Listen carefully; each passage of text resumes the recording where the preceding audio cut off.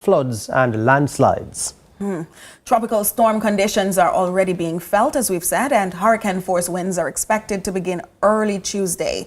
So the storm will also bring a life-threatening storm surge, especially along Jamaica's south coast, where water could rise up to 13 feet above ground level with large destructive waves. Even the northwest coast could see 1 to 3 feet of storm surge. Jordan. Small craft operators and fishers, you are urged to stay in safe harbor until all warnings are lifted and the seas return to normal.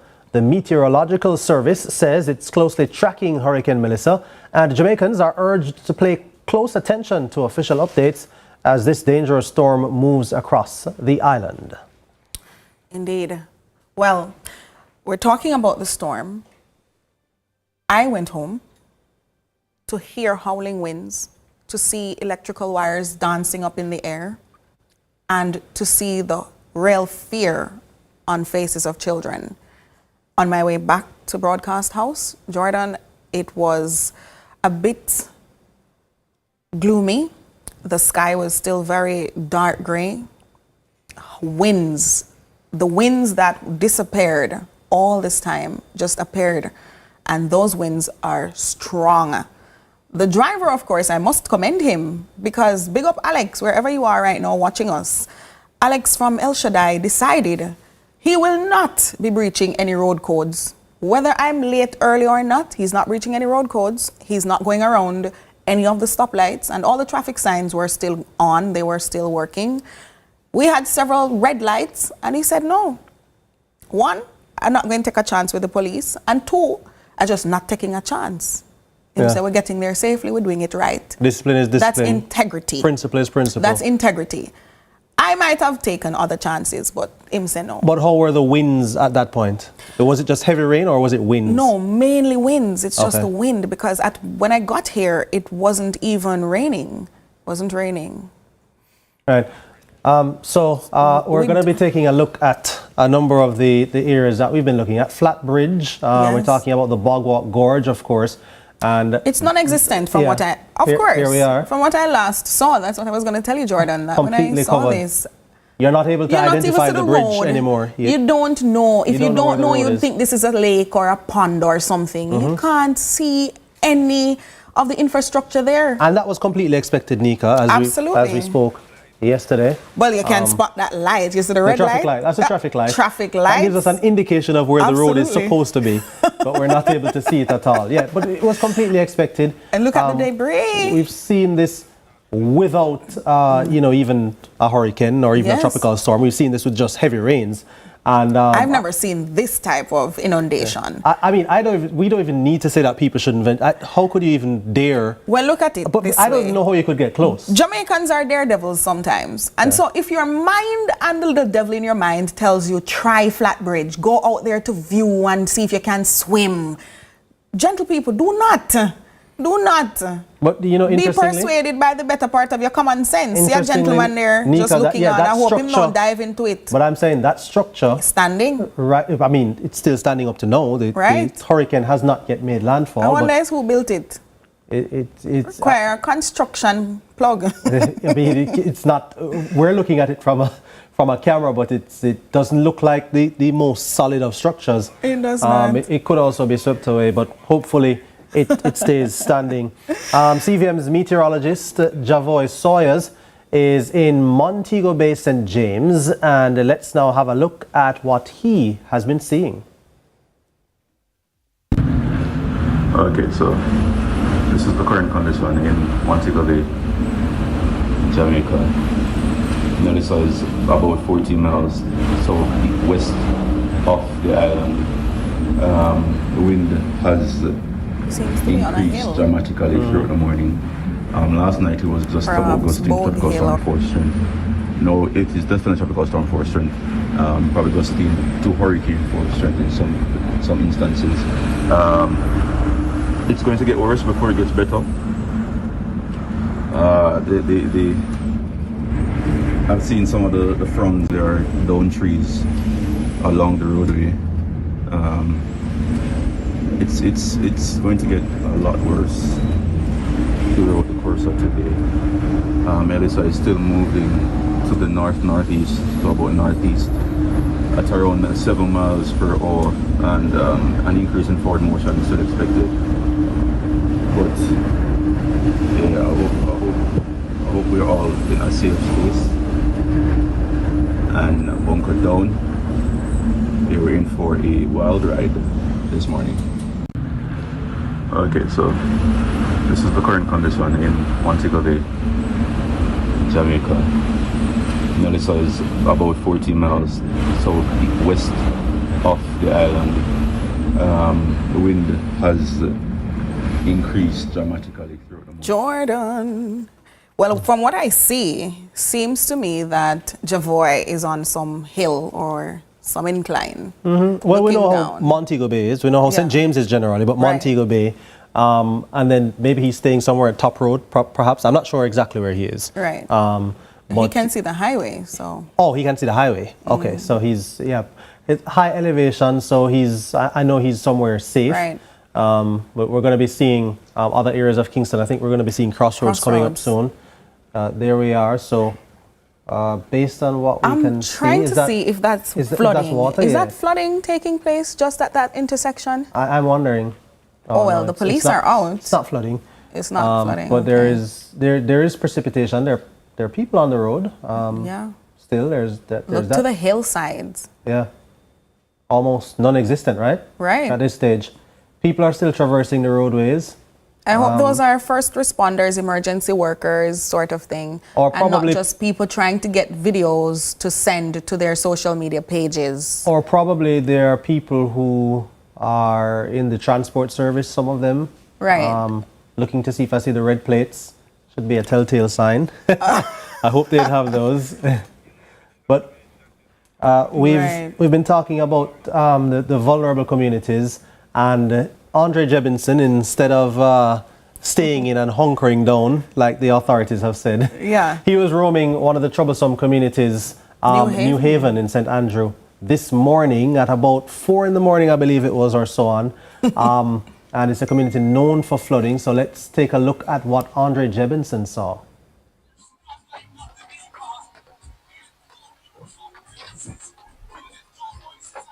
So we are entering the same New Haven community that we visited on Monday.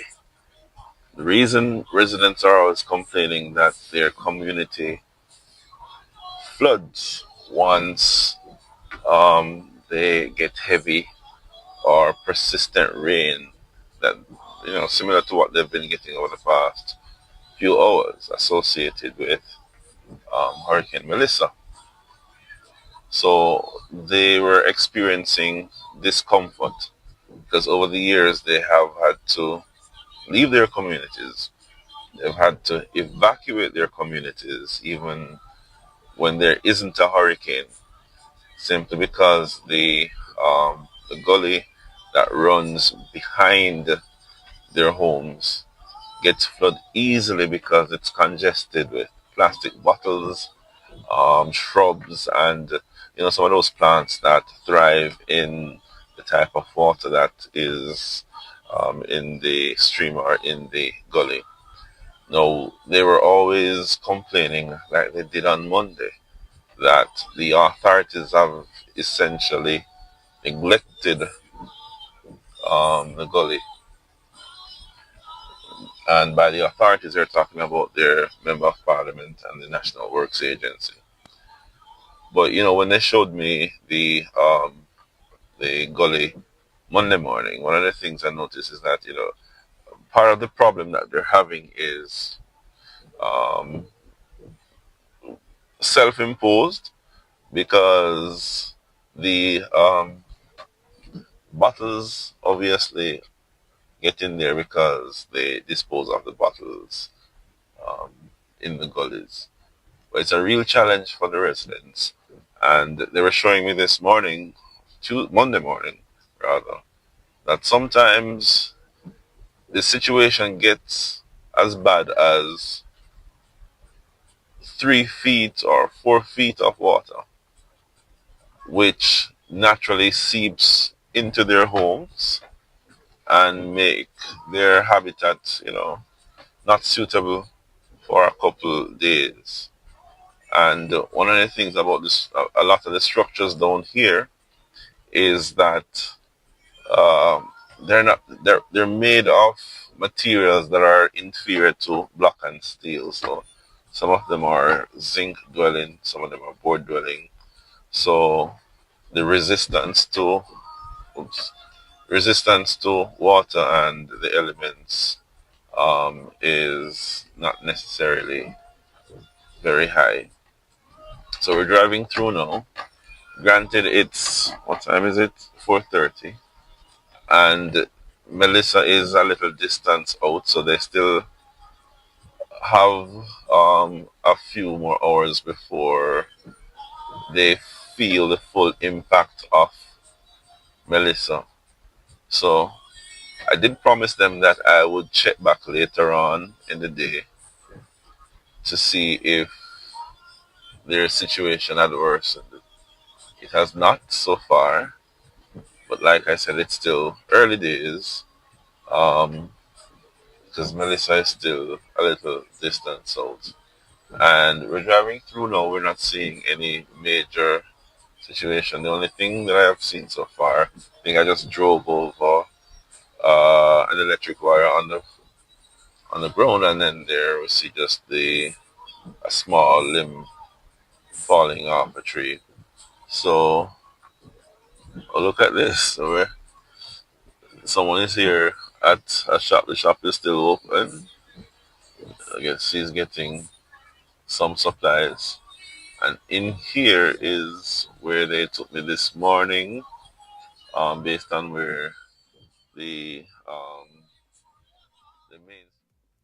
All right, so Andre Jebinson there doing the work on the ground, covering the ground when, I thought he was resting to get back into broadcast house and to pull the strings behind the scenes that you're seeing us deliver to you now on Tracking Melissa. But he was out doing the work, groundwork. And New Haven, Andre, doesn't look too bad right now. It doesn't look too bad, Nika. Well, at 4 o'clock this morning. Things it's now after change. 9. So hour by hour, second by second, things can change. So. Right. Well, fingers crossed for the sake of all the residents in that community and the other communities which may be at risk, that it doesn't change too badly and they're not flooded out and have to leave their homes in crisis, because we heard the situation, gullies flooded and so on. It's a long-standing issue in that area. You're not only contending, Jordan, with the flooding. You have to remember the winds and the force of the winds. These aren't regular windy Christmas breeze kind of vibe. These are powerful winds that are sustained. Sustained means it's not going after 2 seconds and 3 seconds or 5. Yeah, we've got the Minister of Transport, Energy and Telecommunications, Minister Darrell Vaz, now joining us. Minister Vaz, thank you so much for joining us on our coverage here. How are you doing, man? I'm good. How are you? All right, pressure. Oh, I can imagine. Jordan Fort, Nika Lewis here, Tracking Melissa on CVM TV. What's the latest? You said pressure. What's the latest you can tell us? Latest is that so far the disruption of electricity is widespread in the areas of the west. At one point, St. Elizabeth was fully out of electricity. They have back now to about 30%. But as the deterioration happens with the hitting landfall, obviously we expect it to get worse. So areas such as Westmoreland, St. James, Hanover, St. Elizabeth are expected to lose full power in a matter of hours. However, as I said before, we are hopeful that we'll be able to do a quick assessment after and to get the necessary assets in to start the rebuilding of the grid. Minister, do we have sufficient energy or fuel supply rather to sustain us during this weather event? So we have Petrojam has 7 to 10 days worth of fuel and about 7 days worth of LPG. There is a disruption in terms of LNG supply to JPS and obviously CNG supply to JUTC as those plants have had to be decommissioned. But in terms of our fuel source here, we are okay, and I expect that we will be able to get in to replenish in short order. And the outages that you had mentioned, Minister Vaz, those are strictly as a result of just down power lines, of just the infrastructure? No, not down power lines. Obviously, the possibility of flooding, shutting down of some of the plants, and most importantly, lightning strikes, which are a big cause for issues with the grid. But so far, as you would see in Kingston and St. Andrew, which is the epicenter of any recovery, and the hub of commerce, it seems as if we are holding well on that, both with the telecos and the JPS. And obviously, we would want to make sure that that is sustained as long as possible, especially for the recovery. I have a report from the Airports Authority that hopefully we will be able to open to start receiving flights on Thursday after that assessment done tomorrow. Thanks to International Airport, obviously is going to have a problem with the level of hurricane that's going to pass over, so we have to wait to see what happens with that. But all in all, we are prepared, and as I said before, we will be in touch and keep the country advised every step of the way.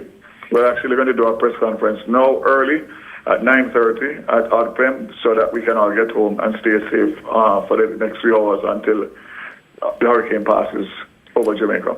We understand, Minister, that over a third of the numerous hundreds of thousands of customers from the JPSCO are currently without power. Has that number increased in any way?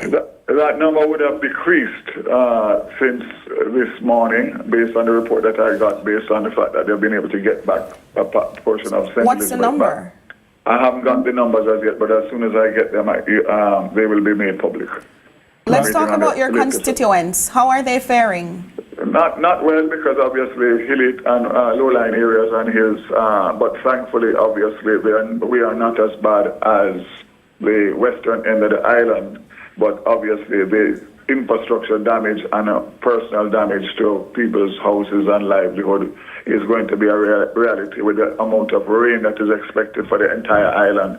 I don't think any parish will be spared in terms of the magnitude of this catastrophic hurricane. But we are praying and hoping for those in the west, especially in terms of their safety and lives, as obviously when that hits landfall in a few hours, it's going to be a different story when we wake up tomorrow morning. All right, so essentially though, Minister Vaz, I would suspect that anyone who is without power now may very well have to be without power throughout the duration of the passage of this hurricane. Yes, as the weather deteriorates, there's obviously no possible way that GPS is going to be able to respond. As a matter of fact, I would expect that they would be not responding on the road. Maybe they can work from inside their stations, but anything that requires linesmen to go out or JPS staff, that would not be possible. But as I said before, we're trying our best and holding as long as possible. Minister, what are some of the consequences we can expect without power? You know, especially with water and all the other things that depend heavily on power. I mean, obviously, water and light is the two critical things during and after a hurricane. And we are working assiduously to make sure. As of right now, there's only 2 hospitals that are out of electricity, which is great. I think Black River and Mandeville. So we are holding as best as possible. And obviously, between generators and the good work of JPS in terms of the recovery, we'll try and get the essential services back up as quick as possible. And the telecommunications networks are also dependent on the power as well, on the electricity. Yes, we have some special measures that are being put in place as we speak.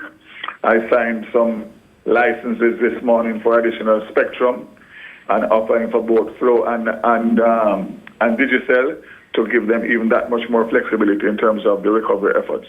So we are proactive and we're working, and as I said before, I expect both Digicel and Flow to perform well in the aftermath of the hurricane. I don't want to jump too far ahead, but I know you've spoken about Yes. recovery efforts already. We have to start to think about that as well.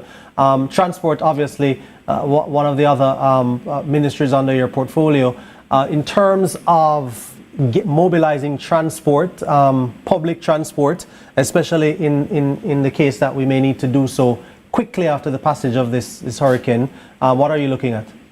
We will definitely use JUTC across the island. We'll definitely use Montego Bay Metro, and we have commissioned the 60 rural school buses in all the parishes that they are operating to also assist in evacuation and recoveries. Minister, before you go, there have been some critics on social media so far talking about this JPS statement regarding increased bills just out of the storm. Any expectations from you regarding that? The only expectation I have is that nothing will be done without full consultation with the OUR and with my ministry in relation to if that becomes a possibility, how that will be handled with taking into consideration the customers and, of course, the situation that the country is in terms of the recovery. So I don't want to discuss that at this point. It's just to say that if it does become a reality, it will be managed, and the government of Jamaica gives that assurance to the people of Jamaica. All right, Minister, we're going to let you go because we know you have the press conference to come.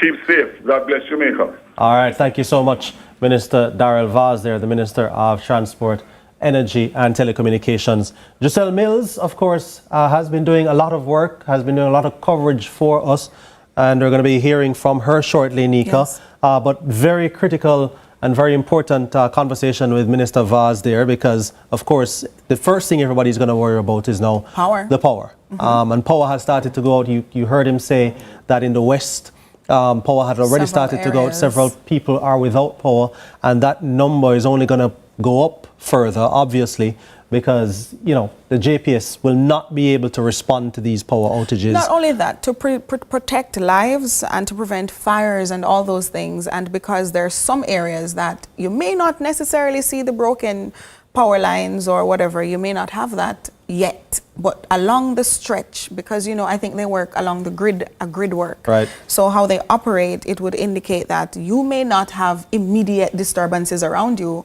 but They a may few have to shut meters the down grid, the road, right. And they some might have to people are shut that grid off, exposed, so right. they have to shut it down Yeah. to preserve life and to take care of And people understandably be a little bit miserable and flustered at that. That is not something that you really want to hear. I think I've heard that my house has already lost power. I'm not even. Really? I'm just in St. Andrew, Whoa. right? But it's going to be a little bit frustrating. But that's why we talk about the preparation beforehand. Safety. And Safety is first. Yeah, as much as possible, you move things out of the fridge to the freezer so that they can stay refrigerated for a little longer.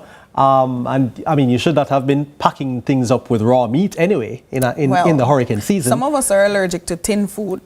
Well, I mean, I'm just saying though, there Deadly. other alternatives existed to tin food. Man shall not live by bread alone. But yeah, so it's gonna be a time that you're gonna have to just Work with it. pardon the pun, discomfiture. weather the storm a little bit, because it's not gonna be. All your conveniences are not going to be available to you, Right. and you have to be resourceful. That's where the preparation will come in now, and then you just continue to kind of just weather the storm, as I say. Just Work with it. roll with the punches a little bit Yes. until these essential services are back up and running. restored. It's good to hear, though, that Minister Vaz said that some of the customers who did lose power are actually back with power now, at least for the time being. So let's now hear from Giselle Mills. Hi, good morning. Q, talk.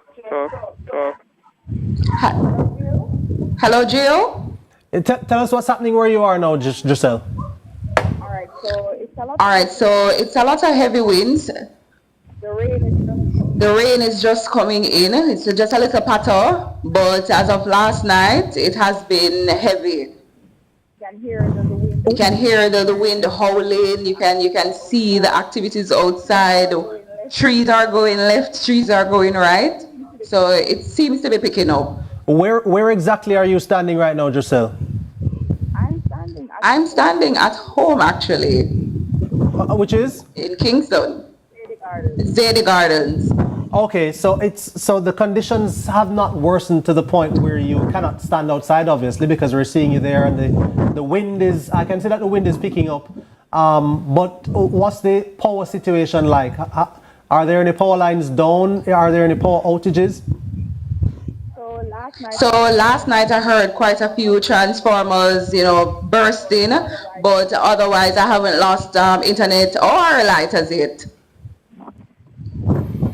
All right, Giselle. Well, stay safe. I'm happy that you're able to come to us with this live report and give us these pictures, but I don't want you to be in harm's way. So please stay safe and continue to send us as much information as you safely can. All right, thank you so much. All right, thank you so much, and be safe also. All right, Giselle Mills there in St. Andrew, just tracking Melissa for us. We're going to take a break, Nika, and come back with our special coverage here on CVM TV. We're tracking Melissa, and we're giving you wall-to-wall coverage of all the important information you need to know. When we come back from the break, we're going to have a media briefing from the Office of Disaster Preparedness and Emergency Management. In fact, we may not bother to take that break because that media briefing is just about to, the media briefing is just about to start, Nika. So we're going to be hearing the latest from, of course, Principal Director of the Met Service of Jamaica. He's an important man every day, but especially now. Especially now, Evan Thompson, I'm sure, is going to address us. I'm not sure if the Prime Minister may address us as well. Absolutely. Minister Darrell Vaz, as you just heard him say, and of course, the Information Minister, Dr. Dana Morris Dixon.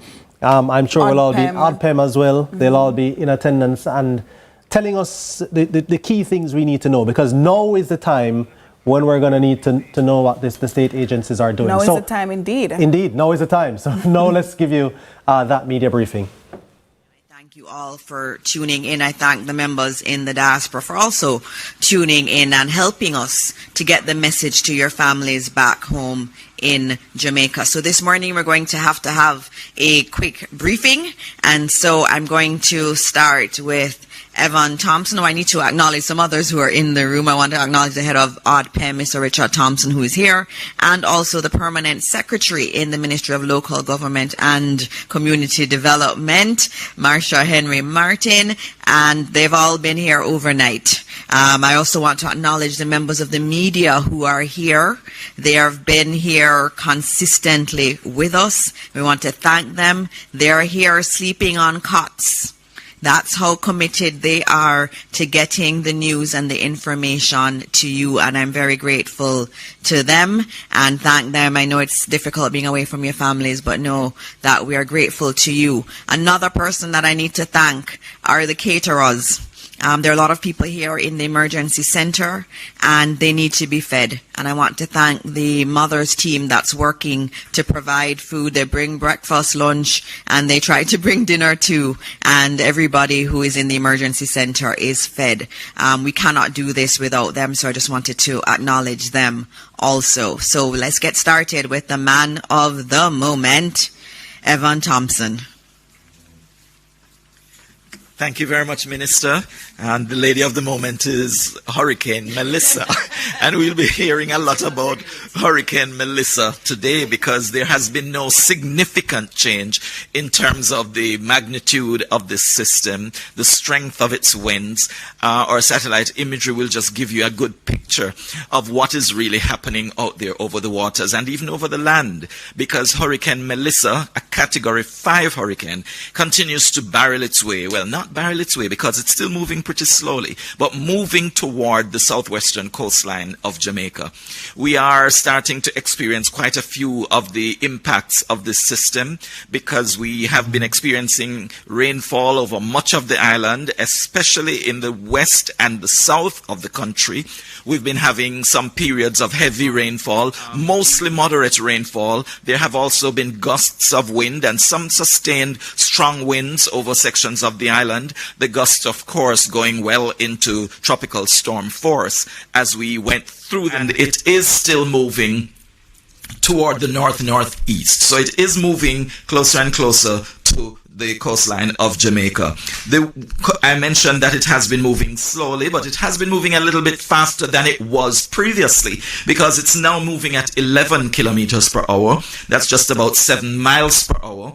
And it is expected to make that turn to be more in a direction, moving in a direction toward the northeast, which is a slight shift toward the east, more so than it is going at this time. So it will continue to move toward the island, making its entry on the southwestern coastline. We do expect, let me move this slide forward a little bit so you can see and get an idea of where we're expecting it to move. First, let me just point to those circles that you're seeing on the image, where the center is located. The inner, I refer to it as the inner core, which is that orange area that's surrounding it. And then you have the outer band, of the greens that extend across the country, which is what most of us have been experiencing thus far. But the inner core that we speak of is that orange area that we expect to be making some impact on the island, and that's where the stronger winds are concentrated. Also, the heavier rainfall is in that general area. We did say that the system is a Category 5 hurricane at this time, and when it makes landfall, it is expected to still be a Category 5 hurricane.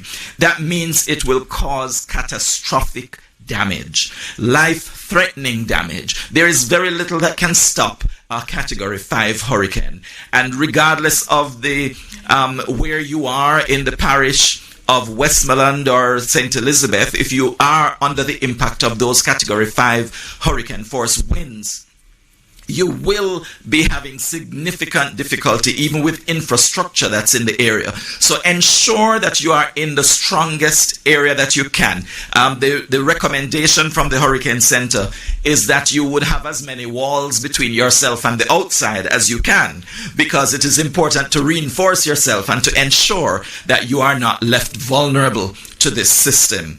We do expect that it will gradually be reduced in strength as it moves over the island. It will fall to a Category 4 maybe, and then Category 3 as it exits the country possibly.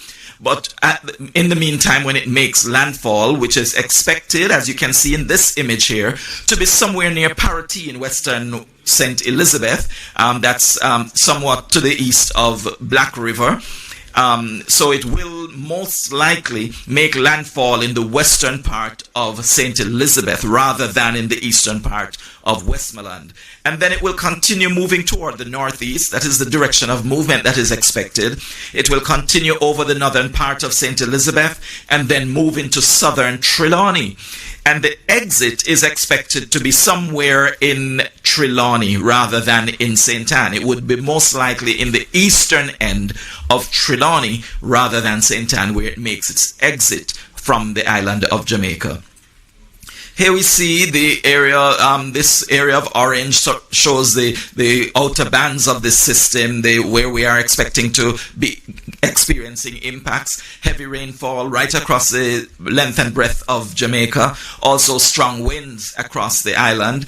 The amounts of rainfall that we expect, we see here again, we indicated that we would have between 20 and 30 inches or 500 to 750 millimeters of rainfall affecting sections of the island. The area that is expected to be impacted mostly has been narrowed a little bit on the map. So you'll see that Jamaica's central parishes are most at risk and extending into the west of the island as well.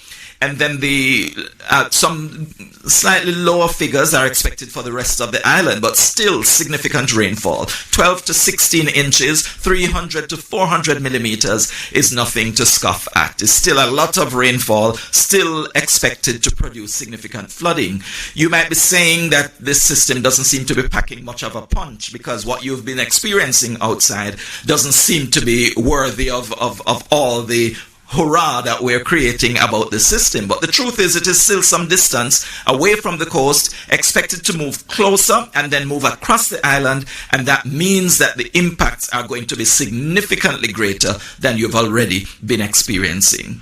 flooding is expected, landslides are expected, storm surge is expected, and of course those strong winds we will not be able to escape, especially if you're in the path of this system and in the path close to the eye of the system. The rest of the island, I mentioned the Category 5 hurricane force winds that will be experienced over parts of St. Elizabeth and Westmoreland going into Trelawney, but we are expecting tropical storm force winds over the rest of the country. And so we all should be experiencing or looking out for the experience of tropical storm winds right across the island. Here we see on our picture some of the areas that are expected to be mostly inundated from storm surge that is also expected to come onshore, and this would be in those bays and inlets. In the area of Black River we expect significant storm surge, although the center is now expected to be somewhat of Black River, so this might have to be updated slightly, but Black River will also experience storm surge. Storm surge could get as high as 13 feet. That's high. 13 feet is a couple of stories high.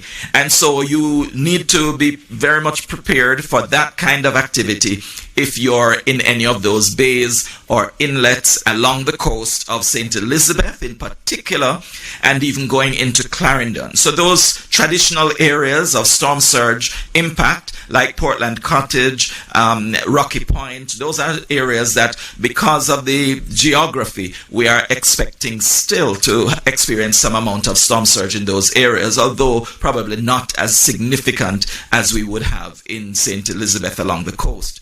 So anywhere, even along the coast of Manchester, parts of Alligator Pond and, Treasure Beach area should also be looking out for that kind of activity, and going eastward as far as parts of St. Catherine. And that is basically the presentation at this time. I'm sure you'll have some questions that will bring out some more information later. Thank you. Thank you so much, Evan. You heard it. It is strengthening and it is coming to Jamaica. I know we've been praying for it not to hit, but it is going to hit us. So we have to heed everything that Evan has just said. I'm going to ask if there are any questions for Evan before we go on to the others. Any member of the media? Okay, please go ahead. Do we have a mic, or you're just going to speak very loudly and I'll repeat it? Sure. Good morning. I think the mic is coming. Good morning. Okay.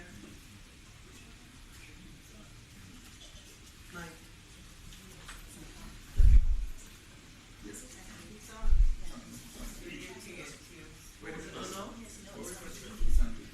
You can just speak and I'll repeat the question. So, good morning, Father Whelan, Jamaican Mission Service. Has the window now officially closed for Jamaicans to make preparations, especially on the western side of the country, considering the distance of the system from the coast? Okay, so the question was, has the window now closed for those who need to make preparations, especially on the western side of the island?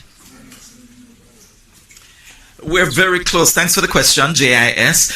We are very close to the closing of that window. I mean, I would not actually say it's entirely closed, because there are a couple of things that you might be able to do right outside your doors that could reinforce your structures. If that is a possibility, when we have some level of calm, I have been hearing from persons in St. Elizabeth, in Manchester, who have indicated that they are getting quite some heavy rainfall and some strong winds, but there are usually some lulls, some periods of semi-calm that they can probably do something quickly on the outside and get back inside. So we would like to ask everyone to ensure that you keep yourself safe. Exercise extreme caution if you have to do anything immediately outside.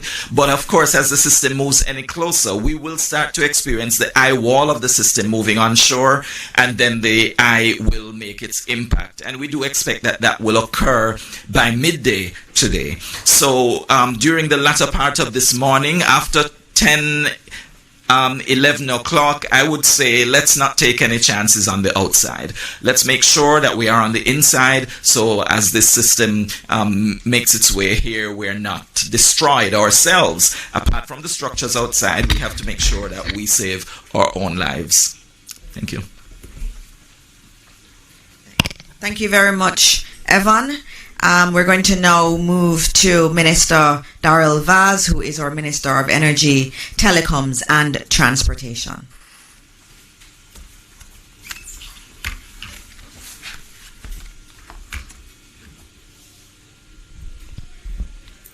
Morning, Jamaica. Prayers up. Let's start with JPS, which I know is on everybody's mind. The electricity grid has already been impacted by hurricane conditions, which have caused several power outages across the island. Several generation units, critical high voltage substations, transmission and distribution lines across the island have been forced out of service by the hurricane force winds and lightning. As a result, approximately 240,000 or 35% of JPS customers are without power. That's out of a possible 700,000. Mainly in the parishes of St. Elizabeth, Manchester, St. James and Hanover. The status generation, there is adequate firm generation online to serve our customers. No renewables are available. As I said before, customers impacted, more than 75% of the customers in St. Elizabeth, Manchester, Hanover and St. James are affected without electricity. The least impacted parishes, with less than 10% of customers impacted, St. Thomas, Kingston and St. Andrew and St. Catherine. The majority of hospitals continue to be supplied with JPS power, except those in Manchester and St. Elizabeth, such as Black River, Mandeville and Percy Junior Hospital. But I can confirm that they are operating on standby power, generator power. There is no plan at this point to shut down the grid. JPS crews continue to respond and restore critical facilities and customers where it is safe to do so. In the meantime, JPS is reminding customers to stay safe and take precautions to protect life and property. And most importantly, stay tuned to official channels of information, which include government and JPS, for further updates. As it relates to our telcos, I'll start with Digicel. 26% of mobile network is offline, predominantly due to the widespread loss of power. There's a further 209 sites running on generators and 9 on batteries. For fiber to home customers, we are seeing 20% customers offline due to no power in their homes.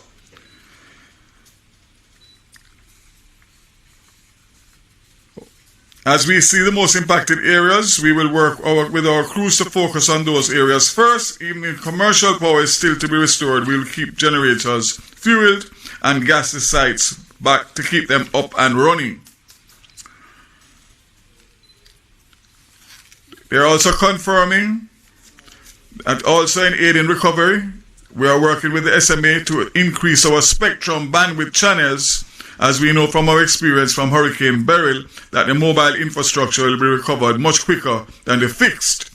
So just to indicate that I, this morning at 3 o'clock, signed licenses for additional spectrum for Flow, Liberty Caribbean, and I'm awaiting Digicel to give them the same. For Flow, I'm happy to say that Liberty Caribbean, operators of Flow Jamaica and Liberty Business, is committed to playing its part for Jamaica to recover quickly from the inevitable damage following the passage of Hurricane Melissa. Again, with the spectrum that they have received, they will be bringing a new innovation, mobile connectivity via satellite, and facilitates SMS and text messages to areas affected in the aftermath of the storm. So this partnership promises to seamlessly enable 4G LTE mobile customers to send texts to their family and friends, even when the local network services may be interrupted. So that's huge, very huge. And this collaboration with Starlink reflects a deep commitment to the Caribbean and protecting Jamaica. So we look forward for that. And we also look forward for Digicel to do the same, which will give us a lot more ability to communicate and to recover as quickly as possible. This one is the big important one now, and that is the airports. Based on my consultations with PACAL and the Jamaica Civil Aviation Authority about the timeline for the Norman Manley International Airport to accommodate emergency relief flights after the passage of Hurricane Melissa, the assumption is that the system will leave Jamaica by the end of today, Tuesday, October 28th, and that the impact on the Norman Manley International Airport is not extensive. Both PACAL and JCA will use tomorrow, October 29th, to inspect and clean up the facility and restore the test equipment that have been decommissioned to accommodate flights. These emergency relief flights could therefore be accommodated as early as Thursday, October 30th, 2025. Again, we are not sure what's going to happen with Montego Bay, who will face at least a lower category, possibly category 3. So we aren't able to say anything on Sangster, but we know that it could have potential disabling impact for that airport. The good news is that the Ian Fleming International Airport is being considered as a part of contingency planning. So it means that we could get into Ian Fleming with certain types of aircrafts, and that will help us significantly based on the distance between Ian Fleming and Montego Bay. Petrojam, following another meeting this morning of the refinery, Petrojam is turning its attention to deepening participation in the broader national multi-agency response. Fuel security plays a key role, as we know, and Petrojam is assuring that all 3 international airports, in addition to all airdromes, are at 75 to 80% capacity for aviation fuel. This will enable aircraft movement to resume immediately. In addition, Petrojam has 2 to 3 weeks supply of aviation fuel at its Kingston and Montego Bay storage facilities. So in accordance with international standards, we will follow strict safe storage and rigorous testing prior to reopening. Jamaica Civil Aviation Authority, the microwave system is in general is operational, with the exception of the links between Winchester headquarters and Catherine Peak, which is currently offline. All remote sites are operating on generator power. So this means that we will be able to accommodate relief flights, which the requests are coming in fast and furious. And as I said before, we spoke about Airports Authority. Finally, I'll just give an update on JUTC. And that was up to 9 o'clock last night, reporting 361 persons that were taken to shelters in several parishes. All road operations for JUTC ceased last night, with the exception of transport assistance being provided to essential services staff, such as hospital workers. JUTC's emergency standby teams remain in place at all depots. We will have some kind of disruption to some of the buses, because those buses that use CNG will not be able to be fueled immediately due to the fact that the plant has been decommissioned. But let me close by saying, once again, that government, as you have heard and will hear from Minister Mackenzie, we are dotting all the I's and crossing all the T's to make sure that we facilitate all that is required for the response that is going to come in relation to the rebuilding phase after this catastrophic hurricane. So I want to just say to you, those of you who are still not taking it serious, you have but a few hours. And as I said before, based on what Evan said, the low-lying areas are going to be badly affected. Seek to go to higher ground and protect yourself and be smart. Again, commit to be here right through. And of course, if we work together, we will get through this once again. God bless Jamaica and keep safe. Thank you very much, Minister Vaz. As you hear, we have not stopped working. He's not going to stop working to ensure that we have electricity and that we have telecom service. Right before this press briefing started, I heard him on the phone with JPS's head, and they were talking through how they were going to be making sure that we have electricity up in areas that aren't as badly affected, and then that we can recover even more quickly. He has not stopped working for us, and we have to obviously thank Starlink for that support that they're giving to our telecoms providers in Jamaica to ensure that even if our systems locally go down, that we will still be able to communicate internally and externally with the rest of the world. Also want to welcome the members of the media who are joining us from overseas. I know that the feed is going out also. We say good morning to you and good morning to all of your viewers out there too. Next up, we have Minister Desmond McKenzie, who is not just our Minister of Local Government and Community Development. He is the one that's coordinating the entire disaster response, wearing his hat as the Deputy Chair of our National Disaster Risk Council. The chair is the Prime Minister, who is very much behind the scenes coordinating all of this and calling all of us for updates. And so this morning you will hear directly from Minister McKenzie his updates on the entire disaster management framework.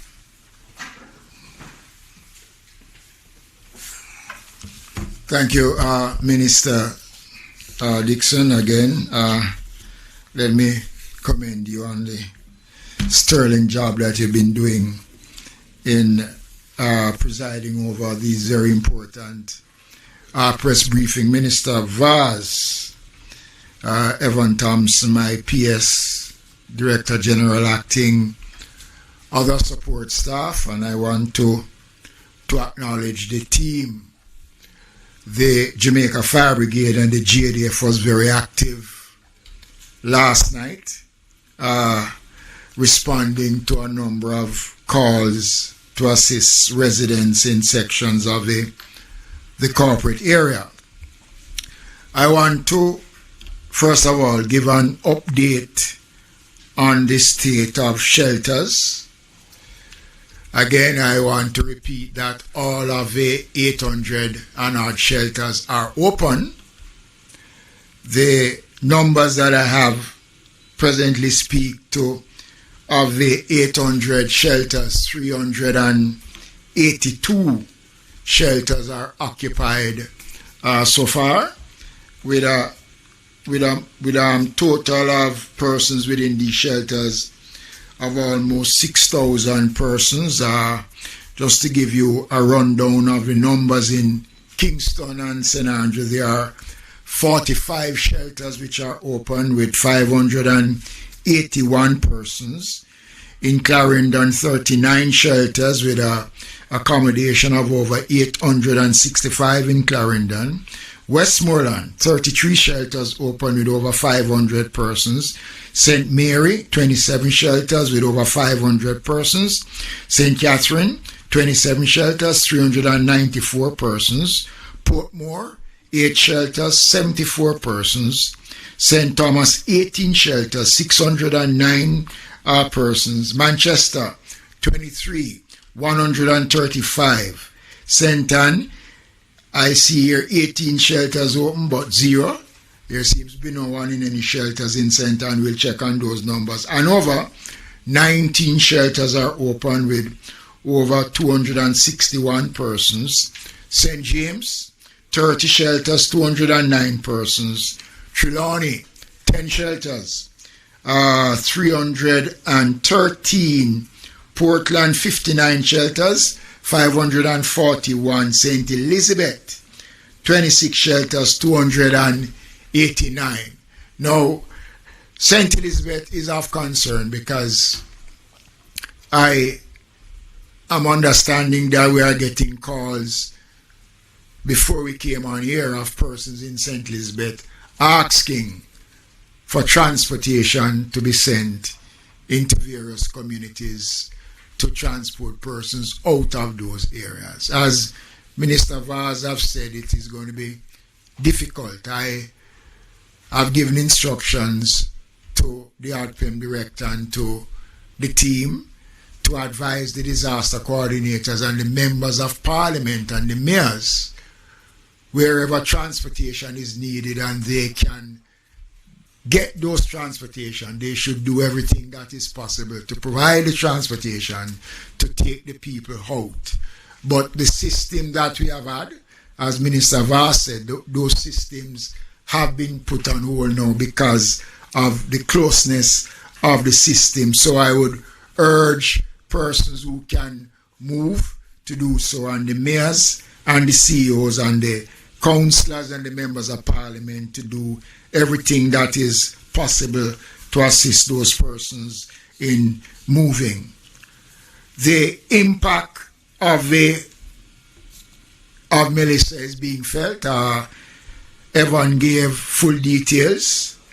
We are having reports of widespread impact across several parishes which are seeing increased number of land slippage, flooding, fire, storm surge and power outage. Roads in St. Thomas, Portland and St. Catherine were blocked by fallen trees, poles, landslides, and most of these have been clear. And I want to make the point that the team that are on the road, the roving teams that have been pre-positioned, have been responding. Once the report is sent to the team, they are out there actually doing the work. So if you are in an area where there is blockage and fallen trees, you can send us the information, and once that is possible, we will send the team out. Minister Vaz, I see a report here, fire on GPS pole lines in certain sections. Storm surge affect Old Harbour Bay and other such communities. Caribbean Terrace is experiencing flooding, and I want to say that is a community that I think we have to pay more attention to, because many years ago, when I was mayor, a section of Caribbean Terrace was devastated, and we are now seeing again, based on the information that is coming, and I'm going to ask the team to do some more checking to see the extent of what is taking place in Caribbean Terrace. We are experiencing, as I said before, land slippage in many communities in Portland, St. Thomas, St. Elizabeth, St. Thomas, and many other communities are experiencing those challenges as I speak at this time. This is the last briefing that we'll be able to give as update, but I will spend 2 minutes. Again, God has been merciful, because we've been talking about Melissa coming for almost a week. And still today, when we are expecting Melissa, there are still, as Evan have said, a small window of opportunity. Let us use it and use it wisely. Let us respond. I hope by within the next hour, when I get an update, I will see more persons in shelters, and we will see more people responding. Jamaica, this is not the time to be brave. I've been saying for 1 week, don't bet against Melissa. It is a bet we can't win. I want to close because the reports is short, and we want persons to go to do what they can do for themselves, their families. And I want to thank all of you who have left your homes and have been spending time here, camping out, members of the media. Last night I walked and I interacted with them before I went to bed in my little corner. And, it was commendable to see the media and other support staff leaving their families and things. And this is a commitment that we are making for the betterment of Jamaica.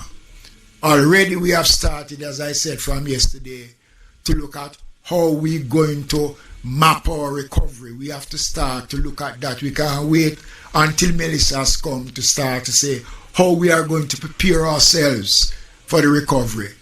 We have started to do that in the meetings that we have been having. But I want to thank the team. And I know that Jamaicans are grateful. And we are all praying for the best outcome. So as I said before, whatever windows are available, I am asking those, especially in St. Elizabeth and those areas, who can move to do so at this time. Thank you. Thank you, Minister Mackenzie. I just wanted to note, given that we have a lot of our members of the diaspora on, you've been asking a lot about how you can support Jamaica. Just noting that I'm very, very pleased this morning to announce the launch of our Support Jamaica website. It is supportjamaica.gov.jm. We've already been made aware of some nefarious individuals trying to collect money on behalf of Jamaica. We remind you that this will be the official site. If it doesn't have .gov.jm, it is not legitimate. It's not an official Government of Jamaica site. And so it will be supportjamaica.gov.jm, and it will be our online platform developed by the Government of Jamaica to mobilize support, to channel relief and coordinate recovery efforts in the wake of Hurricane Melissa. In it, you're going to have a donate now page where you can donate using your credit or debit cards, and you will also be able to give pledges. You also have all the information on ODPEM's bank accounts. If you want to do a bank transfer, you can do so there. A new innovation on that site is that you will be able to give updates on emergencies. So if there's an issue that you see in your area, you want to upload a picture, maybe there is flooding, maybe there is a town that has been cut off, you can actually notify us through that website also. It also has an interactive shelter locator for those who may need it. Even if you have to help someone to find a shelter, please use it. It will give you all the shelters that are near you. You can actually put in what parish you're in or what area you're in, and you can geolocate. Are we good? All right. All right. And as we continue, just making sure we're not live. Okay. Oh, thank you. Thank you, Tony. All right. We had a quick power outage, but we are back up here. Just noting again that you can find shelters. They are on that site, supportjamaica.gov.jm. And so it is all about mobilizing resources. So it's a resource for those locally and also for those in the diaspora and anywhere in the world that wants to give support to Jamaica. Again, the website is supportjamaica.gov.jm, and it was created overnight, updated in basically a day. The developers spent a day working on it, and we want to thank them. And it was donated to us by Amber Group in consultation with other members of the team and other private sector partners. We are going to be opening up now for questions from the media. I know I already have one question that I need to treat with, which has to do with tourists. How many tourists are here on the island? The number I have from the Ministry of Tourism is 25,000. They issued a press release yesterday, and they noted that they are coordinating with all of the hotels. There's no need to worry. The Ministry of Tourism has its center that is in constant communication with all of the hotels, has been providing support, and so we are keeping those tourists as safe as we possibly can. And so I open up for questions. Zara, you're first. Good morning, everybody. Zara Burton representing Reuters today. I would like to know, please, I realize that it is still early to talk about this, but I'm just curious if it is that, there could be any kind of comment about search and rescue preparation. If there could be any kind of comment about if it is that you are in this hurricane and your shelter is compromised. Is there any advice on, I don't know if ODPIM can give any advice on safe rooms to go to, just any practical advice to residents who may be in this hurricane and in very perilous situations during and post? Thank you for that question, and we're going to get you an answer. Let me say that the Jamaica Defence Force and the Jamaica Constabulary Force are members of the National Disaster Committee, and they sit in the command center during the operation. So any request that comes in for search and rescue will be undertaken by the Jamaica Defence Force along with the Jamaica Fire Brigade, because they are a part of the National Response Team and they are present, and we have equipments that are pre-positioned prior to the passage of Melissa that will be able to respond. So in a nutshell, yes, we are in a position to respond, and once the request comes in, the team will be ready to go. We have boats, helicopters, you name it. The government has equipped the Jamaica Defence Force, especially with a number of helicopters. The Jamaica Fire Brigade have a number of boats that can be used on land and can be used at sea for rescue operation and search operation. Minister, I think there were some questions around tips, I think, between you and Mr. Thompson in terms of tips for persons. I know you're an expert in this area. Yeah, thank you, Minister. Very difficult in terms of tips for Category 5, but nonetheless, I think one of the things that we have to do is to ensure that, as was said before, that we are doing most of the preparation going in. In terms of tips, we have always said that person should try as best as possible to bring a lot of stuff already outside, inside. We don't want a lot of stuff that you have loose stuff outside. Especially, Minister spoke it about construction sites. A lot of those things can be used as missile in the system. So you try to bring a lot of those in as best as possible. Try to secure your animals. If you're inside, you stay in between walls that are not close to your outer walls in terms of your structures, because if your structure is not sound enough, those will go.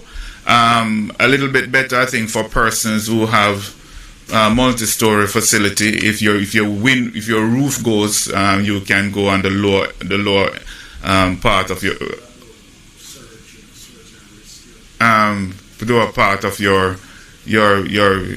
building. Search and rescue component, the minister said it before.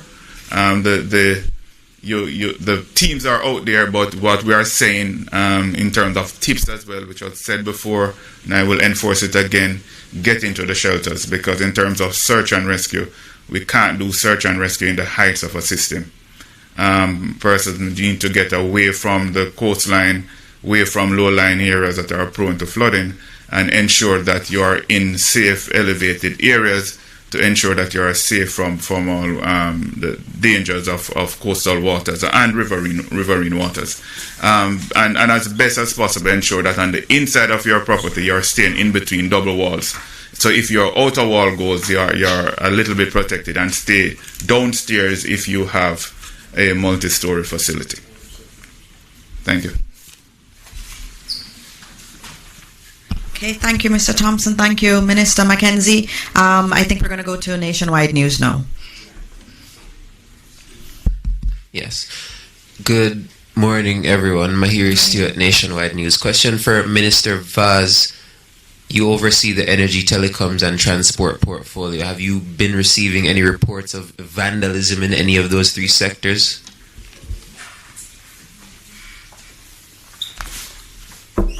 Thank God, nothing so far, and I hope it remains that way. Nothing so far. All right, Television Jamaica. Yes, Minister Vaz, Andrea Chisholm from TVJ. Quickly checking on the JUTC buses. I think you mentioned that the CNG plant has been decommissioned. So I'm thinking that 63 or 60 or so about of the 93 buses that came in operate on CNG. So do you have enough CNG in place to operate those buses for a while, or is it that they're totally out of use for now? Yes. Prior to the hurricane and in preparation for the hurricane, one of the requirements was for additional storage to be on location in case deliveries are not able, because the deliveries are done by road. So we took that into consideration. So I'm hoping that the plant will be able to be recommissioned in short order, but there may be, depending on the level of damage, some disruption in terms of the full fleet, but we will have enough to do what we need to do. Nationwide, once again, question to Evan Thompson. We know the effects that we're expecting in terms of the hurricane force winds and the tropical storm force winds on the outer side of Melissa, but in terms of the eye, because that's obviously going to pass through the country as well, what kind of conditions can persons expect during the eye of the hurricane? I know things are kind of calm now in certain areas. Are those persons within the eye supposed to expect similar conditions? Thanks. That's a very good question, Mahiri. It's important for us to understand what happens when the eye is expected to move across your area. First of all, the eye itself is a calm area in the center of the storm. So as that moves over, it will appear as if it's all done. It will be a clearing. There will be very little cloud cover. There will be very little wind. And so it will feel as though the storm has passed. And it's a good feeling. And so a number of persons would want to take the opportunity to get some quick repairs done, especially since the eye extends a few miles actually in diameter. So, it would take a little while to pass over you, and you could have some time of break. But before the eye gets to you, you would have passed through one of the most intense parts of this hurricane. It means that you will experience wind speeds that are approaching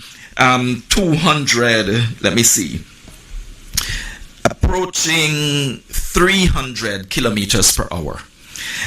This is round about 185 miles per hour. That's what the system is packing as a Category 5 hurricane. And much of that will be within the eye wall.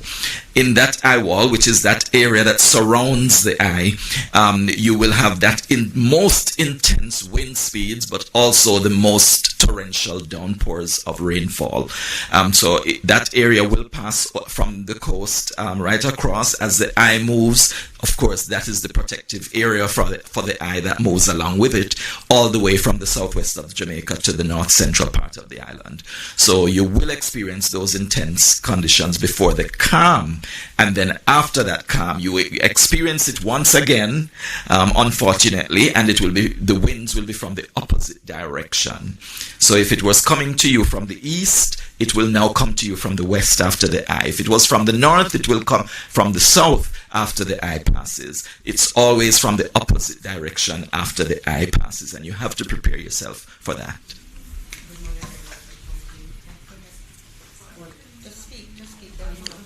Morning. All right, so my question has to do with lightning strikes, because in one of the models that you showed us, I believe it was yesterday, we saw quite a few areas of thunderstorms. So I'm not certain what you can tell Jamaica now in terms of preparing or protecting ourselves from the possibility of being struck by lightning. And what do we look out for ahead of it? What are the signs?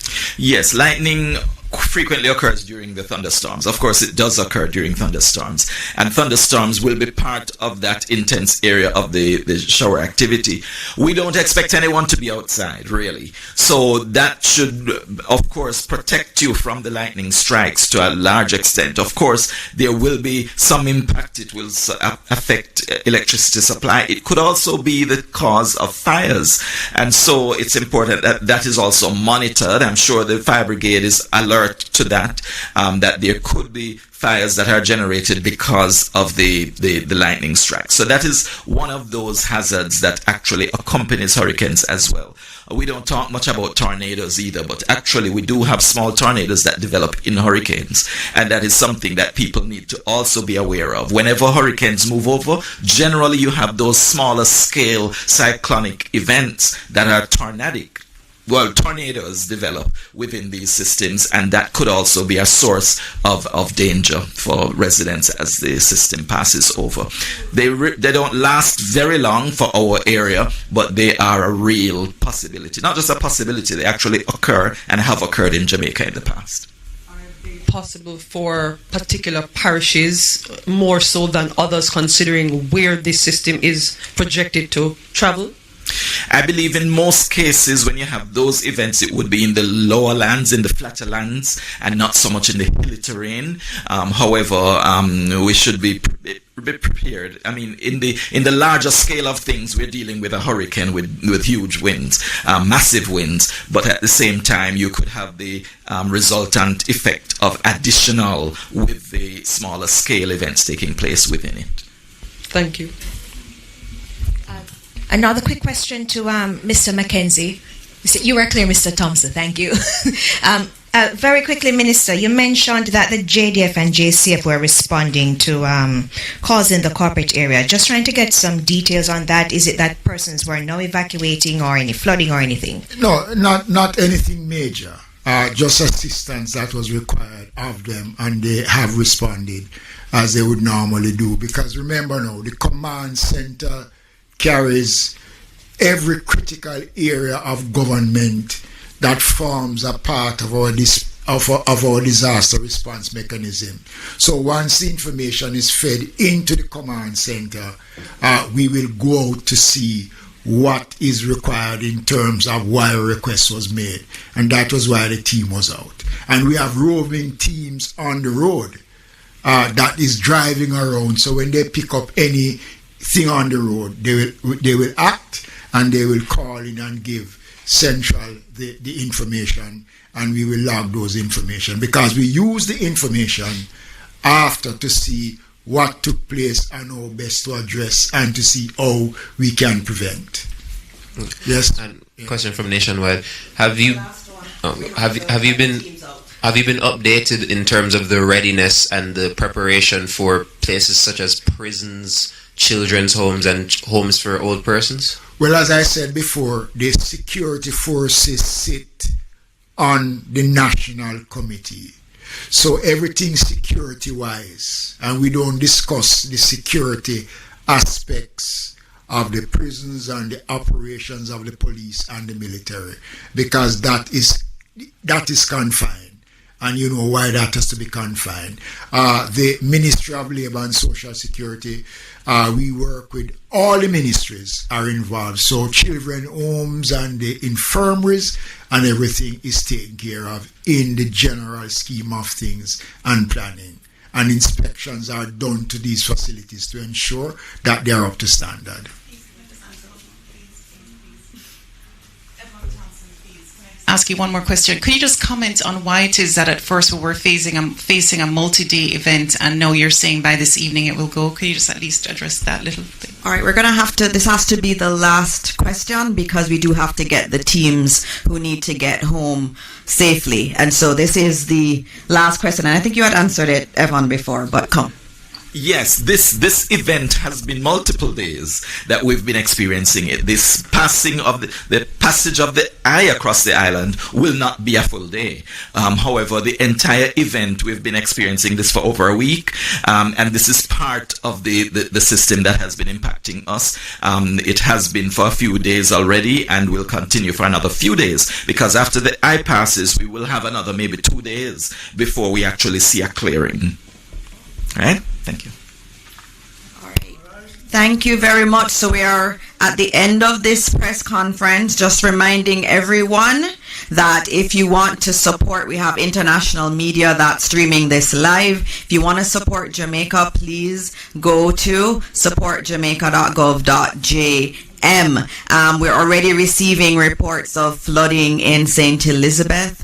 So all of you who are on the path that Evan has given us, please make sure you are getting to to safety, it is becoming late to get to safety. The entire country is going to be affected. But as we said yesterday, we know we will get through this. Evan has said that this cloud and this wind and this rain will last for a couple days. But after that, we will rise again as a resilient Jamaican people. And so as we leave today, we continue to pray for this beautiful country, pray for those who are in the path of Hurricane Melissa, that God will guide them and God will keep them safe. Thank you all, and God bless Jamaica, land we love.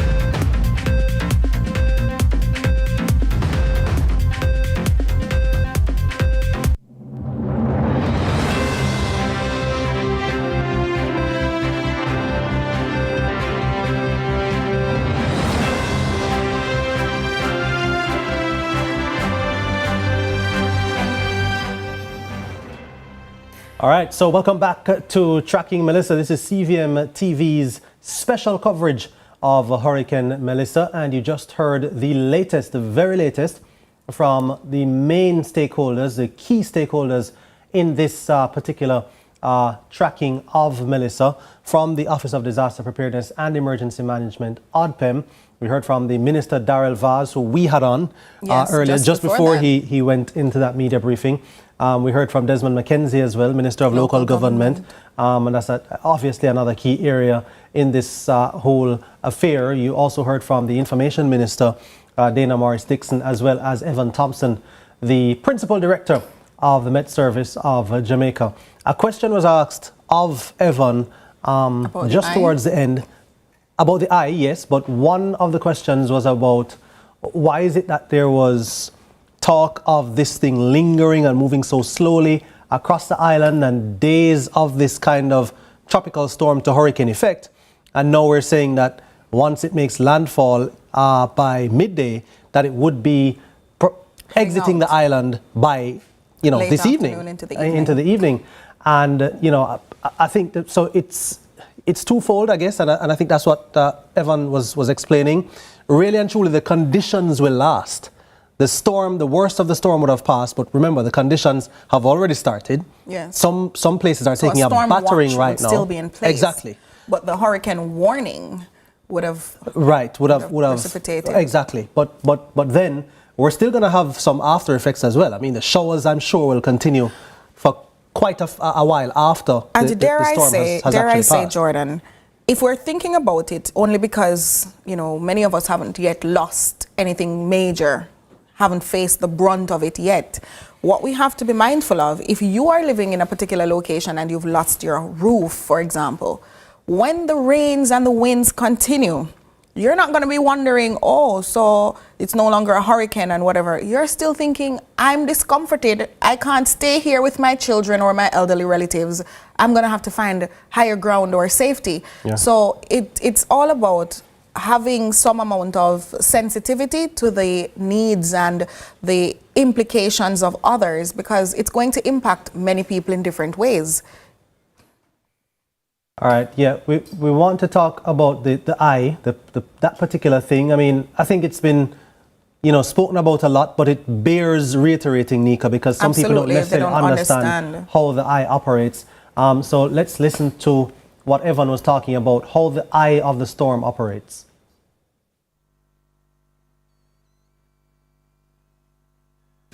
It's important for us to understand what happens when the eye is expected to move across your area. First of all, the eye itself is a calm area in the center of the storm. So as that moves over, it will appear as if it's all done. It will be a clearing. There will be very little cloud cover. There will be very little wind. And so it will feel as though the storm has passed. And it's a good feeling. And so a number of persons would want to take the opportunity to get some quick repairs done, especially since the eye extends a few miles actually in diameter. So, you know, it would take a little while to pass over you, and you could have some time of break. But before the eye gets to you, you would have passed through one of the most intense parts of this hurricane.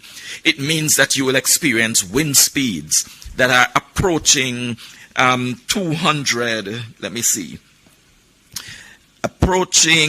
300 kilometers per hour. This is round about 185 miles per hour. That's what the system is packing as a Category 5 hurricane. And much of that will be within the eye wall. In that eye wall, which is that area that surrounds the eye, you will have that most intense wind speeds, but also the most torrential downpours of rainfall. So that area will pass from the coast right across as the eye moves. Of course, that is the protective area for the eye that moves along with it, all the way from the southwest of Jamaica to the north central part of the island. So you will experience those intense conditions before the calm, and then after that calm, you experience it once again, unfortunately, and the winds will be from the opposite direction. So if it was coming to you from the east, it will now come to you from the west after the eye. If it was from the north, it will come south. It's always from the opposite direction after the eye passes, and you have to prepare yourself for that. Interesting, Jordan, that Mr. Evan Thompson there from the Met Office is raising that point again, something we've been stressing, but many Jamaicans still have this belief that if the eye is the severe part. Yes and no, based on what he just said. And also, I believe that in that song, Lovindair's popular Gilbert song, when he said, back foot Gilbert, turn back, or something like that, it really was about the eye.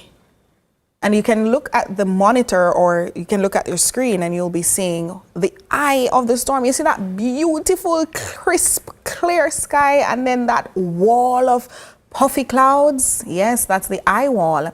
And that's the danger, because that's the section that Evan is saying is packing wind speeds of up to 300 kilometers per hour. Yeah, over 185 miles per hour. That's major. Again, yeah, we've been that's saying like it you a lot. buck your car's speedometer. I mean, some can't even go there, yeah. But and I'm saying, and we're talking about sustained winds. And so, I mean, for the country's sake and for especially the people who will feel it the worst, you really hope that those conditions will pass quickly. It's a very slow-moving system. You hope that it will move, it will quicken its step. But I tell you something, Jordan.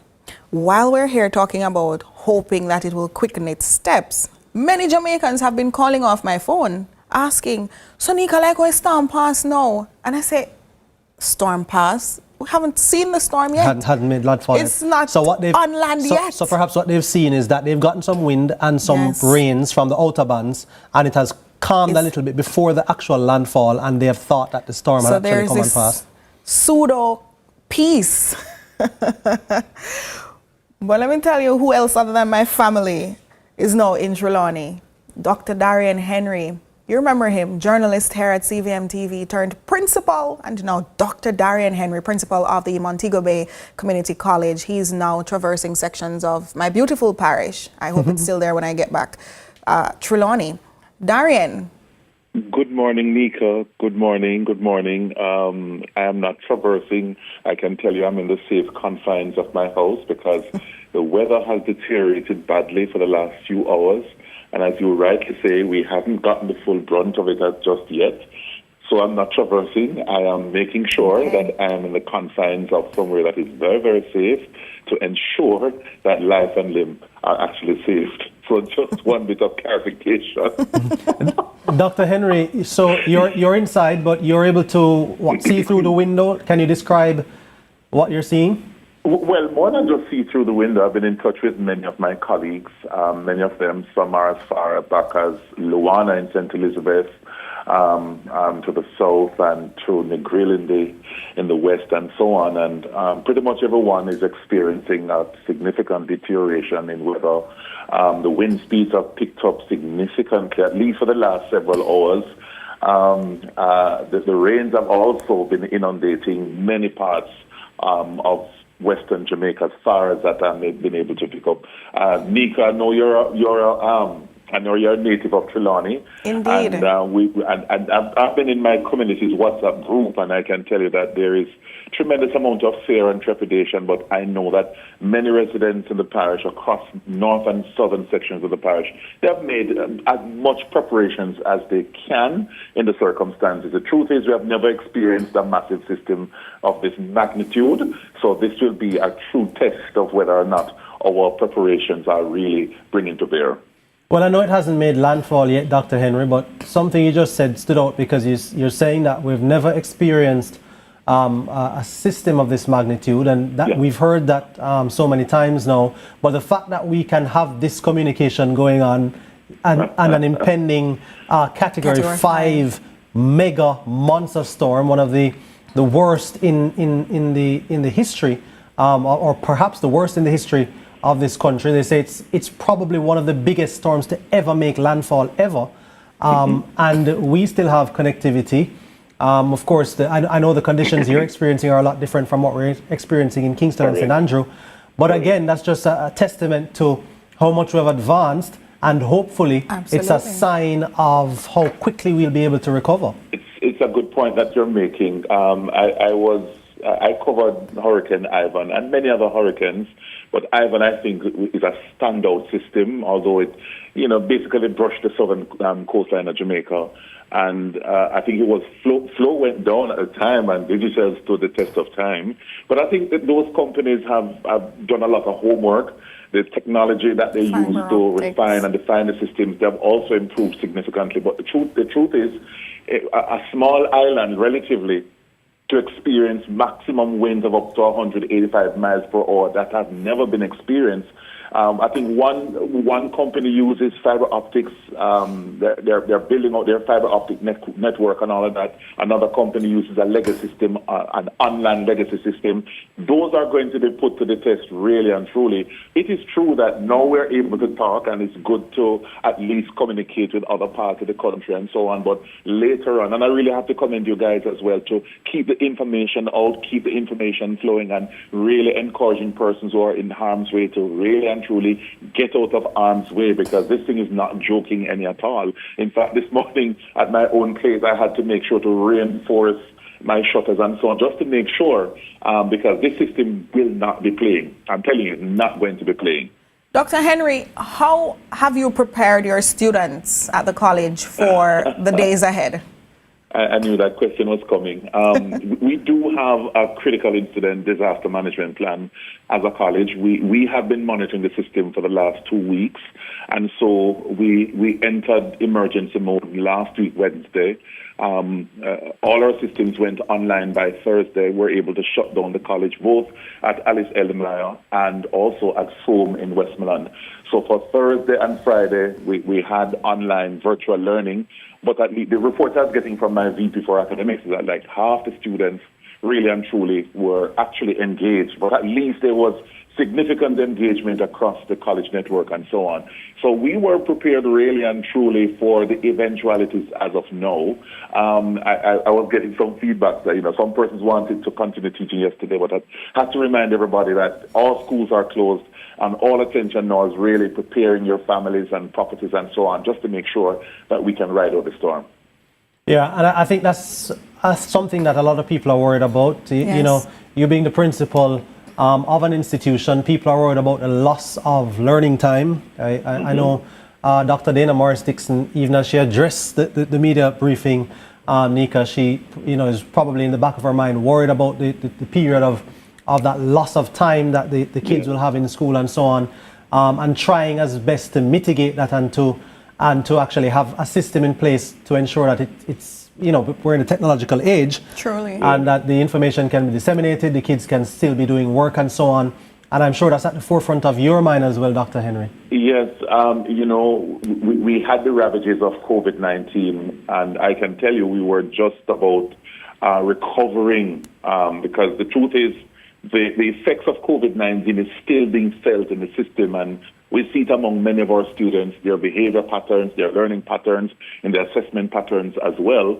With this interruption, it's all over again. In fact, I met with my management team yesterday on WhatsApp, because that's the only means we can really meet as we speak. And we were looking at some post-hurricane recovery operations as it stands now. We're not able to really tie down what it will actually look like, because as a community college, we are part of the CCCJ arrangement, and so many of our academic programs are actually quality assured through CCCJ.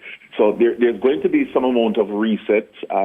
We are just at the middle of the semester. A few weeks away would have been examination. So all of that would have to be looked at as well. But the CCCJ does have their plan of action in place. So as soon as the excitement of the system blows over and we're able to come back to some semblance of normality, then the normality in teaching and learning and what will happen for the rest of the semester and so on. Personally, as I see it, I know the ministry has its emergencies in education system and all of that, but the truth is, the real test is what happens to our students as we bring them back to some semblance of normality in the teaching learning space. So personally speaking, I see some resets going on, a redo of the semester. In the wider education space, I know Dr. True, Minister Dixon, they're not really focused on that right now, because the truth is you want to make sure you have some semblance of a system after this hurricane. So the long-term discussion is what the entire system will look like now. I remember when I was 10 years old and we had Gilbert, it was months after I went back to school. And so the test of our recovery efforts and what happens to our schools, particularly those schools in the western half of Jamaica, many of those schools are going to be impacted. I spoke to Dr. Mark Smith at Monroe a couple of days ago, and he was just exasperated because he was just pulling his institution out of what transpired over a year ago with Beryl. So yes. It's going to be a long haul in terms of how you reset the learning process. But the truth is, our teachers and students are resilient, and they're resilient in times like these. And I know for me at my college, we're resilient in terms of how we pivot and get that normality and so on, and the rest of the system. So I have all faith and confidence that it will happen. It's the amount of resources, is the way in which we're going to be able to get our system back on track, really and truly, and the speed with which I heard Minister Baz just now and Minister McKenzie just now. So I'm just hoping that at the end of all of this, we're able to get back to some semblance of normality and get our country recovered and get the education system back up and running. All right, thank you so much, Dr. Darian Henry, out there in Trelawney, hunkered down, praying for the best, but preparing for the worst. Indeed. Javoy Sawyers, who, you know, Javoy, I wonder if you have gotten any sleep, our resident meteorologist here. We've joined Javoy so often for updates, but Javoy has kept us up to date, has kept the public you know, very well educated and informed about what they're to expect. So Javoy, thank you so much again for joining us. Tell us what you're seeing, and not only what you're seeing, is it in line with the projections when we last spoke? Oftentimes that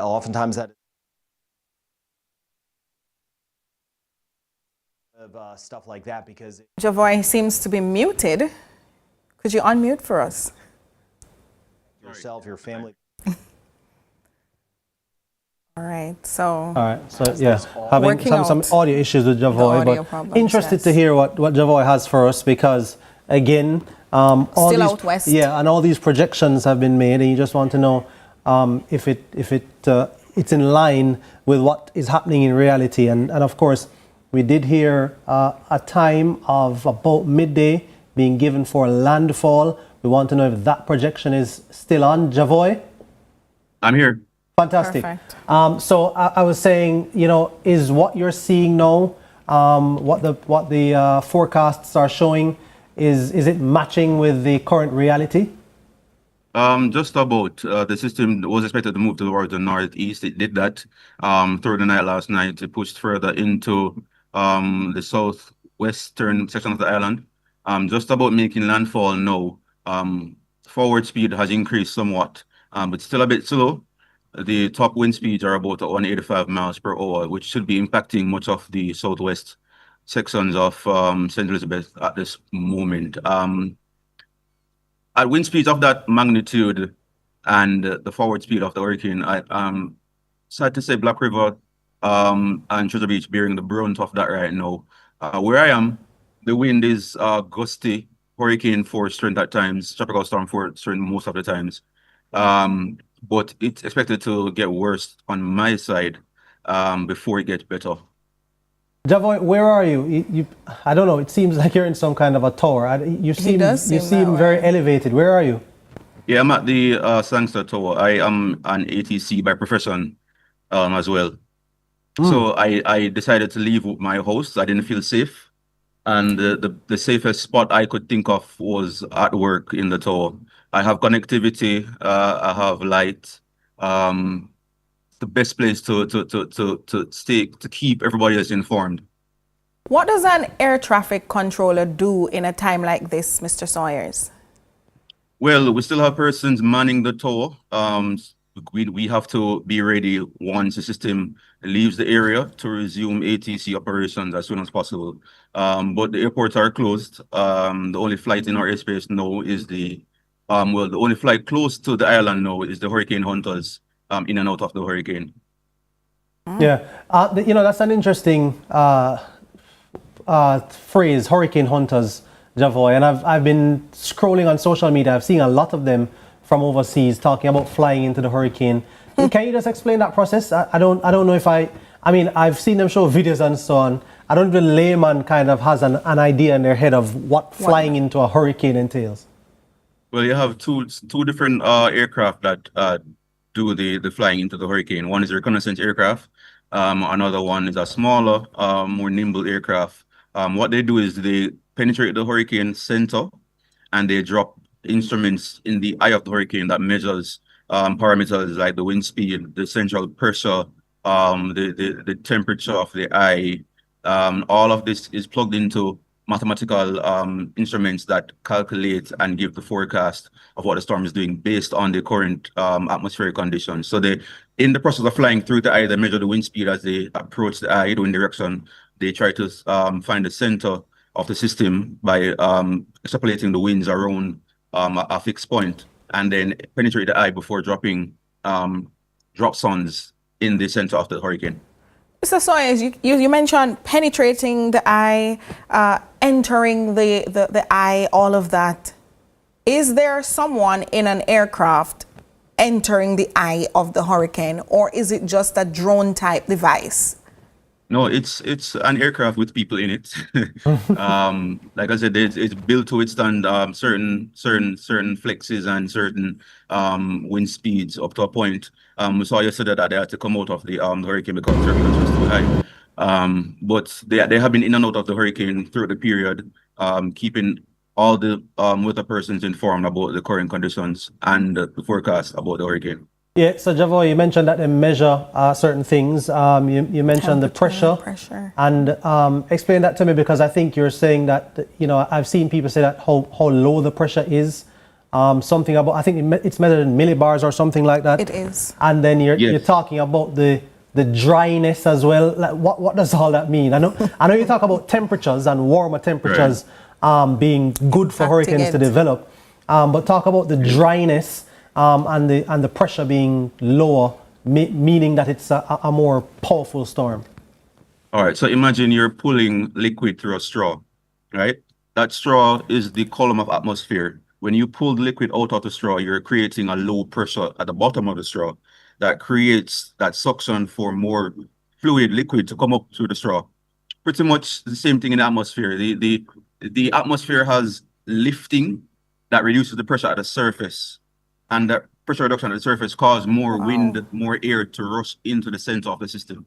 So as the pressure falls at the center of the hurricane, the wind speeds pick up. So the lower the pressure is, the more intense the hurricane. And that's what we're seeing now. We're seeing minimum pressure about 892 millibars, I think. And the subsequent increase in wind speeds now 185. Just about making landfall. So I'm not expecting any more increase in the strength, hopefully, of the hurricane now. But yeah, they measure the parameters such as pressure, the dryness of the eye as the hurricane, the thunderstorms around the center of the hurricane create outflow at the top of the thunderstorms. The outflow has nowhere else to go but down into the eye.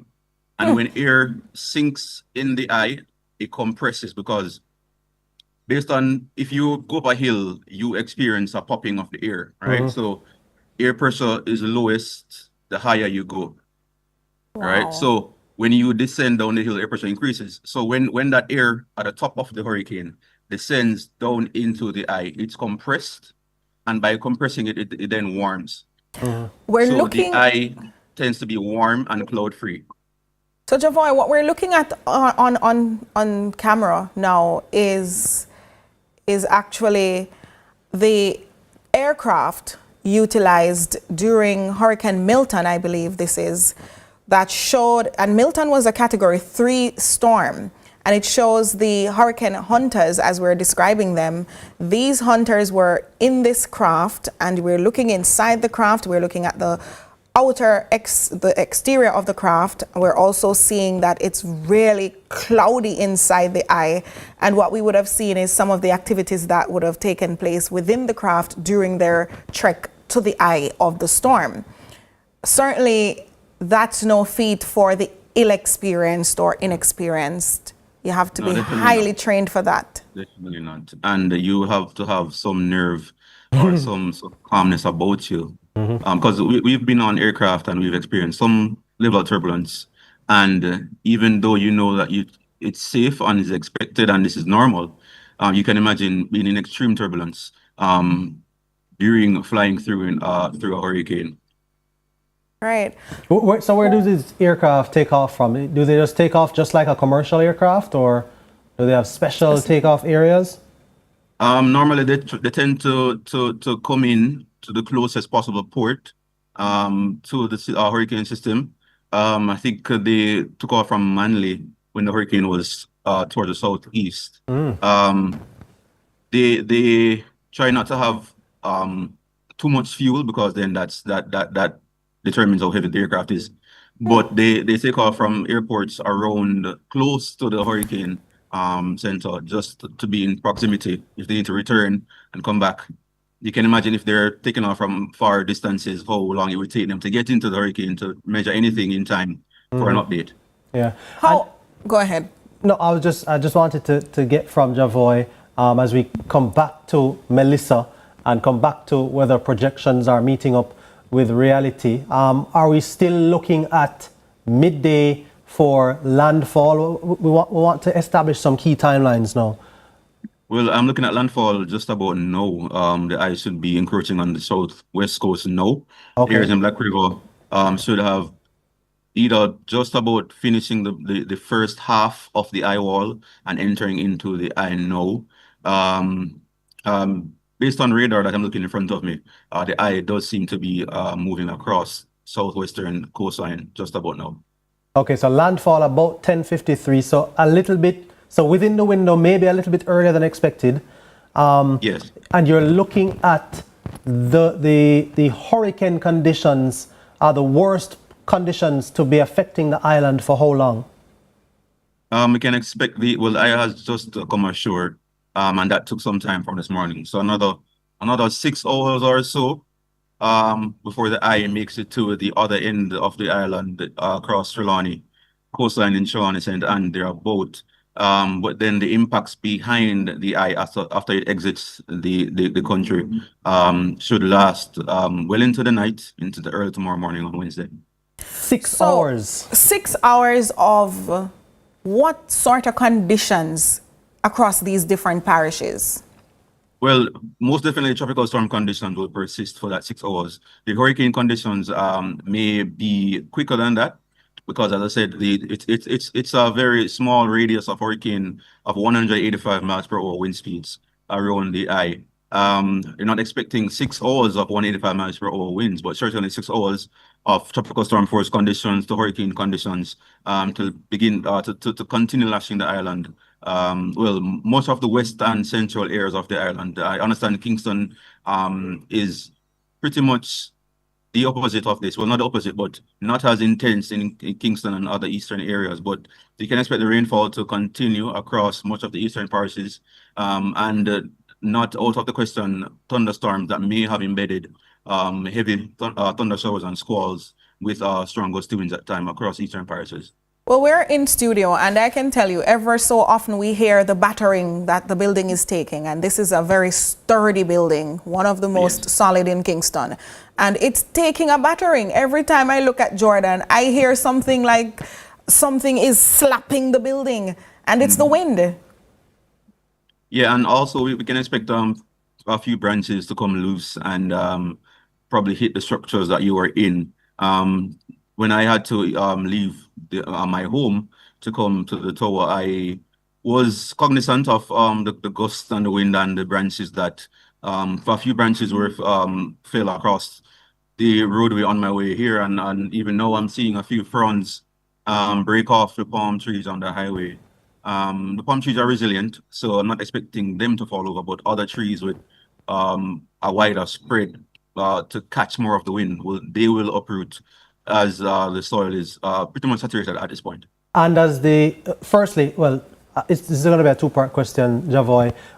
So the expectation was always that this storm, as it was moving westward when it was south of Jamaica, that it would have always gone northeast. All of you were saying that, all of you, the experts, were saying that, Javoy, and we as the layperson couldn't necessarily understand. We're saying, but isn't there a possibility it just keeps going west? And Yes. you guys kept telling us it's a glimmer of hope. You may be able to cling on to that slim hope, but no, it is expected to go northeast after it makes that westerly movement. Why was that? Can you explain why that was? What the atmospheric pressures were around it that were pushing it back to the northeast?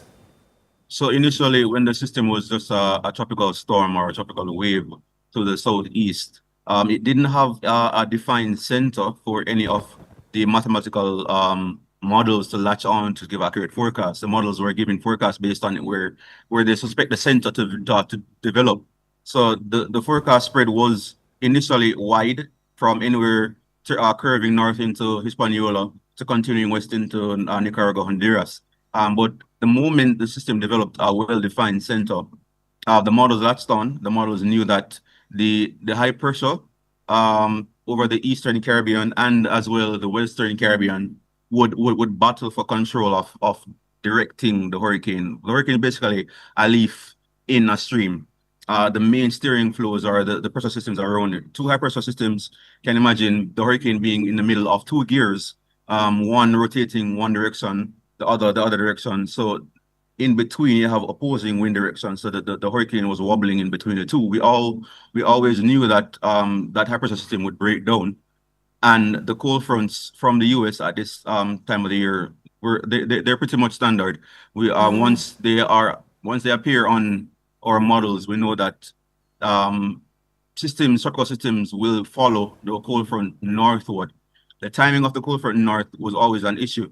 The tropical system, the Melissa remained weak for some time, and the weaker the system developed remains, is the more it feels the effects of the lower wind direction. So it kept pushing on west, and we were saying that if it developed fast enough, it will begin to feel the effects of the upper level winds and that cold front, or the many cold fronts that came before could pull it northwards, which is why the models were hinting at it moving north between us and Haiti at the time. But at that time, the Melissa remained somewhat weak, somewhat highly sheared off. So the thunderstorms weren't high enough to feel the pull north of those cold fronts. But now that it's a category 5, well high up in atmosphere, the next cold front that came down, albeit a little bit too late for us, pulling the system to the north. We expected that pull. We saw how Melissa was slowing down. And as I alluded earlier, when you were driving a big truck, you have to slow down to turn a corner. So when Melissa felt that pull, she had to slow down a little bit for the cold front to tug it northward, and which is what is happening, or has happened now, the system moving across us to the northeast. I'm looking at something that appeared to be a sort of looping of the path of the system. What would have accounted for that? Is that what you just explained, or is that accountable to something else? Yes. So last night it did make a loop, a left loop to then go to continue. Once we saw that it paused a bit, it looped down before turning north. It was indicative of the hurricane now feeling the effects of that cold front, that low pressure system to the north across Bahamas. And once we saw that, we knew that it was about to begin to make that north turn on track with the forecast. Has that ever been identified with other systems Jamaica would have experienced in any recent times? Recent times, Hurricane Matthew, if you remember, had a very pronounced 90-degree right turn from the Caribbean Sea. We thought it would veer left of that path to influence us. Luckily, it remained to the east and passed in the waters just between us and Hispaniola. Luckily, at that time, we were on the weaker side of the system, which is always the left side of the hurricane. So we remained in overcast conditions, not much rainfall, not much wind. The bulk of the activity remained on the east and affected the Hispaniola. But yes, the systems at this time of year, they're pretty much influenced. Their steering is influenced by the pull of cold fronts from the north. Javoy, I must say, boy, I'm so impressed by yourself and what other meteorologists do, the way you're able to forecast this thing. I mean, I was hoping you were wrong. With such precision. Yeah, I mean, you guys are the experts, so we have to listen to you, but I was just hoping against hope that you were wrong. Well, yeah, we try to be as accurate as possible, but sometimes we hope that what we're forecasting is wrong based on the gravity of situation. Category 5 hurricane across the island making landfall is a rarity. We're right now living through history. This day, October 28, 2025, will probably go down in the record books in Jamaica, much probably surpassing Gilbert at this point. Indeed. Are we to expect anything similar anytime soon? People are asking, is there something else out there coming? Well, at this point in time for this year, we're not seeing anything in the mid to short to mid-term. However, hurricane season is every year, June to November, and we went through much of the hurricane season without having a tropical storm in the Caribbean.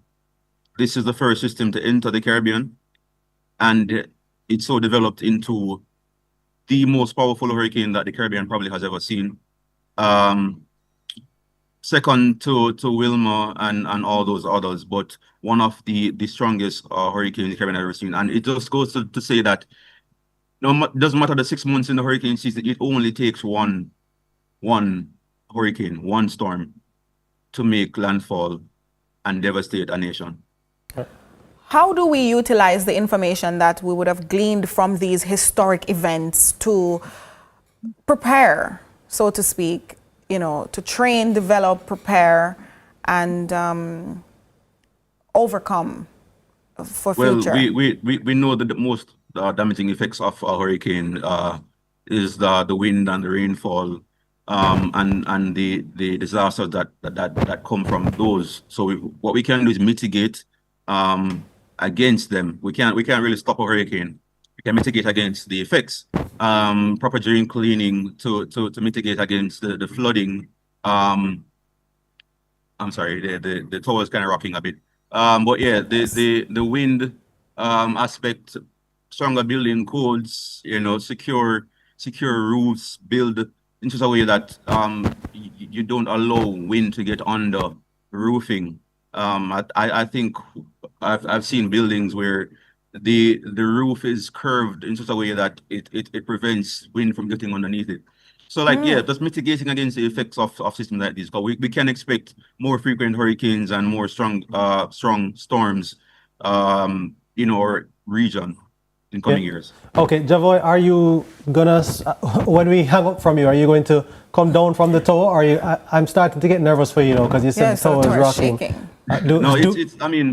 It's pretty safe where I am. Okay. It was built to sway in earthquakes and storms like these.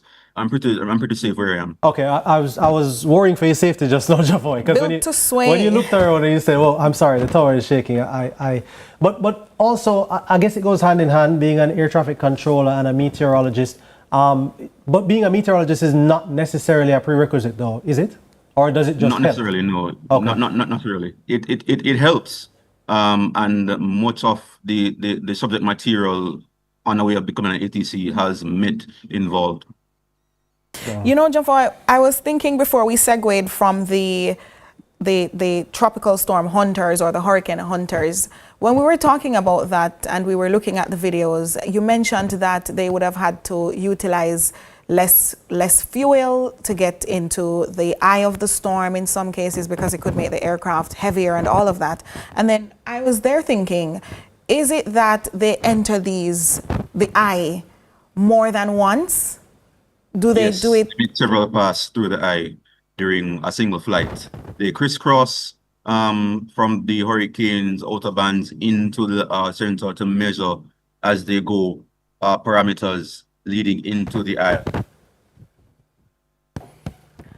We just had a power outage here in Broadcast House, but the generators are on.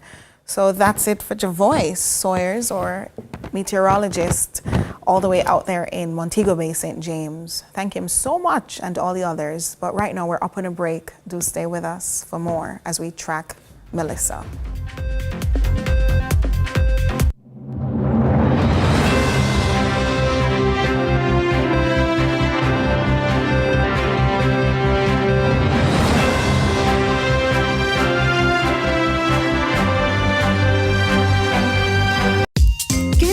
And get creative with your floors, walls, and all the spaces in between. Our knowledgeable sales consultants are happy to help create your beautiful finish with the latest designs in first quality porcelain, wood look, vinyl, mosaics, natural stones, and countertops. At Creative, you will get every tile you need for your residential or commercial projects. Creative Building Finishes, your one-stop shop for everything tiles. Visit our showroom at 5 Red Hills Road or call 876-929-5553. Get tiles, get creative. Welcome to Deposit Insurance in a Minute. JDIC provides deposit insurance to each depositor based on their ownership category, up to 1.2 million at each bank and building society. So what that mean now? What it means is deposits in each bank are insured separately, up to $1.2 million, and deposits in different ownership categories, such as individual accounts, business accounts, joint accounts, and trust and nominee accounts, are also insured separately in each bank. So wait, if me open my account in a 2 different banks, the 2 of them cover 1.2 million each? That is it.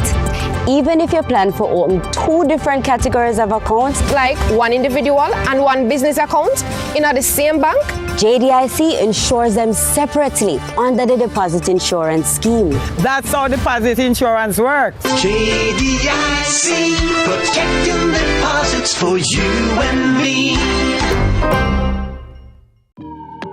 There are certain moments in life you'll cherish forever, like finding love, realizing your life is going to change forever, creating your dream home.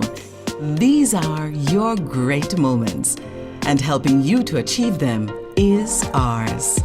Chris and Charles, powering great moments since 1992.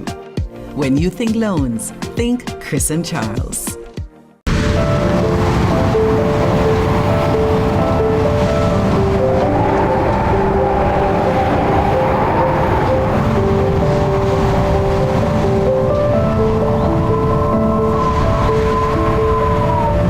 Natural disasters like a hurricane can be catastrophic, not just to the environment and infrastructure, but also your mental health. Here are some useful tips to help you cope before, during, and after a hurricane. Get the facts. Reliable information is crucial to assessing your risk and taking reasonable actions. Make connections. Talk with family members or friends and share how you are feeling. Practice self-care. Do activities that bring you joy and relaxation, such as meditation. Get to a shelter if you cannot stay in your home or you do not have access to power. Again, a healthy relationship and a strong support system with family members or friends is vital, so share how you feel. Listen to music that will help to put your mind at ease. Taking care of your body by eating well, drinking water, exercising, and getting enough sleep can help regulate your mood. Limit your exposure to television and social media content about the worst effects of the hurricane. Overexposure can increase distress. Engage in fun and therapeutic activities, such as exercise, your favorite hobbies, and social activities.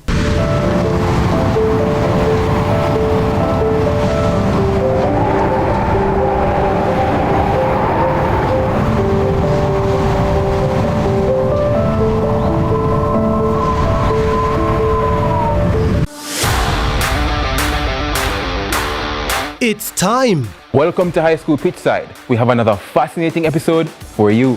More matches, more big clashes. Let's talk about some of the big rivalries coming up this week. More of your favorite features. And trust me, you won't fall asleep in this history class. And of course, we always want to hear from you. Hear from your alma mater's players and coaches in Team Talk. You know we can't leave you out.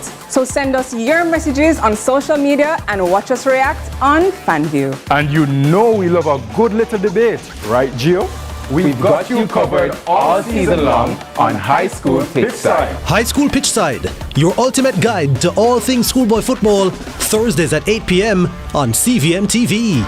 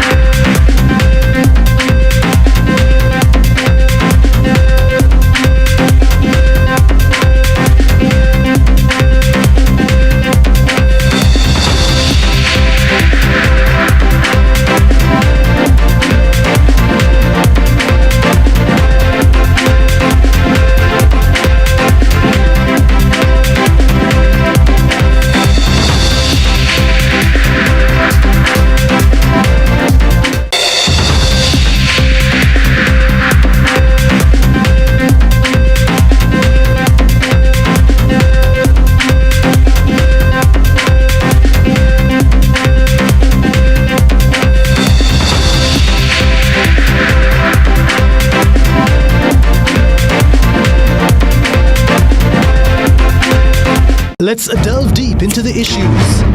We'll take you beneath the surface. Greetings and salutations. My name is Orville Higgins and it's another edition of Fan Central. Talking to the people at the heart of the top sporting stories. Hear from your favorite sportsmen and women and the administrators who work tirelessly to make it all happen. It's live sports talk. I've written an entire article. Yes. Looking at all the major issues every Tuesday at 9 p.m. It's Fan Central.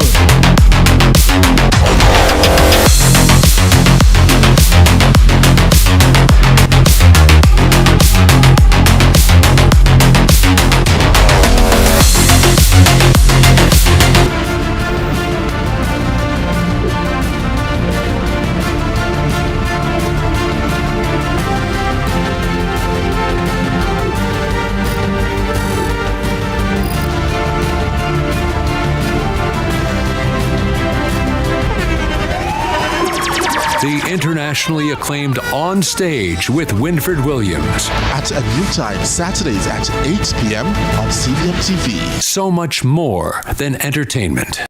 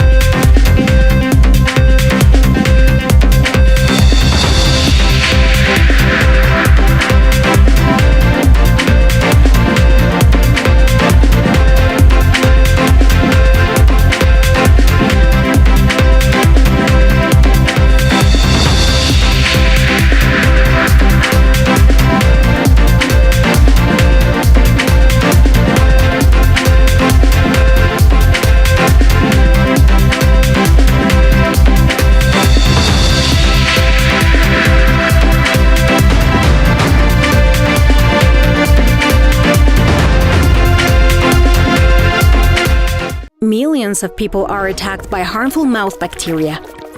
The root cause of bad breath, gum problems, cavities, plaque, and tartar. That's why Colgate combined the best science and technology in Colgate Total. Unlike others, its superior formula fights bacteria and creates a powerful protective barrier for up to 24 hours to prevent them from coming back. Take control of your oral health with Colgate Total.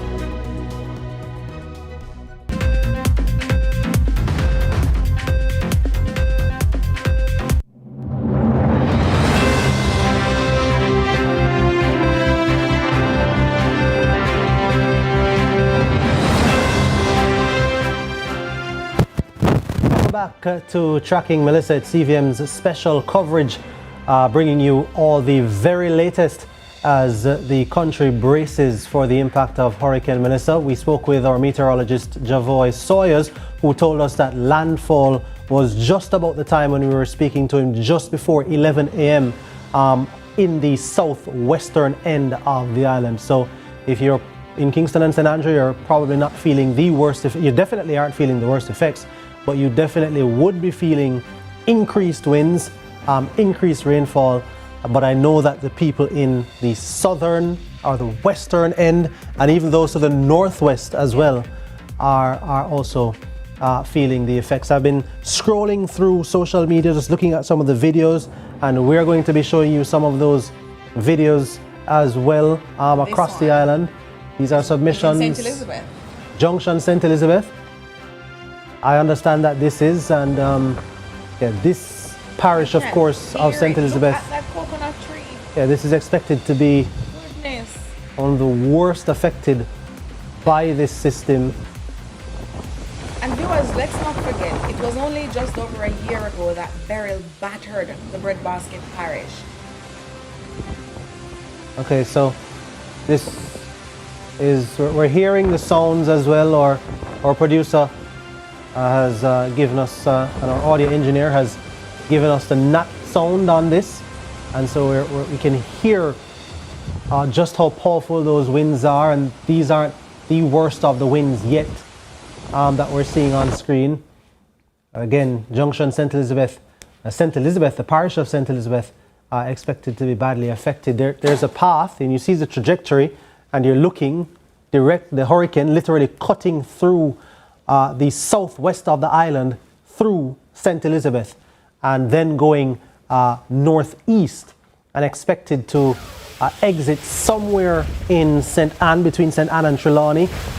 Initially it was, of course the cone is pretty wide, so it was to exit in Ocho Rios. This is still St. Elizabeth, by the way, and this now we're seeing the intense winds. This looks now to me like it's hurricane force winds in St. Elizabeth.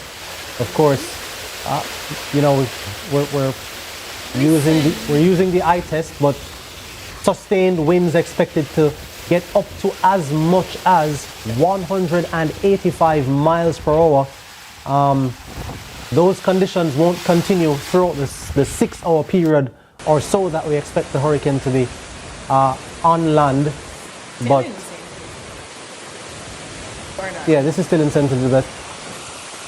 But certainly, even though those won't persist for the entire 6 hours, you're going to see gusts even higher than that 185 miles per hour based on all the reports coming in. So again, we're focusing a lot on St. Elizabeth because that is where the storm is making landfall, and they're feeling the effects already in Trelawney, Downs, Manchester, and this particular yard completely flooded. Yeah, not a good sign at all. Of course, you talked about how much rainfall and how much the water would rise, and we're seeing some of the effects here again, Southern Parish, and that's where the worst effects were expected to be felt. Trying to make the video too short.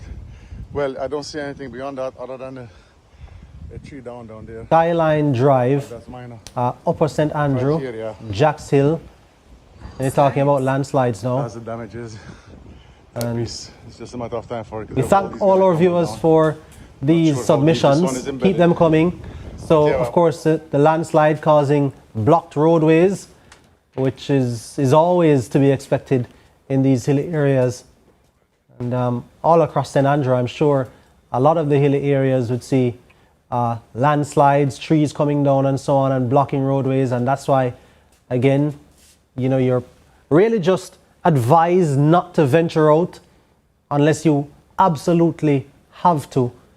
Because, of course, even if it seems like it's calm where you are, you don't know what's on the outside. You don't know what has happened perhaps overnight. You don't know what trees have come down, power lines have come down, landslides. You may have falling rocks as well, boulders and so on if you're living in the hillsides. And so you have to take real precaution and listen to the advice of the authorities. And I just want to remind our viewers to continue making those submissions. This is the WhatsApp number that you can make it, send your submissions to. It's 876-833-0897. That's the number on screen. It's 876-833-0897. Let us know what's happening in your area once it's safe to do so, please.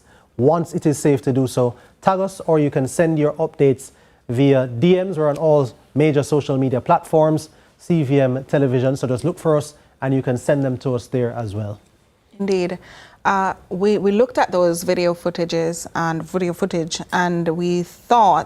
I thought we in Kingston may be facing some things, but we're not facing the worst of it. Certainly, people in South Trelawney, where I grew up, they've been calling. My grandmother was the first to call, and she said, "Oh, I thought the storm passed because everything up here flat." No, we live in a cockpit country, and that's hilly terrain. It's more of an eggshell type structure, so quite a bit of hill, mountains, all of that. And we typically might see landslides in these areas, you know, on a stormy day, but not flat flat is not an adjective I'm used to back where I'm from. Mm-hmm. And she said, I don't know how Jamaicans are going to find food after this because everything is flat. The yam ground them gone, the banana tree them gone, and only gotta help we right now. That's what she said this morning. Yeah. I tried calling her back to tell her that the storm that she thought had passed had not yet made landfall, but I guess it was for the best. She didn't pick up. I didn't get her back. I can't reach my father. He is further to the southern part, which is closer to the Manchester border. Mm-hmm. And so I haven't been able to reach him. My mom is closer to the St. James border. And I've also not been able to reach her since one conversation early this morning where she said everything seemed calm and she was hoping it would remain that way. You know, my relatives have tried to make all the preparation as possible, but some live in some precarious spaces. Mm-hmm. It's gonna happen. Right. And of course, if there are people who are seeking their family their members, relatives, trying to family find members, out their friends, loved whoever, ones. they want to find people, send us a WhatsApp to that number as well, 876-833-0897. Just send us a message. You're looking for someone, you're not able to reach them. Obviously, there's several connectivity issues and so on. Mm-hmm. You're able to reach us though. You can send us that information, So and we of can course, share we will it. broadcast it as well. And they may be tuned into CVM TV, or if CVM TV News on YouTube, may be able to see your message, or somebody may be able to get the message to them if you're not able to reach them, and we can help you reconnect with your loved ones and your friends. And you know, just to think of, if you have children at home who've never experienced, well, none of us have ever really gone through anything like this, but if you have younger children who will be oblivious definitely to what's happening outside, and they may be seeing things. My son, he was very scared when he saw the apple tree in the backyard just opening and exposing the main area of the tree. And he said, Mom, I don't understand what's happening. And I say, it's a hurricane, baby, it's coming. He never saw that before. I never saw that before. I didn't know it was so many branches covering that main part. But the critical thing is trying to explain to them, the younger children, what's happening, keeping them calm. Oh no. Jordan, I give you this one. Reports of a stolen ATM machine. Where are those reports coming from? Portmore. Oh, Port Maria. Port Maria. Oh, that's coming from the mayor of Port Maria. Oh, I mean, I wonder when that took place. We spoke about it though, Nika. We spoke about this yesterday. And Dr. Jason Mackay was at pains to tell people, listen, do not try to go out and use this opportunity to loot. How do you fully eliminate it? You can mitigate against it. You can try to prevent it. You just have to implore people, this is not the time to be doing things like that. What do I tell a person whose proclivity is to taking what does not belong to them, even if it is in a category 5, unprecedented storm system? What do I say to you? Man, woman, boy, girl, you're watching, you know you have a likeness to other people's things that don't belong to you. You know you like to take what's not yours. I don't even know what to say to you, because it's a big no on every level. You should be seeking to protect your life, your family's lives. And if this is your livelihood, I'd suggest you put it down, because you may not even be able to spend whatever you're trying to steal from that ATM. Yeah, and I know the authorities and the security forces, I'm sure, are trying to work assiduously to locate that. Of course, the conditions may prevent that initially, but I know that they will continue to work. I'm looking down viewers all the time on my phone, because Checking I'm looking updates. at the updates, and I'm looking at the videos coming in, and I'm also sending some of the videos to our producer as well, so we can get those up for you. We've been doing that. I just saw one which is saying Top Hill St. Elizabeth, which is a user posted video on X, and the conditions there are really deteriorating. And this was earlier this morning actually, and it was enormous, the amount of rainfall that you're seeing, as well as the intensity of the wind seems so strong. You really just, your heart goes out to anyone living in any these areas, disaster prone area, any flood prone area, any coastal area right now in the southwest, they'll really be feeling it. So I've had a few teachers reaching out to me. They're checking on my son mainly, not me. But they're saying, you know, they've been watching the coverage. They're enjoying what we're doing. They're feeling that we've been very detailed in our coverage. And so one of the teachers said, thank you and your team. So that's a big kudos to CVM. And we've been doing the most in spite of what's happening. And because of this, we also want to say thank you, our viewers, for tuning in and sharing as much as you have been sharing with us. Because had it not been for the partnership, you, us, these things would not be possible. So we're going to see now some footage from Swansea in Clarendon as we continue to show you the effects of Hurricane Melissa across the island. Goodness. And, a yardway again here. Is Swansea near the sea? If the producer knows that. Oh no, that truck is almost submerged. Yeah, you can see that you know these roadways are almost completely inundated now, and you're expecting that this system is going to dump a lot more water into places like these before it leaves the island. Remember that 4 to 6 hour band that is going to be traveling across the island to the northeast, and then even post that there's still going to be rainfall associated with the system, the outer bands of the system, and so the precipitation is going to be tremendous. It's unmatched. It's going to be a road to recovery, a real road to recovery. If we have any roads left anyway, look at that. Well, after the passage of this system, yeah, you can see roadways flooded, roadways turned to waterways, really. Absolutely. And for the water to recede is going to take some time, and then for the sun to come back out is going to probably take some time as well to help to dry up some of these areas which have been flooded. You asked Javoy, you know, an important question about the preventing or mitigating against, not preventing because you can't prevent a hurricane, it's a naturally occurring disaster, mitigating against the effects of it. And he spoke about some of those things, you know, because wind and water, two main concerns with hurricanes.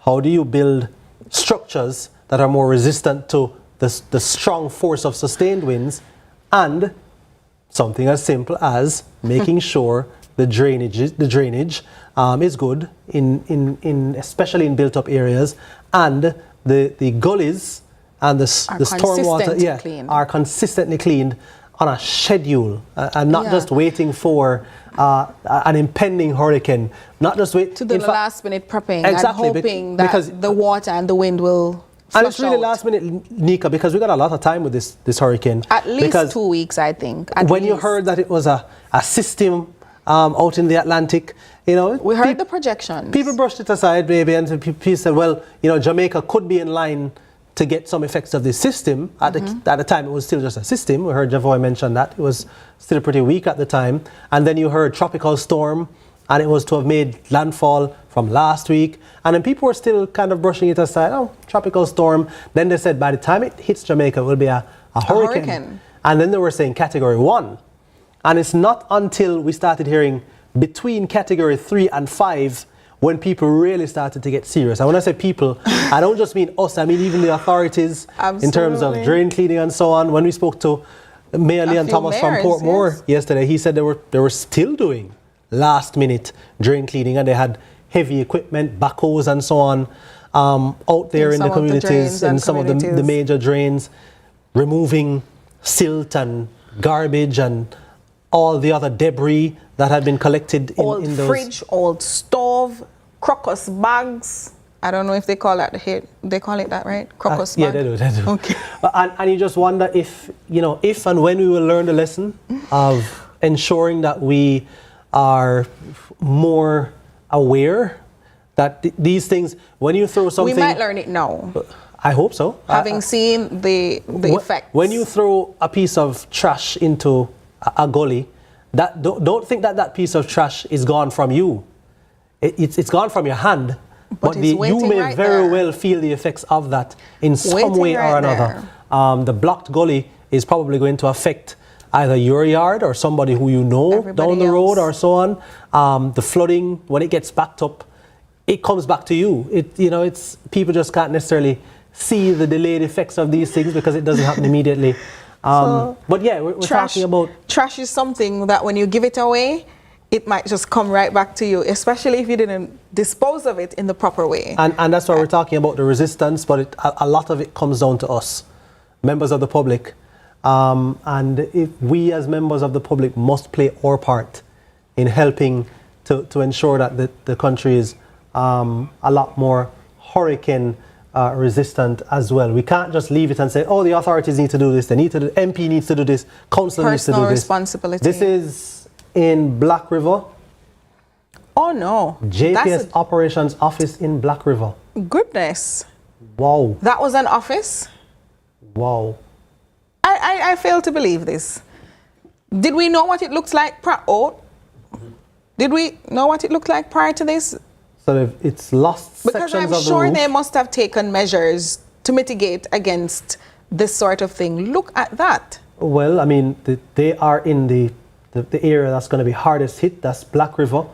I've seen some of the videos coming in from Black River. It appears much of the areas that we're seeing would have been glass and such. Yeah, or some sort of, I don't know. So those are the cubicles. What material that was. Those are probably drywall. And then yeah, the roof, it seems like the drywall. And the roof obviously was not a slab roof, so that's gone. It's gone. Many portions of the roof are gone. They're seeing some of the roof is still there, but a piece is gone.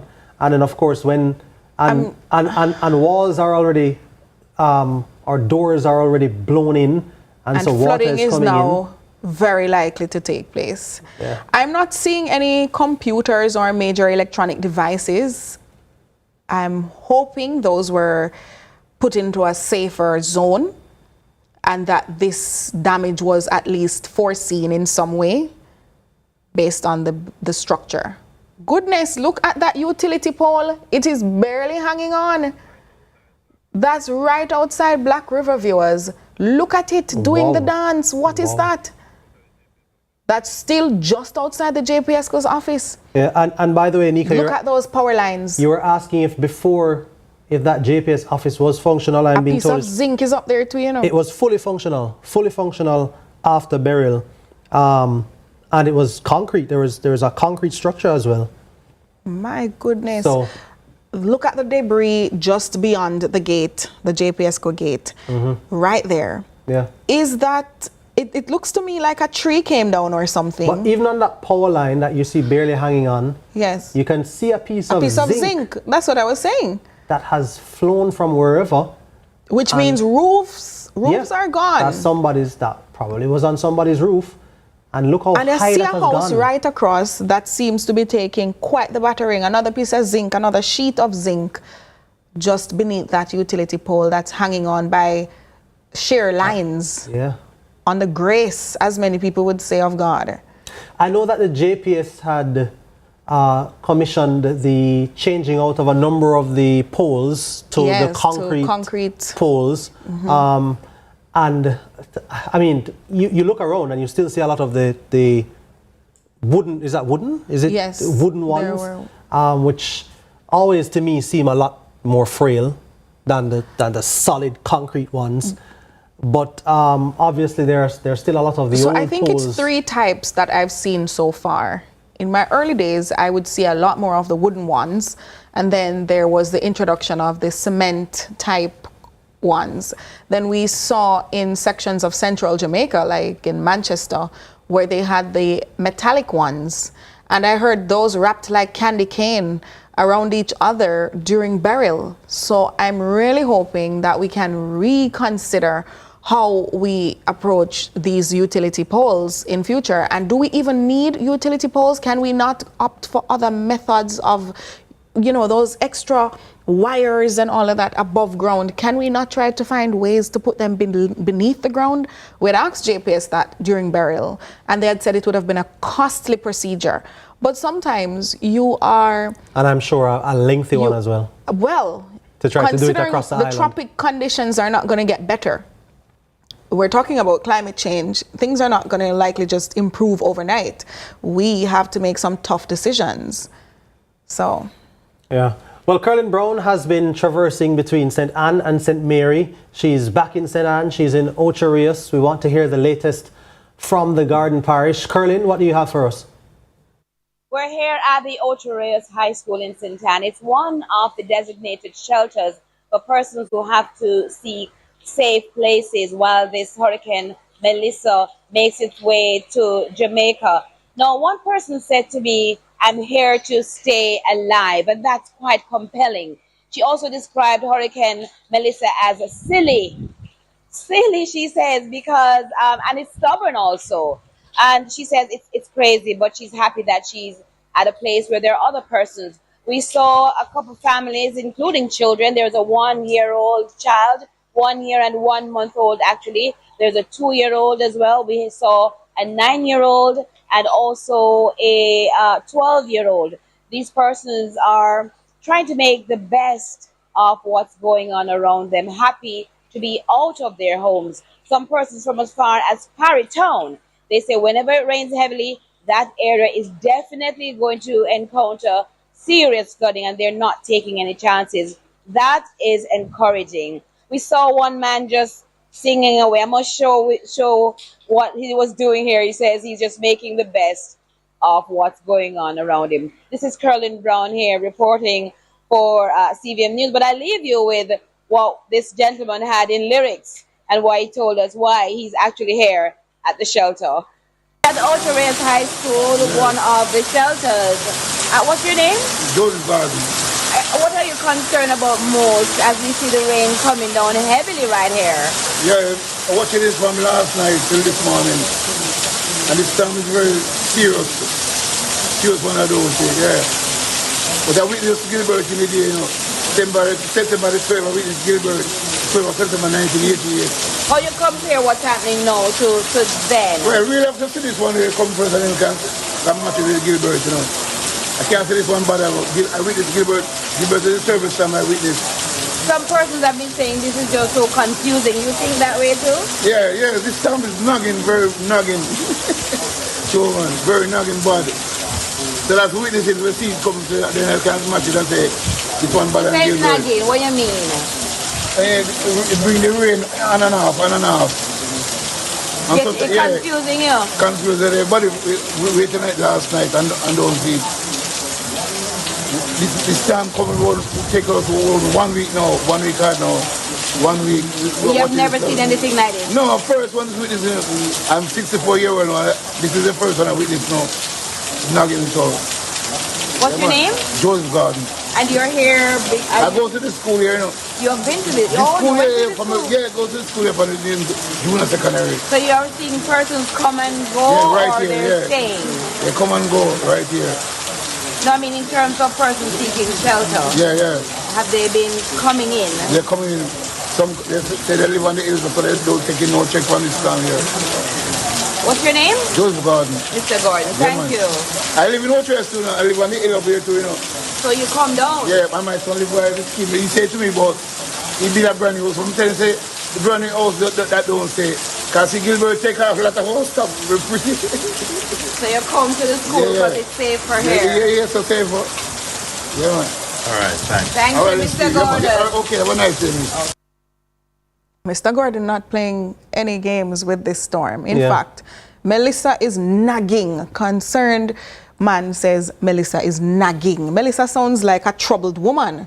And I like the way he actually, answered the question about how it compares to Gilbert. He said, listen, I want to wait it out first and see, because we haven't seen the worst yet, obviously, having experienced Gilbert in 88, he knows how devastating an effect it had. He recalls the day, Yeah, exactly. The specific date. We heard Javoy talking about that, the fact that this date is going to go down in history.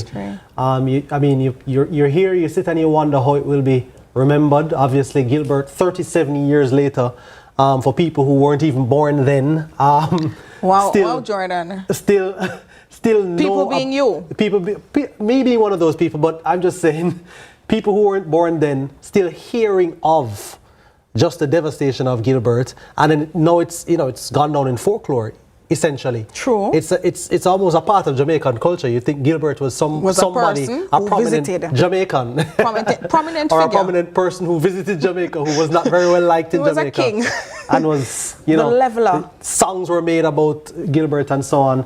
But so you just wonder looking on, maybe, I don't know, 37 years from now, what the history books will say about Hurricane Melissa. You know, people are already saying that this storm name is definitely going to be retired because obviously, you know, storms of significant impact, they normally retire the names. And so you're not going to have another Hurricane Gilbert.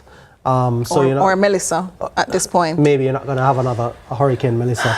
So we're continuing to look at the impact, and I'm getting some information now, you know, this is actually from someone who works at JPS saying what we just saw, Nika, was very worrying in terms of the office, operations office being completely destroyed, because when trucks and emergency crews need to go out, that's the office that coordinates that. Oh no. And that's in Black River, and St. Elizabeth is so badly affected, so that coordination now is going to be even more delayed when they're trying to do the recovery efforts and restore power to people of Black River and St. Elizabeth, the wider St. Elizabeth, after this particular hurricane. So that's worrying for the people in St. Elizabeth. Here we're looking at it again.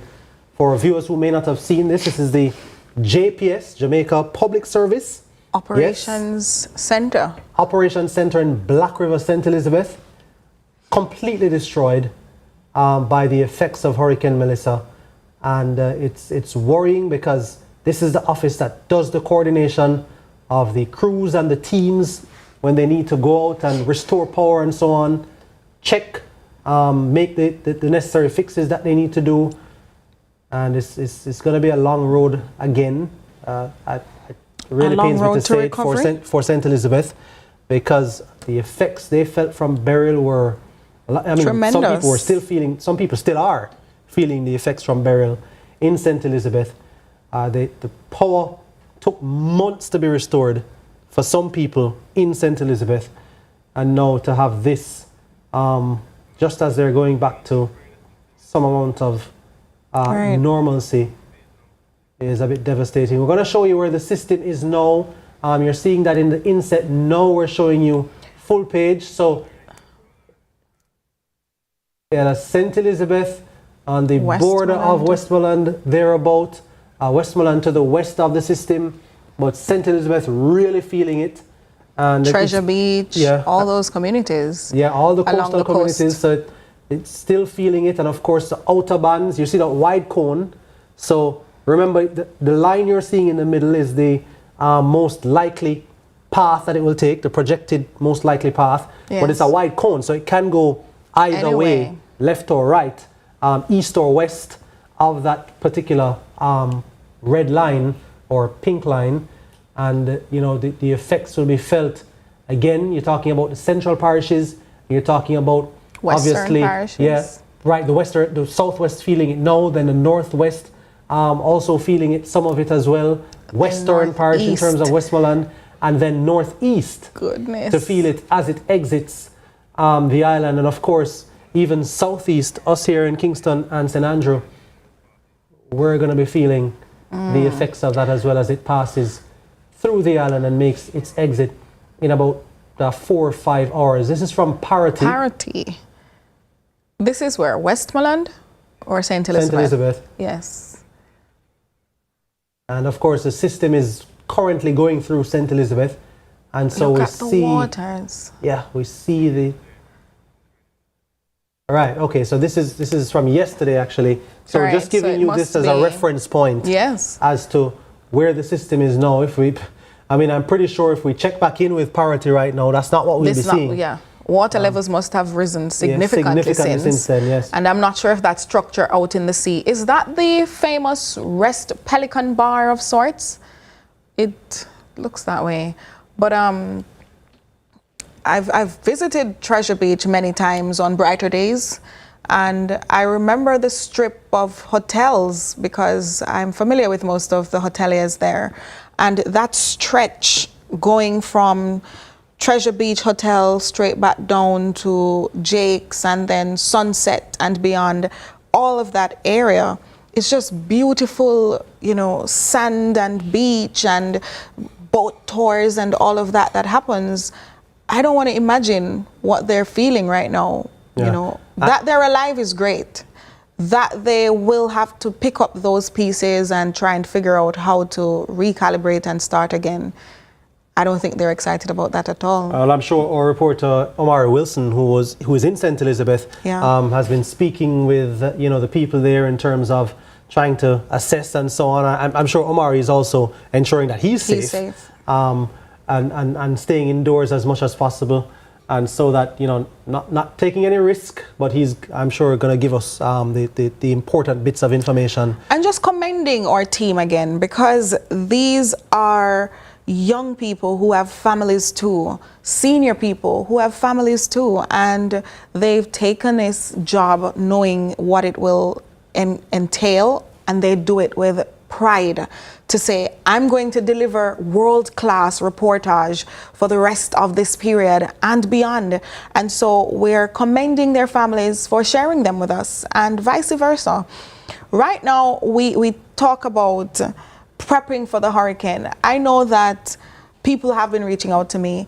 How is John Brown on your team? How is Mary? Anybody heard from this person? Anybody heard from that person? Our members, from our understanding, are all fine, and they're trained. They are equipped. We've had our protocols. We've had our discussions, and they know exactly what to expect at this point. Yeah, hearing part of Edwin Allen's roof, Edwin Allen High School in Clarendon, that part of the roof has actually been blown off. Not sure which one of the buildings or anything, but I did see a video earlier as well of that roof being blown off. So not good news. Again, we talk about learning loss. We talk about children being out of school, and obviously, the deficit, the GDP impact. Black River's hospital roof, I understand as well, is gone. Oh, Jordan. Wow. That's a hospital. Yeah. I can't imagine if there were patients how they're coping, but I'm sure they have strategies. Mandeville Hospital also flooded. And I'm sure we'll be getting some of those pictures and videos to you as well. I'm scrolling through now, just looking at the videos and the pictures and seeing what people are saying. We're going to be getting Black River Hospital in a short while, Nika. I've been seeing Ainon Town in Clarendon from earlier. Ainon Town, long before Melissa made landfall, was inundated. Churches were almost covered. Buildings, otherwise homes, two-story houses and other things, almost disappearing in the water. St. Mary. Not to be forgotten. We're going to be seeing that pretty soon. Remember, Curlin had gone across to Port Maria when we spoke with her yesterday, but she's back in Ocho Rios. This is St. Mary. This is St. Mary. This is, oh, wow. No. My goodness. Look at that water. Look at the level, look at the height of the water. How many inches of water is that? Well, TikTok, you served us briefly, but that is telling. And they say a picture tells 1,000 words, but that's more than 1,000, I can assure you. I don't see animals. You know, we sometimes forget about our animals, but I don't see any animals in all of this. So I think people are becoming a little more considerate of their animals, their pets, keeping them safe too. That elderly lady in St. Anne yesterday, she had her chicken and her dog inside the flooded structure too, and I think she was just trying to make sure that they too were safe. Yeah, seeing a video from Ainon Town actually on social media, and people are, well, they're in the water. People? There are people in the water. It's completely flooded. There are people in there, Nika, which is absolutely not advisable, as you know. No. So we're going to be sending that to our producer as well, just so we can share that with our viewers as well. We don't want to be selfish with it. We want you to be able to see it too as well. And if they're your relatives, and you can send a text and say, cut the nonsense. This is Black River Hospital now, Nika. Look at the effect of the wind. That person who's standing there. That glass really not looks broken. There. It's shattered. Yes, the glass is already broken. And whoever it is standing there who's making that phone call shouldn't be standing there, really.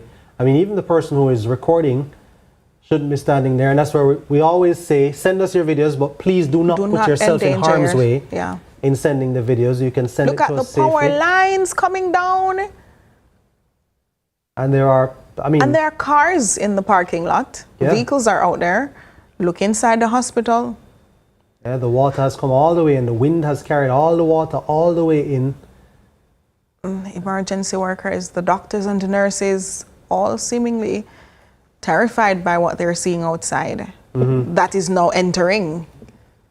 And by the way, in bringing this to you, I just sent the video in Anton to our producer Nika, but of course, the power lines, sheets of what looked like zinc blown across. Yeah.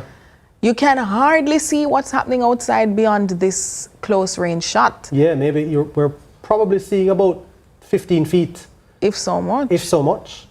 You can't see beyond that. No. The visibility has completely gone there. And I'm very concerned about those power lines. I hope they have no electricity at this time, if that is what's happening outside. You know, it's not a time either that I would be expecting to hear about things like a double murder. And yet there was one yesterday in St. Catherine in Spanish Town. Yeah. How do we as a people find time to hate each other this much, to unalive somebody in a time like this? And obviously, you know, us being, you know, reporters, we track these things on a regular news day, in the regular news cycle. But really and truly, we must admit that, we switch off from that kind of reporting during times like these, Nika. We're completely zoned in on this hurricane, and obviously for good reason. But we're also not expecting that you're going to be having reports of murders and so on happening in times like these. But of course, we have to bring the stories to the people as well. So indeed. And you talk about the theft and the looting, theft of an ATM in Port Maria, reports coming in from the mayor of Port Maria about that as well. So those are the things that you're switching your mind off from them, because they're still coming into frame. Still coming into frame. Yeah, I saw. All right, I'm going to look at Medical Associates. This is St. Andrew. Wow, completely flooded. Medical Associates is a privately run hospital. These are people waiting in the murky depths inside the hospital. Inside the hospital. We're seeing some healthcare workers there in blue. Items. And look at all the debris coming in with the water. That is absolutely Will crazy. they be able to salvage any of those? Waiting area flooded. Brown water with all sorts of particles and debris. Yeah, and I mean, sad that obviously whoever's recording and the other people can only stand and watch. What can they do? All that water is coming in. No, it's not the time to play hero. Yeah, especially if you're not aware of how to respond to situations like these. You know, and funny enough, how I know that we are being spared a lot of the brunt of it in Kingston and St. Andrew, or mostly in St. Andrew, I should say, and in large portions of Kingston, is because we have certainly not been seeing anything like that. Much of those things, you know, you see Medical Associates and so on, you figure a lot of the flooding is actually probably coming from poor drainage, gullies overflowing and so on and so forth, but not literally just from torrential heavy rainfall that just overpowers systems and comes into your structure, which is what we're seeing in, for example, Black River. Yes. In the footage we showed you earlier. And plus there are people still out traversing the roadways in a lot of Kingston and St. Andrew. True. And there have not been several reports of those kind of deleterious effects of what we're seeing in some of the other parishes. So we are going to stop talking now, Nika, and just take a listen to Melissa in St. Elizabeth.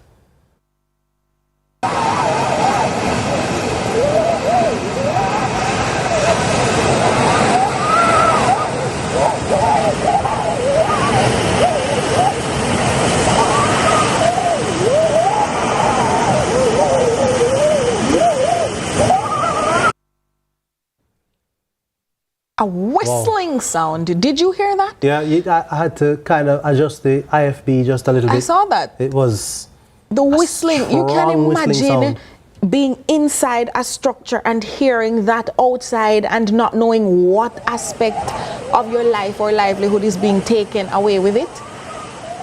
Yeah. Because they don't necessarily know if that roof, that zinc, that piece of ply that's floating out there is from perhaps a chicken coop outside. And if the infrastructure can't take it, I don't see the plants, agriculture, taking it.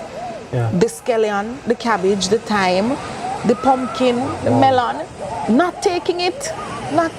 Those are on the ground, yes, but I'm sure they'll be destroyed. There was a team here, or there is a team here from Fox News overseas, and they were staying in Kingston, in St. Andrew, and they packed up yesterday and they left and went to St. Anne.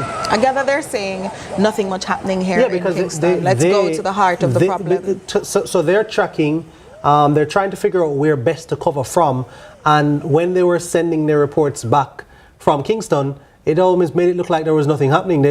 They were telling people, they were warning people about this catastrophic event, yes, and yet still they were sending footage back that was not matching with that, and so they packed up, they put up a video, they packed up and they left, and they went to St. Anne because they said, okay, well, the storm is expected to exit in St. Anne, and they're going to be covering right through the day, into evening, into night, while the strongest portions of the storm exit the island in St. Anne. There's another reporter, storm chaser, if you will, yes, who's here from overseas, who he actually landed, he flew into Montego Bay, and then he said he headed straight from Mandeville because he wanted to be in the center of the island so that he could move either east or west or north or south, depending on where the eye of the storm would be, because he wants to be in the eye. He's chasing to be able to cover from wherever it's going to make landfall and wherever the strongest conditions are going to be. He wants to witness the eye wall. Well, look at it this way. He's running towards it, and many are hoping it would never even have gotten to this point. And so I also want to share with the viewers that information coming in, if you're seeing us checking our phones, it's because we're getting updates minutely. And so the admin building above A&E has lost its roof and something fell on the generator.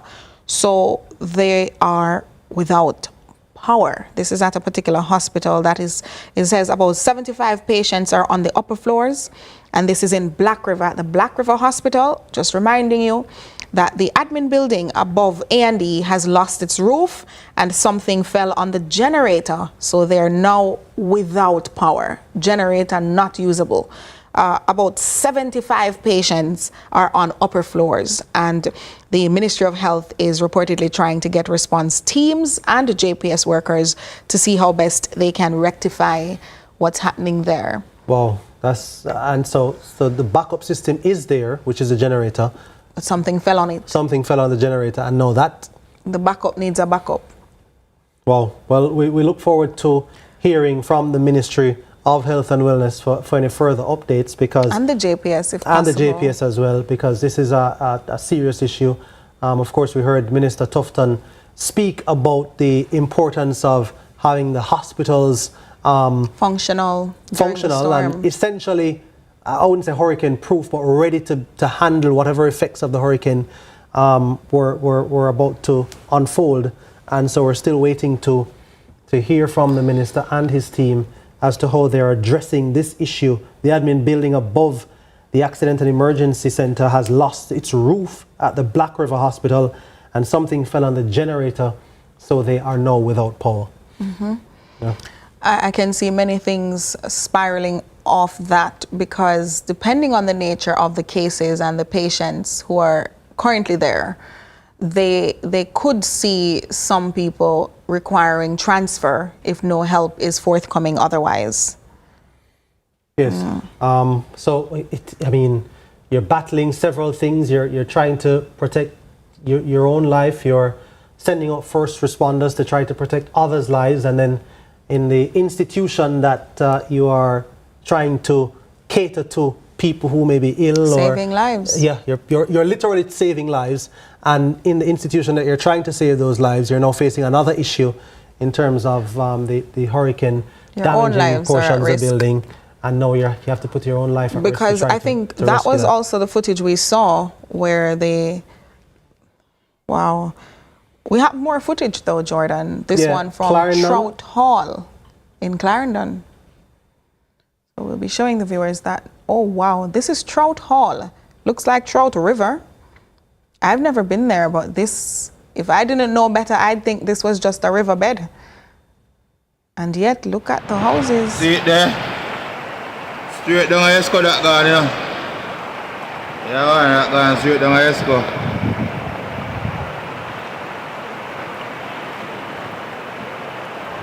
Well, just see now me run at this, could I? Think I nothing now about this. And it just a come.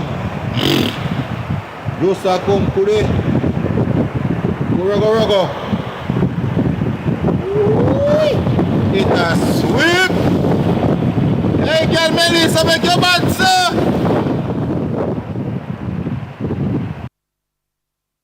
I wasn't ready for the commentary. I mean, Jamaicans will try to find some bit of entertainment in anything. In anything. And as you mentioned, always animated, always colorful.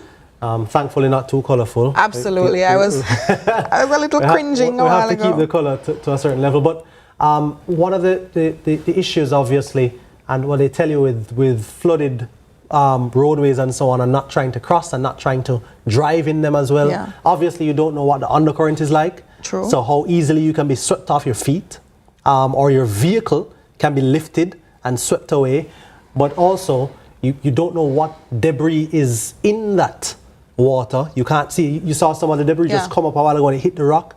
You wouldn't have known. All you're seeing is brown water. You cannot see through that water. There's danger lurking a lot of times in those types of situations. And it's fast moving. Yeah, so it tells very you. fast. Look at the speed of that. Yeah, it looks like a waterfall. Yeah. Hadn't I known better, I would have said, as I've said earlier, this looks like a river bed. A little waterfall in a place in Trout Hall. Yeah. And you know, I mean, habit of building. Look at see the debris? Yeah. Goodness. We do really have a habit of building in or on riverbanks, or in some cases in actual places which used to be rivers. Yes. And they always tell you that the water will reclaim its course. It will always reclaim its course.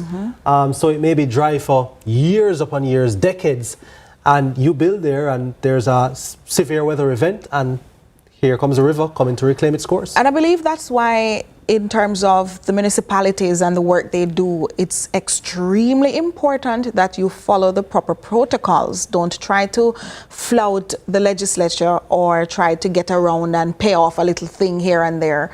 I'm not saying that there may not be situations where the authorities will say, based on this change in how the landscape has evolved, you can now do this, whereas 10, 20 years ago you couldn't have done that.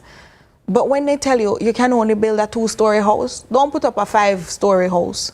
When they tell you build 1 bedroom, don't put up 15 and say it's 1, because you are only harming yourselves and the people who will be living in those places or occupying the spaces around those buildings. Because you may build it and leave it, you sell your 10, 20 different rooms or whatever you have, and you've gone back to your nice abode. And then the little people who live on the fringes now, who didn't have the luxury of saying no to you and your construction, end up suffering the most. Because perhaps they may have come out and say, we need better drains because you're putting up a structure that has never been built in this community before. So we're going to need X, we're going to need Y. And the authorities have to be forceful. Enforcement is going to be critical. Not because you want to be hated by everybody, but because it's lives that are going to be on the line if you don't carry out your full function and duty. So we have to cut the friendship thing and just do our jobs. Reading some messages, Nika, some people talking about, reaching out to persons in St. Elizabeth, and they're saying that, everybody they reach out to in St. Elizabeth basically is saying that, listen, we've never witnessed anything like this before, and that, some people are saying that the rainfall is not even that bad at the moment, but the wind speed is, ridiculously intense. We heard it, whistling, howling. The amount of debris that is just whistling across. If you're outside, obviously you become a target, and that's why they're say, like missiles. Yeah, don't go out there. Projectiles in the wind. Ensure that you're in a safe, sturdy structure, a concrete structure, and remain indoors. Remain indoors, shelter in place. The National Hurricane Center has been preaching that for the past 48 hours. So Javoy Sawyers, our resident meteorologist, who's in Trelawney, spoke to us earlier. Montego Bay. In Montego Bay, sorry. Spoke to us earlier, and conditions have now deteriorated where he is. So let's join Javoy again to get a sense of what's happening, because they are in, pardon the pun, the eye of the storm in western Jamaica. Javoy? Alright, so currently the wind has increased once again. Ripping through the mangroves that you're seeing in front of me now. It's approaching well into hurricane force strength, category 2 to 3, perhaps gusting. Rain is torrential, and it's pretty much blowing sideways. Visibility is next to nil. Where I am now in Montego Bay seem to be based on the current motion of the storm, the eye has slided a little bit to the left of the track, so eye wall conditions possible where I am now. But yeah, the wind is definitely into hurricane strength now. I can feel the force of the wind pushing on the window here. But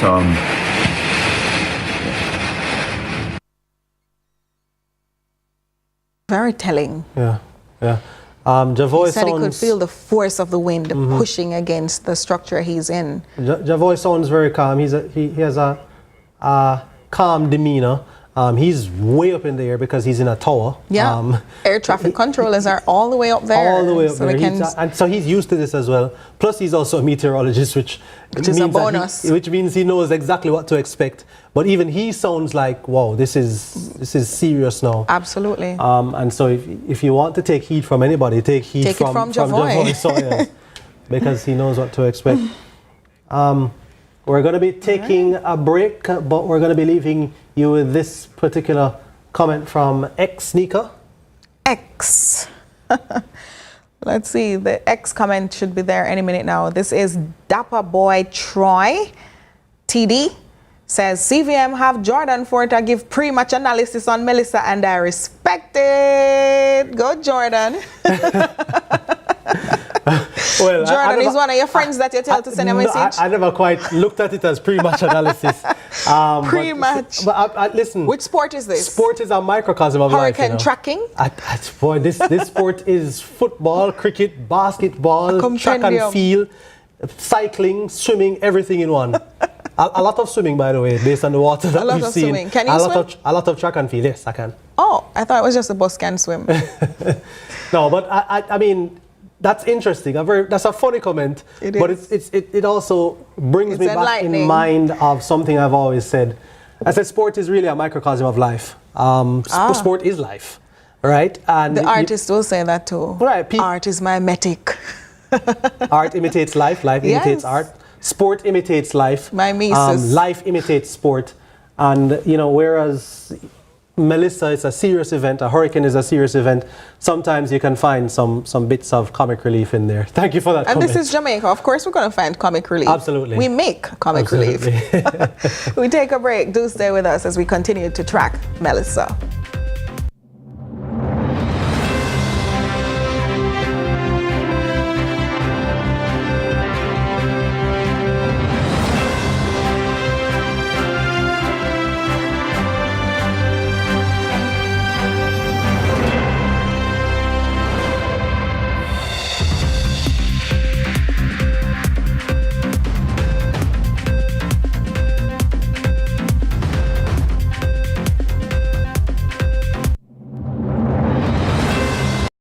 in need of a loan?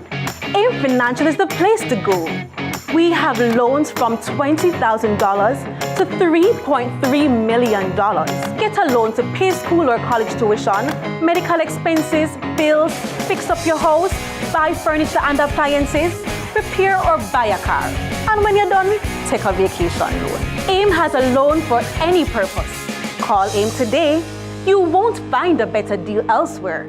Guaranteed. Get tiles and get creative with your floors, walls, and all the spaces in between. Our knowledgeable sales consultants are happy to help create your beautiful finish with the latest designs in first quality porcelain, wood look, vinyl, mosaics, natural stones, and countertops. At Creative, you will get every tile you need for your residential or commercial projects. Creative Building Finishes, your one-stop shop for everything tiles. Visit our showroom at 5 Red Hills Road or call 876-929-5553. Get tiles, get creative.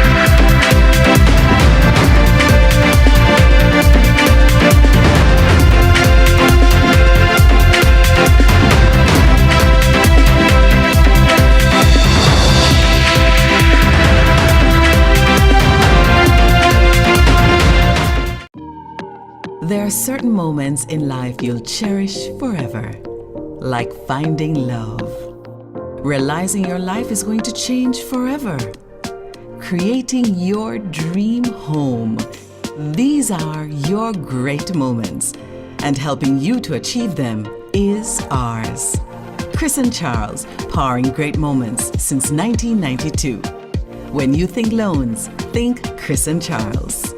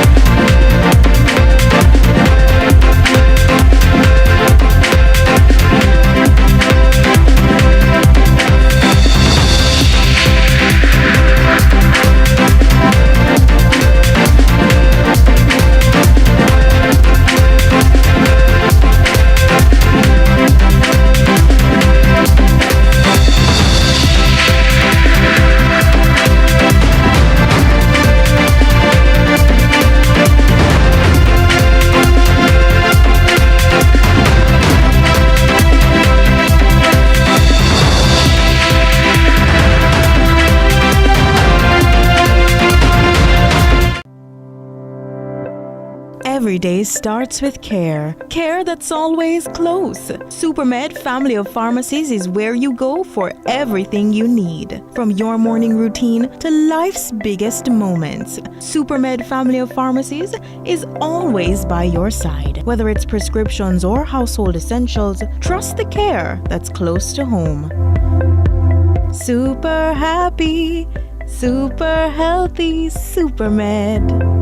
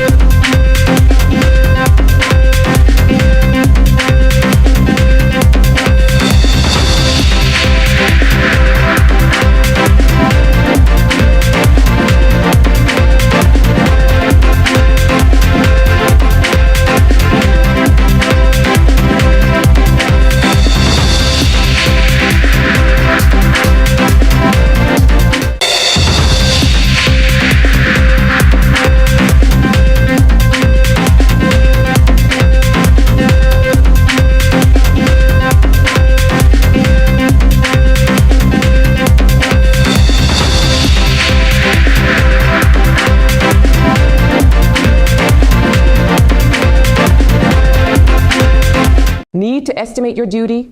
Perform a track and trace? Search for a declaration? Then download the Jamaica Customs mobile app today. The Time by the Jamaica Customs.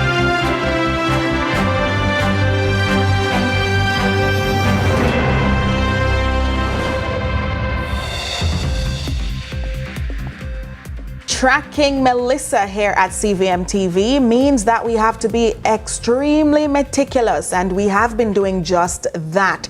In fact, that's how we uncovered that a video that was shared with us earlier of flooding activities taking place at the Medical Associates in Kingston was actually not quite so. In fact, that video was from sometime before, and this that you're looking at now is the representation, the true representation of what's happening at Medical Associates in Kingston. And so we just want to make sure that we clarify for our viewers that because of the meticulous nature and counter-checking and checking to ensure that videos that are coming to us on social media are accurate, that's how we were able to uncover the truth behind that mystery, that Medical Associates is in fact dry, clean, accepting patients, and they're open for business. Yeah. So and it's I also want to thank my medical doctor friends.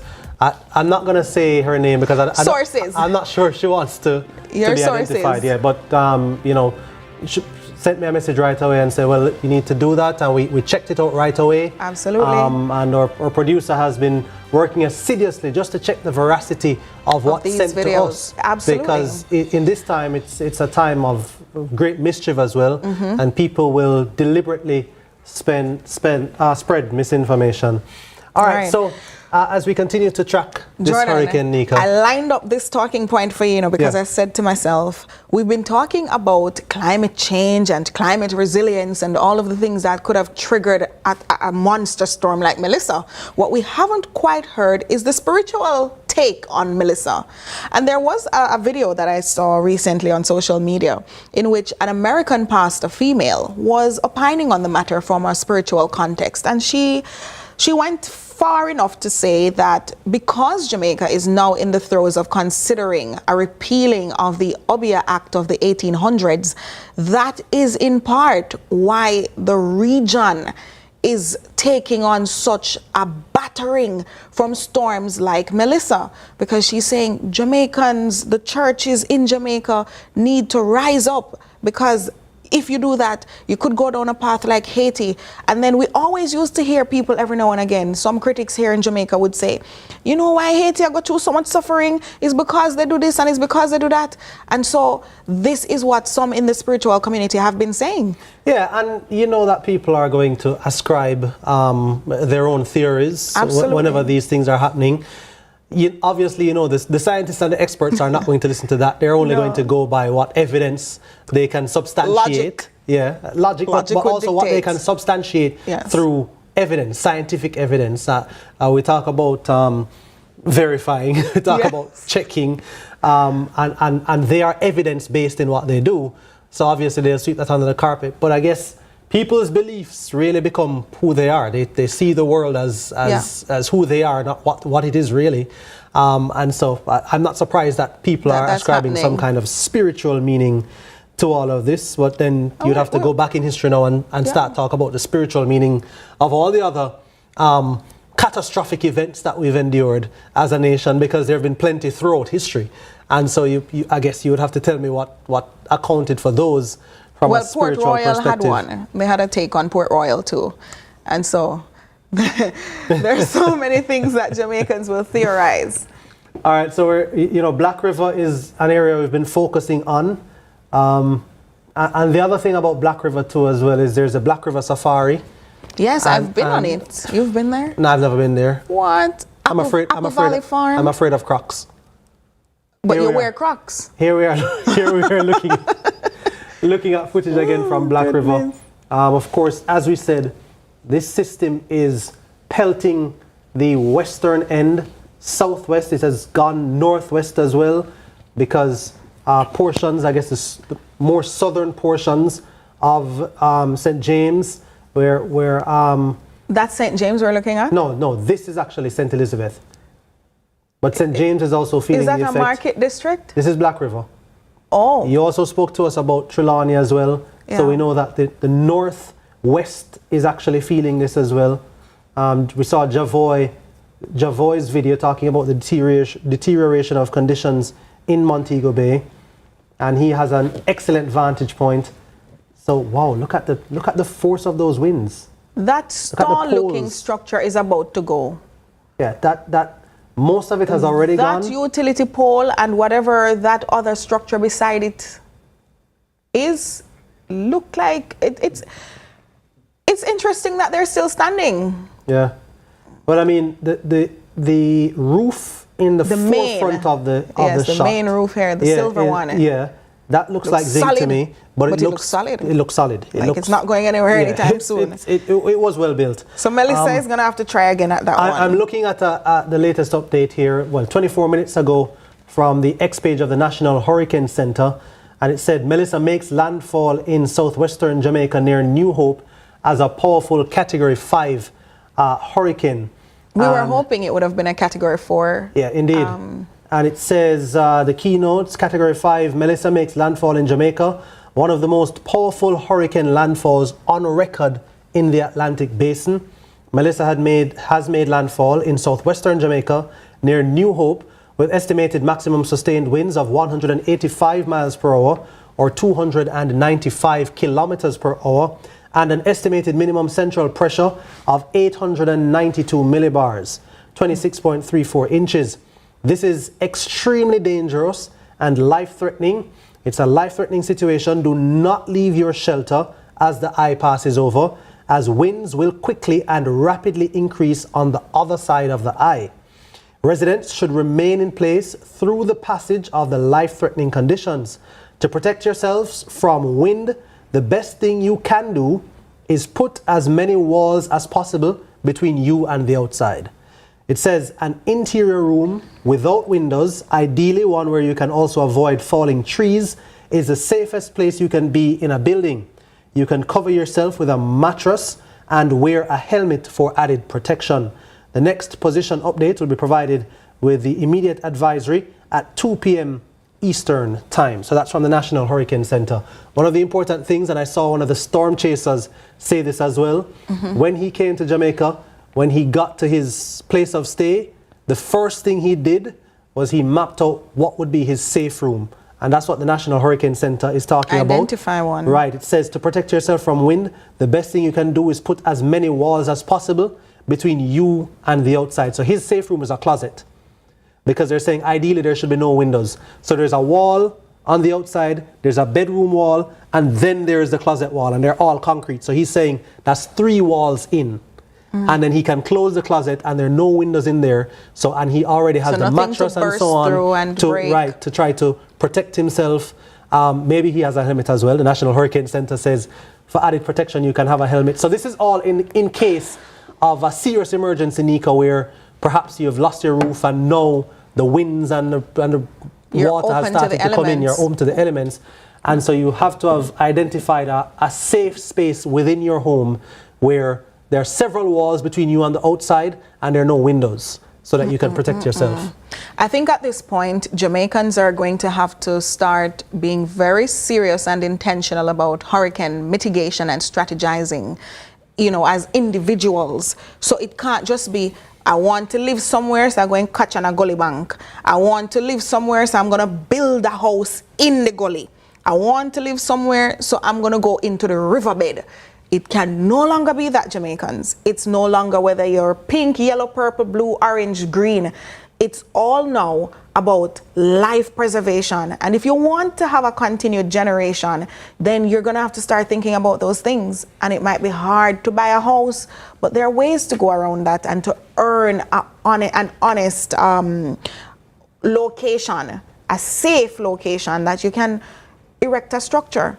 It can't just be putting up a little shack because you're desperate. Maybe we can revisit that video, Andre, of Javoy, of Javoy giving us his update. That was maybe about 20 or so minutes ago. We're going to bring that one back up for you because he's at MBJ, and I you know, obviously value his commentary very highly because he's a meteorologist, and his vantage point was very good. Yes. His vantage point was very good, so I wanted to just hear him talk again about the deterioration, the rapid deterioration, by the way, and you could of conditions. See it, you know. Because remember when we spoke to him, it had not deteriorated that badly as yet. True. And it wasn't even an hour that had passed before he was linking us again. Here's Javoy. All right, so currently the wind has increased once again. Now ripping through the mangroves that you're seeing in front of me now. It's approaching well into hurricane force strength, category 2 to 3, perhaps gusting. The rain is torrential, and it's pretty much blowing sideways. Visibility is next to nil. Where I am now in Montego Bay seem to be, well, based on the current motion of the storm, the eye has slided a little bit to the left of the track. So eye wall conditions possible where I am now. But yeah, the wind is definitely into hurricane strength now. I can feel the force of the wind pushing on the window here. But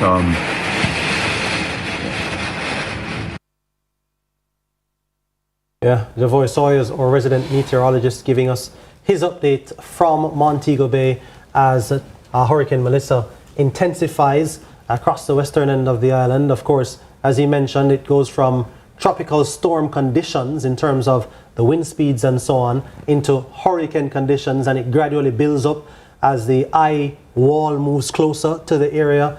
It goes, he was saying category 1 probably conditions 2. In terms of the strength of the wind.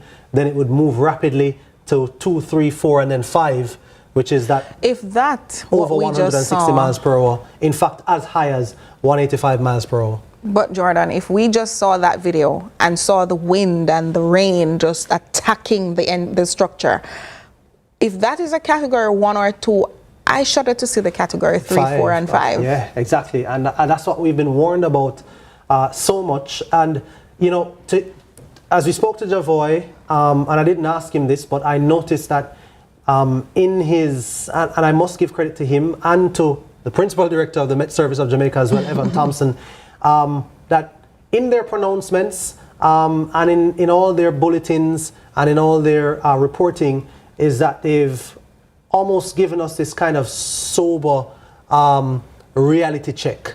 Yeah. But it's not been panic inducing. No, not alarming. It's not been alarming because I've learned a long time ago that panic doesn't solve anything. Panic makes decision making worse. And so what you want to do is that you want to make sure that people are acutely aware of the potential disaster that's looming.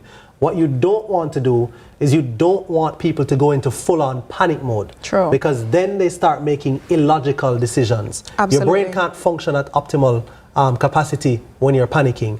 And so I think that was important as well. And I say that because, again, I've been scrolling through socials, particularly X, because, you know, X is really the platform where people share these kinds of updates, more information rather than picture-based, which is, for example, Instagram.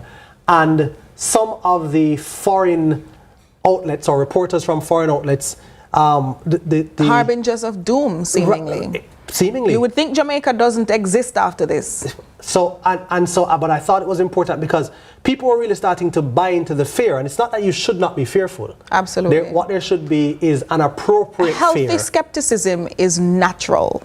Healthy doses of concern, natural. What we don't need is any propaganda arming where we're feeding this narrative to our loved ones abroad that there will be no more Jamaica after this. People are reaching out to me saying, oh God, I see Jamaica, like Jamaica don't, I don't know, Jamaica not going to make it out. And I say, no, we will make it out. Yeah. How we will make it out might not be at our best. We might not come out posing and all made up and dolled up, but we will make it out. Yeah, we're resilient. And we'll recover. And another one of the important things as well, as you listen to the foreign news outlets, Nika, some people in the diaspora, you know, maybe tuning in and so on. Yes. And sometimes what you really want to do is if you have somebody you can reach out to in Jamaica, it's even better because you want to ensure that there's the accurate picture. And you know, accuracy is going to be relative depending on where you are. Exactly. So it can almost seem as if, you know, a report may come out, you know, damaging winds, catastrophic, and, you know, rainfall. Blistering storm force winds. That's wiping towns out. And then, you know, you're some distance away and you're thinking, wow, the entire Jamaica is just being ravaged by this. And then you may speak to somebody from Jamaica who is in Jamaica who is not in the throes of it, and they may say, well, we're not feeling those types of effects. We know it's somewhere else, but we're not currently feeling that. So it's not a hopeless situation that we're in. Absolutely. We are here, and because we're not feeling the effects that some other parts are feeling, we are also in a position where we will be able to offer help and support to those people who will be in need following the passage of this hurricane. And while we're talking about helping others, Jordan, I think it's imperative that we be our neighbors' keepers at this time. I know sometimes we selfishly consider that, okay, I'm protecting mine and what's mine, my family, my car, my house. What's happening across the road is not my business. What's happening beside me is not my business. But this is one of those times, just like during the pandemic and any other disasters prior. We just have to we have to allow our better sides to come out, or more humanitarian sides to come out, because we can't go through disasters solitarily as islanders in that way. We have to remember that together we are stronger. Each one can reach one and help one, and that could be how we survive this. Indeed, and we're talking about as an island, yes, and we're talking also about as a Caribbean, as a region. Absolutely. And we saw CARICOM's message yesterday as well, and we read that as we continue to look at other places throughout the island. We're talking about Spalding now. Sneaker, I was going to say Spalding in Manchester, but then the people in Clarendon will probably come at me because I was both born parishes somewhere claim there. Both Clarendon and Manchester claim Spalding. Because it's on the border, actually. So the hospital is also apparently on the parish line, as they call it. So this is Spalding. So this is Spalding in Manchester/Clarendon. I wonder where in Spalding this is. Home of the famous Knox College. Yeah? In Manchester. I have no clue. Oh, but this is some serious flooding going on. The good thing is that we're seeing... Is that a tank? A black tank on the ground? It must have been empty. No, it had to be empty. The good thing, though, is that we're seeing the structures that are around it, many of them looking unfinished, but there's a tank uninhabited, on a perhaps. roof there. Well, I don't want to venture that far, Nika. Perhaps there are people living there. People build on and build on and build on to their houses. We know how these things work. But the structures are still standing based on what we saw just from that. That's a short clip, but the structures were still standing. At least to now, or up to that point. Up to that point. So, but the flooding is terrible. So you have to be indoors. As the National Hurricane Center says, shelter in place. Do not go outside. Because the other thing is, if you, for example, lose your roof and you're deciding that, okay, I'm going to try and make my way now to a shelter, a designated shelter.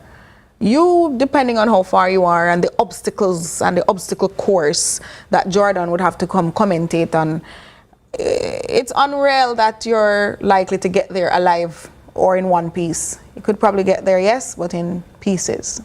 We don't want that. We don't know what's beneath that murky depth.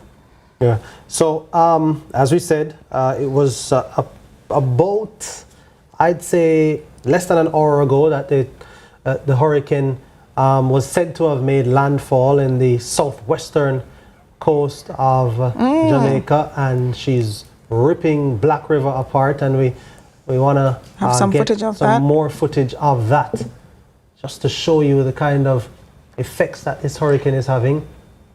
And we're seeing people capturing this the content. daredevil. Is this an emergency worker? Well, looks like the fire department or somebody. Look at the roadway. And in that inset to the lower left-hand side of the screen, of course, you can see exactly where the system is. And so that's where the system is on the map, and we're showing you almost in real time in the video you're seeing exactly what's happening as a result of the system being where it is on the map. Yeah.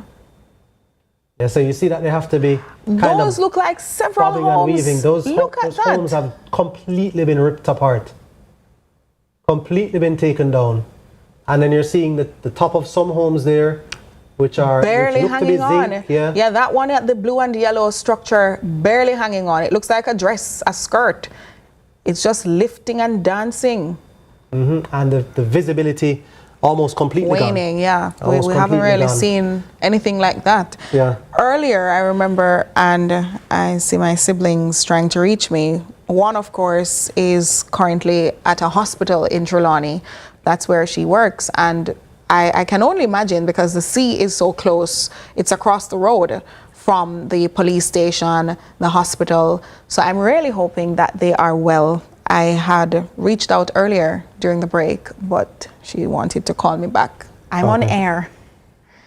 All right, we're going to have a look at now some scenes from Greater Portmore. Remember we spoke to Greater Portmore, that's waterland, you know, close enough to the Helsha, Helsha Beach, and some mangroves in that vicinity. Of course, Jamaicans with their phones. Yeah. Well, it doesn't seem too dangerous there just yet, but then it's hard for us to tell. But we can see where it's really the waterways, the gullies. Yeah. And the mayor did say there was this huge gully that spans several communities there that required some amount of cleaning. Yeah. They had the backhoes and the special equipment in place. If this is Greater Portmore, that could not be the bridge that I knew when I was familiar with that space. There is a bridge just before you get to, I think that's 2 East in Greater Portmore, in the vicinity of the clinic, the shopping center, the Portmore Mall, all of that. And if that is the same area that we're talking about that we just saw, 2 East, see, I'm on point. One. My memory serves me well. So it's the same one. By the way, the gully you spoke about, we spoke with Mayor Thomas yesterday about, was the Adair. Adair, yeah. Absolutely. The Adair Road? Or Adair Avenue? Adair Gully. Yeah, it's the Adair Gully. The Adair Gully. And he did say there were some lilies there that hopefully the heavy rainfall and the winds would be able to flush out and cause for, you know, fewer blockages and all of that. However, that doesn't look like anything is moving. So if that's the Adair Gully, nothing is moving, Mayor. Because they've taken root. And it's the other thing, the other problem of... he did talk about a lot of silt. Right. And the Prime Minister mentioned that in some communities, the level of silt, there was no way even the NWA on a good 2 months notice could remove that much silt. So I guess we have to think about silt control. Yeah. No, well, a lot of the silt, of course, does not get to run all the way through because of the same thing we're talking about, debris blocking the waterways. So, I mean, that also has its role to play in it. I remember when we spoke to the mayor of Portmore, Leon Thomas, yesterday, we also asked about Caymanas Park. Yes. And he was talking about the stakeholders over there taking basically steps, taking measures to protect the horses, the livestock. I mean, I wonder how that's going because, you know, the industry is a multi-million-dollar industry. Of course, we're talking about horse racing at Caymanas Park. And so that would be interesting, of course. I'm thinking like a sportsman. This is Halfway Tree. That's a transport center. Transport center. And you can see the precipitation. It's a ghost town, obviously. You can see the wind as well. See the wires there shaking. Looks like maybe the camera that's stationed out there is shaking a little bit as well because of the wind. Clearly nothing like you're seeing in the western end of the island. Nothing like in St. James or in Black River, St. Elizabeth. Nothing like the flooding that we've been seeing in Clarendon and so on, Black River, other parts of St. Elizabeth. Spoke about Ainon Town. Jordan, I'm also getting information because we had asked viewers to share with us if they are seeking out any particular loved one or family members. And someone reached out to us via WhatsApp. This person is, she says, good morning again. My daughter's name is Francine Morgan, and she's in Kemps Hill, Clarendon, Vere. She gave a cell phone number. I believe the producer will advise if we need to give that out. And she says they're at the Kemps Hill High School, a shelter, about 30 people would be there. If there is anybody who could just tell me something, I don't see it on the TV. Well, it's now on the TV. And she left her number. She's asking, please, her name is Joy. She said she's been calling us and she's hoping to make contact, Jordan, with her daughter over in Kemps Hill, who is believed to be at the Kemps Hill High School shelter with 30 people. She says that that's in Clarendon. Her daughter's name is Francine Morgan. She's trying to make contact. That's Joy trying to make contact with Francine, her daughter, Francine Morgan in Kemps Hill. In Kemps Hill, Clarendon. All right, so we won't read the number on air, so we'll just pass the information on to our producer. Yes. And try as best as we possibly can to put them in contact with each other. I'm pretty sure somebody watching, though, could try to get the message to Francine. And then contact can be made with her mom. So we'll try to do that as soon as we possibly can. The good thing is that we've heard no reports of anything untoward happening at any of the shelters. Any of the shelters. So the shelters are there and designed to be the safest possible option if you do not have a safe place to stay, if you're in a flood-prone area, a low-lying area, an area that is prone to being destroyed by a disaster like this, that you can go to one of the shelters. And so we have full confidence in the areas that have been designated as shelters by the government. There was actually a shelter in St. Elizabeth that was moved because they noticed the trajectory of the Hurricane Nika, if you remember us. They did speak about that yesterday at the press conference. They said, depending on what's happening in sections of the parish, they may have to move some of those centers, the shelters rather. Indeed. So you can continue using our WhatsApp numbers to reach us if you are trying to find, again, any of your loved ones. The number is 876-833-0897. That's 876-833-0897. You can also send us a direct message on any one of the social media platforms if you're able to access them. Instagram, Facebook, Twitter, or formerly Twitter, it's now X, TikTok, anywhere you can reach us. Please send us a direct message and we will see how best we can help you connect with your loved ones. It would be interesting to as the day goes on, see how the movement of the storm starts to impact the eastern end of the island. I was just about to advise that some people in some of my older school groups have been sharing about St. Thomas. One of them said she's in St. Thomas and there's very little activity taking place where she is. Right. I'm yet to verify exactly where in the parish she is, but I know that there were some concerns initially when we were about to start the segment about sections of St. Thomas. I think Gio was connecting with some students or past students and friends over in that area. Yes. Somebody just sending me a message on X saying that the footage from the fire station in Black River was showing small business places along Brigade Street. And he said, so hard to see my town being impacted like this. Goodness. And put up the prayer sign. So people are watching, people are sending us the messages. Continue to send us those messages. Continue to keep us up to date as we keep you up to date. So we're going to continue to make connection with authorities, with several different stakeholders all over the country. And we've been hearing from a few of them. Yeah, we have been. Voice notes and live interactions even. And we're now being joined by one. Indeed. Wavell Hines now joins us. Wavell Hines, thank you so much for joining us on our special coverage here on CVM TV, Tracking Melissa.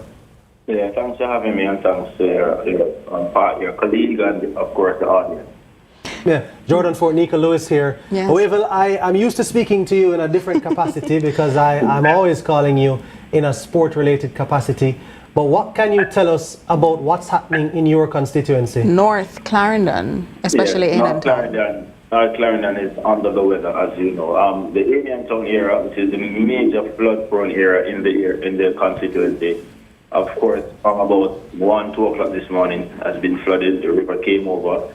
We did some mitigating work leading up to this from Friday, cleaning the bridge and the Cave River that follows close to the border of St. Ann by Touchwalk, the community of Touchwalk in St. Ann.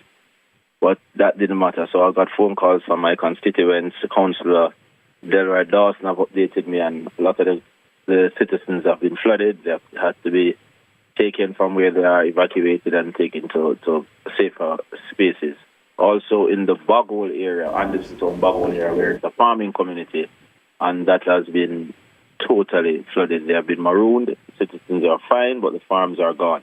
And over in the Crooked River area, there is also flooding because the blockage in the drainage. A lot of the drainage have not been cleaned for a couple of years now, and as such, the little work we did a couple of days before Melissa came here would not have stopped it. So we're praying for the best.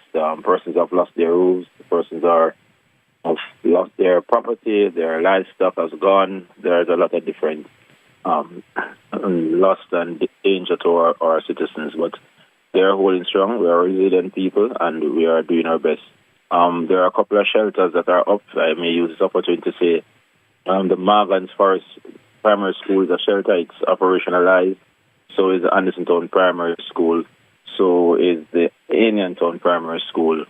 So is the Crooked River Primary School, Kellits Primary School, Brandon Hill Primary School, and the Margans Pass Primary School. Those are operationalized. There are other schools that are shelters, but I am giving updates as to the ones that are operationalized, that has resources to welcome and host people for the unforeseeable future, as it is very unpredictable at this time. So we want to take our citizens, stay safe, stay inside, take heed, listen to the authorities, the official updates, and follow those instructions as best as possible.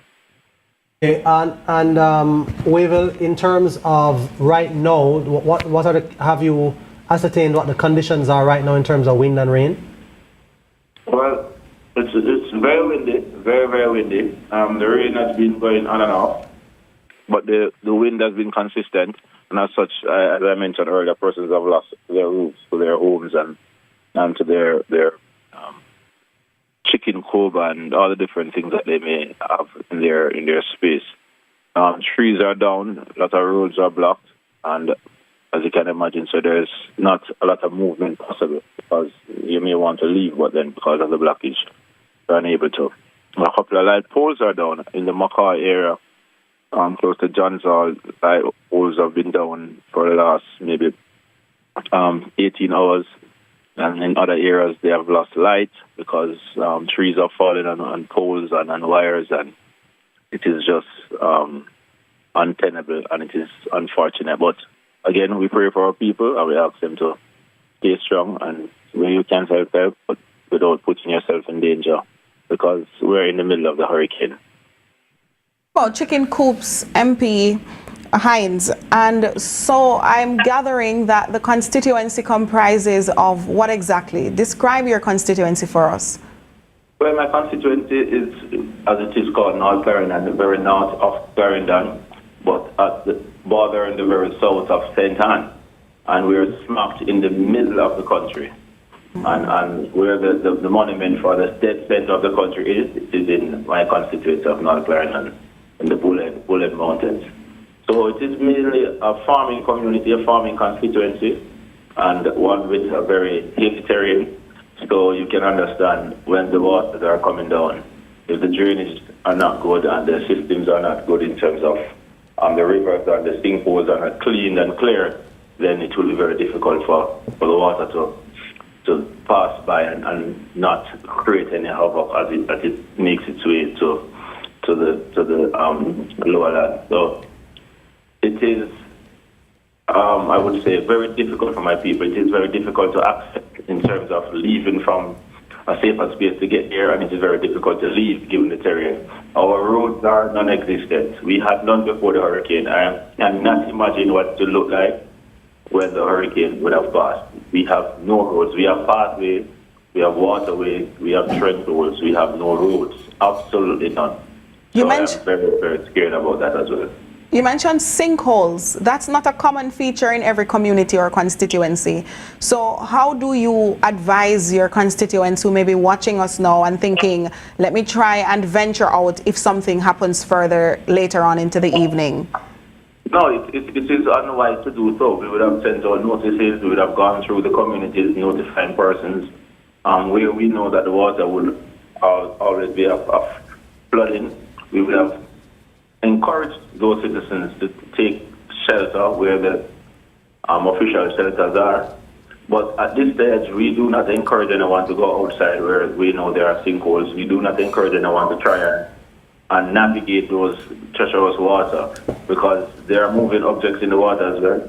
And with this hurricane coming at a speed of 175, 180, you cannot imagine the current that goes with that water as it flows. So I will not advise anyone to do so, and I will ask them to wait until they can get better instructions from the official sources through the government, OPM, and of course the Office of Disaster Preparedness if persons don't know what the acronym may stand for. Yeah, so that's what I will suggest. You've spoken, Wavell, about the loss of maybe some livestock, farms and so on.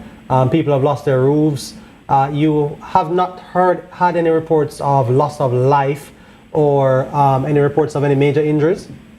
No, we have not gotten any as yet, and I hope to God that report doesn't come because everyone will be actually safe and in their true sense remain as they were before the hurricane came. But But to date, just properties and the discomfort of not being in your own space is what we have been advised of. What I've seen, I have been up from last night, didn't get much sleep because I was always on the phone checking around with the different areas, different zones, and I know that it's very testing. People are very, very nervous. Electricity is out in a lot of the areas, so persons are uncomfortable in the darkness. There's also the fact that in some part of the constituency, when electricity is out, then the phone goes immediately with it because of the cell sites that is powered by electricity. So there are some persons that are cut off from the rest of the world, no means of communication. So we will have to wait until the hurricane passes to get different messages in the community to find out what is happening. So we're monitoring it as best as we can, and we advise persons to stay safe as we did before the hurricane came. Right. And I'm sure, I mean, as we're still very much in the midst of this mammoth storm, Melissa, that you're already thinking, well, as a new member of parliament in the constituency, of how you can do the work to, I mean, the recovery work is obviously going to be high on the agenda, and then thinking about, you know, the mitigation efforts going forward so that any of these particular adverse weather events do not have this type of effect. And you talked about non-existent roads, you talked about drains not being cleaned for years, and so the last minute cleaning wasn't able to do enough. Tell me about some of the thoughts going through your head now as to how you move forward even as you think about recovery.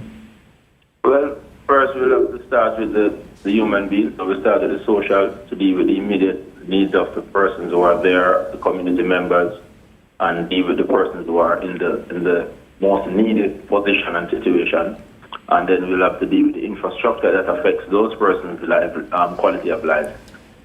We will have to also treat with the institutions that allows communities and the constituents to function, the health centers, the schools, areas like those. And of course, the road is a long-term issue, and that is something that we'll have to treat with speaking with the minister and the government as we address those in a long-term manner. But the short term is to get to the people, see what their needs are. I can imagine they will be out of food because they have been planning for this hurricane for the last 8 days, 9 days, and some would have purchased extra food anticipating an earlier landing by Melissa, and they would have used up those foods. So I'm sure some of them are in need as well. So we'll have to treat with those, see where we can do some quick fix to homes that have been damaged, and see how we can help them to fix those in a long-term process. So it is there. We have to speak about the farmers who would have lost everything, especially the persons who would have done the quick crop, the green leafy vegetables. Those are all gone. Persons who would have had ginger, those would be rotten as the water would have taken a toll on those. So there are different areas, trees are down. So how do we help the farmers to come back on their feet? This is something we'll have to work through rather to ensure that the farm groups and the extension officers who are assigned to the constituency do so in a diligent way and do so in an equitable way to make sure that we can assist and relieve some of the stress that the citizens are going through. Yeah, well, Wavell, it's tough. Election in early September, newly elected member of parliament, and then by late October, a natural disaster the size of which we've never seen before affecting the constituency that you've been elected to serve. But I guess that, you know, the service starts right away, and I'm sure you will be planning for the recovery efforts as soon as possible. Thank you so much for joining us, Wavell. Thanks for having me, and all the best to you, your families, and the rest of Jamaica. And same to you. Same to you. Same to you. Stay safe. All right, so Jordan, before we go, the Prime Minister on his social media page, he pointed out that the Hurricane Melissa Relief website is now operational. He says, rebuilding lives and restoring hope. Hurricane Melissa is a powerful Category 5 storm, posing a serious threat to the lives and livelihoods of Jamaicans. And he's speaking about recovery that will take all hands on deck. And he's also talking about protecting families, helping families recover, rebuilding homes, restoring livelihoods once the storm passes. Of course, there is a contact for the center. This is the, again, Hurricane Melissa website relief website, and there's a number attached. It says 876-906-9674 to 5 or 876-754-9077 to 8. So again, numbers for the Hurricane Melissa relief website: 876-906-9674 to 5 or 876-754-9077 to 8. There's a toll-free number. That's 1-888-225-5637. 1-888-225-5637. And the information is also on your screen. Indeed. So, fully operational Melissa Relief website, as announced by Prime Minister Dr. Andrew Holness. So we're going to make way, Nika. We've run this particular leg. Of course, we mentioned that this is a relay team. We're keeping you covered the baton. All afternoon long. We started from as early as sunrise this morning, after 5 in the morning, and we've been going right throughout. Now, Giovanni Dennis and Amoy Harriet are going to take the baton from us, Nika, and continue our coverage. This is special coverage. This is one-of-a-kind coverage that you're getting right here on CVM TV. And if you're not able to see us on TV for any reason at all, then CVM TV News on YouTube, and you can go to live and you can watch us live there as well. Continue to stay with us. We'll be bringing you all the latest updates and as much as possible. So that's it for myself and for Nika. And Giovanni and Amoy are standing by to take over.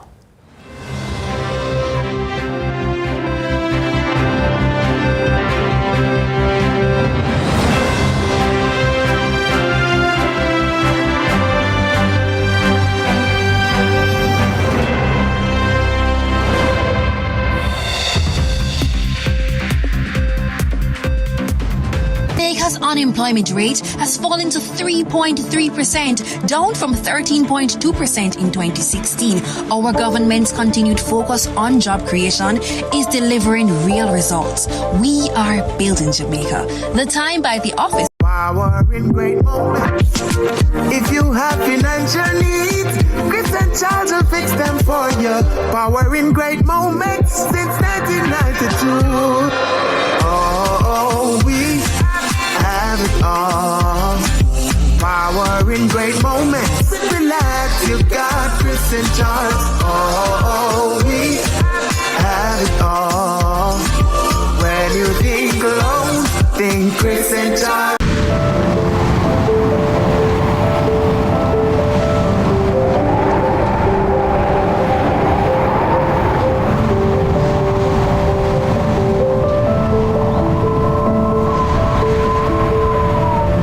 Natural disasters like a hurricane can be catastrophic, not just to the environment and infrastructure, but also your mental health. Here are some useful tips to help you cope before, during, and after a hurricane. Get the facts. Reliable information is crucial to assessing your risk and taking reasonable actions.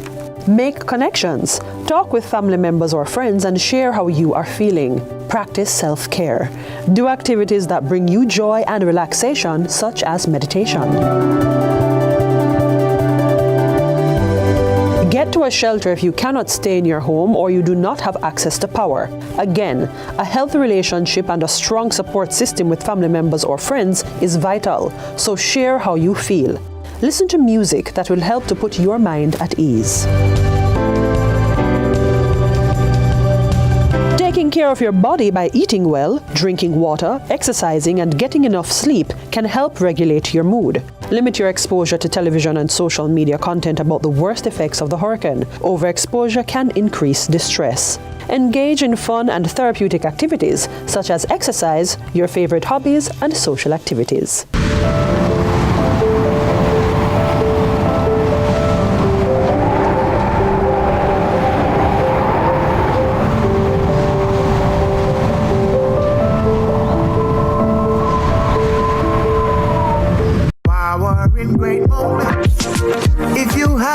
financial needs, Chris and Charles will fix them for you.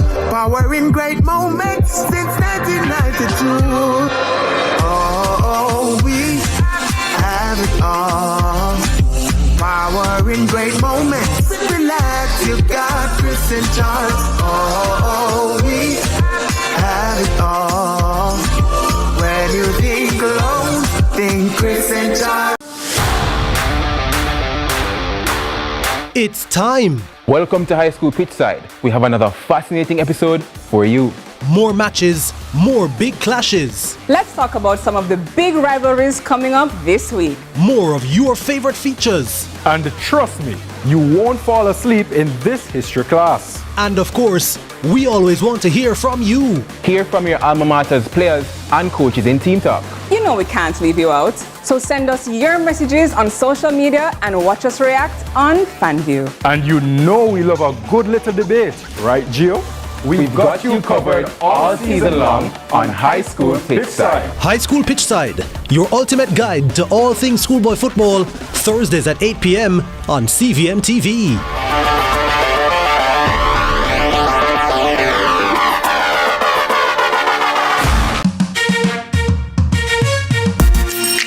Hey everybody, I'm Yendi, and this is Odyssey with Yendi. In this space, we connect with some of your favorite people as they share their journeys. Here we have some unfiltered conversations as we deep dive into their inspirations, motivations, and experiences to inspire our own life journey.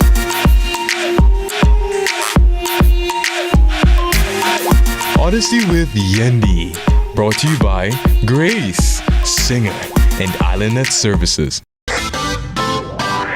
Every dream conquered is another dream gained. I land and I fly again like a jet plane.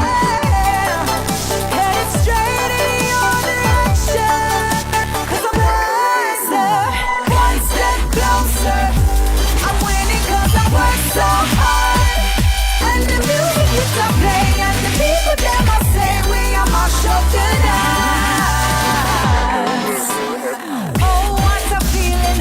Don't stop dreaming. Keep on believing in the power of the feeling. Whatever you want, take a chance. Song in your heart, step in your dance. You got a spark, don't put it down. Shine your lights on. Powering great moments. If you have financial needs, Chris and Charles will fix them for you. Powering great moments since 1992. Oh, we have it all. Powering great moments. Relax, you got Chris and Charles. Oh, we have it all. When you think alone, think Chris and Charles.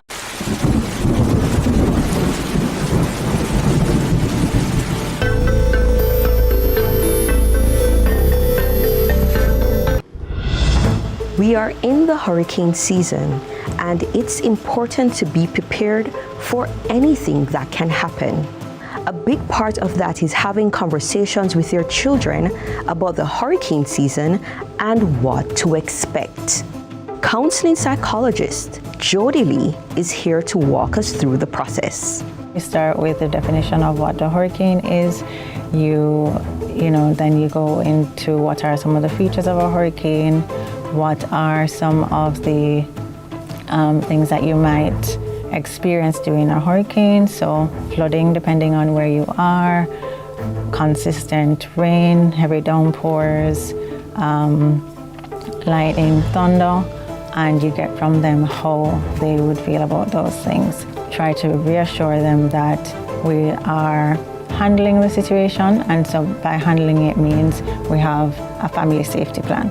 So having a family safety plan would look like knowing the extent of preparation you need to do. So if you need to fix some things on your house, or if we need to get materials to batten down windows, check that roofs are okay, not leaking, find a particular area in the house that would be a safe zone.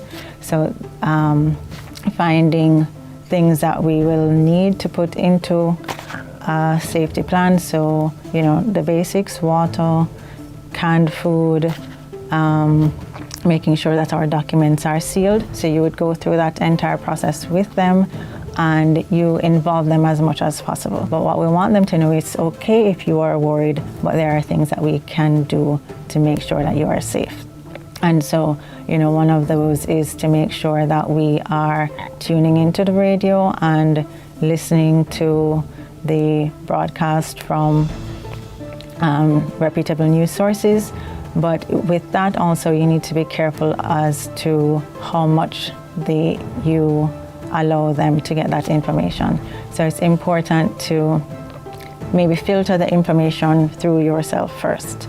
So you listen, you limit their access to it, and then you give them the information that they need in the moment, rather than them having access to all of this information, and it might feel like a little bit too much, a little too big, and they get overwhelmed. In preparation for a hurricane, you say to them, your devices might not work, and we might have to be preserving batteries, so we're going to go old school and we're going to play some games, or we're going to find little scavenger hunts around the house, but find things to make it interesting for them, find ways to help them to distract, but not just be distracted, but also to be connected to you so that they have that sense of security.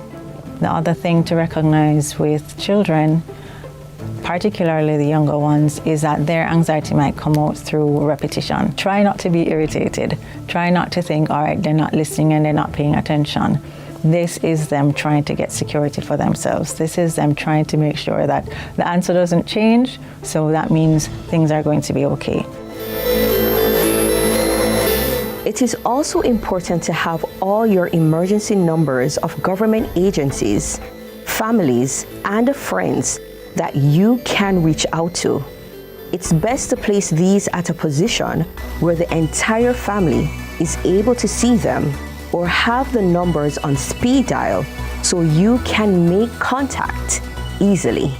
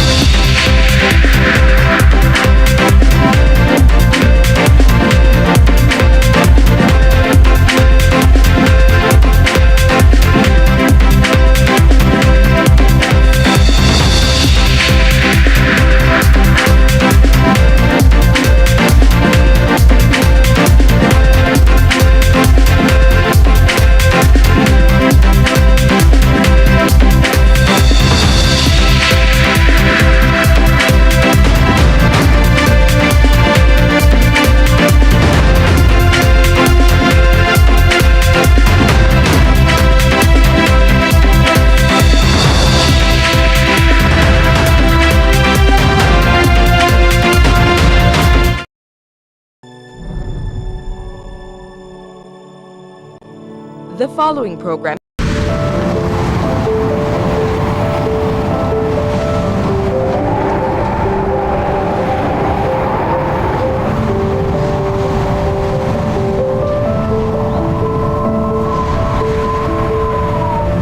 Natural disasters like a hurricane can be catastrophic, not just to the environment and infrastructure, but also your mental health. Here are some useful tips to help you cope before, during, and after a hurricane. Get the facts. Reliable information is crucial to assessing your risk and taking reasonable actions. Make connections. Talk with family members or friends and share how you are feeling. Practice self-care. Do activities that bring you joy and relaxation, such as meditation. Get to a shelter if you cannot stay in your home or you do not have access to power. Again, a healthy relationship and a strong support system with family members or friends is vital, so share how you feel. Listen to music that will help to put your mind at ease. Taking care of your body by eating well, drinking water, exercising, and getting enough sleep can help regulate your mood. Limit your exposure to television and social media content about the worst effects of the hurricane. Overexposure can increase distress. Engage in fun and therapeutic activities, such as exercise, your favorite hobbies, and social activities.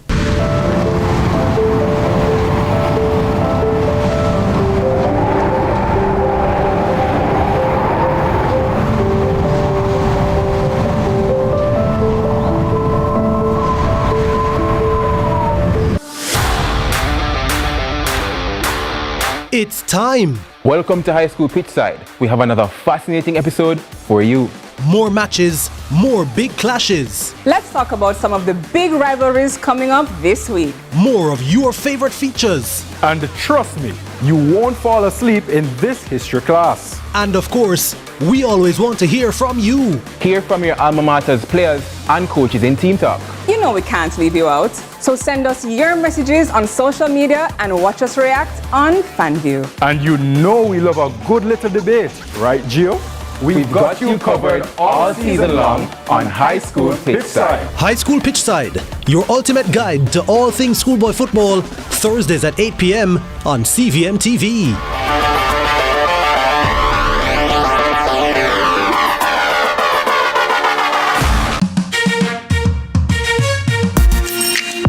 Everybody, I'm Yendi, and this is Odyssey with Yendi. In this space, we connect with some of your favorite people as they share their journeys.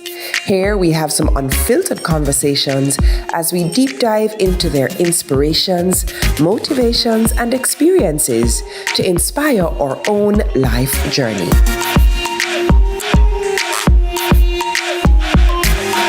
Odyssey with Yendi. Brought to you by Grace, Singer, and Islandnet Services. Every dream conquered is another dream gained. I land and I fly again like a jet plane. Headed straight in your direction, 'cause I'm wiser, one step closer. I'm winning 'cause I work so hard. And the music keeps on playing, and the people them I say we are my show tonight. Oh, what a feeling! Don't stop dreaming. Keep on believing in the power of the feeling. Whatever you want, take a chance. Song in your heart, step in your dance. You got a spark, don't put it down. Shine your lights on. Power in great moments. If you have financial needs, Chris and Charles will fix them for you. Power in great moments since 1992. Oh, we have it all. Power in great moments. Relax, you got Chris and Charles. Oh, we have it all. When you think alone, think Chris and Charles.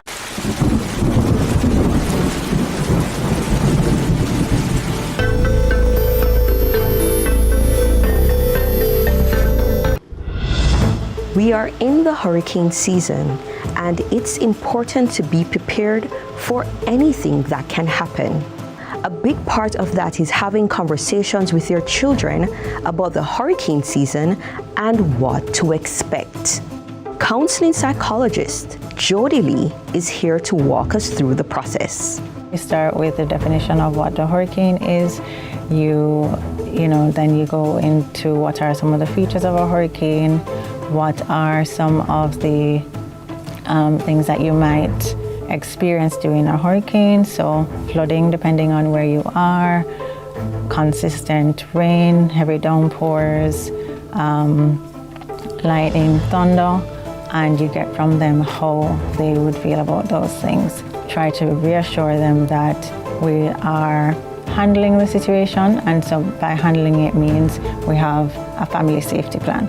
So having a family safety plan would look like knowing the extent of preparation you need to do. So if you need to fix some things on your house, or if we need to get materials to batten down windows, check that roofs are okay, not leaking, find a particular area in the house that would be a safe zone.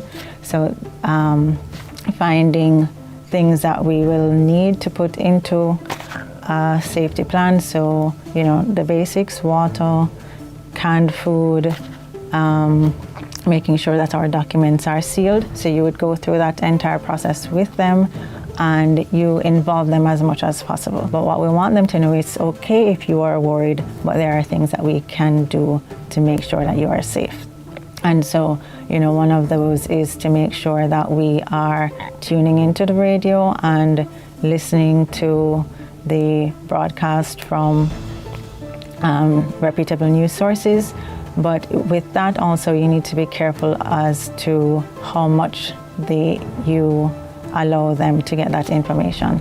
So it's important to maybe filter the information through yourself first. So you listen, you limit their access to it, and then you give them the information that they need in the moment, rather than them having access to all of this information, and it might feel like a little bit too much, a little too big, and they get overwhelmed. In preparation for a hurricane, you say to them, your devices might not work, and we might have to be preserving batteries, so we're going to go old school and we're going to play some games, or we're going to find little scavenger hunts around the house, but find things to make it interesting for them. Find ways to help them to distract, but not just be distracted, but also to be connected to you so that they have that sense of security. The other thing to recognize with children, particularly the younger ones, is that their anxiety might come out through repetition. Try not to be irritated. Try not to think, all right, they're not listening and they're not paying attention. This is them trying to get security for themselves. This is them trying to make sure that the answer doesn't change, so that means things are going to be okay. It is also important to have all your emergency numbers of government agencies, families, and friends that you can reach out to. It's best to place these at a position where the entire family is able to see them, or have the numbers on speed dial so you can make contact easily.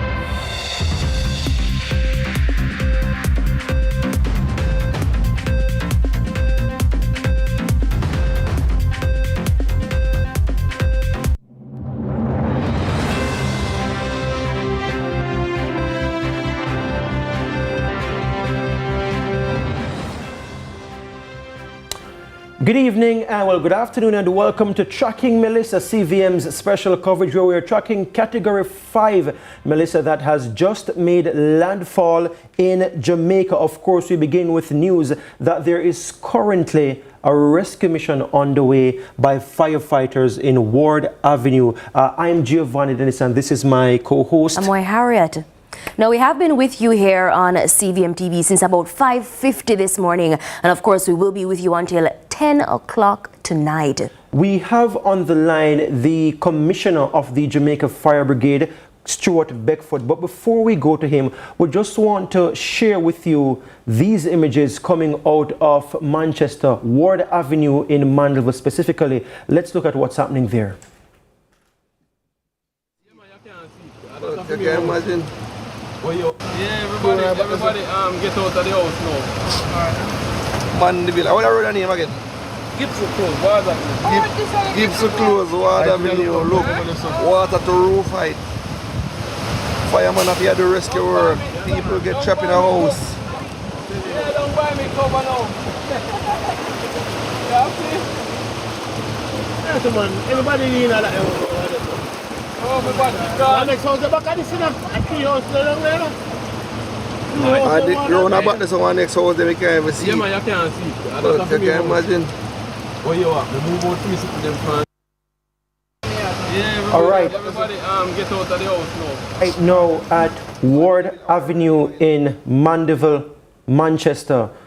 Stuart Beckford, could you give us the very latest on that situation? We know you were getting some information before we came on air. We waited until you got that information verified before we started this program.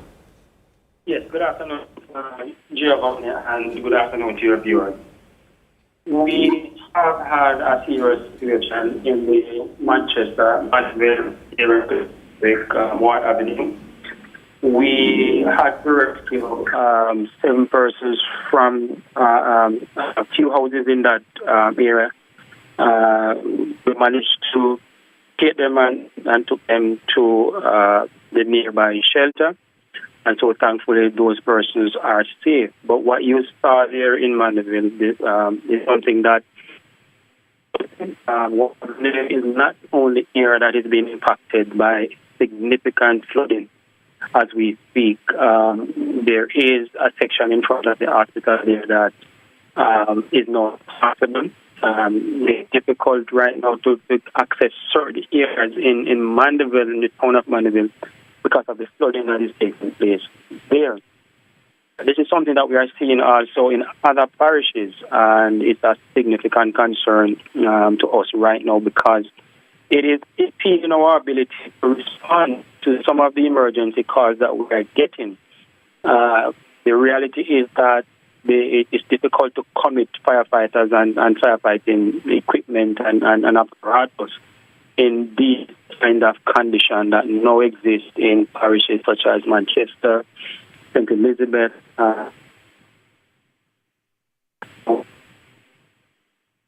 Commissioner, are you still here with us? It appears we are having some audio challenges there, and we are going to talk about what we're seeing in other parishes outside of Manchester. But can you confirm at this time, Commissioner, whether or not there has been any serious injury reported among these persons who've been affected? No injury. So, Commissioner Beckford, your audio is going in and out. We don't know if you could make any adjustment on your end. We don't have the luxury at this time of saying we want to let you go to call you back because we may not get you. We know the situation is fluid and a lot of things are happening right now. It's a lot of moving parts happening. So let's try again with you, Commissioner. I was asking about the injuries, if there are any injuries reported from some of these incidents where houses have been submerged. No, we have not had any reports of injuries or loss of life up to this point. But as I said, the situation is very fluid in a number of areas, and the reports continue to come in. We continue to monitor and collect the information. But at this time, we have not received any reports of injuries. We saw some images coming out of Cave Valley, I believe, and I think in Annan Town, in one of those areas, we saw a submerged house as well. Are you aware of that one, and what, if anything, has been done about that? As I indicated earlier, we have received reports of concerning a number of areas. Regrettably, some of these areas we're unable to get into because of the road. These roads are made impassable, and so it's difficult for us to access these areas, as well as the existing strong winds that have been blowing since early this morning across the area. A lot of flying debris about, rooftops being dislodged, and so on. We had a situation down in Montego Bay at the fire station where a roof from a neighboring building was dislodged and ended up in the fire station in damaged state and damaging about 4 or 5 motor vehicles belonging to firefighters who are on duty there. So the situation... Where was that? That took place in Montego Bay at the Montego Bay fire station. So we have a situation in St. Elizabeth where a couple of our facilities right now are experiencing significant challenges in terms of water coming in the station compound. And I think here at Black River, Santa Cruz, and of course the junction that our three stations are now being impacted by flood water as we speak. So it is really a challenging time. On that point, Commissioner Beckford, before you move on, because we have on the line right now, we don't want to lose him, we have the Member of Parliament for South West St. Elizabeth, who is also the Minister of Agriculture, Floyd Green, and we're just going to invite him into the conversation. Good afternoon, Floyd Green. Let's just say our hearts are with you from us here at CVM. We know there is some serious difficulties in your constituency, the areas of Treasure Beach, yes, Black River. We saw some stuff happening with the JPS office out there, and we'll be bringing some of those images to you right now. Let's try to bring up something that we saw earlier on at the JPS office in Black River. St. Elizabeth. Serious devastation we saw in that clip that was shared with the newsroom earlier, Giovanni. It was something to witness, really, in terms of just as a viewer, seeing the clip, the type of destruction that would have happened. Was testament to the type of the catastrophe that happened down in that area of Jamaica. That's today. Still happening now, at this very moment. Actually, I'm seeing some shots. There's a live shot online right now of the actual happenings in Treasure Beach, and that video is absolutely... I've never seen a scary movie that frightened me as much as that. I've heard some of the winds, and I've been here in Kingston. Actually, we're seeing some images right now, and that's from Treasure Beach that was earlier today. What you're looking at right now, viewers, if you have not seen this before, because we have been sharing some of these images on social media, it's actually worse. I do believe,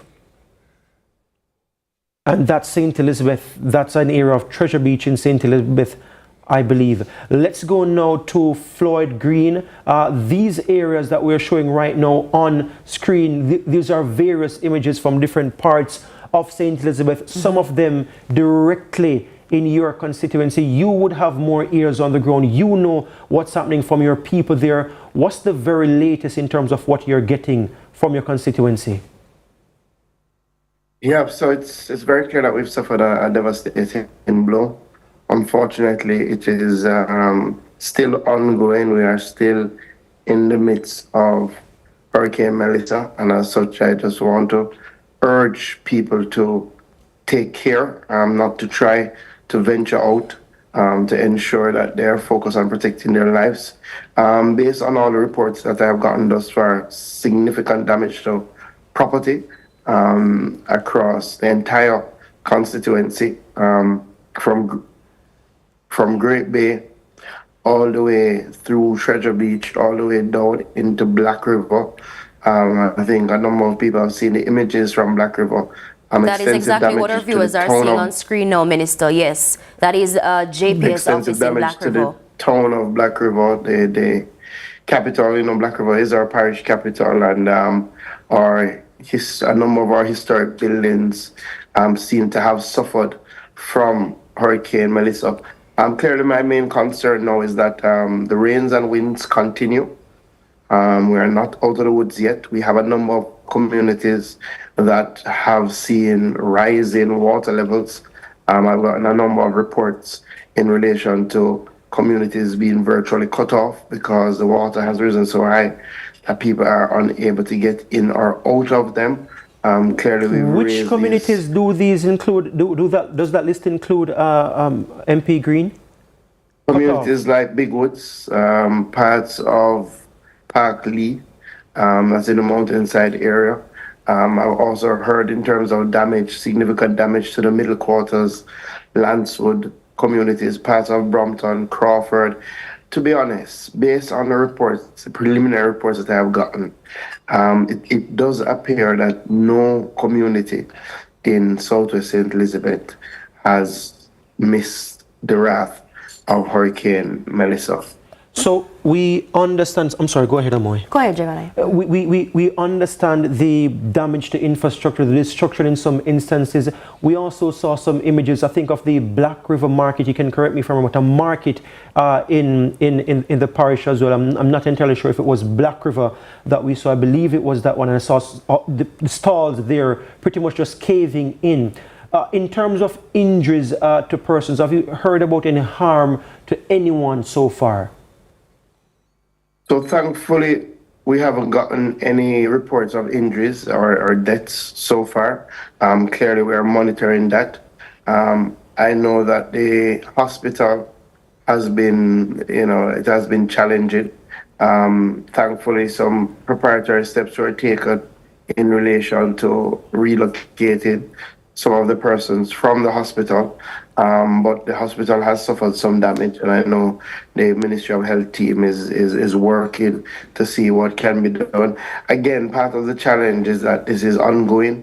We're still facing rain, still facing wind, and as such, we still have to kind of hold straight before we can, act upon a number of the things. But so far, we haven't had any reports of injuries. So far, no reports of any deaths.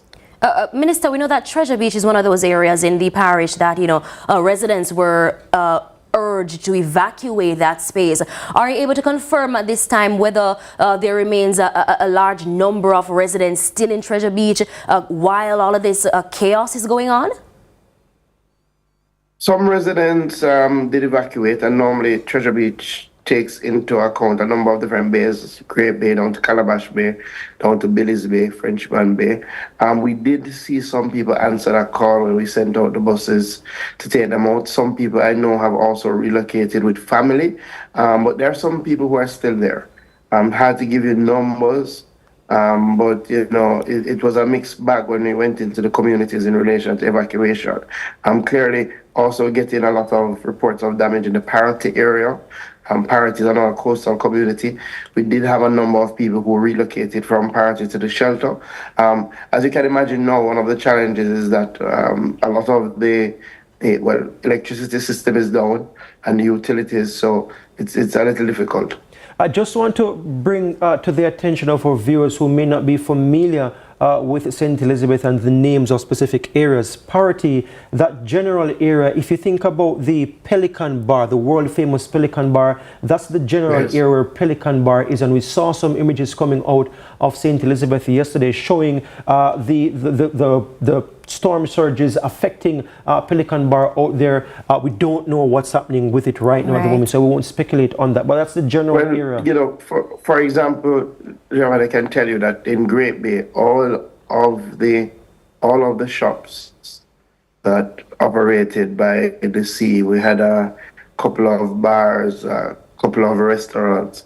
All of those have been totally destroyed. I'm so sorry, Minister. MP Green, I didn't hear that part. So what were totally destroyed? So in the Great Bay community, by the seaside, there were a couple bars, a couple restaurants. All of those have been destroyed by the storm surge. Yeah, we're seeing some downed wires as well. Right now, you're looking at some images where we're seeing a broken JPS pole right there. Could you comment on that? Because we assume that that's still the case because the situation is so hostile right now. Yeah, so, again, nobody's able to really go out now. And we're advising against people venturing out. Clearly the eye has come on land, but as you know, with these hurricanes, there's normally, after the eye passes, there's normally a sort of reverse wind that impacts the area. So, As soon as it is safe, our teams will venture out. We had already pre-planned and pre-positioned various contractors to be able to help with clearing so that we could get access, but that can only happen when it's safe to do so. So right now the focus is still on the safety of the residents and the constituents and to urge them to stay inside until things pass over. Right. MP, go ahead, Amoy. You take over, Jim. No, go ahead. All right, thank you so much. That's MP coming out of St. Elizabeth, Floyd Green, who's also the Minister of Agriculture. Now, we want to move over to Manchester, Giovanni, where we're also receiving reports of serious devastation coming from that area, different sections in the parish. And joining us now, we have the Ambassador Audrey Marks, who's a Member of Parliament in the parish. Ambassador, are you here with us? So we are going actually, Amoy, to Audrey Williams of the Jamaica Public Service, given what we are seeing with the downed wires there from Southwest St. Elizabeth. And as Floyd Green mentioned, that no community in his constituency was spared.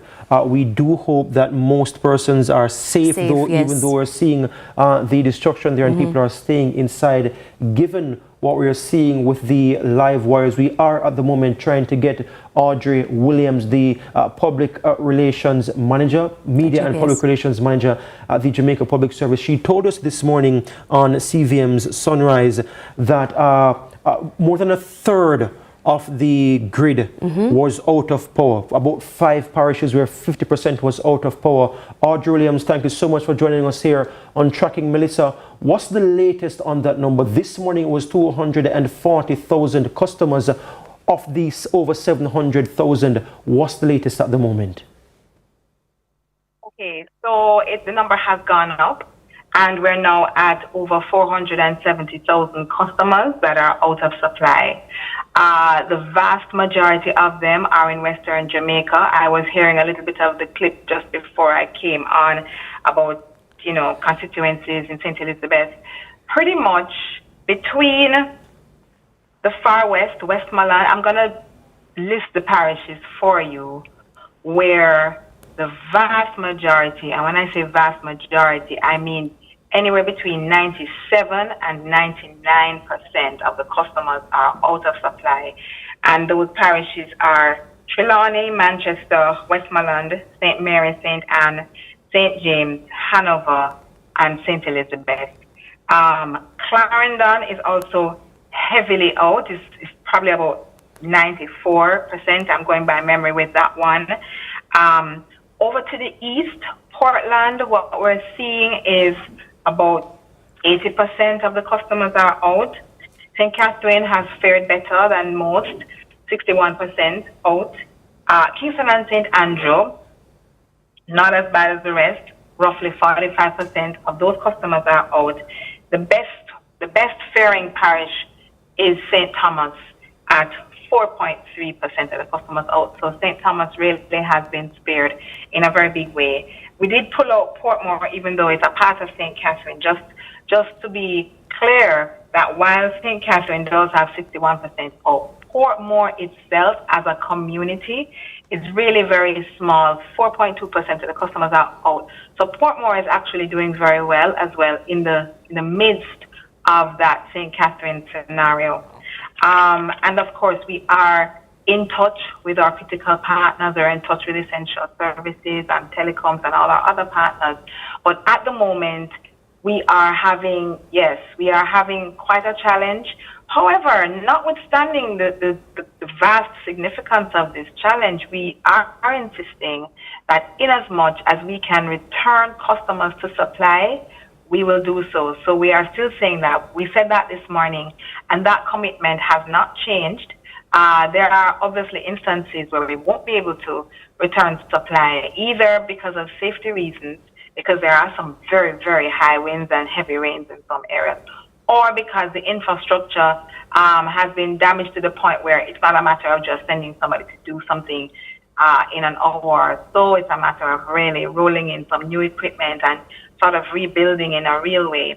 But that is the situation at the moment. We are hanging on. We are not deliberately turning off the system at this point in time. at this point in time. We're not. We're still holding on for as many customers as we can. We do hope to ride out the rest of the storm with some customers intact, having not lost supply. I might add that there are numbers of customers who did lose supply and who have gotten it back. Yeah, so we are still on that. I want to give put to you right now, Audrey Williams, the building we're looking at is actually, we gather, your building in Black River. Can you confirm this firstly? It. I'm so sorry. I'm so sorry, Audrey Williams. We lost you for a second right there. Just so if you could start over that answer. We're looking at this building. We gather it's your office in Black River.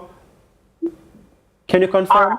So I'm not seeing what you have on your screen, but I have seen a photo of the Black River office, and it has been severely damaged. So while I'm not seeing what you have, I can confirm that JPS Operations Office in Black River has lost its roof and has taken a thrashing. Yeah. And in terms of a percentage, like I said, go ahead, finish your point. No, I was saying have taken a thrashing in light of the very high winds that they're experiencing. I understand that when it moved in, it was really quite impactful. I'll put it that way. So yes. Yeah. Are there any other offices of JPS, any other buildings right now that has suffered anything similar to what we're seeing there in Black River? Trashed. Is that a question? I'm just saying, Audrey, are there any other JPS buildings right now that has suffered any other damage similar to what we're seeing right there in Black River? These are to be expected. We are having some audio issues with Audrey Williams, and we will be working to sort that, viewers. I hear her voice coming back on right now. Audrey Williams, are you back with us? I am. So that office is the operations office. We do not have another one in Black River. Fortunately, though, because we have in neighboring parishes, we'll be able to truck across and do whatever we need to do to collaborate with each other and deal with it. So yes, I know that might seem a little disheartening to the persons who are in the community who see what has happened to the JPS office, but that is not to say that is a reflection of the kind of response we'll be able to give. So I want to give that reassurance that even if the office was absolutely flattened, it would not stop us from getting into St. Elizabeth, Black River specifically, but the entire parish, and being able to carry out the necessary restoration and rebuilding. It is a vital office, but it is not, I repeat, it is not the end-all and be-all. Just because the office has taken a hit doesn't mean that we can't respond. It's not a reflection of our ability to respond in the parish. We can respond. Yeah. Ms. Williams, what, if anything, is the JPS or can the JPS do at this point regarding downed wires that we're seeing in several sections of the island? I mean, right now, since last night, actually, there's a downed wire, couple downed wires in the Red Hills area, in the corporate area here in Kingston, but even in other more rural parts of Jamaica. Is JPS aware of these reports, and what, if anything, is or can the JPS do at this time? These reports, we have been taking them. People have been reporting on the app and through channels, so we are aware. There are things we can do. We're not entirely helpless in the situation. As I said before, we can, where it is safe to do so, we'll go out and we'll rectify the situation. However, what I do want to emphasize for persons who are listening, and this is very important, you are to avoid all downed wires and poles. Do not assume that you know what it is, that it's cable, it's telecoms, or whatever it is. Let us handle it. I know that persons would be concerned seeing downed wires, and everybody wants to see them taken up as quickly as possible. We are doing our best under the circumstances to get out there. We do have extra boots on the ground, so it does help with the speed. And I must say that we have been getting even anecdotal responses saying, this experience is better than the one I had last year. And that is not one or two persons, actually, quite a few. So just to emphasize, as you're saying, what can we do in the situation? We are doing all we can do, and we will continue to do that. Unfortunately, we have more people to help us do the necessary restoration. We do want to emphasize that personal safety is key. So we don't want, as much as we appreciate the help, we don't want people trying to assist in any way whatsoever. And I heard on the news yesterday or earlier this morning, a gentleman trying to remove a billboard, and it came in contact with the wires and so on.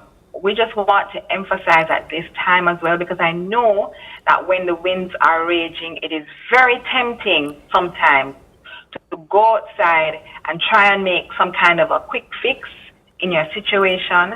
Really, it is much safer to simply shelter in place. Even if you are losing parts of your own residence or infrastructure, running outside into the high winds is absolutely not advised. So stay put in as much as you are able. We know that people have different circumstances, and if it is that you're even experiencing something like severe flooding, sheltering in place might not be an option. But in as much as you can, the more you are inside, the more protected you are, because wires and poles and so on not only fall straight to the ground, but sometimes they are whipped through the air. So we really don't want people coming in contact, whether it is that they are deliberately out of curiosity going to see what is this, or whether it is that the wind has caught something and is carrying it around by you, near you. We don't want any kind of unnecessary incidents like that. On that point, So Audrey Williams, we saw, and we're going to try to have our producer bring it up, in Skyline this morning, what appeared to be a mango tree on some wires catching fire, actually, in Skyline, and that's, we saw the JPS wires catching fire, and the mango tree itself in the rain also catching fire. Have you received any reports to that nature? And are you aware of what was happening up there in Jackshill earlier today? I'm not familiar with that particular case, but what I can tell you is that whenever there is a fire call, it's a priority call. So any call that has to do with fire, personal safety, that goes automatically to the top of the queue. So if it's not yet dealt with, I am very confident that it is something that the teams will be looking at in short order. All types of calls that are absolute emergencies, fire or personal hazard calls, are prioritized. Ms. Williams, in 10 seconds, you mentioned earlier extra boots on the ground for JPS. I mean, you guys had 60 to 70 line workers coming into Jamaica from St. Vincent, USA, Canada. Has this helped the JPS's response on the ground any at all since the start of the day or even yesterday? Yes, I believe that it has been quite helpful. I do believe that some of the positive responses that we have been getting, both online and directly to us via calls and even email, I do believe that is because we have more boots on the ground. We're able to be more responsive. So yes, it is helping. And I am sure that when the system passes, we're also going to see that there is an escalation, there's a ramping up of how we treat with after a storm. All right, that was the Media and Public Relations Manager of the Jamaica Public Service, Audrey Williams, giving us an update in terms of what's happening with the network. And before we let you go, Audrey Williams, we just want to get from you, and I believe we're trying to bring up some images as well that we'll put a question to you. You listed about 7 or 8 parishes where I said the outage is between 97 to 99%. We just want you to go over that list again for our viewers who may have joined us late. And this now is the one on Red Hills Road. We had spoken to you about it this morning because I filmed this personally when I was coming in before daylight this morning, sometime after 4 o'clock, before 5. In the vicinity of the Total Energy gas station right across the road from the 100-man lane. But this was taken earlier in the afternoon. Is anything being done about that? Because the conditions out there, well, I don't know. I'm no expert. Is that something that can be addressed?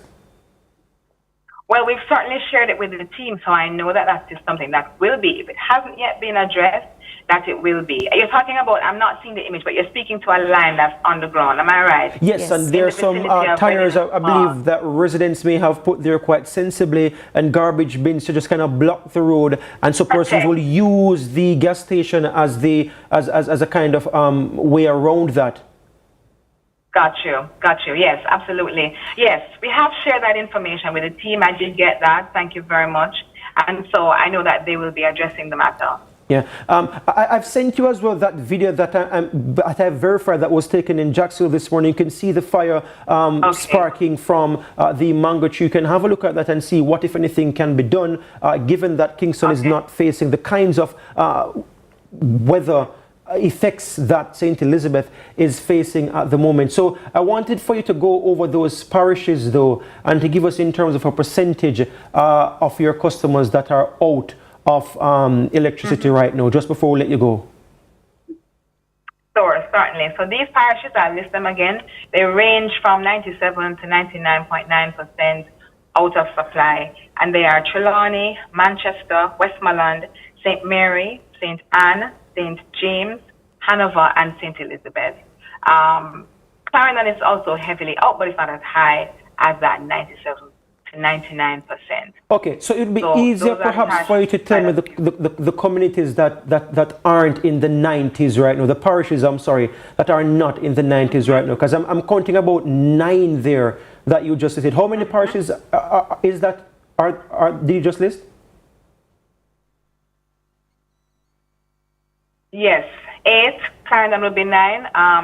So the rest of the parishes that are doing fairly decently, at the top of the list would be St. Thomas with only 4.3% out.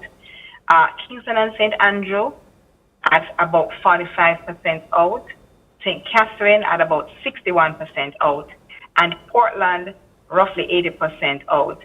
And just as a distinct community within St. Catherine, even though it's not a parish unto itself, but it is indeed the largest English-speaking community in the Caribbean, and that's Portmore doing very well at 4.2% out. Wow. So pretty much they have almost everyone in that community. Wow, so more than half the parishes are more than half the parishes pretty much out of electricity, right. 97 to 90, 99.9%. That's pretty much more than half the country. Yes. So this, in terms of your, and in terms of a number right now, how many customers? 9%. So in terms of the island, it's about 69% of the customers that are out of supply. Just over 2/3 of your, little over 700,000 customers are out of supply right now, out of electricity supply right now. Yes.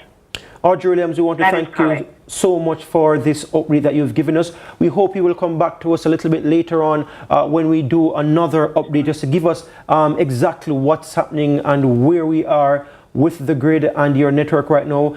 All the best to you and your team as you work to rebuild, as the CEO had said, I think yesterday or the day before, the joint utilities press briefing at your headquarters in New Kingston. Thank you so much for joining us, and all the very best to you, Audrey Williams.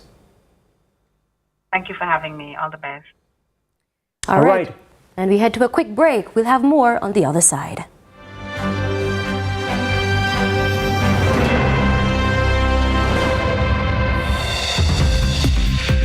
Christmas promotion! Buy 6 Kendall products and you could win big! We've got 24 amazing prizes to enter. Drop your receipts in boxes at participating stores or WhatsApp a photo of your receipt. Promotion ends December 15. Conditions apply.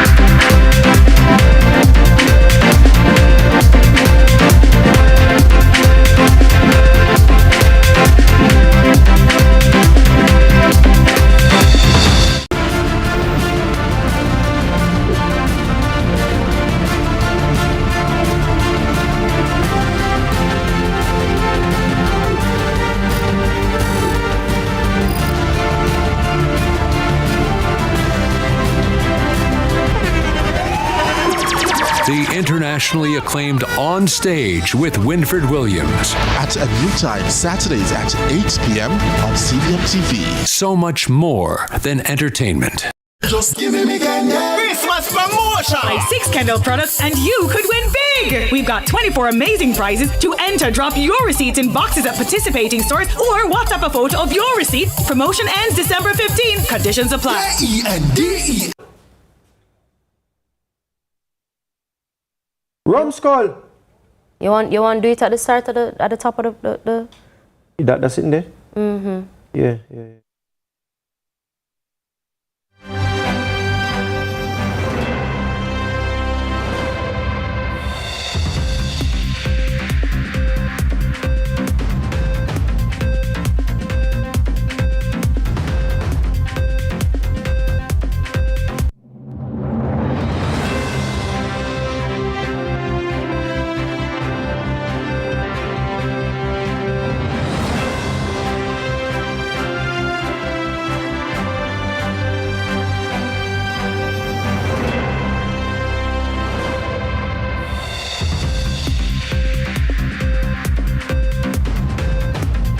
Welcome back to CVM's coverage of Hurricane Melissa, Category 5 Hurricane Melissa that has in fact made landfall in Jamaica about 2 or so hours ago, and we are seeing where it made landfall near the New Hope district in Westmoreland on Jamaica's south coast, becoming the most powerful hurricane to strike the island. It has already brought catastrophic winds, torrential rains, and life-threatening storm surge, leaving thousands without power. More than half the country, more than two-thirds of Jamaica right now without power. So if you're trying to reach to your loved ones, if you're overseas in the diaspora, the reason you aren't getting to some of your loved ones in about 8 parishes at the moment is because between 97 and 99.9% of the electricity in those parishes, are out. Now, just want to give you a visual representation of what's happening, just in case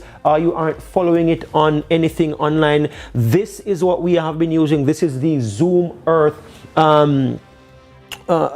satellite imagery that we have been working with, and this is where the eye of the storm is. It's pretty much at the border of St. Elizabeth and Westmoreland, and we also are hearing of some serious devastation taking place in Westmoreland as well. We have some images from there that we will be sharing with you momentarily out of Westmoreland. And again, St. Elizabeth, we just spoke with the Member of Parliament for Southwest St. Elizabeth, the Agriculture Minister, Floyd Green, saying essentially that no community in his constituency has been spared. I dare say the other constituencies adjoining his constituencies and other parts of the parish have also been seriously affected by what is a Category 5, a powerful Category 5 Hurricane Melissa that is still battering St. Elizabeth. Areas like Black River, Treasure Beach, Billy's Bay, all those parts on the south coast in St. Elizabeth, they're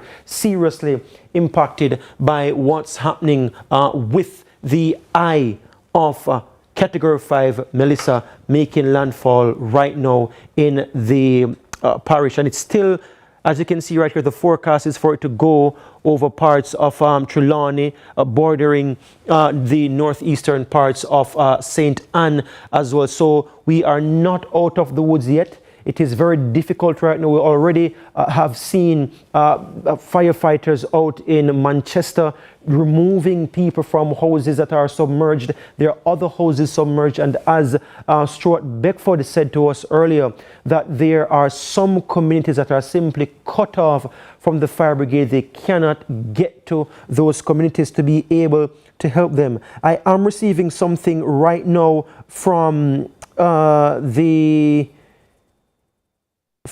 colleague of mine in St. Elizabeth. Now, I'm not entirely able to verify this, but the commissioner of the fire brigade did mention that there are communities that they're getting calls to attend to that they are unable to reach. Now, this has been sent to me, and I'm just want to say I've sent it to the commissioner of the fire brigade. He has not yet responded. Let me just quickly check to see if he has responded. Okay, so he has not yet responded. I think I should probably just wait for him to respond before I share. But he's essentially saying that there are some people trapped somewhere in St. Elizabeth and they are unable to leave. He did confirm that there are some communities that they are unable to reach to right now. I'm not sure if this one is confirmed. I'll await his answer, and once he says it, I will give it to you. But it is somewhere in Manchester where we understand that some people are trapped.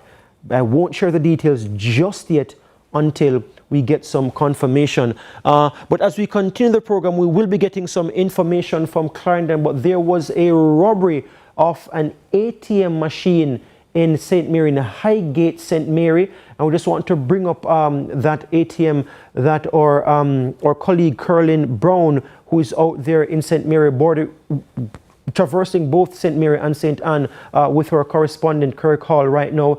And they shared the images of that ATM robbery. The actual ATM was moved from Highgate, St. Mary, and we will just be bringing up that for you momentarily. We did get an interview, Curlin Brown, our reporter out there, with the Mayor of Port Maria, Fitzroy Wilson, but we want to share with you an actual image of the area in Highgate, St. Mary, where that ATM was removed. We're looking at it right now, and this was sent to us by our reporter over there. So we have confirmed this, Curlin Brown out there in St. Mary. You can look at the area right now where the ATM was located. You're looking as well at yellow tape from police, and again this ATM was located meters away from where the police station was, Amoy. And we did get an interview with the mayor of Port Maria, Fitzroy Wilson, and we'll just go to that right now. He spoke to this robbery as well as another.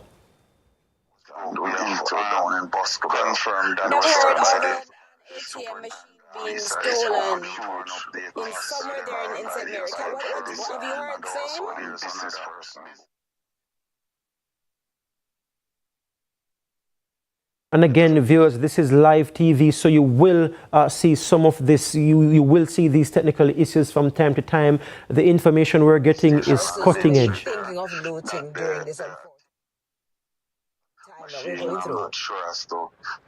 I just would want to say them, one of the machines was stolen. Remember that they accessed the machine from the side and was taken out. Work on that, and we'll sort that for you. It's an interview that we did with the mayor of Port Maria, Fitzroy Wilson, speaking to the robbery of an ATM. It's not like they didn't break into the ATM, Amoy. They took the entire ATM, and that location was next to the police station out there in Highgate, St. Mary. So we won't go into much details on that right now. We will allow the elected official to speak to that, and as soon as we sort that issue, we will come back to that. But for right now, we do have, okay, I think we have sorted that issue. Let's go back to that interview now with Fitzroy Wilson, the mayor of Port Maria. Don't use money in somewhere there in St. Mary. What have you heard, Sam? And these ATMs, yes, assist the people so much, yes, especially in those ways. Right, and I think we understand what the issues are right there, and we will get back to that for you, viewers. We will come back. In the meantime, though, let's head on over to Clarendon, where we have a resident online. This person has been sharing images with us all morning, and we have been looking at some of the images coming out of Clarendon. This person was trying to drive to Rocky Point. Let's bring him up and hear what he has to say. Romario.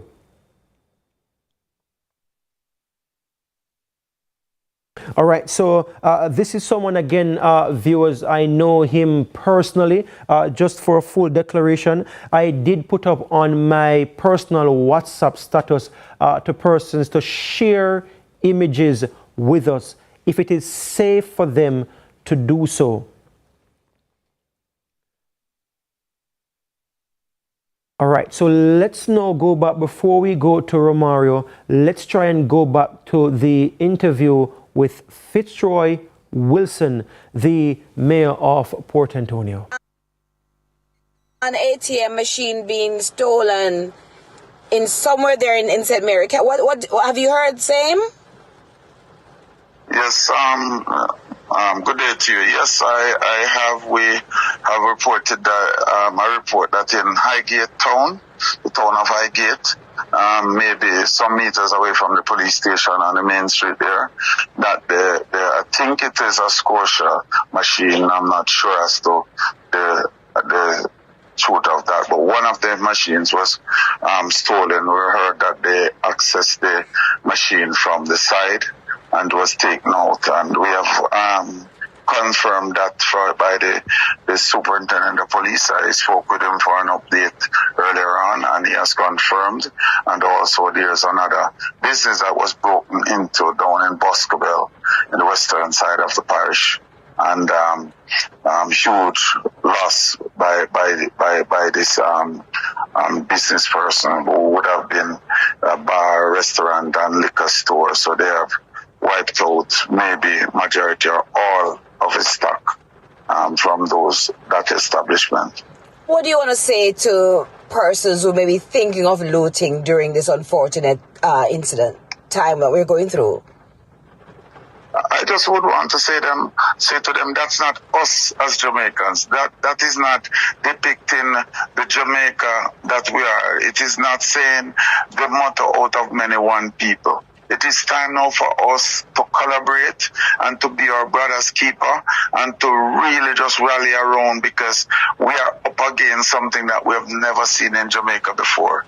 And it is just time for us to work together to see how best we can come out of this safe, and that we can pick up the pieces after. It is just disappointing to hear, especially those news. The ATM would have been facilitating several persons who would have had to pick up the pieces. Now, in St. Mary, we don't have much banks that does monetary transaction. Most of the banks don't use money, so you can't go there to make a lodgement or a withdrawal. And these ATMs assist the people so much, especially in those areas that you might have to go to Anata Bay or Port Maria to get some cash. This is not us. And I'm just imploring on all the person, don't use this negative thing with the storm in a way to benefit yourselves, and not just look at the welfare and benefit of Jamaica. Thank you so much, sir. We will definitely be sharing this information, and I hope the persons who are doing this thing will hear. Thank you so much. Okay, then. Thank you, my brother. We want to as well say, Amoy, that we have seen so far confirmed 2 videos. They're not fake videos, but they're not of current happenings. One earlier with the medical associates. There's no flooding at the medical associates hospital. Just want to clear that up. And one as well out in Port Maria as well. And we did ask the mayor of Port Maria to confirm whether Port Maria is underwater, because we've seen something being circulated widely, and of course I double check and triple check before sharing anything, because I have been sharing images online as well. And the mayor confirmed with our team, with Caroline Brown and Kirk Hall out there in St. Mary, that Port Maria at the moment is not underwater. We did have a clip of that. I'm not sure if we will be able to bring it up right this minute, but he has dispelled that a video that's currently being circulated saying that Port Maria is underwater, that video is at least from a couple of years ago when they had some flooding out there, and that in fact Port Maria right now is not flooded, because they have been moving around in the capital there of St. Mary and getting to people who are having difficulties. But so far, Amoy, just about 2 hours in with category 5 Melissa, and already we've been going almost non-stop for about more than an hour now with just developing news, breaking news. I can't catch a breath, actually. You know, Mayor Wilson said something just now that resonated with me.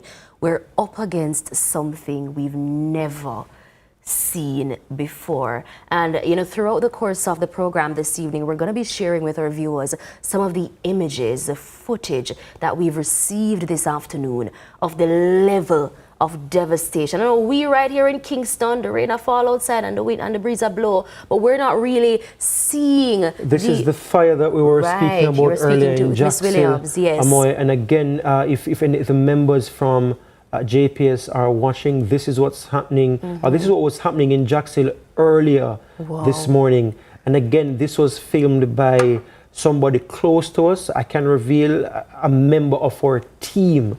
So this isn't old. This was filmed just this morning. Again, I've gone to great lengths to verify the information I'm sharing that I'm putting out. Again, a lot of overseas media outlets, in fact, asking permission to, if they can reuse them on their platforms. And we have gone to great lengths with our citizen journalists. Again, one of them who will be coming on shortly, Romario Francis from Clarendon, somebody I know personally. I have persons in Mitchelltown, Rocky Point, Portland Cottage, a lot of my colleagues from university all over the country, people from St. Thomas, sharing verified videos with us. If they have not shot it themselves, they've asked their very close relatives, a mother, a father, a brother, or a sister, to shoot those images for us that we are sharing with you. Of course, we've asked persons to ensure that it's within the length of their safety for them to do so before they share them with us. But this that you're looking at right now happened in Jacks Hill this morning. We also had something else out of Jacks Hill where there appeared to be land slippages, saw some fallen trees, and a gentleman just showing us some cleared out area as well. And as soon as we can go to that, we will try to go to that as we await Romario Francis from Clarendon. But some very distressing images coming out of the southern parts of the country, and in fact right across the country so far. Absolutely. But really and truly, to go back to my initial point, what we're seeing here in Kingston is nothing compared to other, the more western parishes in Jamaica right now. And, because we have the rain outside and the wind, the breeze a blow, and we're somewhat, not even, I don't want to use the word comfortable, but we are not as wrapped up in the level of fear and anxiety that a lot of our residents in St. Elizabeth and Manchester, St. James, St. Mary are experiencing at this time. And we do want to extend, sympathies our deepest sympathies with them. Sympathies at this time. I saw a video, and I have not shared it online just yet. The person who shared it with me is somebody who I know, who I trust very well, but I saw one forward on the message. I just wanted to verify first. I heard a woman crying. Her house was being blown away in Westmoreland, and I've also seen images, and I'm getting messages actually from people who I've known for more than a decade, over a decade and a half, over 15 years actually. I'm just going to read something for you.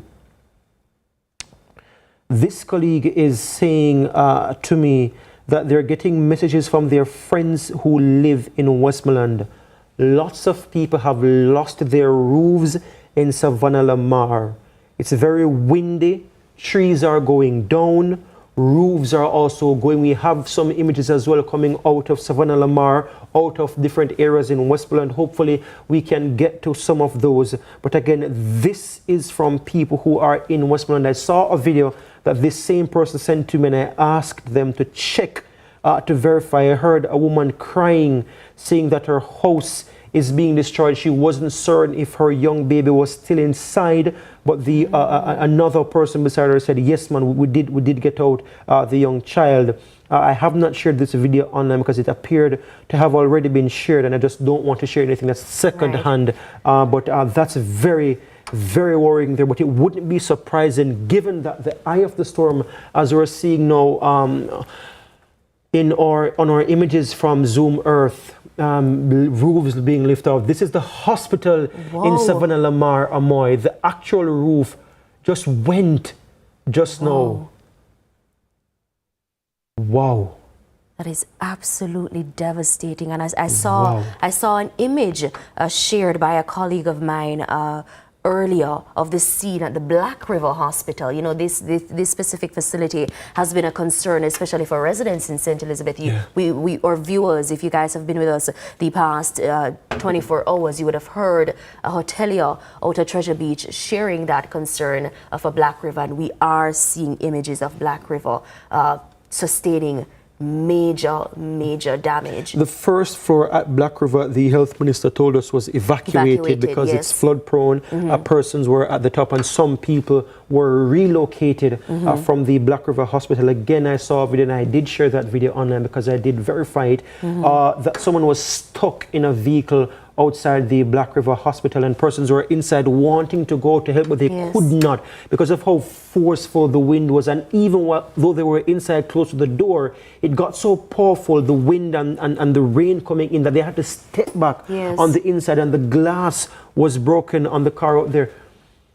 So that's some of what is happening out there on the western end of the island. In central Jamaica, not as bad, but still suffering some serious flooding effects. Romario Francis is online, someone I know very well from Clarendon. Romario, we call him Rumskull.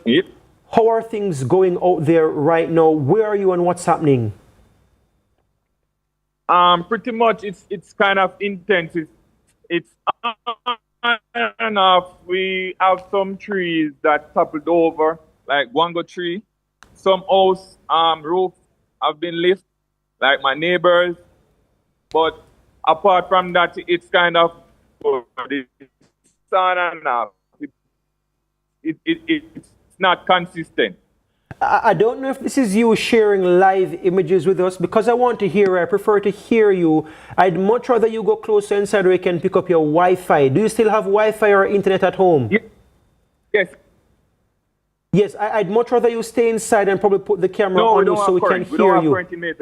And you'd remember, you said no current in Mapen right now. You'd remember Miss Williams shared earlier that 94% of residents in Clarendon are currently without power, and Romario appears to be among that 94%. So right now it appears he's using his data to join us via Zoom. And we appreciate it so much, Romario. We hope you save your the power. We hope you have a power bank as well. But I saw you driving down the southern parts, areas that were told to be evacuated. Why were you trying to go to Rocky Point this morning, Romario? I did share that image online, as well as some others that you shared with the Maypen Bridge as well. But we are down I go Rocky Point.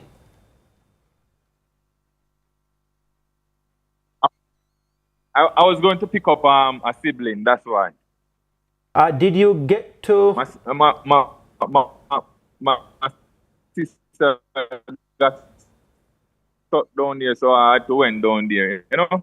You said she was stuck? Where was she stuck exactly? Yes, because it's at the front, after you pass the center, yeah.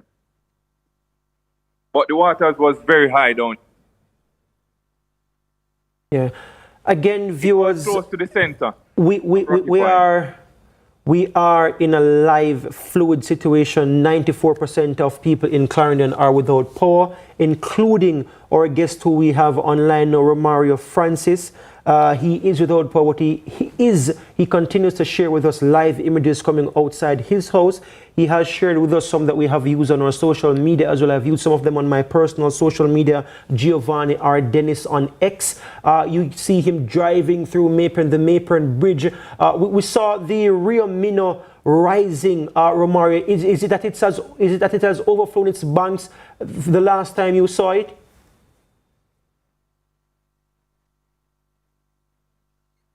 Yes, it has overflowed its banks, but if it come up anymore at the one at Glenmere Bridge, it would be smashing underneath that, because that bridge is very low than the one we have in Maypen. Wow. Plus the bridge in Maypen is like 5-minute walk from my house. Okay. Wow, so again, viewers, the line is a little bit choppy. We're making out bits and pieces of what Romario is saying. I didn't get clearly though. Did you manage to pick up your sister? Yes, I did. Where exactly was she? Right at the front of Rocky Settlement. Rocky Point. And again, viewers, you will recall as well last night, the councillor for the Rocky Point division, Winston Mirage, said that Rocky Point is dead. It's empty. Majority of the persons down there have left. About more than 300 of them were domiciled at the Veer Technical Shelter, and that shelter was full to capacity. That, as Councillor Mirage has told us, because you wanted to save your data, Romario, we want you to continue sharing stuff with us in as long as it's safe for you. I just want to share with our viewers, he was prepared to drive around to continue to get live images to share with us of what's happening right across the parish. Viewers, what I told him, do not do that. Go to your house and we can speak to you from there and you can describe what you saw. Just before we let you go, could you describe some of what you have been seeing while you were driving around earlier today, Romario?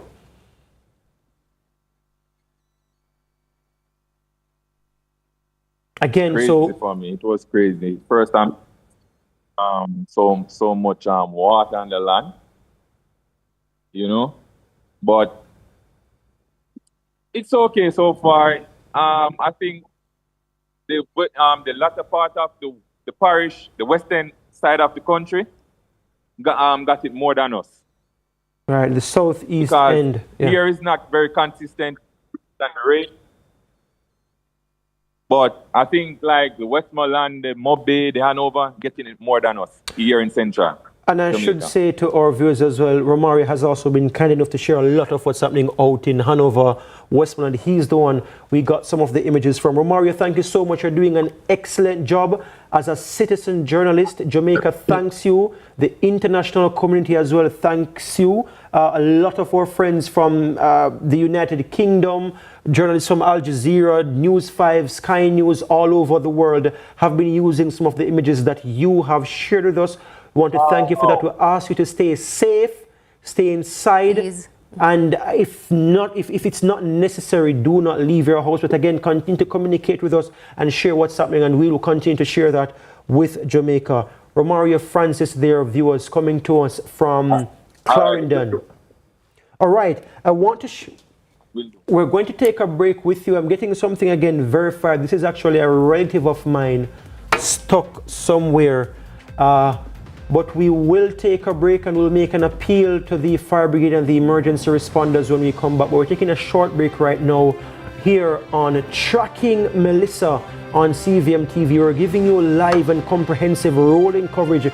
We're going parish by parish right across Jamaica, getting the very latest in terms of what is happening as Melissa is going through Jamaica. It has made landfall. We'll be right back.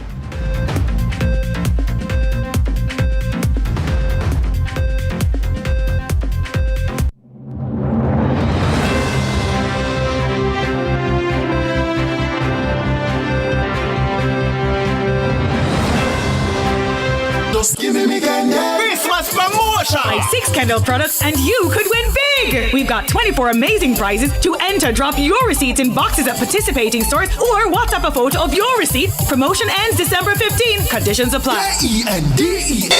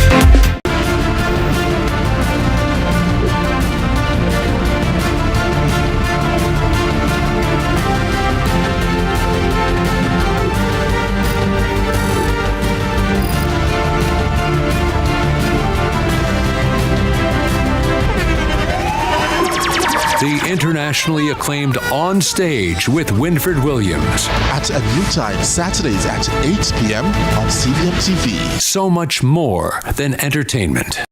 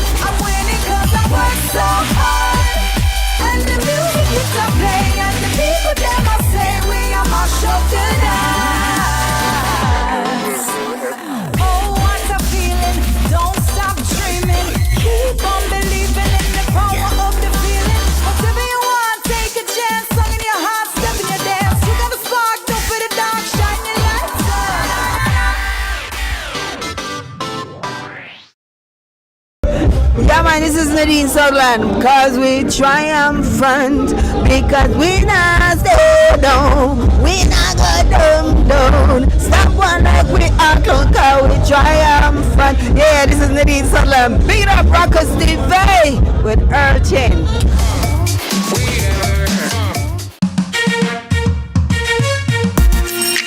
Hey everybody, I'm Yendi, and this is Odyssey with Yendi. In this space, we connect with some of your favorite people as they share their journeys. Here we have some unfiltered conversations as we deep dive into their inspirations, motivations, and experiences to inspire our own life journey.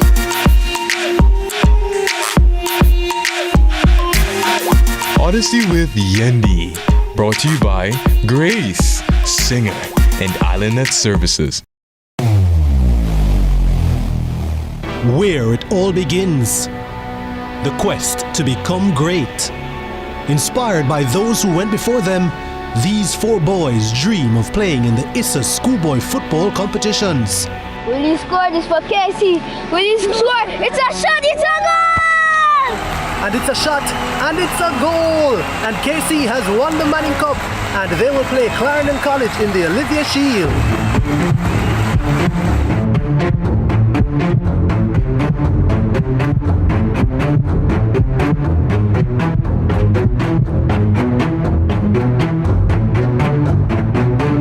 And that's what you love to see. They may be rivals, but the camaraderie is what it's all about.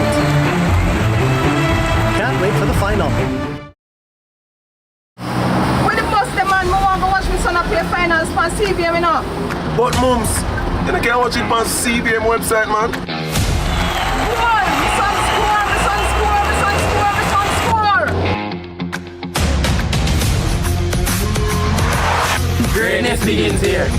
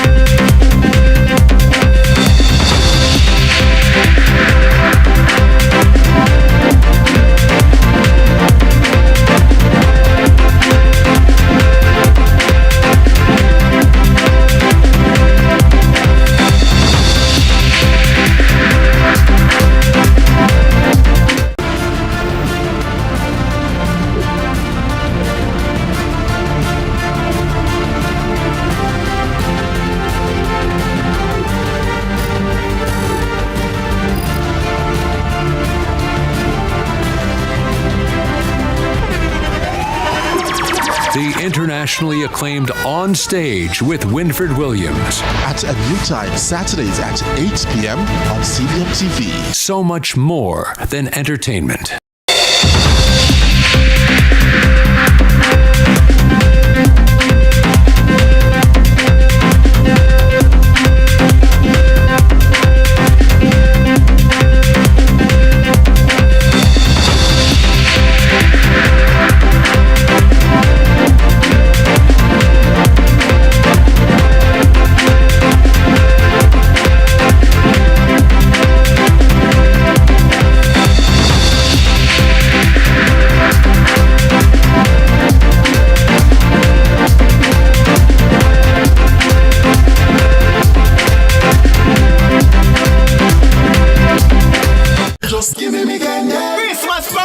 Buy 6 Kendall products and you could win big! We've got 24 amazing prizes to enter. Drop your receipts in boxes at participating stores or WhatsApp a photo of your receipt. Promotion ends December 15. Conditions apply. K-E-N-D-E-L.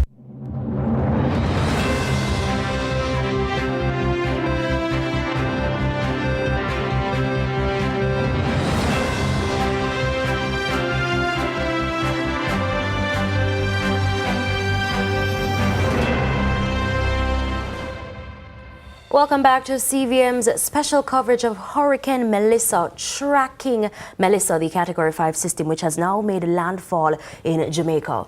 All right, Amoy, we're going to bring up some images on screen. And again, this is personal to me, actually. I didn't imagine this would happen. Someone who is a relative of mine, a cousin, is currently stuck, trapped in the house in Institution Drive, a house on Institution Drive in Santa Cruz. I understand a young child is there.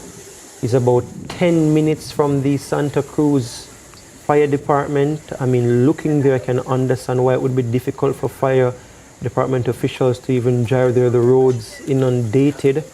They have been trying with no luck to get to the fire department, so it's at 25 Institution Drive in Santa Cruz, St. Elizabeth.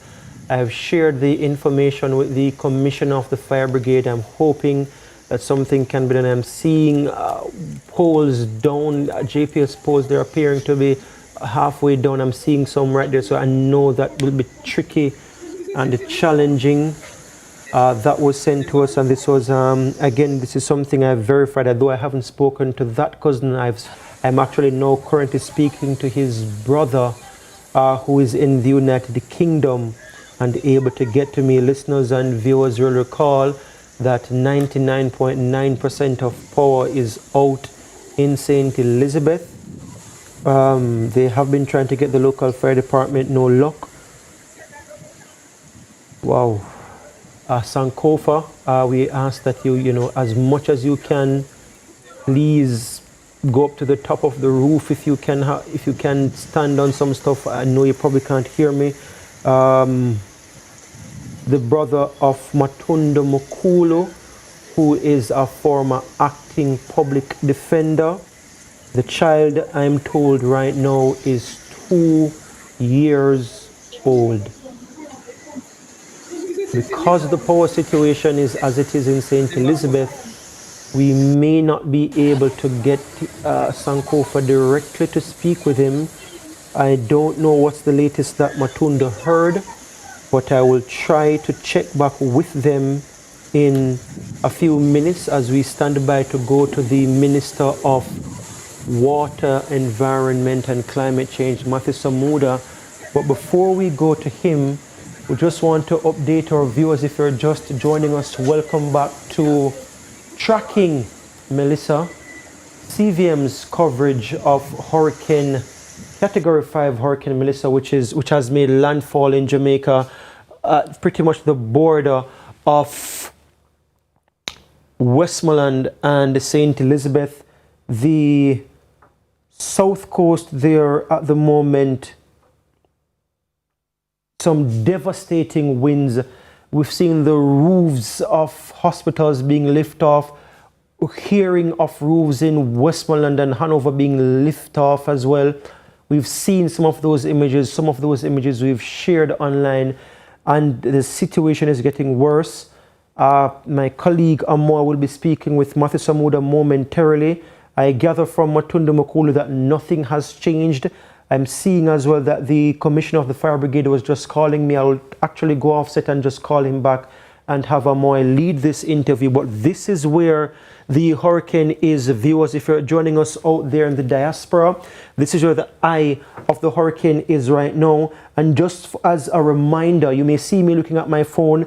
This is not traditional or not standard normally in broadcasting, but this is fluid, and so I'm just checking the information as it comes in. And I just want to share with you, just as a reminder, if in case you're just joining us and you're unaware, that Hurricane Melissa, Category 5 Hurricane Melissa, the most powerful hurricane on record, reaching winds, as we reported yesterday, broke yesterday, of 241 miles per hour.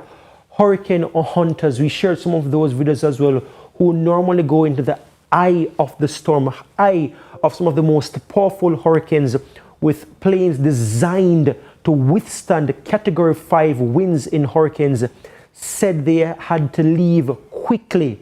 They made a hasty retreat because the turbulence was too strong. Such was the force of the wind and the movements in Category 5 Hurricane Melissa. That forceful wind, that the plane that was specifically designed, as our meteorologist Javoy Sawyers told us yesterday here on Tracking Melissa, was designed to withstand Category 5 force winds, made a hasty retreat.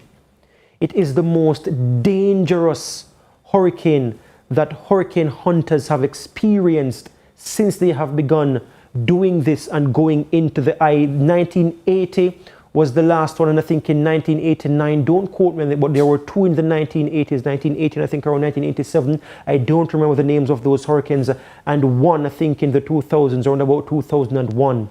This one was the most powerful, and this one is the only one that they recall having to leave so quickly. The note from the National Hurricane Center also said that hurricane hunters rarely leave quickly when they go into the eye of these hurricanes, and they did this time. We're standing by to join Matthew Samuda as we remind you that Melissa has now made landfall. That hurricane that I just described, how forceful it was, the most powerful on record, has made landfall here in Jamaica, certainly the most powerful to strike the island. It has already brought catastrophic winds, torrential rain, which is continuing, and life-threatening storm surge, leaving thousands without power. More than 2/3 of the country now without power. We just spoke earlier with the media and the public relations manager from the JPS, Audrey Williams, who confirmed that more than 2/3 of the over 700,000 customers, or close to 500,000, 470,000, are without power. More than half the country, over nine of the parishes are without power. Amoy Harriet will now be speaking with the Minister of Environment, Water and Climate Change. Well, we have an interview with Matthew Samuda that we're going to right now. Shelters are indeed in place, and certainly for some that had critical issues associated with lack of power, we've made even generator arrangements. We've also made arrangements for them to get water trucking immediately after the storm, so that those who have to shelter in place and await the all clear will be served appropriately.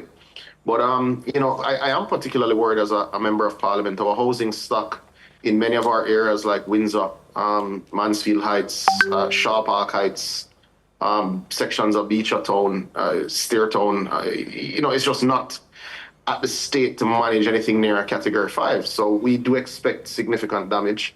I am prepared to work through the JDF, the JCF, the ODPEM, and of course the local parish offices to go into the field immediately as the all clear is announced to respond with sustenance, with healthcare support, and as soon as we're able to complete the assessments, the necessary housing support. I think that will be the nature of the government's response right across all 63 constituencies.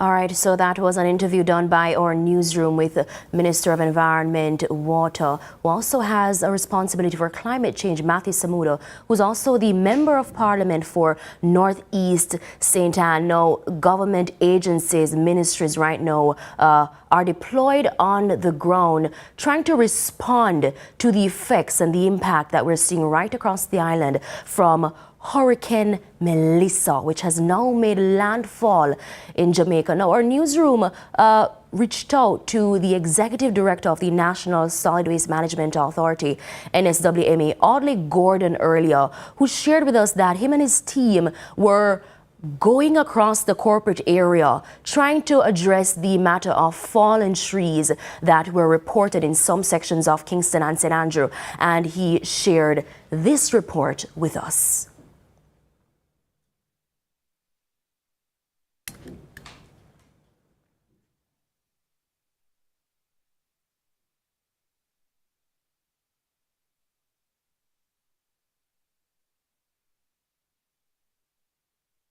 All right, so we're going to hear from Audley Gordon in just a moment, but our reporters are on the ground and, of course, even in the midst of all that is happening, are trying to provide us updates with what's happening on the ground. We have Curlin Brown, who's roving St. Mary and St. Anne, and she's now in Ocho Rios and files this report. The girl is here now, a bit.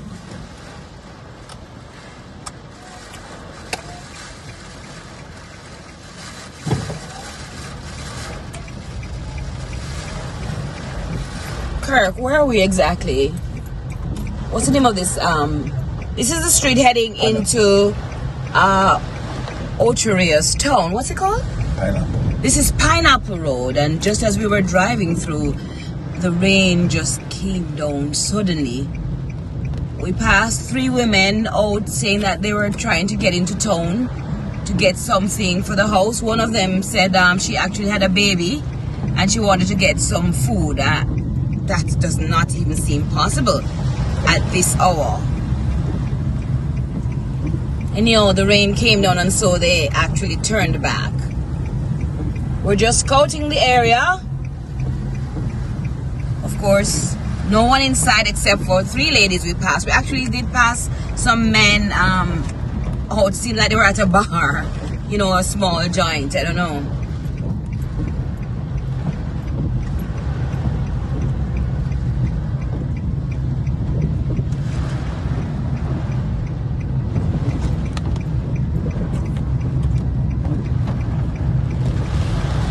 Of course, we've had to have our windscreen wiper up, so you will see that in the shot.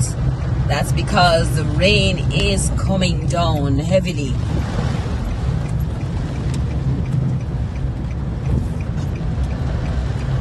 Worst we have had since morning.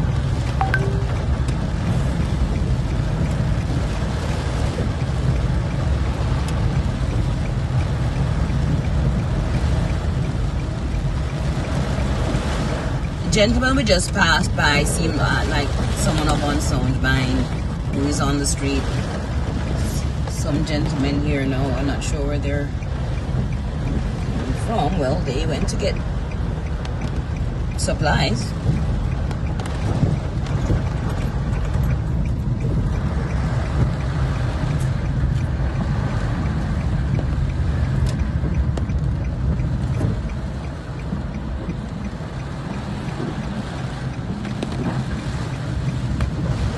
This is what's happening in Ocho Rios at this time.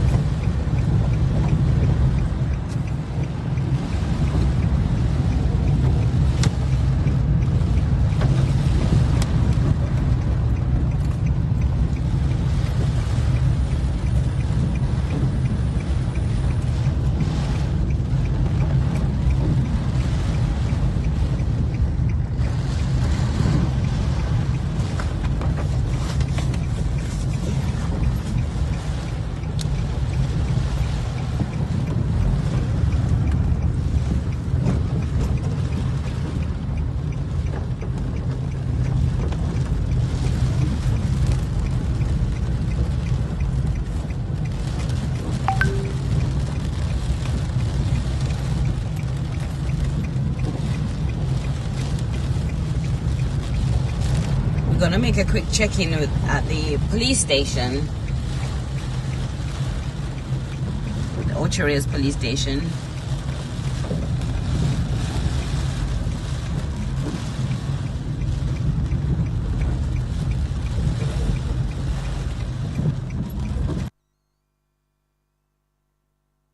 We're from CVM and we're just checking. Why are you out here?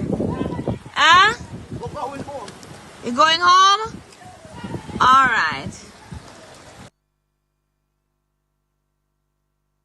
All right, our reporter out there, Amoy, doing some Carlin Brown, she's roving Ochorea St. Anne, which is, we should point out that the system right now, Geo, is heading further northeast, and St. Anne is expected to feel, more from Melissa over the coming hours. But we'll talk further on this on the other side of this break. Please stay with us.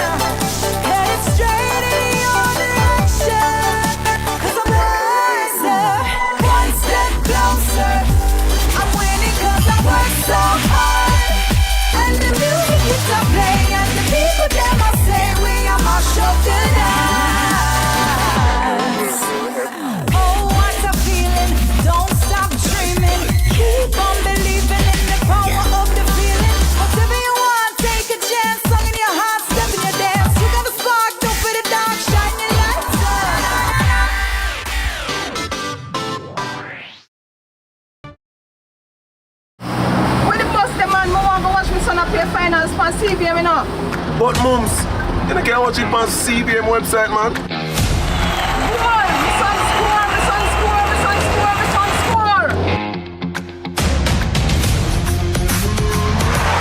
Greatness begins here.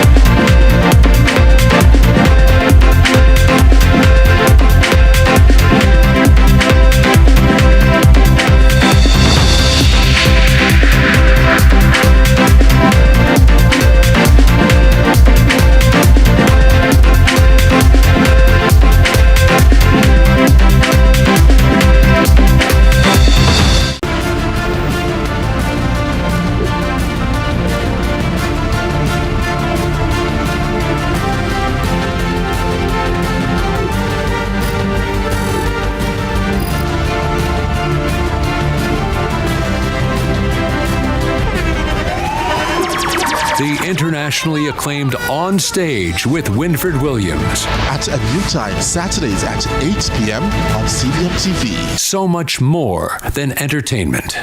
Let's delve deep into the issues. We'll take you beneath the surface. Greetings and salutations. My name is Orville Higgins and it's another edition of Fan Central. Talking to the people at the heart of the top sporting stories. Hear from your favorite sportsmen and women and the administrators who work tirelessly to make it all happen.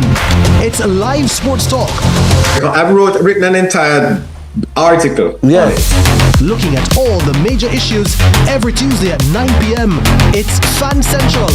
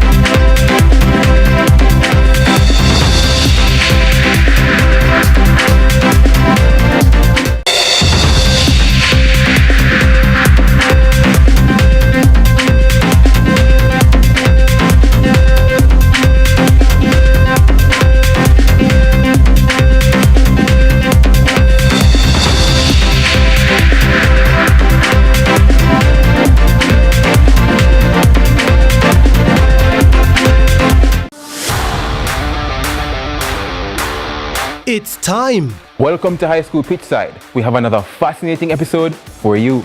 More matches, more big clashes. Let's talk about some of the big rivalries coming up this week. More of your favorite features. And trust me, you won't fall asleep in this history class. And of course, we always want to hear from you. Hear from your alma mater's players and coaches in Team Talk. You know we can't leave you out. So send us your messages on social media and watch us react on FanView. And you know we love a good little debate, right, Gio? We've got you covered all season long on High School Pitchside. High School Pitchside, your ultimate guide to all things schoolboy football, Thursdays at 8 p.m. on CVM TV.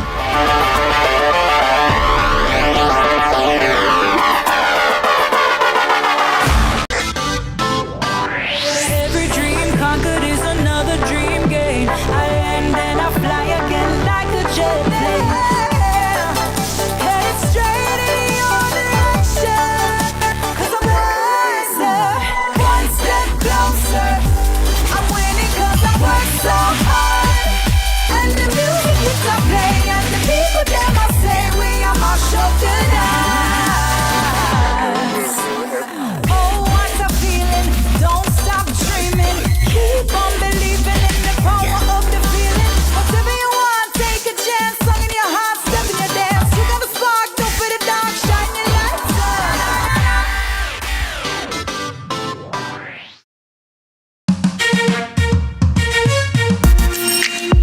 everybody, I'm Yendi, and this is Odyssey with Yendi. In this space, we connect with some of your favorite people as they share their journeys. Here we have some unfiltered conversations as we deep dive into their inspirations, motivations, and experiences to inspire our own life journey.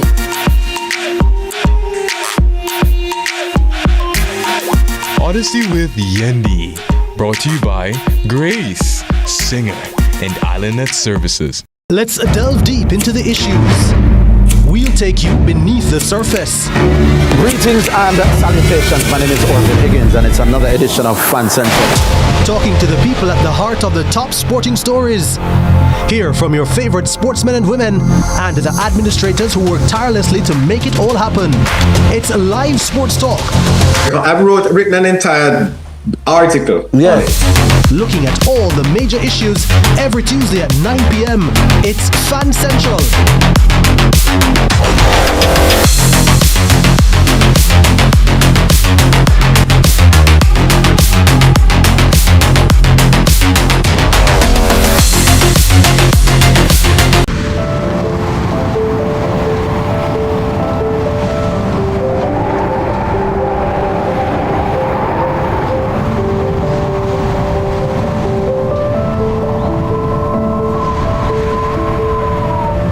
Natural disasters like a hurricane can be catastrophic, not just to the environment and infrastructure, but also your mental health. Here are some useful tips to help you cope before, during, and after a hurricane.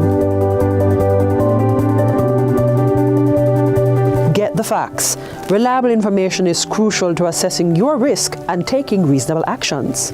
Make connections. Talk with family members or friends and share how you are feeling. Practice self-care. Do activities that bring you joy and relaxation, such as meditation. Get to a shelter if you cannot stay in your home or you do not have access to power. Again, a healthy relationship and a strong support system with family members or friends is vital, so share how you feel. Listen to music that will help to put your mind at ease. Taking care of your body by eating well, drinking water, exercising, and getting enough sleep can help regulate your mood. Limit your exposure to television and social media content about the worst effects of the hurricane. Overexposure can increase distress. Engage in fun and therapeutic activities, such as exercise, your favorite hobbies, and social activities.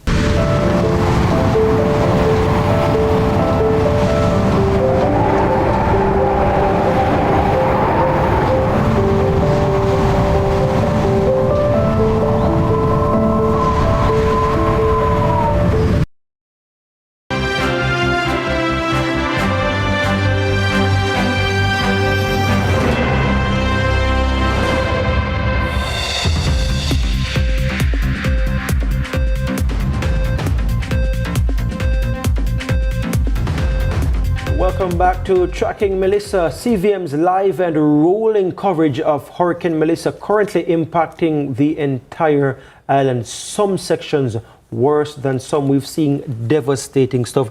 We've been having, it feels like an entire 2 hours so far, 2 hours and 15 minutes of breaking news right throughout this program, Amoy. Let's go now to what's happening out there in Portland, Amoy. Yes, so we are getting reports of landslides, major landslides being reported in the western end of Portland, where our reporter Kevin Black is on the ground and now joins us to share what he's seeing. Kevin, are you here with us? Kevin, talk to me about the landslides. What exactly are you seeing on the ground?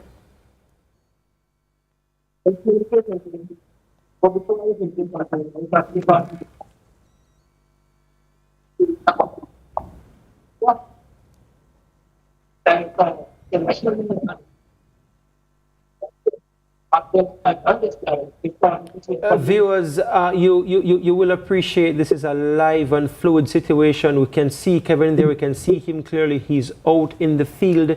He's prepared to give his report. What we will do right now is go to him on the phone, given how choppy the audio is when Yes. he's trying to transmit that information live, because it's being transmitted in bits over the internet, and because the internet is now unstable, the voice is not coming through as clearly. But you're looking at images there from Kevin that he shot moments ago of a landslide in the Black Hill area of West Portland, and we just want to get from him some of what he has been seeing in the parish. He has been out there throughout Portland throughout today, both in East and West Portland, as we try to get him back via phone. Just want to say to you, in the meantime, we have some more images for you coming out of St. Elizabeth in terms of what's happening down there. We'll be going to some of that momentarily. We just want to hear from Portland first to hear what Kevin is seeing out there. And we also have some stuff here in Kingston, in Mona, that we want to go to as well.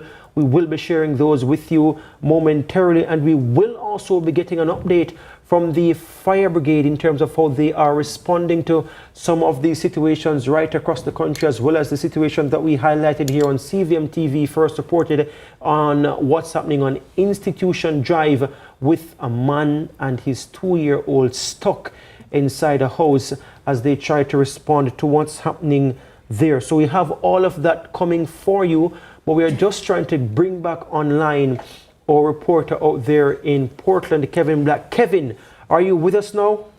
No, Gio, you notice that Portland seems to be the parish that we've gotten the most reports over the last couple of days about landslides. Minister Vaz, who was a member of parliament in the area, shared, what day is it? It's Tuesday, right? So it would have been late last week, was it? Or was it Monday? Was it a Friday or Monday? At the joint utility media briefing? That would have been Sunday. Sunday, right. Wow. I know, they can we've kind hardly of lost keep track. track of I the know. days, because this thing has just kind of consumed the entire Yes, country. it's going on a week now. We've been hearing about Melissa approaching. But to go back to what Minister was sharing, was that at that point on Sunday, Portland had already seen landslides. Do you remember the name of the exact community that he mentioned? Bull Bay, the Bull Bay, sorry, I'm sorry, Buff Bay Valley. Right. It's the Buff Bay Valley is Right. what he mentioned, and it was one way in, one way out. We also saw as well some images from Isaac Buchanan, who did say that, he expected Port to make landfall. Yes. As we saw there just now, it's raining out there. We saw some tractors behind our reporter Kevin when he just stopped on the road and he decided to give us that live. And we do have Kevin joining us via phone now. Kevin, are you here with us? Yes, I'm here. All right, perfect. We can hear you a lot better. Talk to me, Kevin, about what you're seeing on the ground at the moment. So I was actually passing through certain areas of West Portland earlier, and in the Black Hill area along the main road, there was a landslide. And the landslide is causing issues for motorists who are traversing the area. And there are motorists on the road. And we also went through certain areas in the Hope Bay Valley. We passed through the Silver community where they have power outages due to the light posts falling down in the road. We also went to Berrydale in East Portland, which is a floodplain area. And we saw for ourselves where trees are falling down, winds are blowing, raftsmen lost their rafts, farmers have lost their livestock. And a lot has been happening in East Portland, most East and West Portland, and we'll continue to provide you with updates through the course of the day. Of course, Portland isn't seeing the level of floods and rainfall that's been reported in the western end of the island, but Portland is seeing a level of devastation of its own. You mentioned what you saw in East Portland earlier. What have you been seeing any residents, Kevin, since there? Because you've been traveling through the parish. Have you seen any residents? Have you spoken to any residents about it in terms of how they're feeling at this time? So I have spoken to multiple residents. A lot of residents are confident that the brunt of the damage won't face them. However, others are scared. Others are worried about their livestock, which they have lost. Some people have reported to us that they have lost livestock, lost plants, lost boats. Fishermen have lost the boats. Raftsmen have lost the rafts. A lot of losses have occurred thus far. Any reports of major damages? You hear anything, Kevin? So I haven't heard anything in regards to the damages thus far, aside from the utility wires and the posts falling down in the road across the parish. Utility wires are down. So then have there been reports of power outages in the parish? So pretty much the majority of the parish in both East and West Portland South of power right now, including the main town, the center of Portland Williams. All right, so that's our reporter Kevin Black, who is out in Portland tracking Melissa, tracking how Melissa is impacting that parish out there in Portland. Landslides, he mentioned trees falling down, loss of livestock being reported by some of the farmers there in the parish. Now, we want to now go to some footage that we've been receiving. This is coming from the Jake's Hotel in Treasure Beach, St. Elizabeth. Wow. I now understand why the government insisted on a mandatory evacuation. We're yes. happy that we got our reporter Omari Wilson yes. and our correspondent who is with him, Ramon Burke, out of Treasure Beach. That's what Treasure Beach looks like. Looked like moments ago. The situation is worsening. It is. I've never seen something like this in my life or more, not even in a movie. And I think it's even more devastating because you'll recall St. Elizabeth really went through it last year This very during Hurricane same Beryl. area as well. And I mean, Floyd Green is somebody who is very articulate. He speaks well. He actually speaks a lot, and I do not mean that in an offensive way. Yes. But even I was talking to him via WhatsApp earlier and inviting him on the program. Yes. He had very few, just one word. He didn't even confront. He was going to say, "Would you be able to join us?" He just said, "Good afternoon." Right. Could you give us an update, bless? I said, we won't keep it very long. I just, I sent my sympathies to him and I just asked him, just help us get out the word. And he could listening to him while he was speaking. Absolutely, I agree that that's somber tone coming from the minister. And I mean, we feel it as well. I have a relative out there right now who is stuck inside a house, and we're hoping to get an update in 7 minutes from the Jamaica Fire Brigade. And I'm looking at some new images. I've just shared it with our team. Still out there in St. Elizabeth, another part of St. Elizabeth, the Black River Hospital. I'm seeing an overhead shot of that shared by some colleagues. We saw a bit of the roof earlier lifting off. Just looking at this and we will share it with our viewers. I'm not trying to eat in front of you and you want to see it, viewers, but you can look and you're seeing this is just coming in live images. A picture and we'll try to bring it up as soon as we can of that area down there. The ground inundated, the trees are facing down to the ground, the ones that haven't fallen. I'm seeing some palms as well, and the majority, the overwhelming majority of the roofs here on several structures that I'm looking at. Lifted.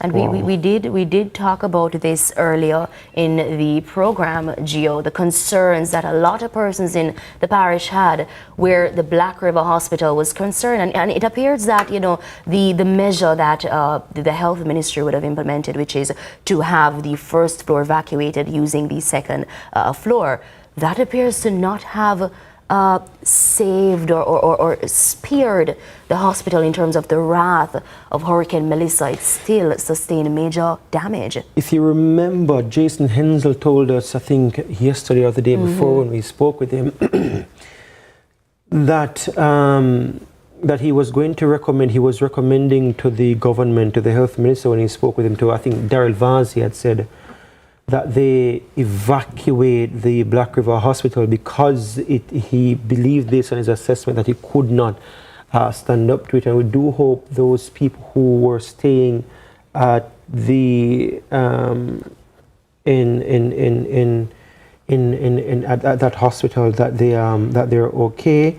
So let's hold off before we bring up that image. Yes. I am hearing that the hospital though is facing some serious battering at the moment. I am still seeking confirmation just to ensure that this is fresh, this is no, that is the area, before we share that and contribute to anything that may not be quite accurate. But we are hearing of some serious reports of what's happening down there. We're standing by to go to the fire brigade. But before that, sorry, you were saying something, Amor. Remind me, we spoke to Minister Tufton earlier this week, I believe it was yesterday, and he told us that a partial evacuation was taking place at Black River Hospital, where they had moved persons from. Let's not bring up that image. Let's not bring up that image. Let's not bring up that image. I'm still just ensuring that we get some verification first. Because this before, is a time where a lot of misinformation that's and not false information is being shared. Yes. Again, we also saw something from the JPS saying that persons were saying the JPS is deliberately shutting down the grid. That's not so. They've put out something saying that is not so. I'm also getting some updated information from Audrey Williams, the media and the public relations manager of the Jamaica Public Service.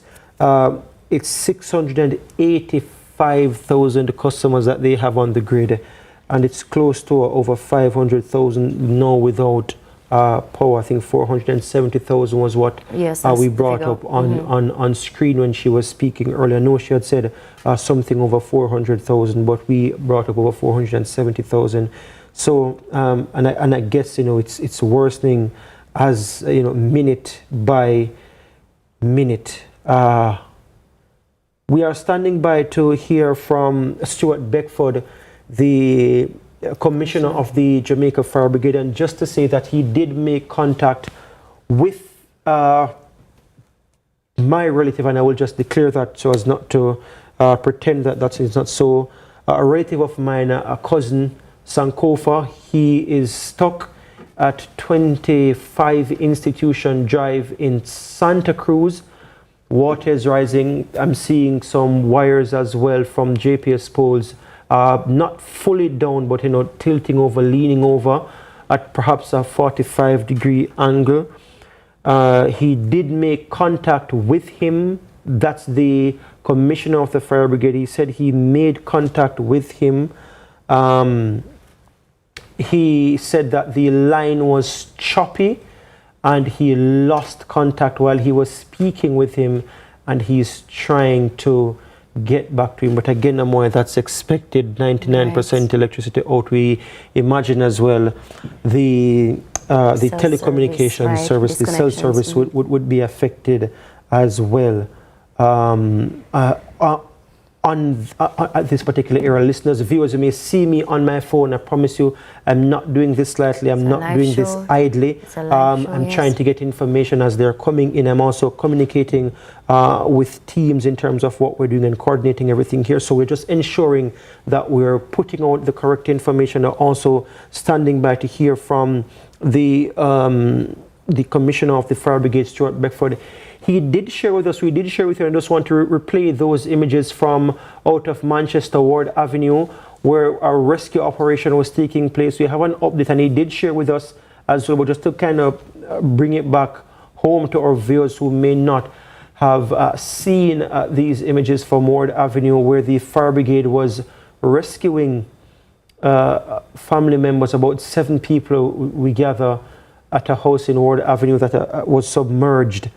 And we just want to bring up back those images for you before we give you an update on that as we await the arrival of the commissioner of the fire brigade, Stuart Beckford. And as we await to bring up the good thing coming out of that incident, as devastating as it is that according to the commissioner, based on what he shared earlier, there has been no injuries, no major injuries. And as well, we want to report that everyone has been safely evacuated. That's what the commissioner has said. He did mention it earlier that there were no injuries, no fatalities, and we can say now that everyone has been safely removed. However, he did share some update that's not very good. That was just one of several such incidents that the fire brigade is responding to, had responded to, today, is currently responding to, and are getting calls about similar issues to respond to. Obviously, I'm on air, and I did give one as well. So It's happening right now. I don't want to say how widespread it is. I don't know, which is why I invited him to come back on with us. I gave him about 15 minutes a while ago to just gather and collate all the information to give to us. A lot is happening on the ground. He's getting a lot of calls at this time, a lot to respond to. So, you know, you can imagine he's being pulled in several different ways. Now, in the meantime, the images that our viewers are looking at right now is same place in Manchester. What's happening on the ground, you can hardly see. You can tell that there are buildings around, or because of how overcast and foggy the place looks from the rainfall that's happening in the area right now. You can't really, it's not very clear. The image is not very clear. And we're seeing what appears to be strong winds based on the movements of the trees in these images. And we can as well continue sharing some of what we have been getting all day from some of our viewers. And again, we want to encourage our viewers to continue to share with us your images right across the country, wherever you are, once it is safe for you to do so. Right. And, you know, like I mentioned earlier before the break, we heard from the executive director of the NSWMA, that's the National Solid Waste Management Authority, Audley Gordon, who shared that him and his team were out in going across Kingston and St. Andrew this afternoon, trying to clear the road of fallen trees. Let's take a look at the work that was being done by the NSWMA earlier today. National Solid Waste Management Authority. We are out here in a last-minute effort, and I say last-minute effort, to try and clear, you know, especially near gully, there's a gully down there. We want to clear anything we see loose that could go into the gully. And this tree, overnight, obviously, big branch broke off, and we are cutting it up now to put on the truck so that we can move it before everything go down into the gully when the rain and the heavy breeze start. So we are just pushing a last-minute push. We know time is against us, but everything adds up. If you can stop this gully from overflowing, flooding out somebody, that's a plus, wherever. So we are just moving around trying to get that done. Appealing to people who are using this last minute to put out cut trees. They are cutting trees and putting out. Now is not the time to cut trees and put out. That should have been done already. Those loose branches you put out are endangering your own lives. Don't put them out now in the rain. Wait until the rain is done and we can make arrangements to move it. But right now, we have to be careful what loose garbage we have flying around the place. Sit right at the corner of Russell Heights and Barbican Road, where the tree branch break off and create a little blockage here, blocking one lane. We're clearing it up because we don't want these branches to fly all over and get into the gully. Our gully is right there. We wouldn't want it to drop into the gully. So we're trying to avert that by clearing it up in our last minute effort. This is Old Church Road, where we have another challenge here. This might look simple, but it blow around the place and it get into drains and it clog it, cause the flooding. We're trying to get them off as quickly as possible. Hey, last minute. Just take off that piece that's hanging over to kite soon break off. That soon break off, so let's take it down. Yes, the piece, that will break eventually, so let's take it down too.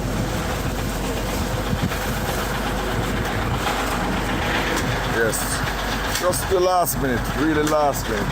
This Waterloo Road, that tree keeps setting off a lot of things, so even though we have a little limited time, we're trying to see if we can get some of the thing off the road. So the fallen trees, we've been getting a lot of those reports. And there will today. be more to come, more quite frankly. There will be more to come. So stay inside, stay as safe as you can, stay away from these trees. I saw an image as well somewhere out in Westmoreland where a tree fell on about 3 cars. So those cars were seriously damaged as well. Yes, so that's what's happening. But we do have another reporter, Moy. And it's from our reporter Carla Ramdeen, who toured the corporate area today to see what was happening on the ground. Let's go now to that report. So we continue to track Melissa. As I said, we're in halfway tree. Rain falls, heavy wind. There are a few taximen on the roads, as you can see, but for the most part, a lot of people have actually listened and they're at home right now. So the roads are empty, and as you can see, the bus park, look over here, empty, completely empty. Burger King is closed. Hilo closed. So we're currently on Constant Spring Road. We're returning to CVM, and as you can see, the roads, they're clear but not easy to drive on. So we're returning back to CVM right now. So stay safe, stay tuned.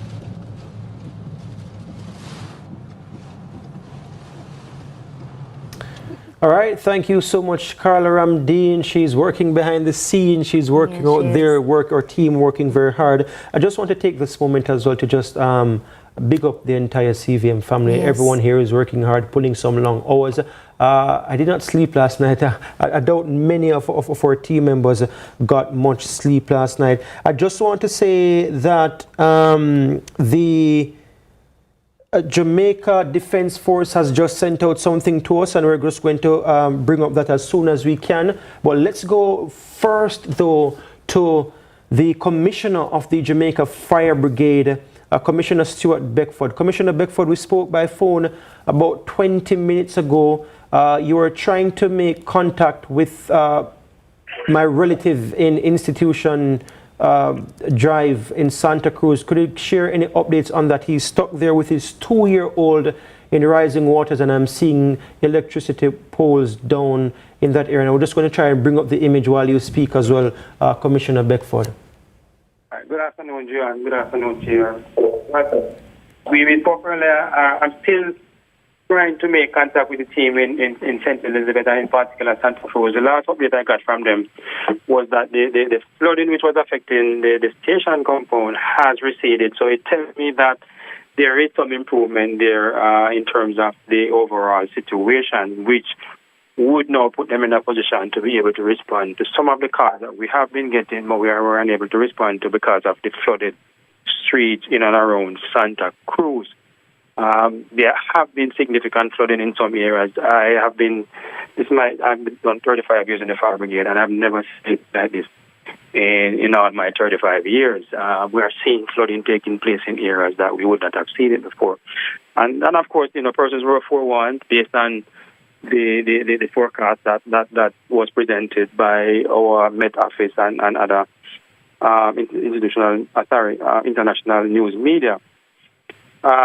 Regrettably, there are instances where we were just not able to put in a response because of the significant risk posed by the system at that time. At the height of the system, we got calls for persons who were either trapped because of floodwaters. There was one situation where there's a pregnant mother in I think it's called Stetton district in Trelawney, which is closer to the Manchester-Christiana border. So normally we would put in a response from Christiana to a situation like that, but our attempt failed because of block roads due to down power lines, fallen trees, and of course just the sheer magnitude of the wind that was blowing, and of course the rain that was pouring down as well. So St. Elizabeth, Manchester, going back into Westmoreland, we have responded to a number of incidents in those areas involving rescue, even fires. We have responded to some fire events occurring in the homes. We responded to one car crash as well. So, while we were warning persons, I have been warning persons to stay off the roads, to pay special attention in the homes in terms of their fire safety, what they need to do to make sure that they can ride out this safely in relation to fire safety. And we are seeing that in some instances, regrettably, fires would have started. And one of the worst things that can happen to anybody is to be in a storm and at the same time your house is burning. It's really heartrending. But we have done what we could have done in those instances to render assistance to those families. We continue to be out there in some areas. Some areas still we are unable to go out because of the conditions which exist in some of these areas. But once conditions subsided to the degree where we can go out, some of those cars that we would have put on hold because we just couldn't respond, we are going to be turning our attention to some of those cars, especially in the St. Elizabeth, Manchester region of the country. We are now looking at images coming out of Mona, a fallen tree there on a house, and that was shared with our newsroom moments ago. Of course, this is something that we have made some checks on as well. You mentioned a situation in Christiana that you were not able to respond to. Could you just be a little bit more specific? What was the situation there? It was a pregnant mother who was of the opinion that she was going into labor.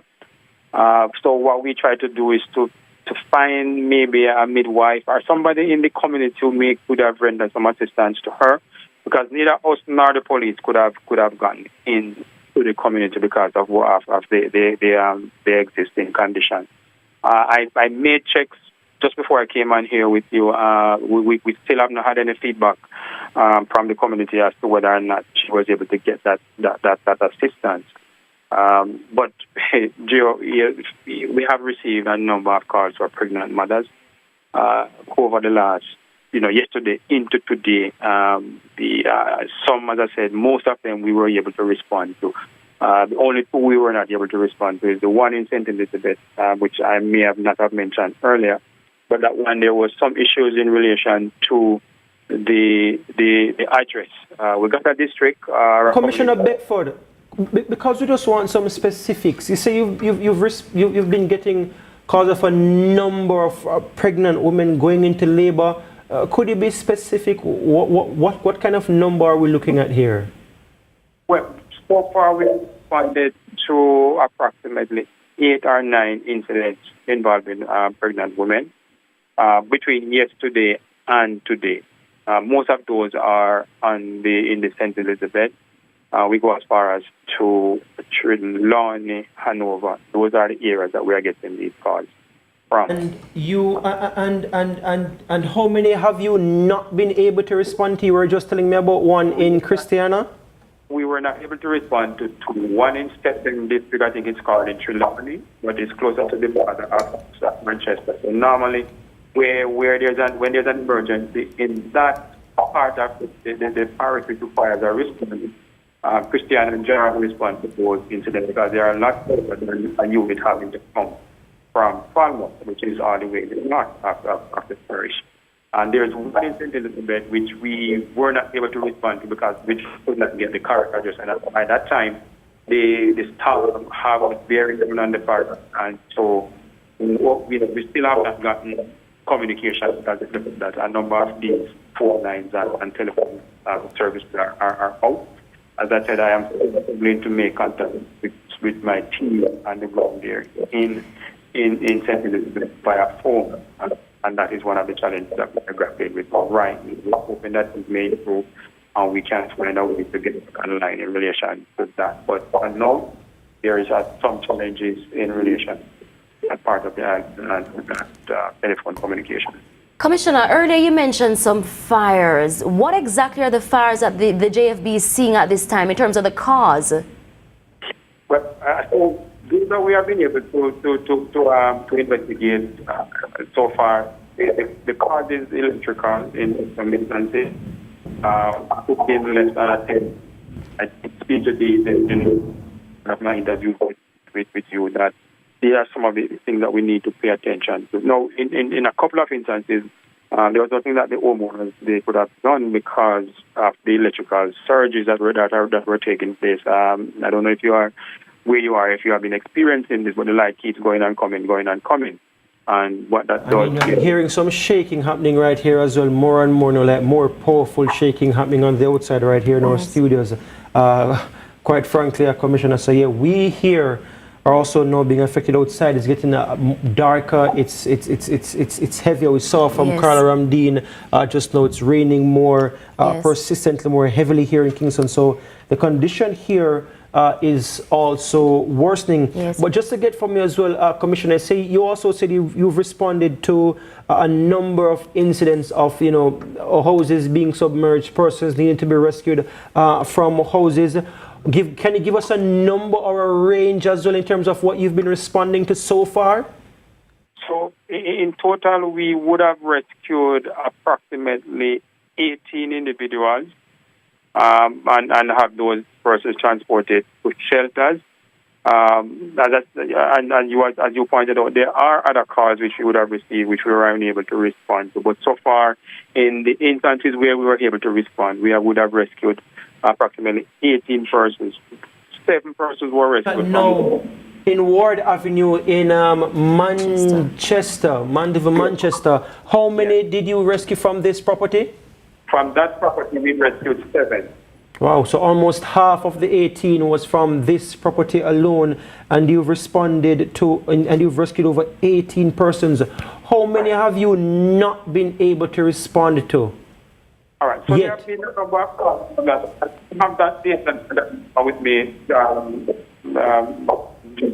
But what I do is that we have been taking the information, and as I said, if conditions improve where we can, and I think probably while I'm speaking to you, we may be responding to some of those incidents because, like I said, there was a little break in the condition in St. Elizabeth to the point where the water that was rising in the fire station at Santa Cruz was now receding, and that was one of the challenges because the fire station is really an little grade.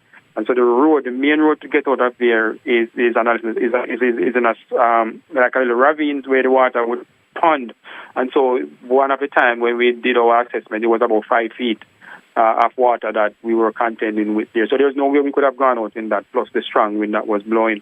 There was a roof next door to the fire station and a building that was dislodged and landed in the fire station. And I would have mentioned this morning incident happened in Montego Bay where a nearby property, that roof was dislodged, ended up in the fire station at Montego Bay, damaging several cars belonging to firefighters who are on duty at that particular facility. So the risk is significant, and when we get these calls, George and your viewers, we have to make a judgment call. So we assess the situation and see whether or not this is something that we can put in a response to, or it's something that we may have to delay putting in a response. So given what is happening, because we have often said, and this is how we operate, we will risk a lot to save savable lives. So where lives are not necessarily threatened or at significant risk or at risk, it's going to be difficult to commit firefighters in situations where they themselves will become the victim, the casualties. So we need our firefighters to be able to continue to respond. So while we sometimes persons may, be genuinely in need of assistance, and these are persons who may not necessarily were not heeding the warning, because they may have never experienced anything like this in their life, so they remain in their homes, which they would have ride out storms in before and nothing happened, right? So a lot of persons have been caught off guard in a sense that they were told it was big, and there are going to be significant flooding. But as I said to you, in my 35 years in the fire brigade, I would have seen many storms, many weather events, and I've never, and I repeat, never witnessed anything like this in my 35 years. This is something that has broken all records, if you ask me. Commissioner, we are here, we are only looking at some of the images, and perhaps you have seen things we have not seen. You're getting reports right across the country from your team members who will be sharing stuff with you.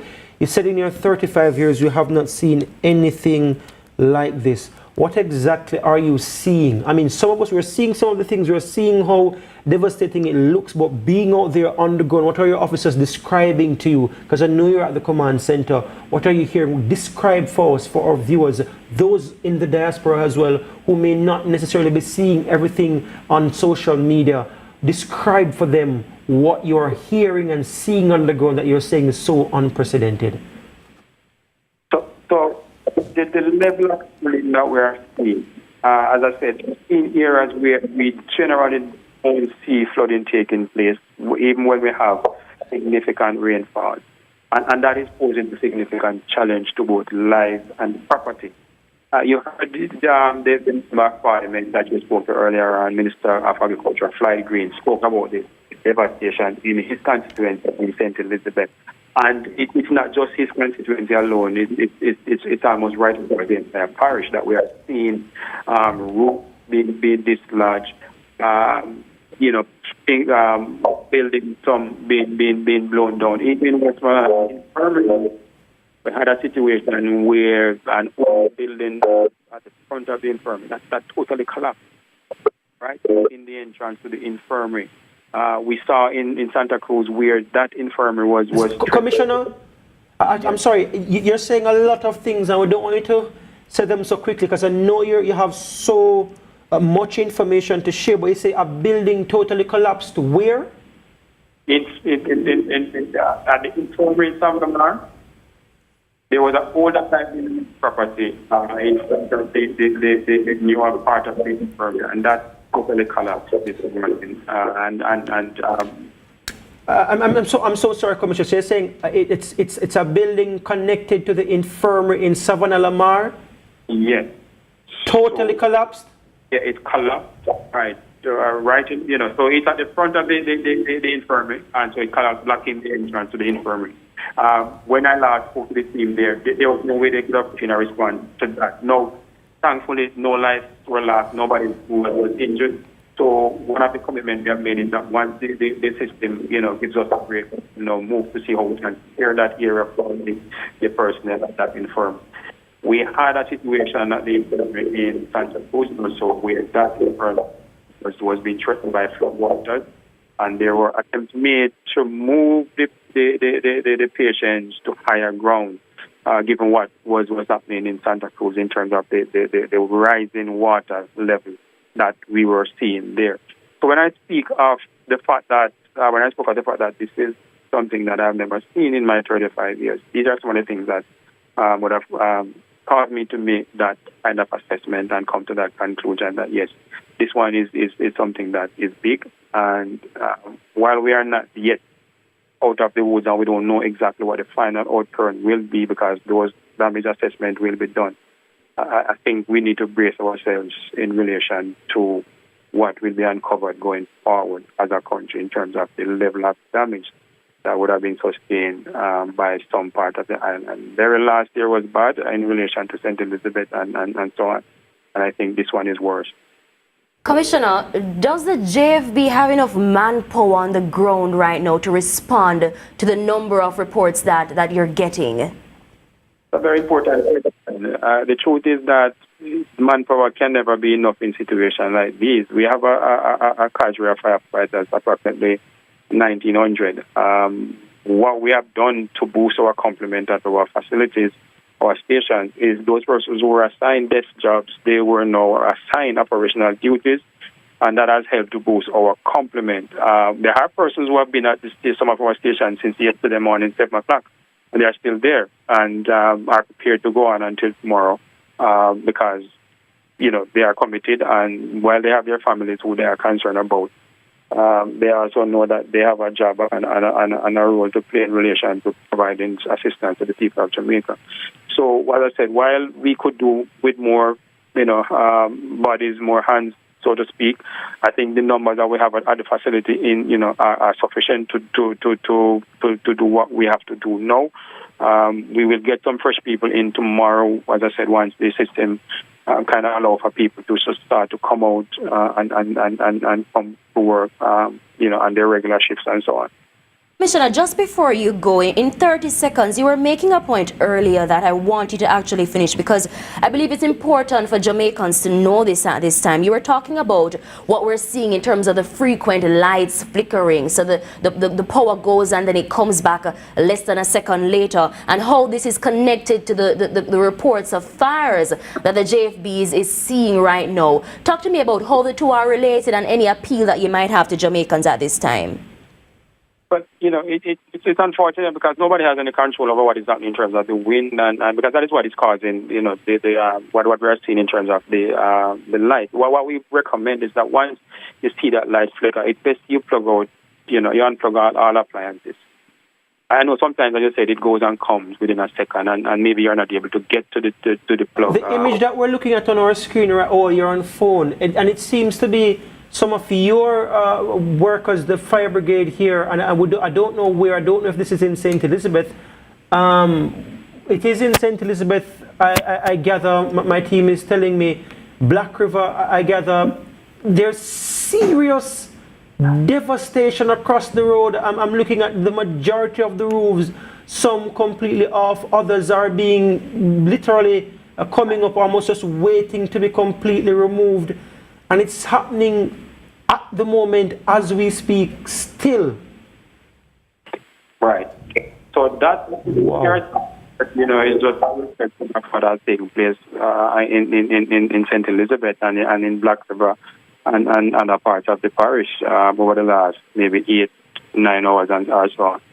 So when I say this is unprecedented, that is what I'm speaking to, because we have never seen anything like this. I've never seen it.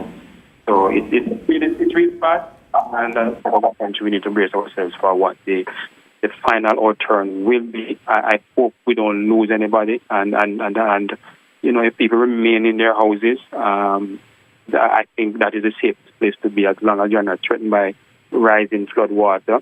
If you are threatened by rising flood water and you can move to higher ground, then please do so. But we are praying and hoping that there is no loss of life. We have not had any reports of that, and we are hoping that it will remain that way. Commissioner Beckford, we want to thank you so much for your time. You have been very kind in sharing this update with Jamaica. We want to thank you, as well as the rest of the government, quite frankly. They have been very willing, first responders, yes, government ministers, members of parliament, the mayors who we've called on consistently throughout the day. Most of them have responded and they've spoken to us at some point, and if somebody cannot speak to us, they've given us somebody else. Commissioner Beckford, we thank you. And I just want to say to you, perhaps we aren't finished with it before the end of the day, because we're going right up until 10 o'clock, and this situation is fluid, it's developing. If you have any updates, we ask you that you share them with us so we can share them with the country. And of course, we will be continuing to message you and speak with you to ask you for the updates. Thank you so very much for your time. And Gia, as the commissioner goes, just before he leaves, I would love if you could share your emergency numbers with our viewers for those persons who may not have your contact but would want to reach out to the Jamaica Fire Brigade. I would recommend persons who need assistance to call 922 2121 or 2122. Those two numbers are connected to the York Park station. Once they get there, then they will know dispatch that call as they see where the response is needed. The nearest station to that particular incident. But before I go, just allow me to say to Jamaicans, you know, I know it may not necessarily happen now, but you need to know the number to your nearest fire station. I have always said that you need to have that on speed dial. We do not answer 110. That is answered by a third party.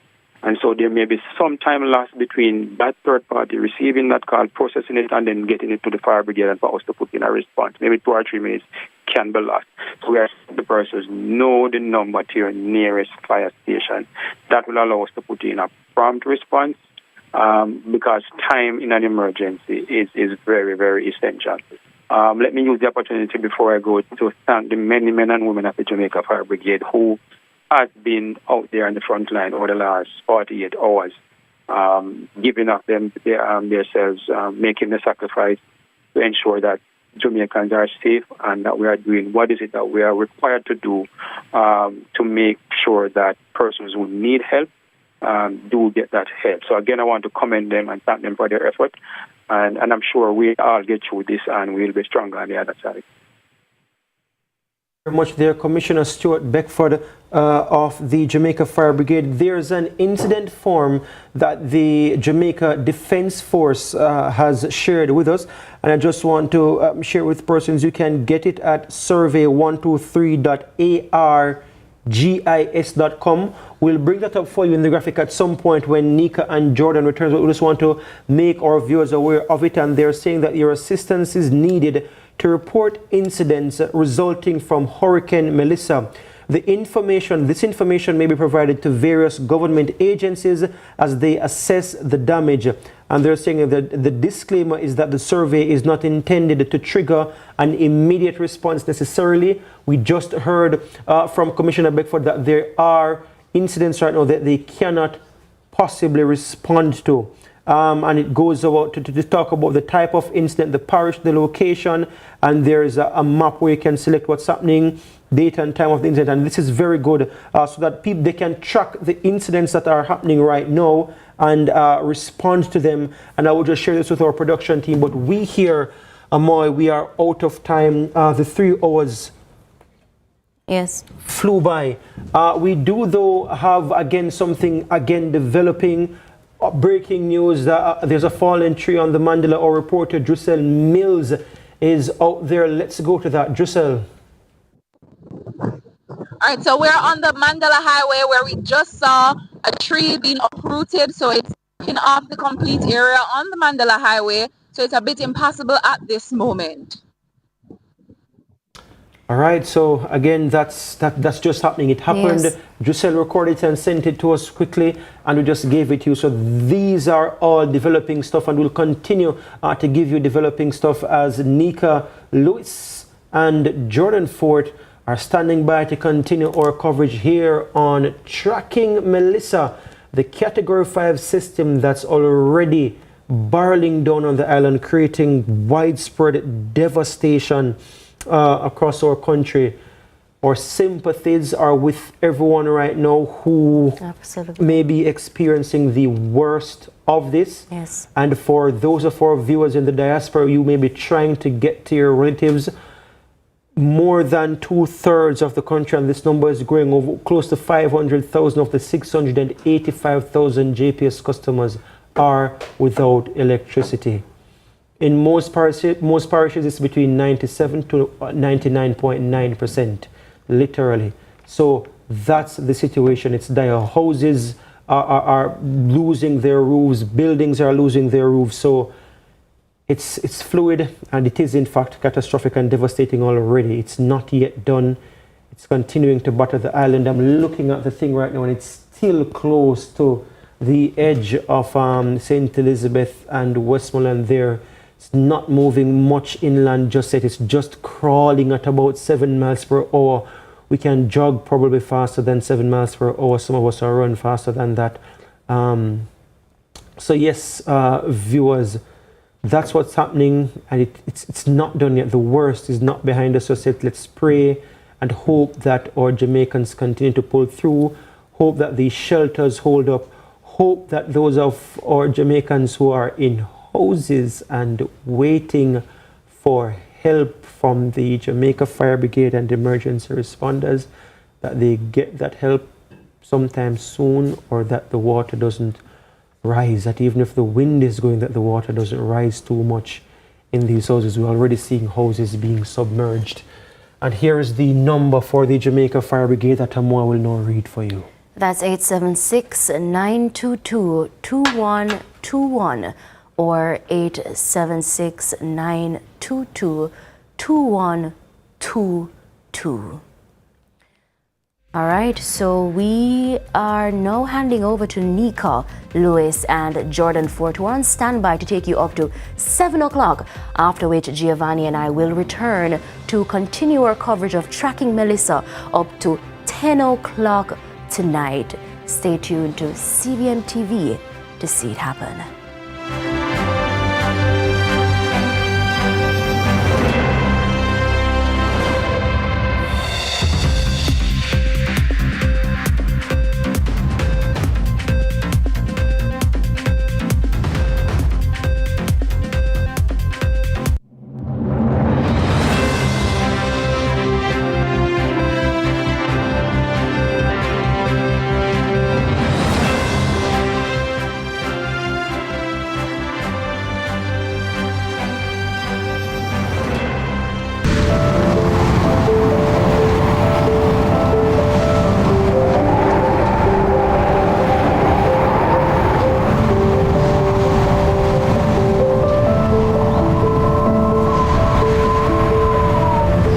Natural disasters like a hurricane can be catastrophic, not just to the environment and infrastructure, but also your mental health. Here are some useful tips to help you cope before, during, and after a hurricane. Get the facts. Reliable information is crucial to assessing your risk and taking reasonable actions. Make connections. Talk with family members or friends and share how you are feeling. Practice self-care. Do activities that bring you joy and relaxation, such as meditation. Get to a shelter if you cannot stay in your home or you do not have access to power. Again, a healthy relationship and a strong support system with family members or friends is vital, so share how you feel. Listen to music that will help to put your mind at ease. Taking care of your body by eating well, drinking water, exercising, and getting enough sleep can help regulate your mood. Limit your exposure to television and social media content about the worst effects of the hurricane. Overexposure can increase distress. Engage in fun and therapeutic activities, such as exercise, your favorite hobbies, and social activities.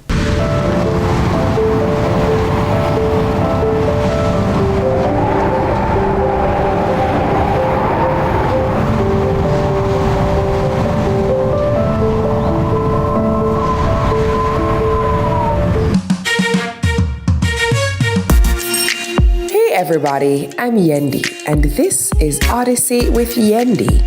In this space, we connect with some of your favorite people as they share their journeys.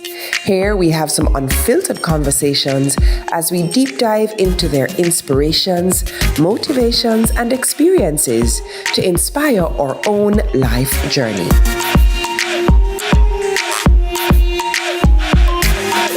Odyssey with Yendi. Brought to you by Grace, Singer, and IslandNet Services. It's time! Welcome to High School Pitchside. We have another fascinating episode for you. More matches, more big clashes. Let's talk about some of the big rivalries coming up this week. More of your favorite features. And trust me, you won't fall asleep in this history class. And of course, we always want to hear from you. Hear from your alma mater's players and coaches in Team Talk. You know we can't leave you out. So send us your messages on social media and watch us react on FanView. And you know we love a good little debate, right, Gio? We've got you covered all season long on High School Pitchside. High School Pitchside, your ultimate guide to all things schoolboy football, Thursdays at 8 p.m. on CVM TV.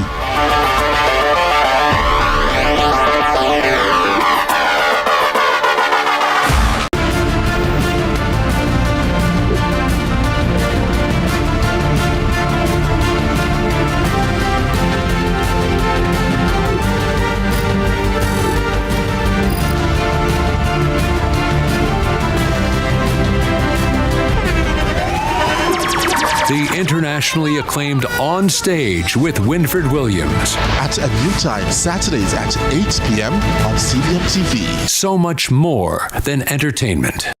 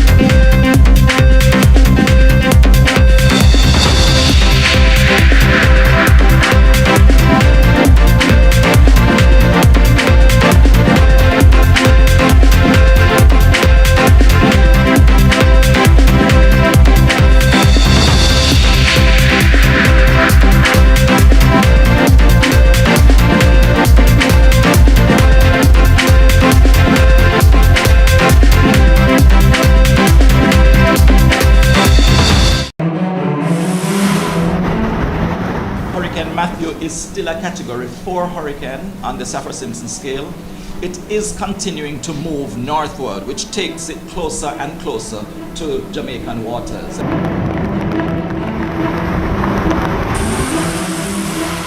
More information is coming out from the Hurricane Center.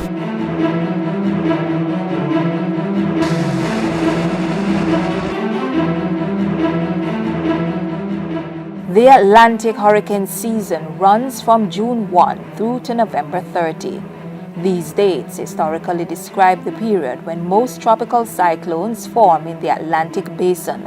A number of tools are used, like satellites, radars, and computer models, to determine where a hurricane will go and how intense it will be.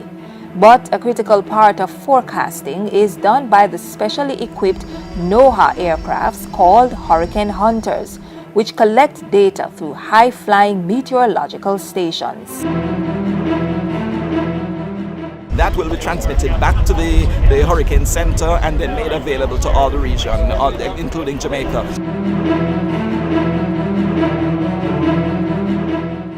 WC-130J Hercules is a high-wing, medium-range aircraft used in weather reconnaissance missions. This plane is configured to penetrate tropical disturbances and storms, as well as hurricanes and winter storms, and get data on the movement, size, and intensity of these systems. The NOAA Gulfstream model, nicknamed Gonzo, is a high-tech, high-flying, and high-speed twin-engine jet that flies around and over developing tropical cyclones to create a detailed picture of the surrounding upper atmosphere. It has a range of nearly 4,000 nautical miles and a cruising altitude of 45,000 feet. The Lockheed model, nicknamed Kermit, is in a class by itself. Formulated with unique scientific instrumentation, radars, and recording systems, the Kermit is able to do horizontal and vertical scans of storms.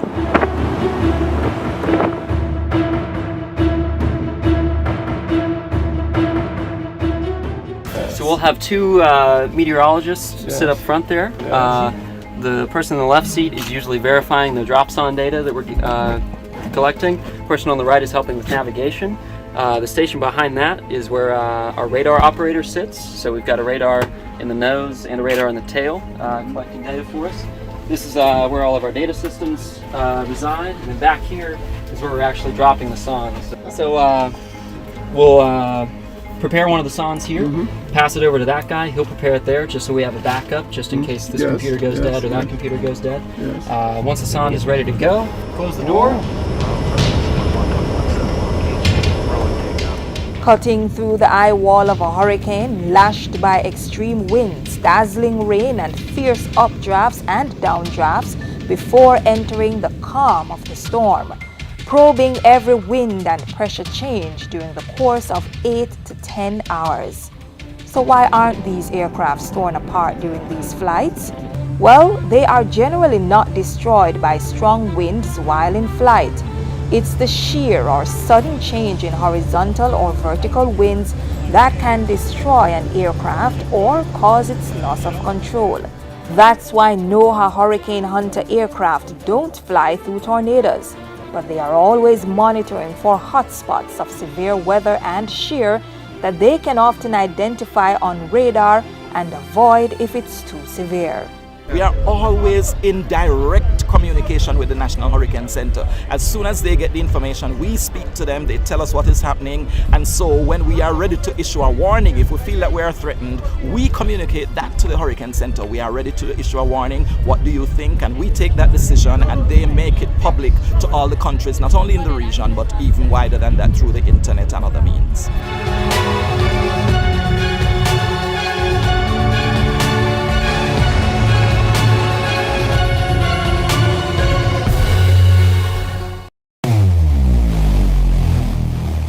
Where it all begins. The quest to become great. Inspired by those who went before them, these four boys dream of playing in the ISSA schoolboy football competitions. Will you score this for Casey? Will you score? It's a shot! It's a goal! and it's a shot, and it's a goal. And KC has won the Manning Cup, and they will play Clarendon College in the Olivia Shield.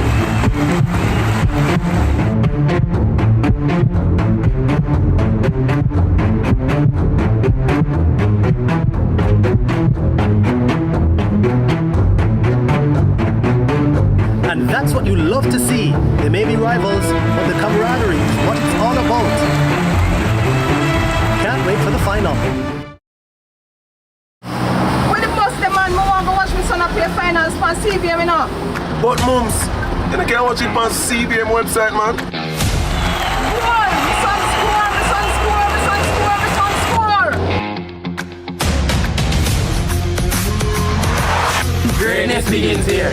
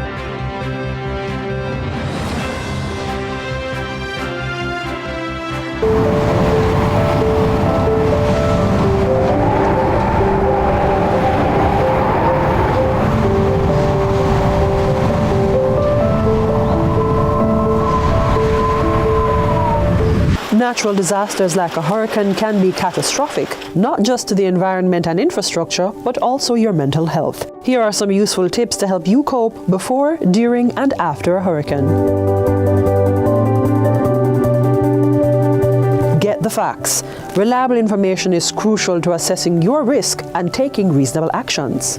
Make connections. Talk with family members or friends and share how you are feeling. Practice self-care. Do activities that bring you joy and relaxation, such as meditation.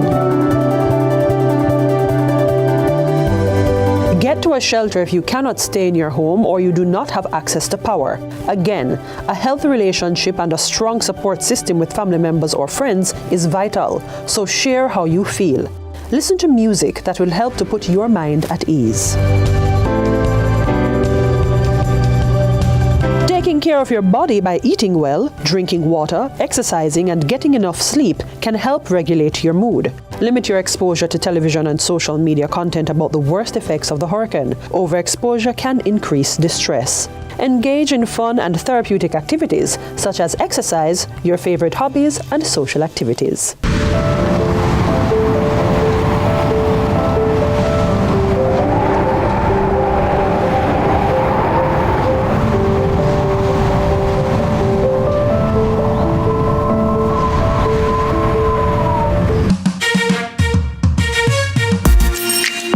everybody, I'm Yendi, and this is Odyssey with Yendi. In this space, we connect with some of your favorite people as they share their journeys.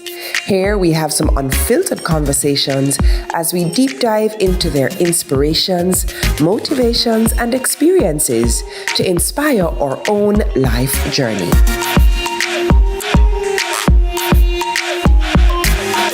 Odyssey with Yendi. Brought to you by Grace, Singer, and IslandNet Services. It's time. Welcome to High School Pitchside. We have another fascinating episode for you. More matches, more big clashes. Let's talk about some of the big rivalries coming up this week. More of your favorite features. And trust me, you won't fall asleep in this history class. And of course, we always want to hear from you. Hear from your alma mater's players and coaches in Team Talk. You know we can't leave you out. So send us your messages on social media and watch us react on FanView. And you know we love a good little debate, right, Gio? We've got you covered all season long on High School Pitchside. High School Pitchside, your ultimate guide to all things schoolboy football, Thursdays at 8 p.m. on CVM TV.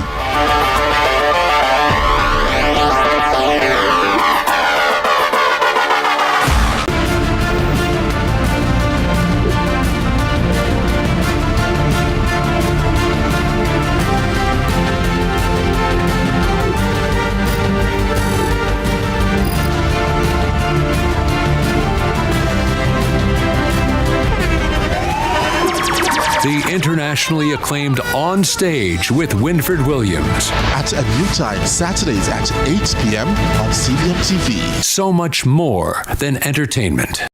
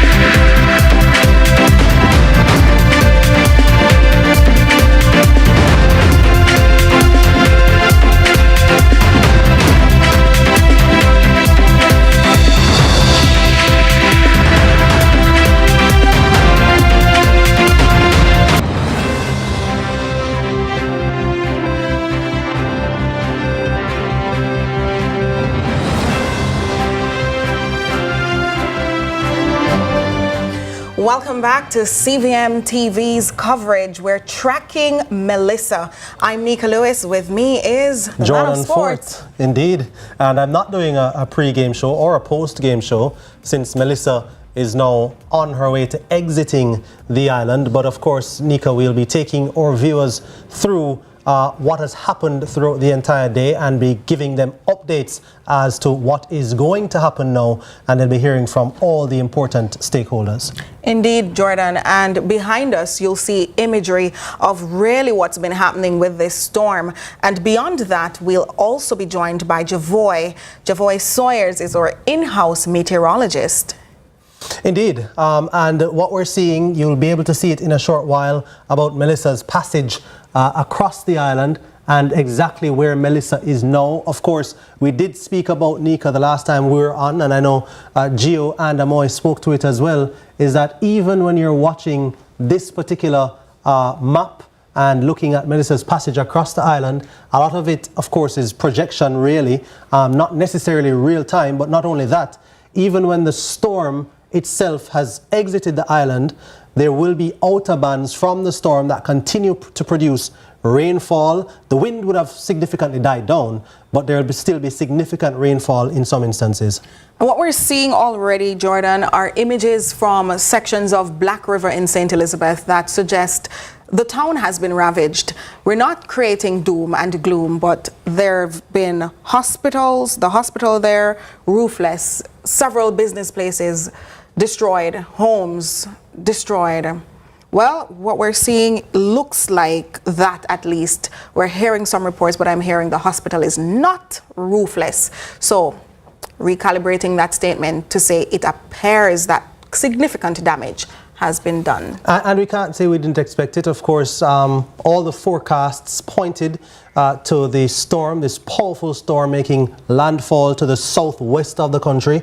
And we knew that St. Elizabeth, Westmoreland would have been affected immediately with the most powerful area surrounding the storm. We talk about the eye wall, and that once it made landfall, those parishes would begin to feel the effects immediately. Of course, it moved northeast, and so St. James, of course, Trelawney, and St. Anne started to feel the effects. And you're also talking about southern parishes because it started south. So even before it made landfall, southern parishes, coastal areas in Clarendon and Manchester were feeling the effects. We talked about Ainon Town. We spoke with Wavell Hines, the Member of Parliament, newly elected, by the way, for North Clarendon. And he said that his point in North Clarendon, just think of this dead center of the island of Jamaica.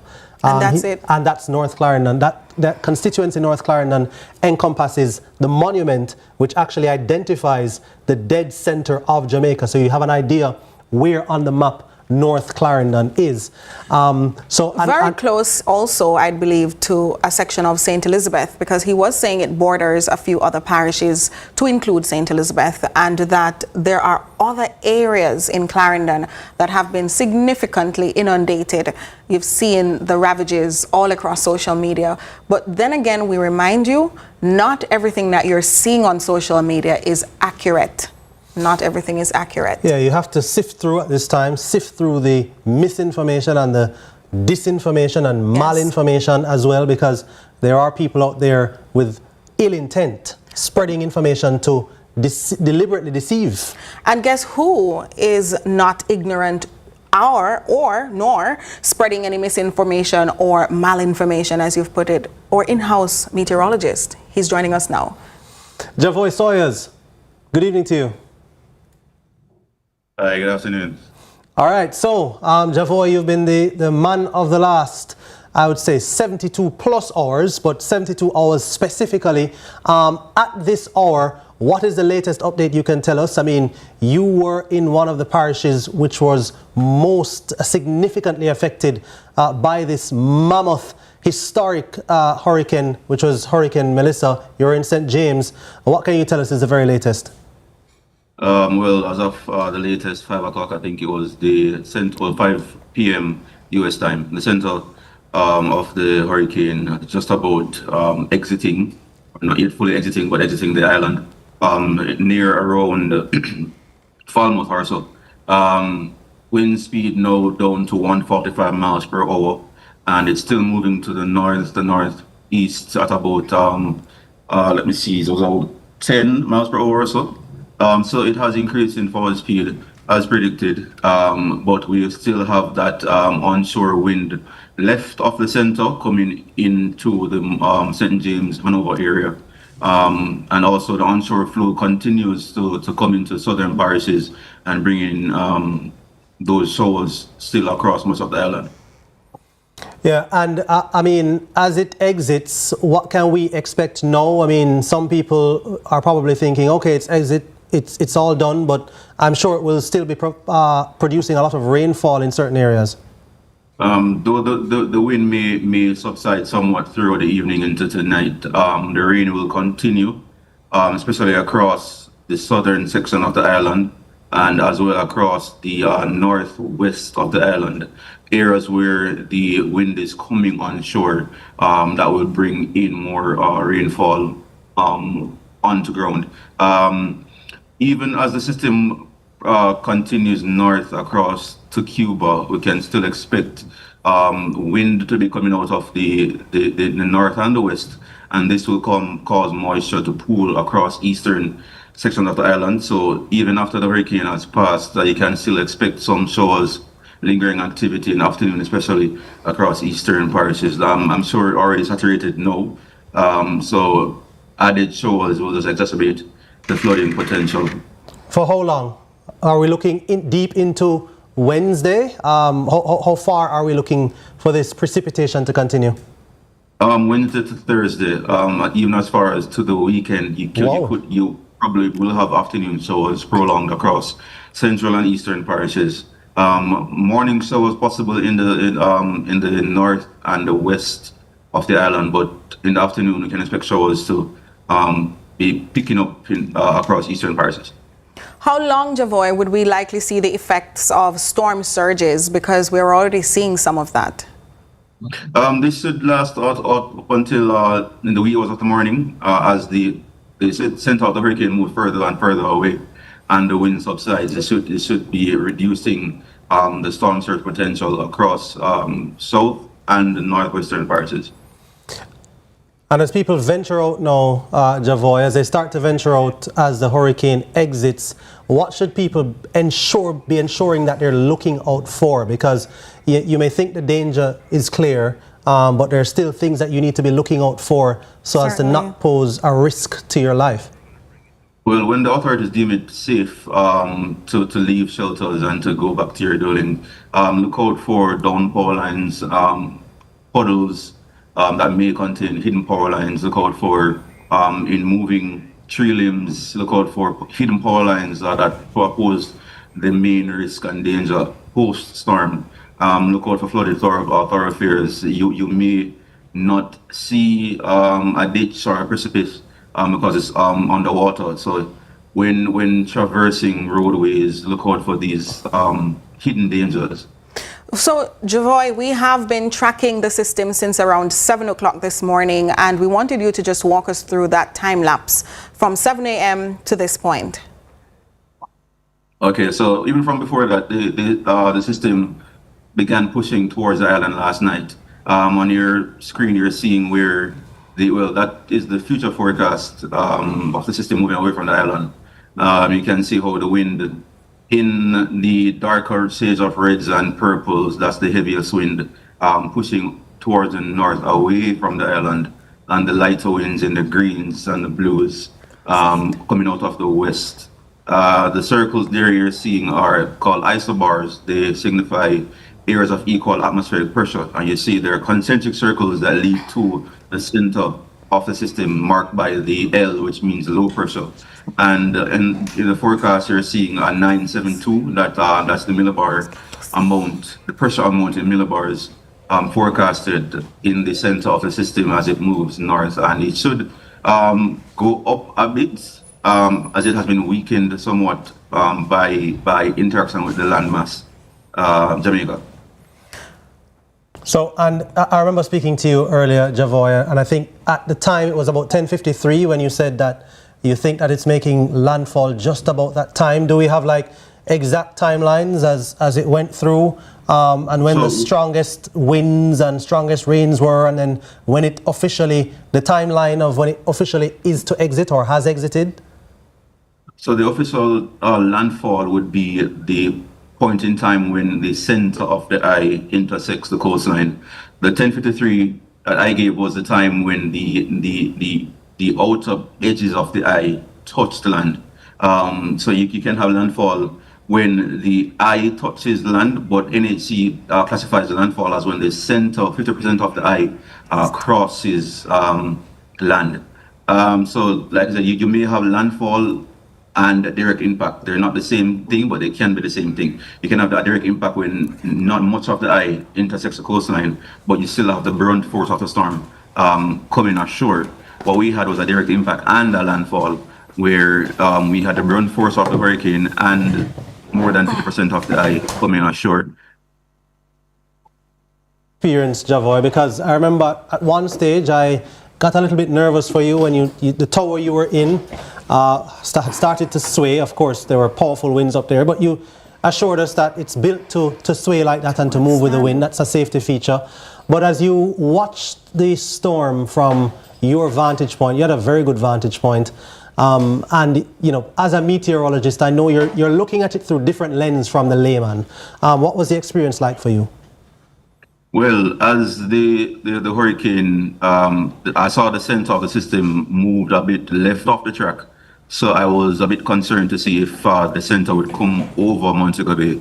It stayed to the south and slid more east of my direction, which also put Moby in much of the eye wall, the northern and then the western eye wall for most of the direction of its passage, which was a bit worrying because the wind did pick up to near Category 4 strength. The rain was driving sideways. The tower, like I said, it was rocking in the wind. I had to go down to lower floors. Well, I was certain I was safe, but others weren't so at ease of my location. So I went to lower floors and watched it from there. Much of the vegetation around me is flat. Some flooding I'm seeing on the roadways. I can imagine how much devastation tomorrow morning will show when the sun does come up. Well, it's good to hear that the sun is going to come up tomorrow morning. At least that's a start, Javoy. That's a positive start. But again, as you said... Is that sure, though, that we will have sun tomorrow? As the system moves further to the north and east, there is some drying out, especially across the western section of the island. So sun is a possibility tomorrow. All across most of the island is a possibility. You may have on and off showers, but in the afternoon, those showers will build across eastern parishes. Yes, and I mean, again, speaking to you as a meteorologist, in terms of your own, I'm suspecting that this is the most powerful weather event that you've ever been a part of. How did reality compare with expectation? Because you know, I can tell you that when we heard about what was to come, it was extremely scary, and you know, we got extremely nervous. And of course, not the entire island felt it the way the southern parts of the island and the western parts of the island felt it. So you being in the eye of the storm, pardon the pun, how did the reality match the kind of projection that you had as a meteorologist? Well, most of us have never lived through a Category 5 hurricane, much as a landfalling Category 5 hurricane at home. So we've experienced it secondhand through media, seeing ravages of hurricanes abroad. But for me, I've never imagined living the reality of such in real time. It was frightening. The expectations were there. I knew what to expect with a Category 5 hurricane force winds, even though I've never lived it. But I mean, we all drive cars. We know how fast cars go. We see the effects. If you put a hand out the window at certain speeds, you feel the effect of the wind.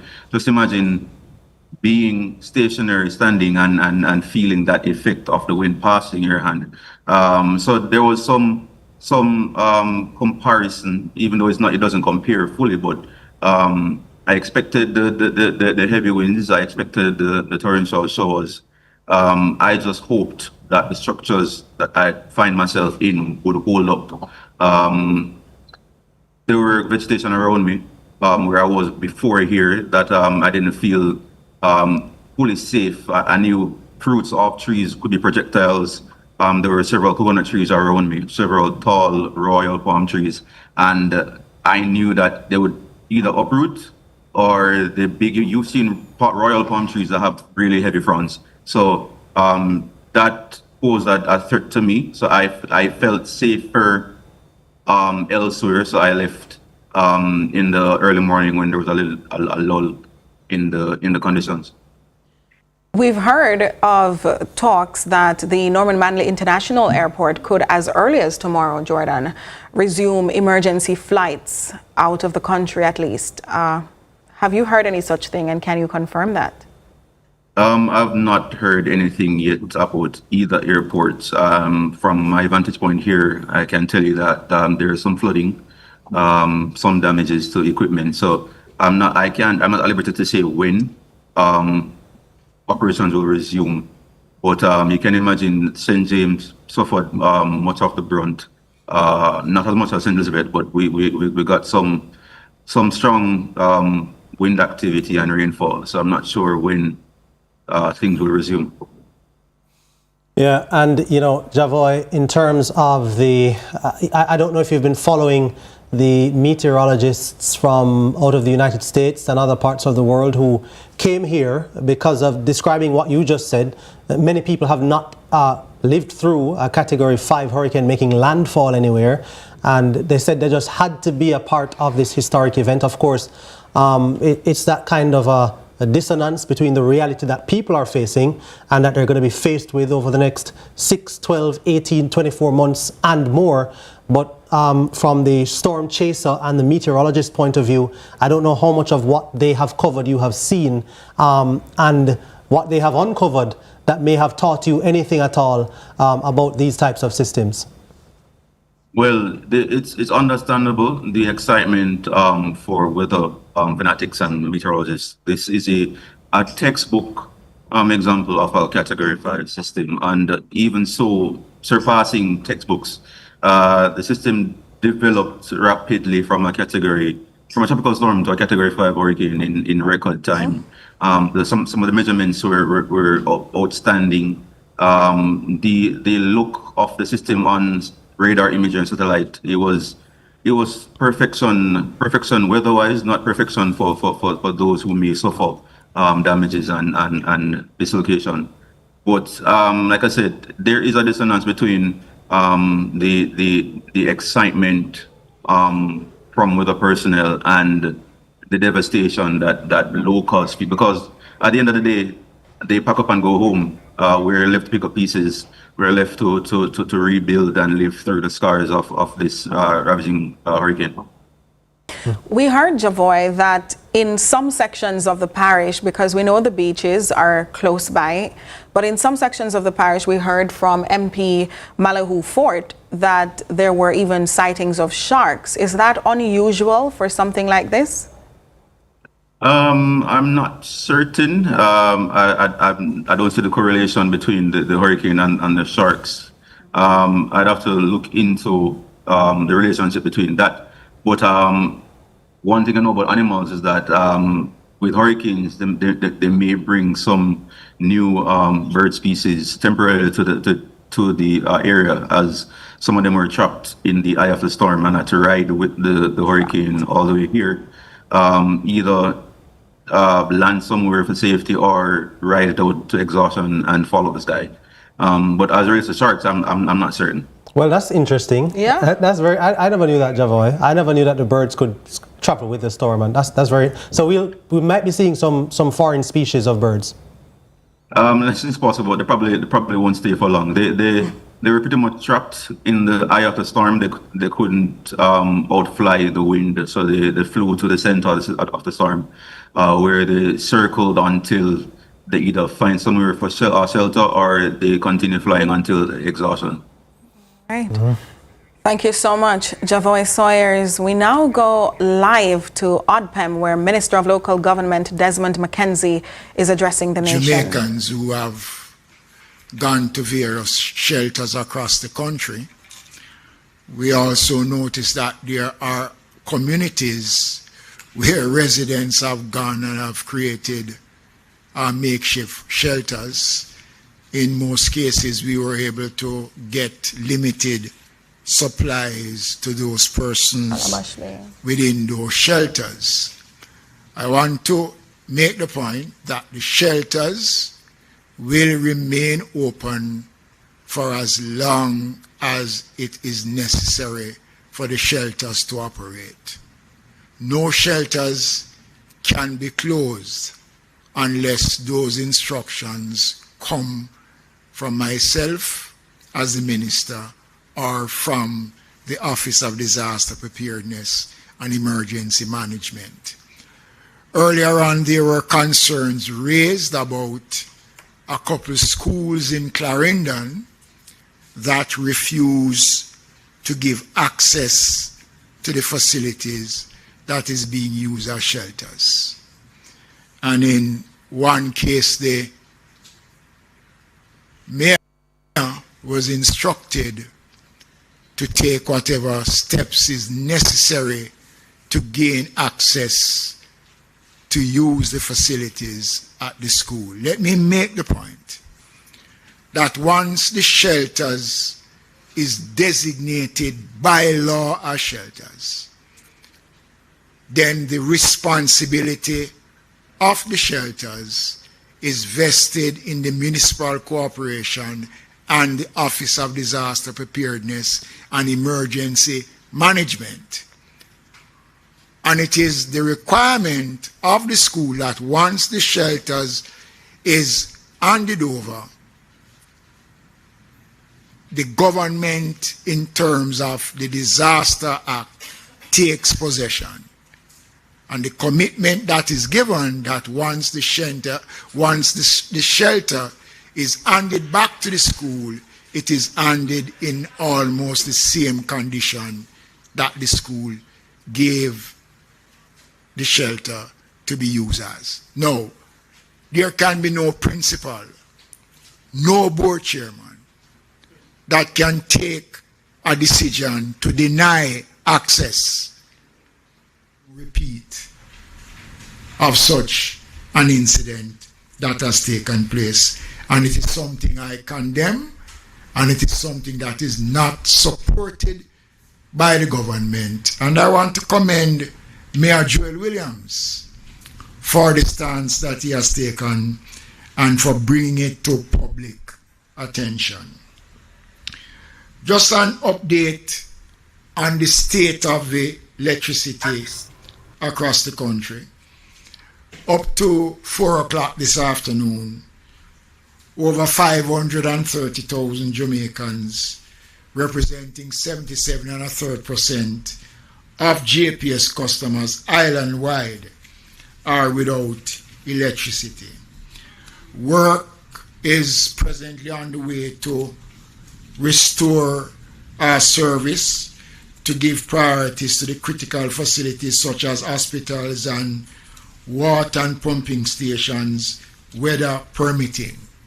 Fortunately for persons in St. Thomas and sections of Kingston and St. Andrew, they currently have electricity in certain sections of these two parishes that I've just outlined. We want to look at some incidents that have taken place across the island. In Falmouth, the Falmouth Hospital was affected by storm surge and high water level in surrounding areas. We also see the Nowell Homes and the Cornwall Regional Hospital has been impacted by flooding and strong winds with structural damage. The Black River Hospital in St. Elizabeth is without power and section of the roof is damaged. The Ministry of Health and Wellness is conducting an evaluation of the situation, and 75 patients were removed from that hospital to safety. Block roads right across the country. Almost every parish is experiencing block road, fallen trees, utility poles, and excess flooding in many communities. Anian Town, Alley, Seven Rivers in St. James are experiencing flooded bridges, and I guess by the time we have a next update, there will be more bridges across the country. And the Prime Minister did speak to that yesterday about the question of bridges.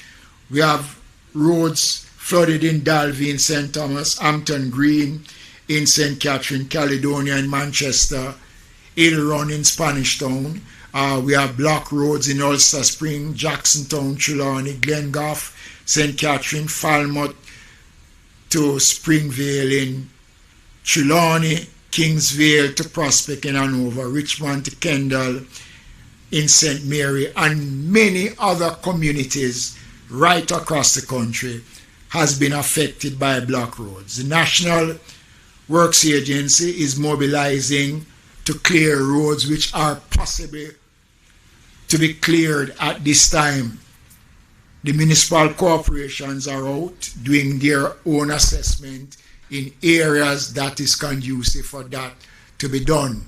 But I can tell you, the parish of St. Elizabeth is underwater. The damage to St. Elizabeth is extensive based on what we have seen. Sections of Clarendon also is experiencing severe conditions. There are some concerns that has been raised, and we had to put in emergency measures in our infirmaries. The infirmary in Santa Cruz, based on the flooding of the area, was affected.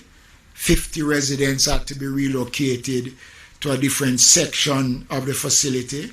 The fire brigade station in Santa Cruz was flooded out because of excessive flood waters.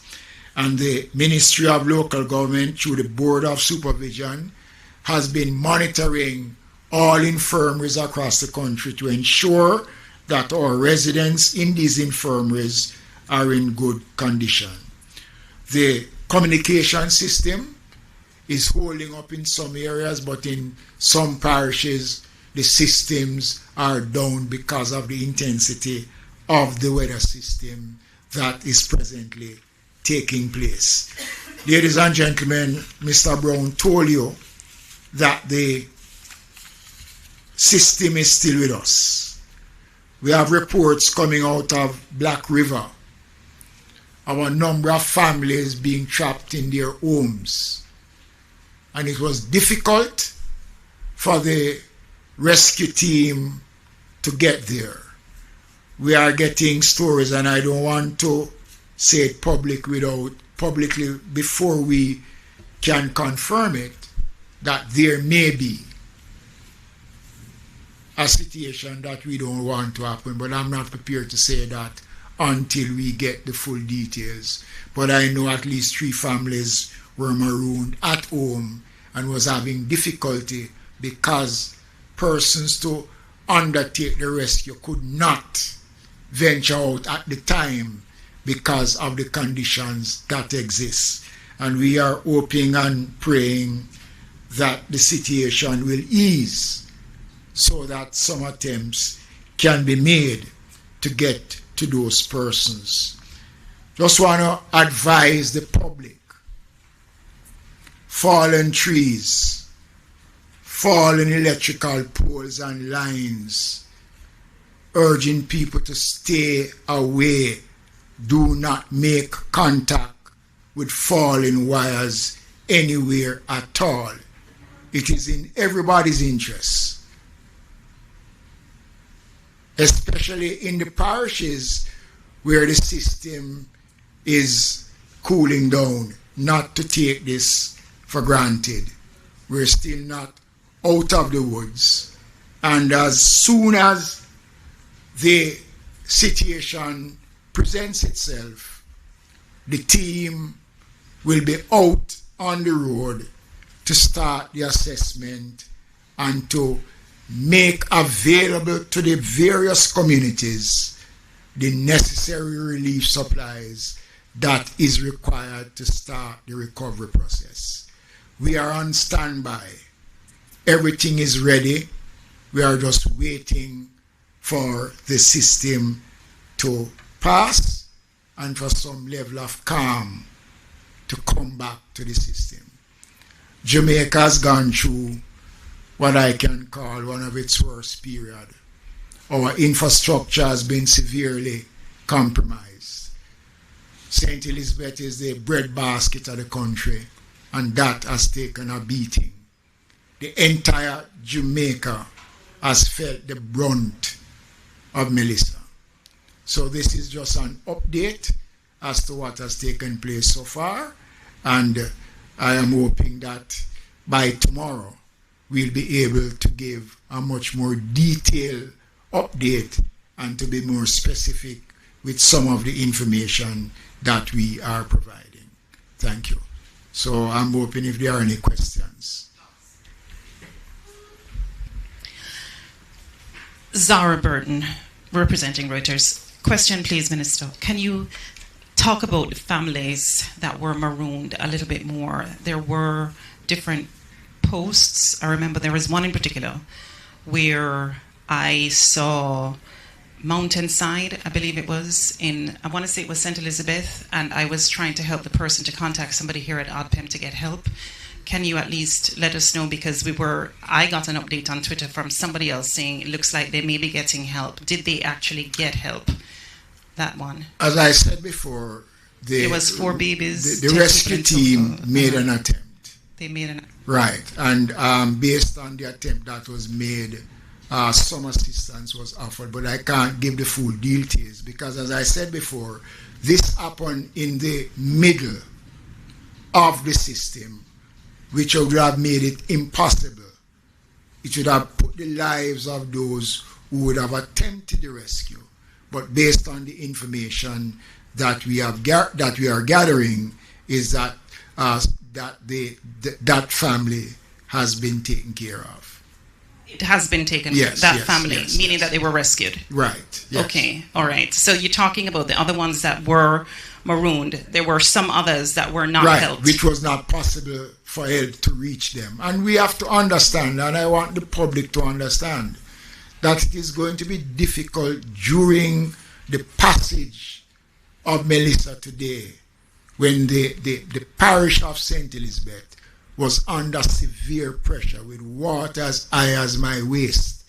It made rescue impossible. Roofs were flying off right across.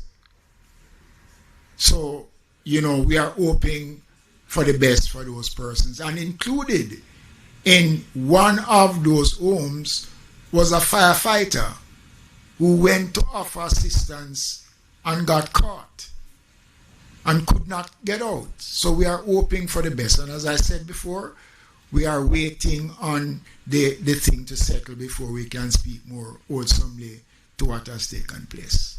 Okay. Any deaths so far reported? I cannot speak about that now because I've not gotten anything official to say that there are deaths. Let us hope that there are none so far.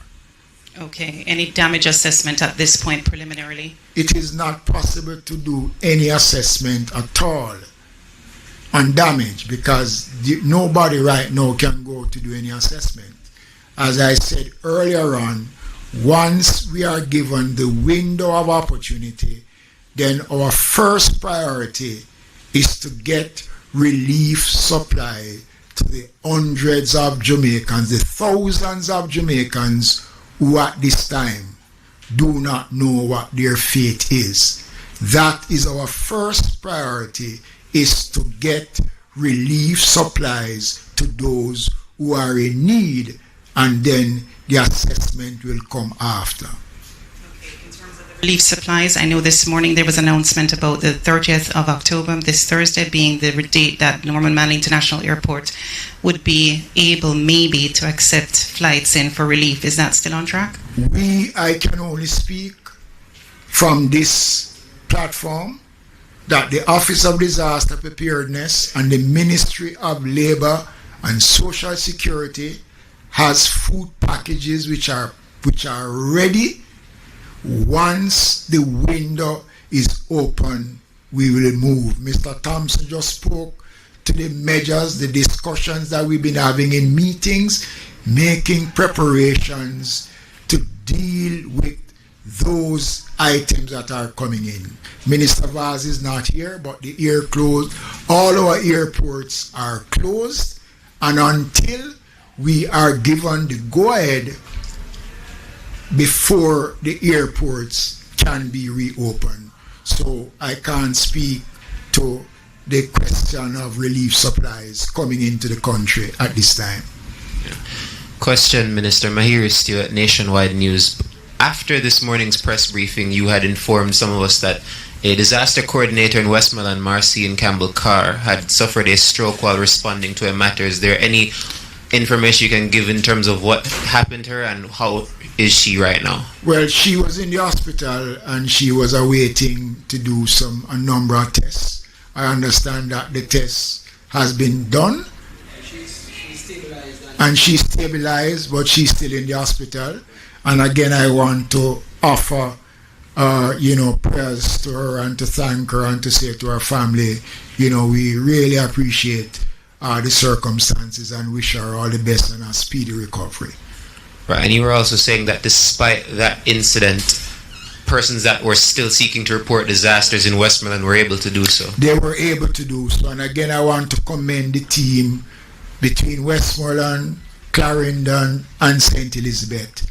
Despite the challenges, they were able to find means and ways of providing information for us so we know exactly what is happening. And I want to commend the team and to thank them for the efforts that they continue to make under very, very trying circumstances. Right, and lastly, speaking to Minister Vaz after the press briefing this morning, and he was telling me that the Civil Aviation Authority has been given the green light in terms of when the aid is to come, when the airports are open, they are to present a detailed list of the supplies as they are coming in to ensure that there's no issue in terms of the aid getting to persons. Could you just explain that process further in terms of what ODPEM and the Aviation Authority will be doing? Well, what I can say is any goods that is coming into Jamaica for relief supplies, the government must know in advance. It has to be documented, go through a proper system, and that is one of the meetings that was being held to coordinate the logistics. We are not going to facilitate anyone just flying things in to say that it is coming for relief supplies. And next thing we know, we get an aeroplane with 2 bags of rice, and in the back of it is furniture and fridge and TV. We're not up for that. We are putting in place a proper structure, and that is why the website was created, so that persons can go to that website and indicate, and there's a structure. The Ministry of Foreign Affairs and Foreign Trade, because anything coming into the country, it is a collective response of government that is working to ensure that there's a proper system that is in place and a website that has been established. Lastly, I'm not sure if the data would be available to you yet, but are you aware of how much has been donated through that supportjamaica.gov link? I can't say at this time. I'm not in a position to say, but I'm sure that based on the messages that I've seen and the many interviews that have been undertaken, that there are many Jamaicans right across the diaspora and our friendly countries that have already started, and the engagement I know have commenced in terms of relief supplies. And we have local persons here in Jamaica who have already started to indicate their commitment to join in the restoration and to provide relief supplies. Andrea Chisholm from TVJ. Minister, you mentioned a school that did not want to be used as a shelter. Could you name the school, please? That's one. And secondly, schools, right? Thank you for that. And secondly, could you tell us what process will be in place to ensure that schools that suffer any sort of damage as a result of being operated as a shelter is restored so that the students can get back a comfortable environment to learn? Well, I can give you the commitment that if a school experience damage because it was used as a shelter, the requisite resources will be found to ensure that the repairs are undertaken, because one of the commitments is that you return the school in the condition that you get the school to operate as a shelter. One of the schools I know that is involved is the Veer Technical High School And there are a number of other schools, but the name that came was Vere Technical is one such school. And I also must tell you that a number of schools, St. Elizabeth Tech, which is used as a shelter, has been damaged severely by the passage of the hurricane. We have a damage to, as I said before, the St. James Municipal Building has been damaged. The Hanover Municipal Building has been damaged in Hanover. And there are several other facilities that have been damaged. But the schools, I am giving that commitment that whatever is done,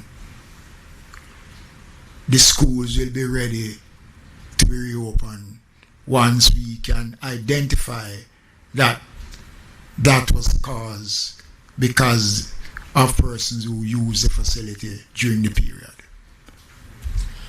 Tyler Whelan, Jamaica Information Service. Minister, we have been seeing some instances of the circulation of fake news, misinformation.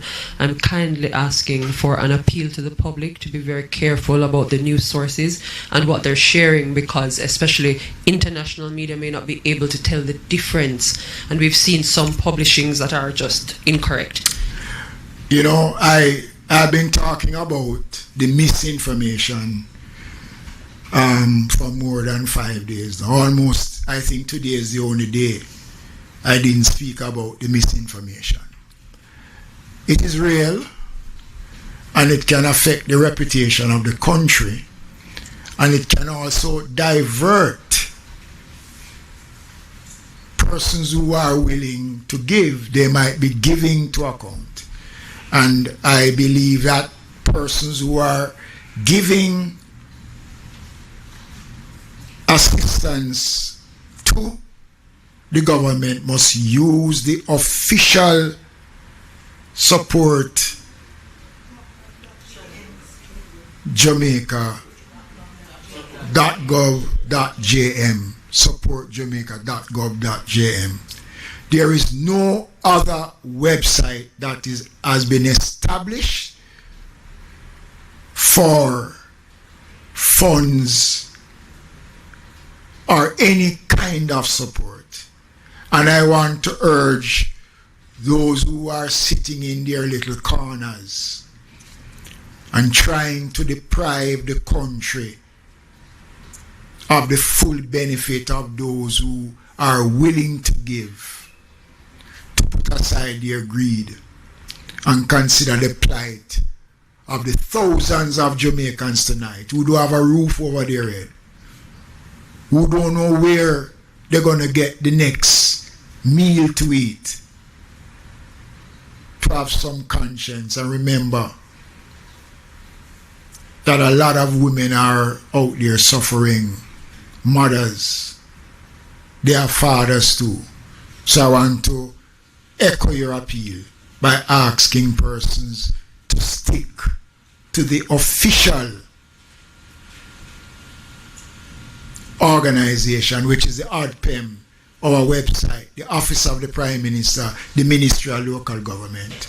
No other entity is authorized to collect donations, whether cash or kind, on behalf of the government of Jamaica.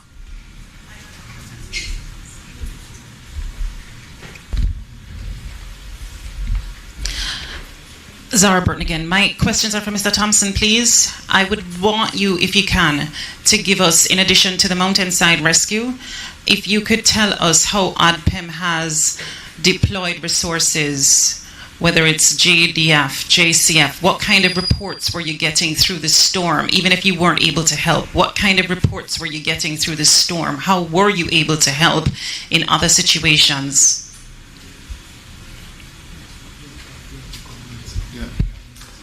So information has been coming into the command center. When they come in the height of the storm, sometimes there's very little that we can do in terms of search and rescue.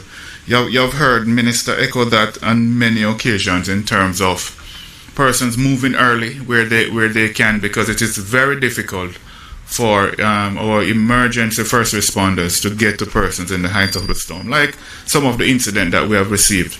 But there was one incident night before last night that we got the information coming in. We sent out a team to assist to move an elderly couple to the shelter. We got information where the fire brigade was doing search and rescue in Mandeville as well. Minister spoke to another one where a firefighter got caught up as well. So once those information comes into the center, where best as possible, where we can do those swift water quick search and rescue, we get them done. There is that communication channel. Once we get that information, all those are actioned. But there are times when it has to be a hold because you just can't put person out there. Helicopters can't fly in this kind of weather. Coast Guard can't sail in this kind of weather. So we just have to accept that that's how it goes. And then once there is clearance and we have to go, we go and we do our rescue operation. Well, no, I was speaking to, I overheard here in Odpim a person who was taking a report. Sorry to eavesdrop, but I did overhear an Odpim staffer saying things like, overhearing that one person had lost a roof and needed assistance getting out and stuff like that. So I'm just trying to understand if you could give walk through the kind of reports. So what I'm saying, once the reports will come in, we log those reports. If it's a situation where it can be actioned, it is always actioned. So if it's a situation where you can't go at that time, then you have to go when there's a clearance for you to be able to go. Oh, I'm thinking. All right. Let me thank everybody, but let me just say in closing that this government has been proactive in our planning. We have put the necessary things in place so that we are able to respond when the opportunity presents itself. I want to again commend the team that has been here for the last 3 days, 3 nights, sitting in the command center, gathering the data, getting the information. This is one of the worst experiences that we have ever encountered. We can go back to Hurricane Charlie in 1951. We can go to Hurricane Gilbert in 1980-89. We have had other hurricanes. Beryl last year. We've learned from the lessons of Beryl based on the committee that was established by the Prime Minister to review our performance in Beryl. And we learn from Beryl and we use some of what we learned and we have instituted it this time around. And I want to say to the team, despite the challenges, I think we have done well. The next round is going to be more difficult than preparing for Melissa. Thank you all.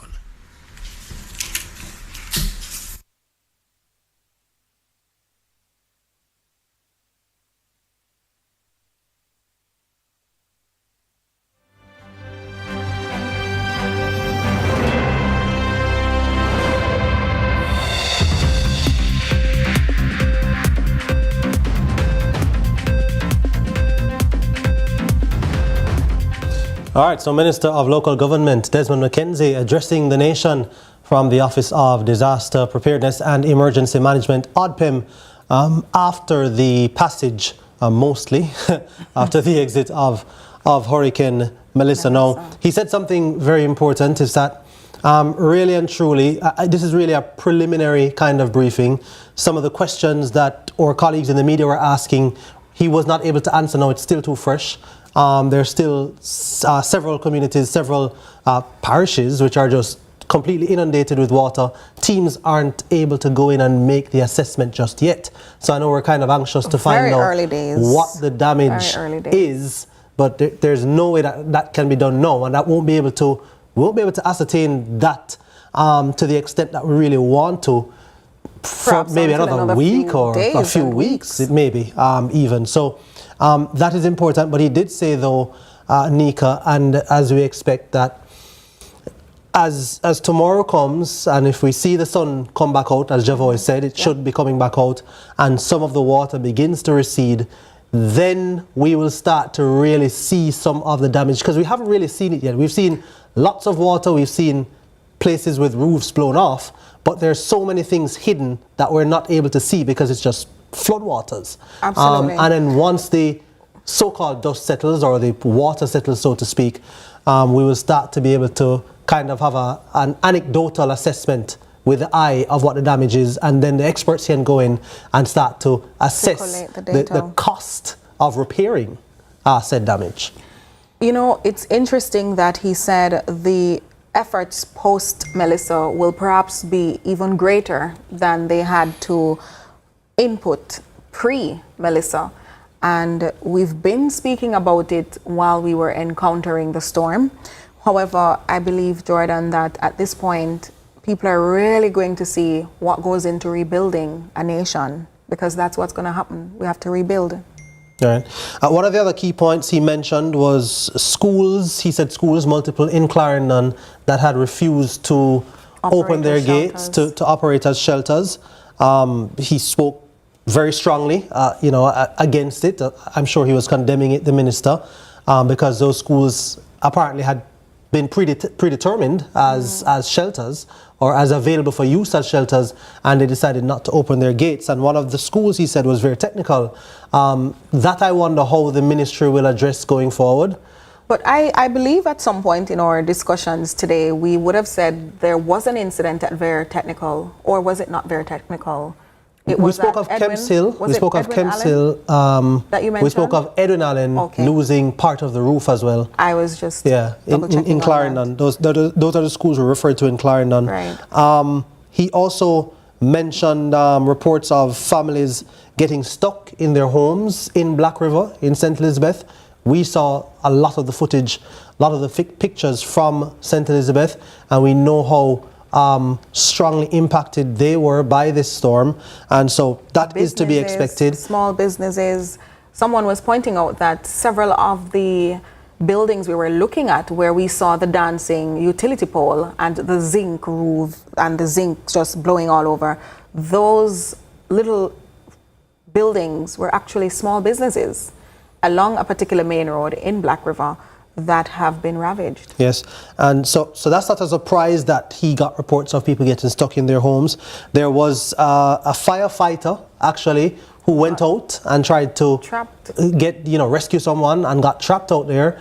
And I think the minister is still trying to get word back as to what has happened with the people who got stuck and the firefighter who got stuck, and so on and so forth. And he did say no reports of deaths, but the Ministry of Health and Wellness did say that there were 3 deaths and as many as 12 injuries, or at least I should say, at least 12 injuries related to the passage. Heard 13 injuries, so right. 3 deaths and 13 injuries. So we can say at least 12. We can say at least a dozen. And these are directly related to the passage of Hurricane Melissa, and the cases include head and chest injuries, falls from heights, and electrocution. The ministry extends condolences to the family and friends of those who have died. They have also advised Jamaicans to refrain from risky activities, including tree cutting, climbing on roofs, or working at heights, of course, during hurricane conditions. And I think that warning will even extend to directly after hurricane conditions. You need to listen out to the authorities as to when it is safe to actually begin those kinds of operations again. Don't just venture out because you think the storm has passed. True. And the Jamaica Defence Force, Nika, has also weighed in as well. Indeed, because the JDF has initiated a call out of the Jamaica National Reserve, Jordan, that's a JNR, in response to the threat being posed by Hurricane Melissa, which has been impacting the island and still impacting, though it's exiting. So the move forms part of the JDF's wider operational response, and that's their response plan to support the national disaster preparedness and humanitarian assistance efforts in the aftermath of Hurricane Melissa.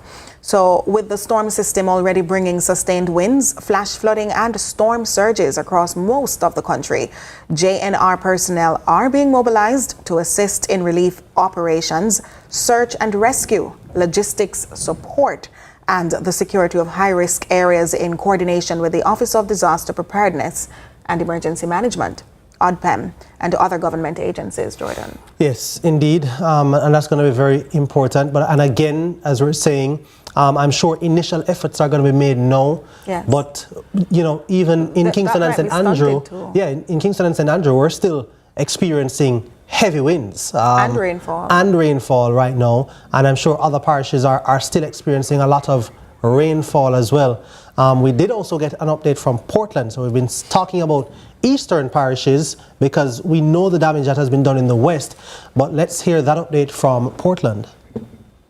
We will get that We'll get back to that. We have shortly. Kevin Black, our reporter out there in Portland, doing the work. But yeah, all these teams, all the search and rescue teams, the Jamaica Defence Force, we speak about the JCF as well, is going to be important in their own deployment as the rescue efforts and the recovery efforts unfold over the next few days. Do we have that report now from Portland? We should. All right, so Kevin Black, our reporter, is in Portland and he gives us the latest.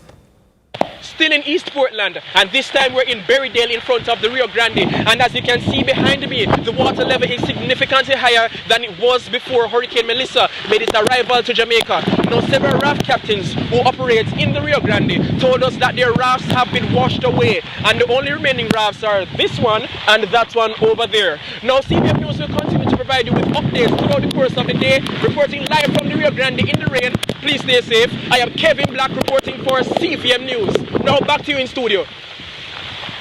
All right, Kevin, you stay safe as well. Indeed. He's been doing lots of hard work and, obviously taking risks there Thankfully familiar terrain. Exactly, to bring us the information. But as you said, he's familiar with Portland. So he also knows what he's doing. That's East Portland that he's in, and they're also feeling the effects as well. So it's not just the western end, not just the southern parishes, not just the central parishes, not just northeastern, the entire island feeling the effects of this mammoth Hurricane Melissa. This appears to be footage, Jordan, of St. Anne. That's our correspondent Kirk Hall, all the way out there covering St. Anne and St. Mary.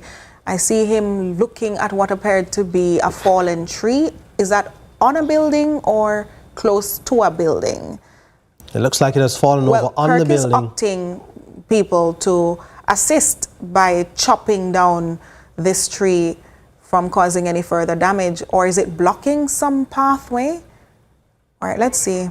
It's blocking the roadway. CVM correspondent jumping into action, Kirk Hall, right out there in St. Anne. I'm sure the producers will advise us sooner. He's there with Carlin Brown. So that is their attempt for egress. Once he has managed to clear that path, we'll get back to him and the team in St. Anne, Carlin Brown, Kirk Hall, trying to make headway. Yeah, and you speak about, citizens pitching in and helping the authorities in this relief effort post-hurricane. Of course, it's in the furtherance of doing the job and getting the news out to the public, but it's also helping members of the public. And truly familiar territory you talk about with Kirk Hall. He knows those parts very, very well. Yes. But we still urge Kirk and Curlin to stay safe. We know they're trying to access some areas to give us the latest information from St. Anne. He's made it through, Jordan. Let's look. Well, I told you he knows the place. He does. He knows a thing or two. That's him making his way through. I wonder which roadway this is. Wow, look at the fallen trees, the leaning ones. Quite a bit happening there. Indeed. This is the Garden Parish. This is the Garden Parish. These are obstacles that will undoubtedly occur along the roadway. Looks like he's going up into a hilly area in St. Anne. And there are lots of trees, as you can see there. Some branches have come down. Yes. He just cleared one. I'm surprised that there aren't They're more able blockages. to, absolutely. Who knows? Perhaps they cleared a few before we picked them up here. But Kirk is fully armed with his machete, moving through.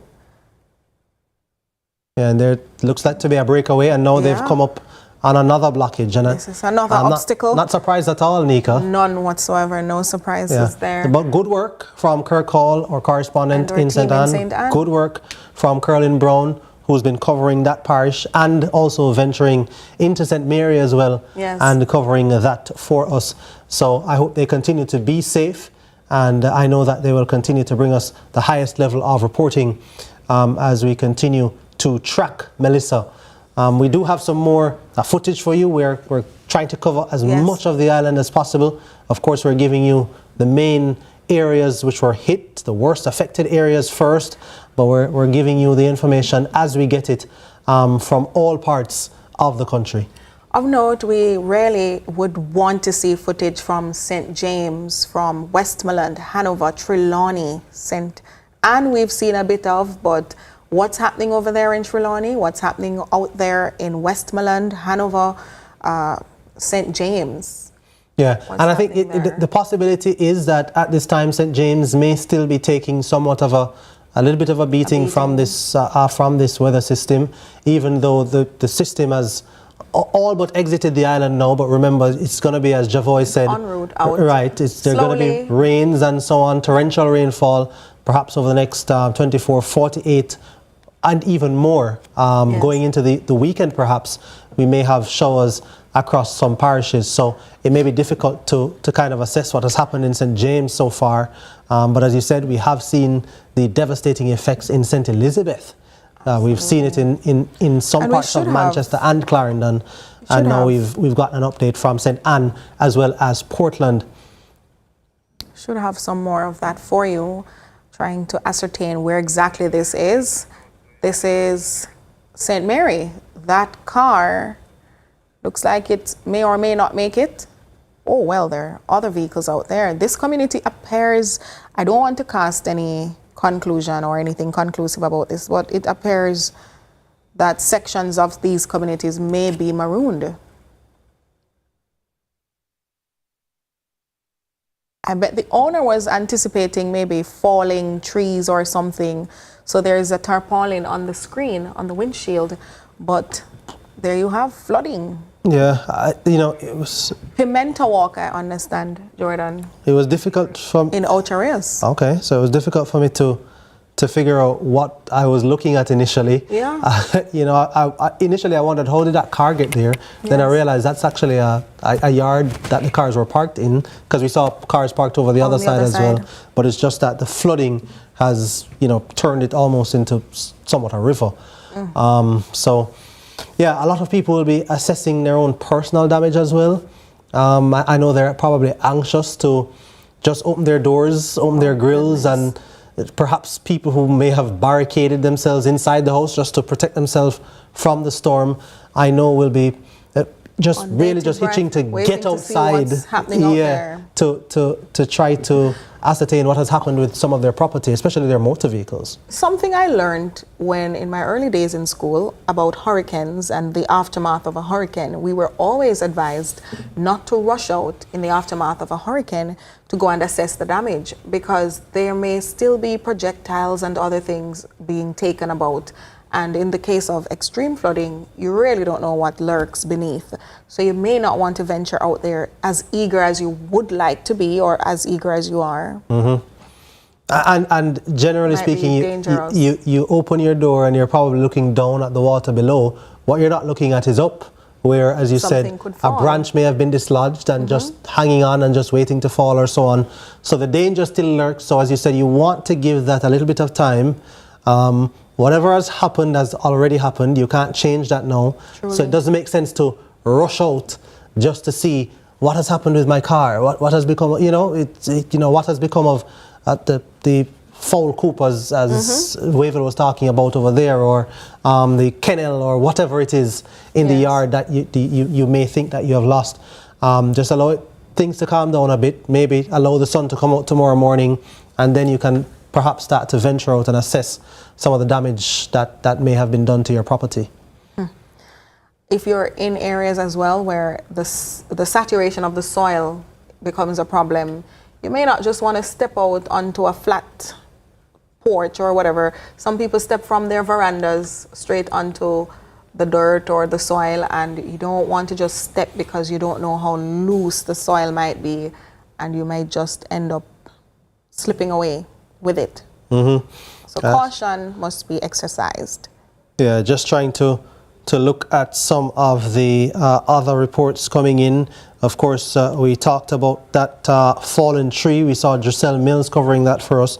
The fallen tree blocking the Mandela Highway. Yes. And of course, I'm pretty sure that a lot of people in the aftermath of this hurricane will be eager to access that major thoroughfare that connects St. Catherine to St. Andrew, Kingston and St. Andrew. Well, I can tell you they will not likely be able to access it anytime right now. Right. Perhaps just after the initial clearing work has been conducted by the authorities, then you will be getting the go-ahead to sow peruse. But I mean, if you are home, you're in the safety of your home or your shelters, wherever you may be watching this report or watching this broadcast, if you don't have to rush out, patience is key right now. Mm-hmm.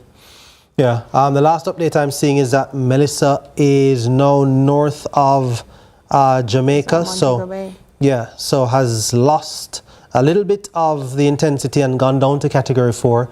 That, credit to Evan Thompson, the Principal Director of Met Service, was predicted. He did say that once it passes across the island, it's going to drop to a Category 4. But of course, I'm sure now Cuba is now bracing for the effects of Hurricane Melissa. Yeah, but not only would they be bracing, because if it decides to take that very slow trek across from Jamaica into Cuba, then there is a possibility perhaps for it to re-strengthen. Indeed.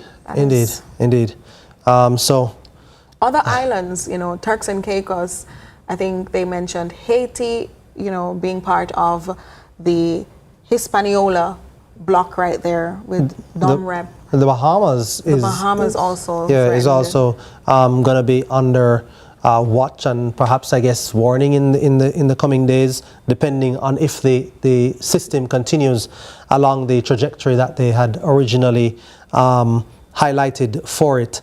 But the other thing is, Nika, he talked about schools.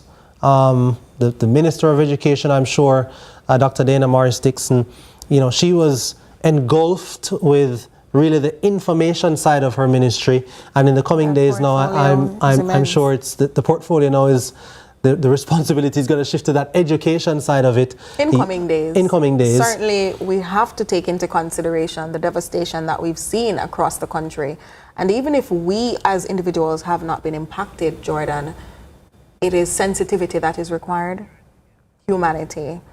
We're working on speaking, as we're talking about humanity and sensitivity, talking to a representative of the special needs community in the form of Senator Floyd Morris, who's been an advocate and a stalwart for that community.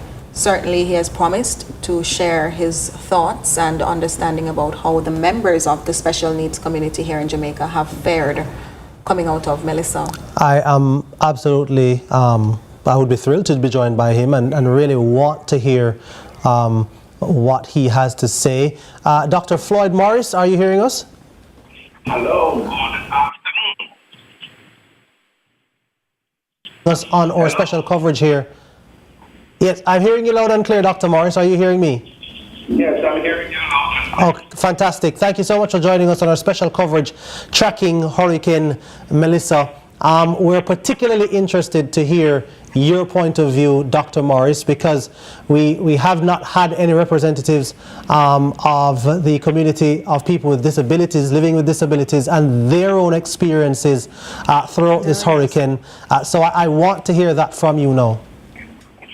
Okay, well, it's my pleasure to be on your program, and I must say that I'm wishing all Jamaica, speedy recovery from the passage of this very horrible hurricane.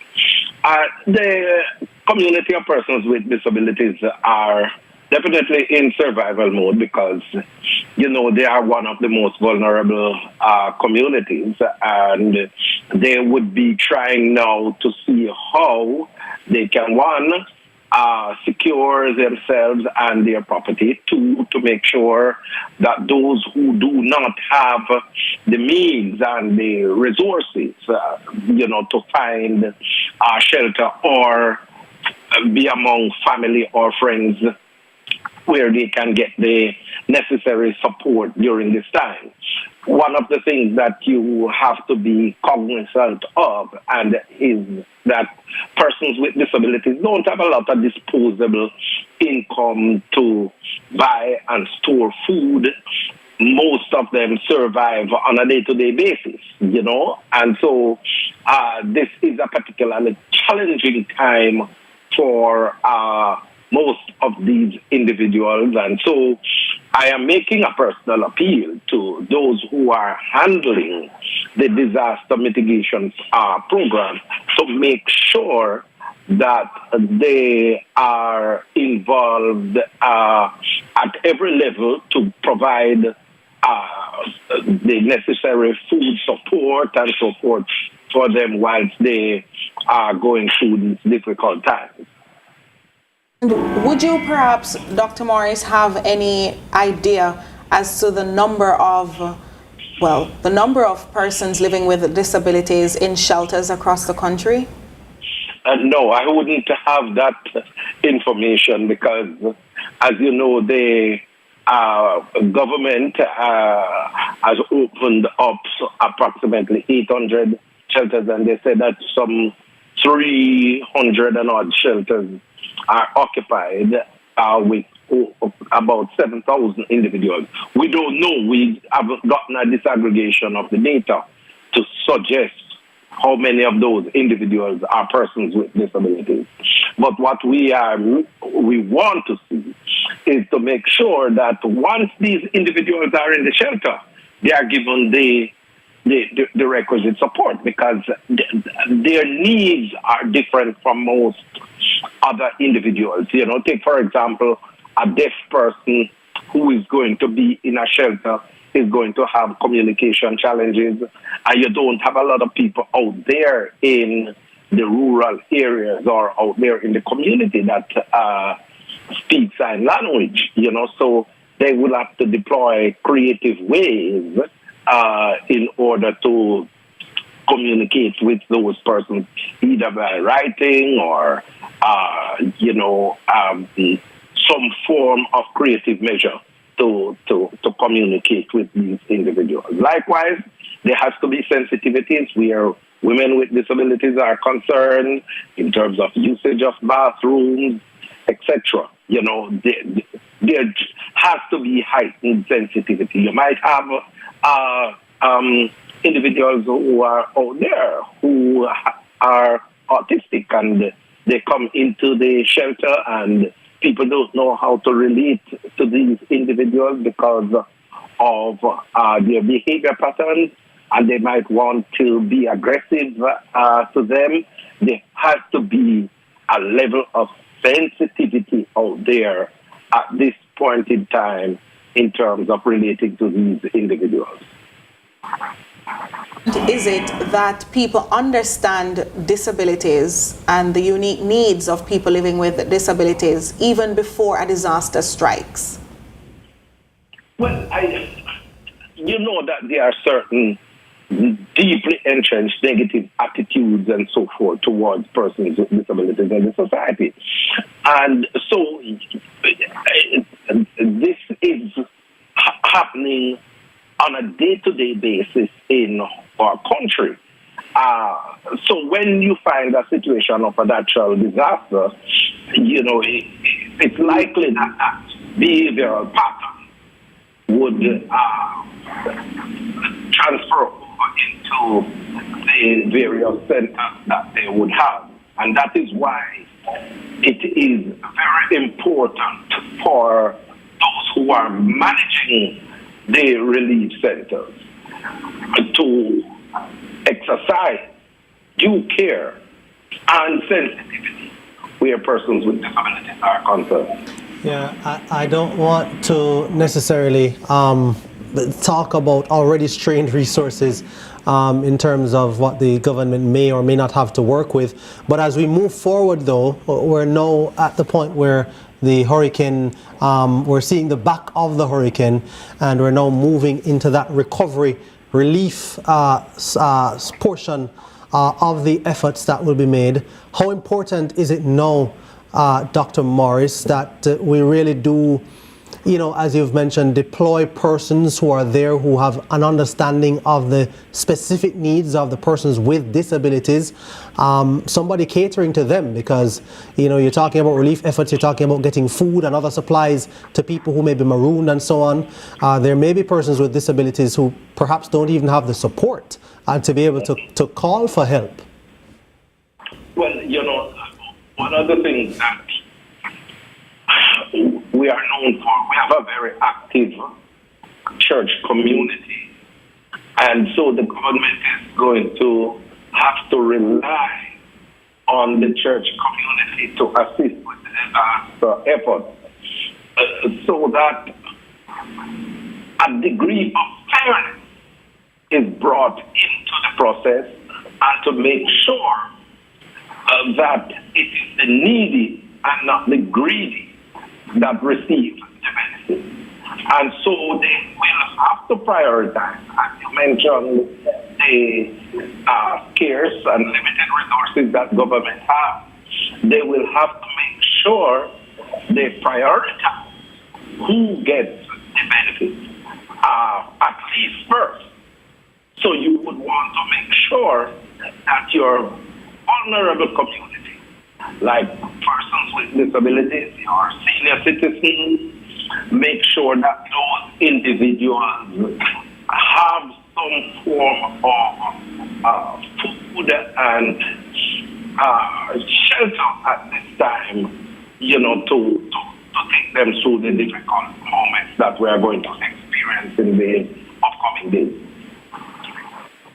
Yeah, and then, when people moving back, I guess, to, I don't even want to use the word normal, moving back to their places of abode, let's put it that way. It won't be normal life for a lot of people who are leaving these shelters, Dr. Morris, but it may be that there has to be an extension, or maybe you will advocate or suggest something that the authorities can do to further assist the persons with disabilities, because they may not be able to, whereas other persons may be able to just go back home and start to bail out water out of the house and start to do their cleanup efforts. Persons with disabilities don't have that luxury, and if they don't have the assistance, there maybe needs to be some extended care that's offered to them.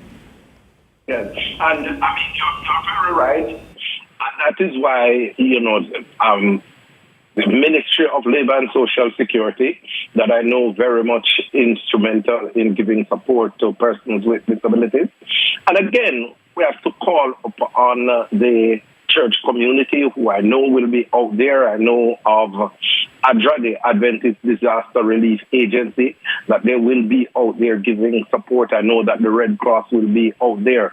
And these are two agencies that I know, based on their work over the years, have been extremely supportive of the community of persons with disabilities, and we are going to have to rely on them to extend that additional support to persons with disabilities.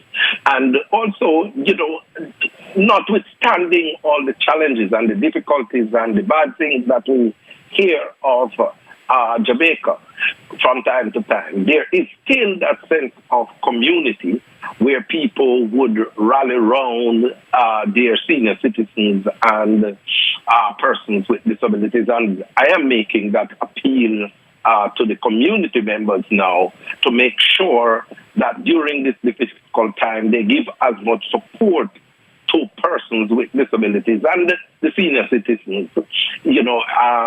Everybody will be under pressure.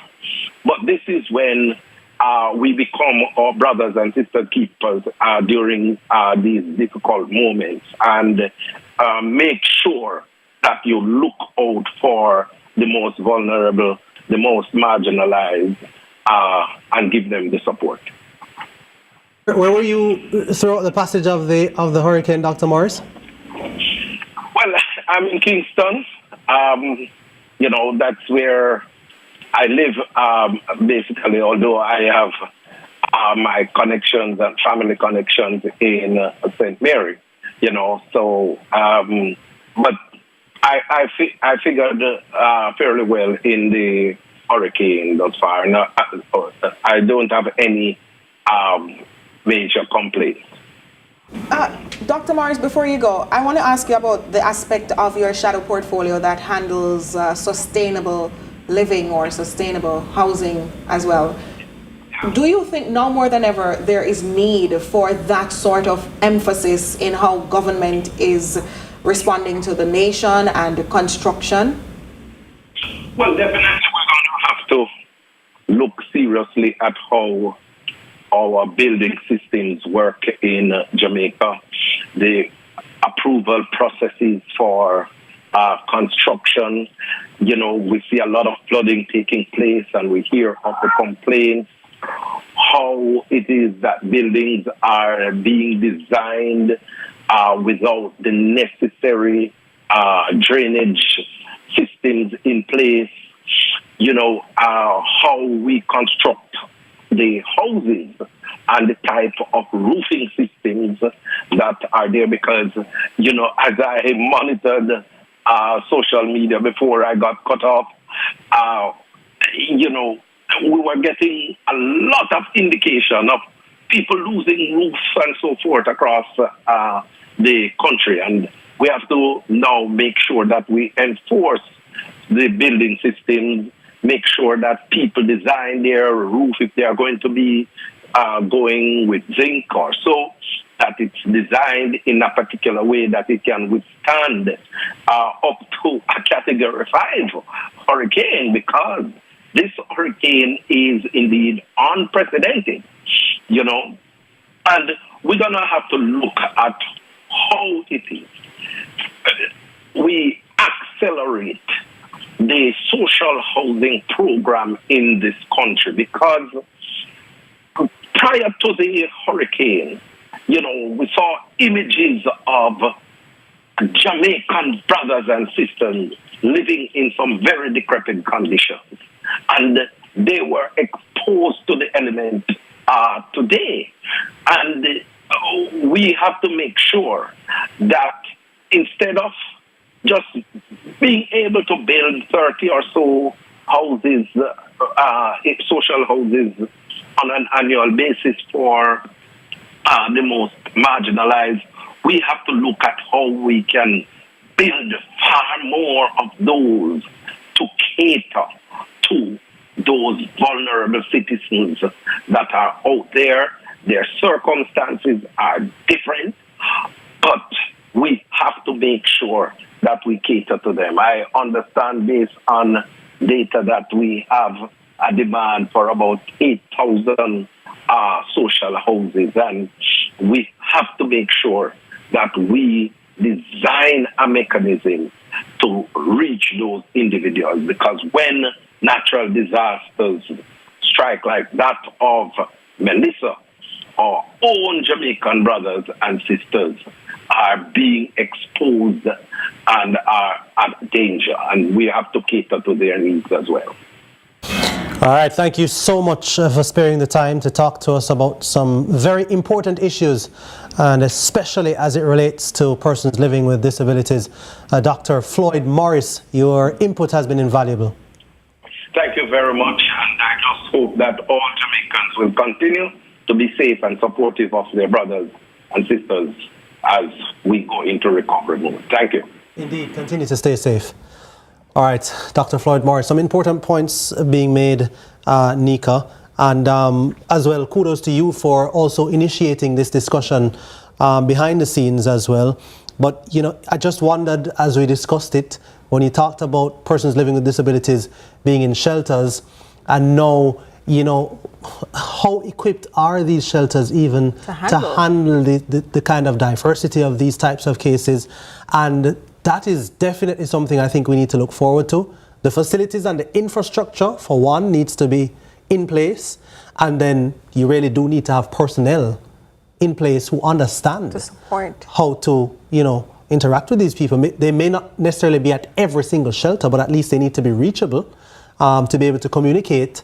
And persons who are actually in the shelter and shelter managers and so on, perhaps need to be trained in this area as well. Exactly. The disabled community. Exactly. A lot happening in shelters right now, I suppose. Shelter managers are probably under immense pressure. There was one instance where one lady said she was seeking the support of people who are entering the shelter to help with other members who were, immobile or so forth. And so definitely things to consider once this has blown over. Indeed, resources stretched. But we'll continue to keep you up to date. And as I told you, we have our reporters all over the island, from Bottom Halls Hall, Clarendon, where flooding has risen, to concerning heights. Here is our reporter Akeem Arit with an update.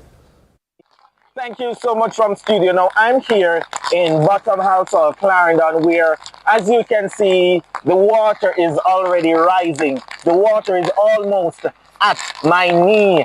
The wind here is heavy. You can hear the wind whistling. And if Andre could just zoom into that vehicle down there, that van, you can see the van is almost, covered with water. The tires are almost covered with water. So it has been a rainy day here in Clarendon. The rain is heavy. The wind is also heavy. The wind is whistling. And, the community is already flooded out. This is Bottom House Hall in Clarendon. It's back to you guys in studio. All right, Akeem Arit covering Clarendon.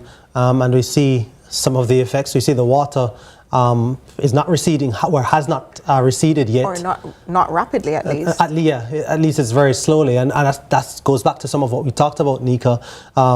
Okay, the hurricane has passed. You're not hearing the wind outside maybe as strong as it was with the 150 miles per hour.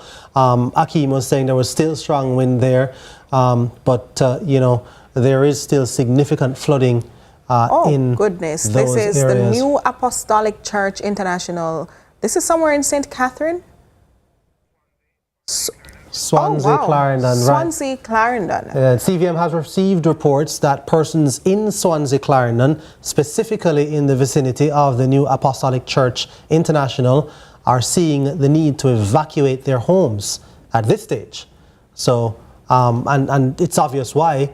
Again, you want to afford people every single opportunity. I don't know how easy it will be now for persons to try to find a way out of their homes, or if you're elderly and you have arthritis and those sorts of conditions, I don't see you going into that water. Yeah, you wouldn't be able to brave that. Support. I don't know how many of the rescue crew will be able to get through that as well.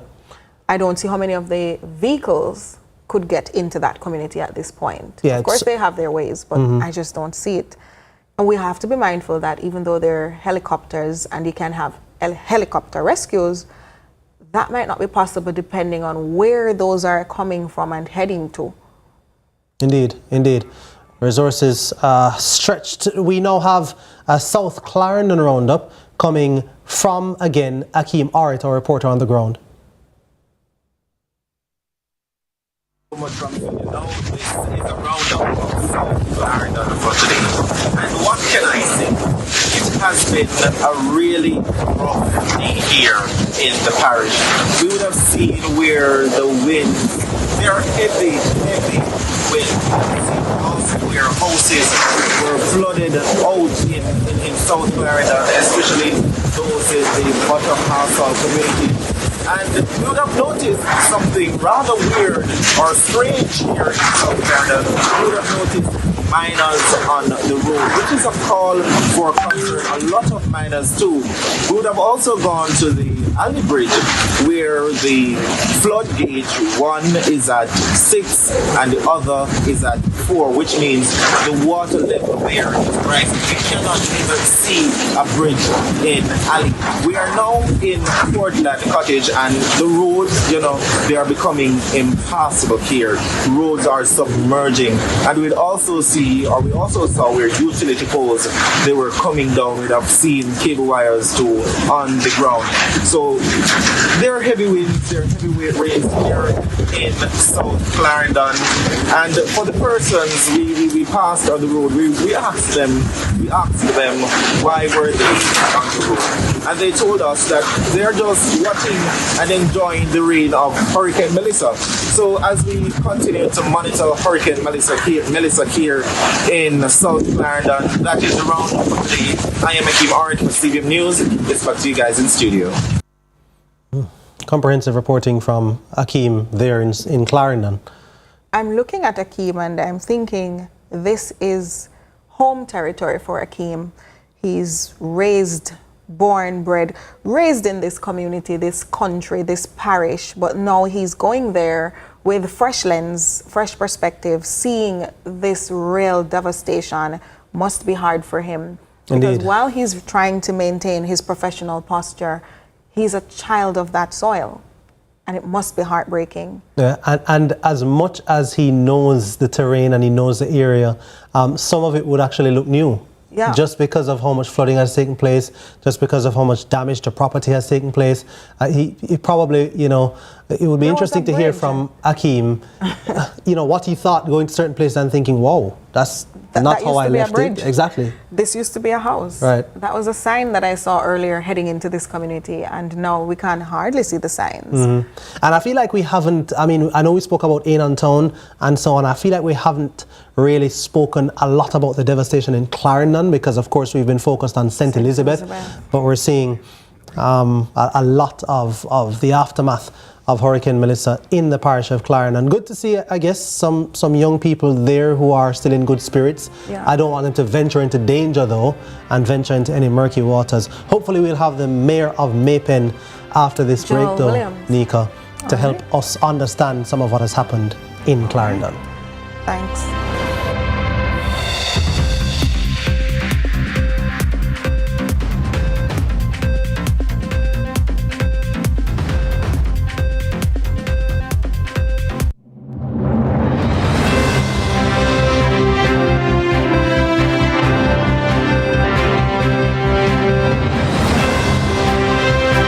BCIC is giving up to $5 million in free content insurance.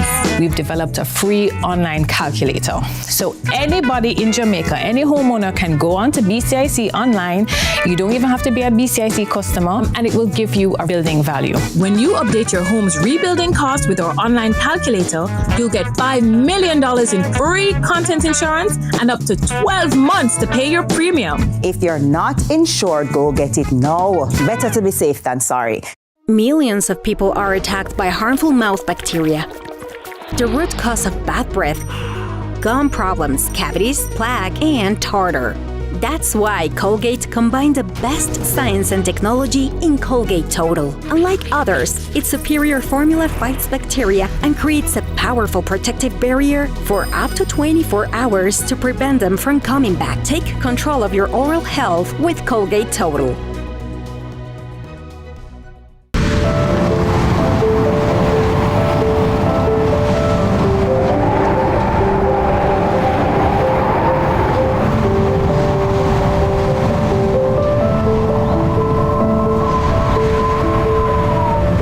Natural disasters like a hurricane can be catastrophic, not just to the environment and infrastructure, but also your mental health. Here are some useful tips to help you cope before, during, and after a hurricane. Get the facts. Reliable information is crucial to assessing your risk and taking reasonable actions. Make connections. Talk with family members or friends and share how you are feeling. Practice self-care. Do activities that bring you joy and relaxation, such as meditation. Get to a shelter if you cannot stay in your home or you do not have access to power. Again, a healthy relationship and a strong support system with family members or friends is vital, so share how you feel. Listen to music that will help to put your mind at ease. Taking care of your body by eating well, drinking water, exercising, and getting enough sleep can help regulate your mood. Limit your exposure to television and social media content about the worst effects of the hurricane. Overexposure can increase distress. Engage in fun and therapeutic activities, such as exercise, your favorite hobbies, and social activities.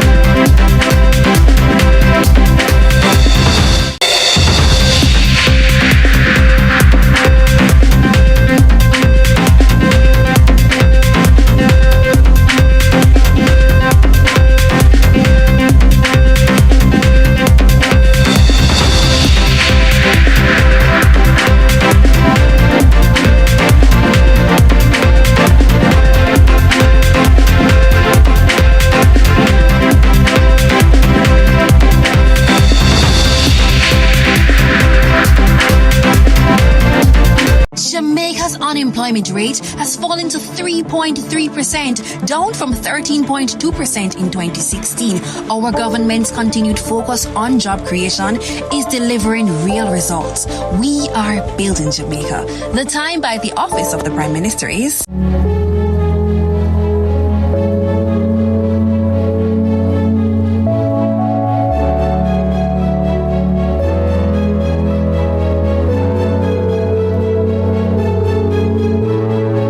We are now putting in place the necessary early warning systems. In Port Maria, new sophisticated early warning systems. 15 systems have been put in place in Port Maria that will alert that town to any danger that is on the horizon.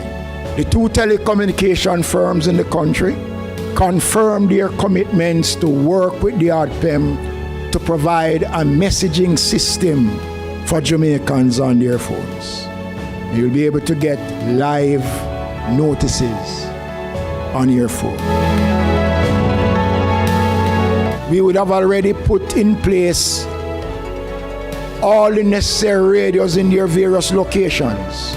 The Jamaica Fire Brigade, the police, every arm of government is equipped to communicate before and after.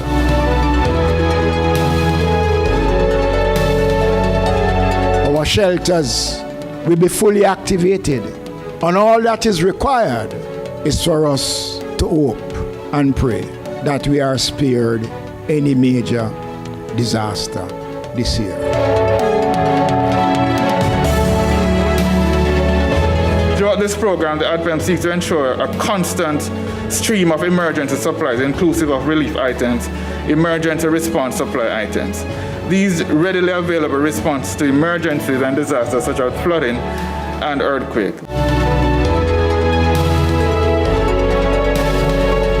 Schools are used as shelters, and they should leave it when they leave in the same condition that they would have gone into or better.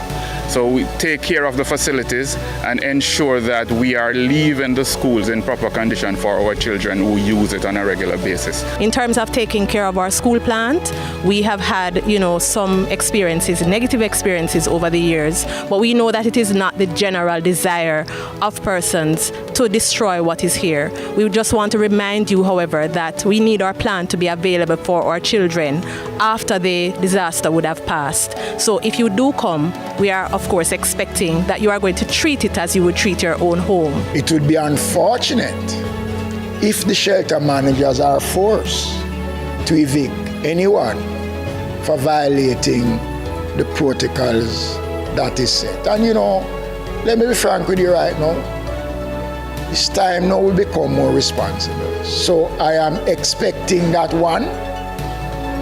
nobody will attempt to cook in the shelters, because that is not going to happen.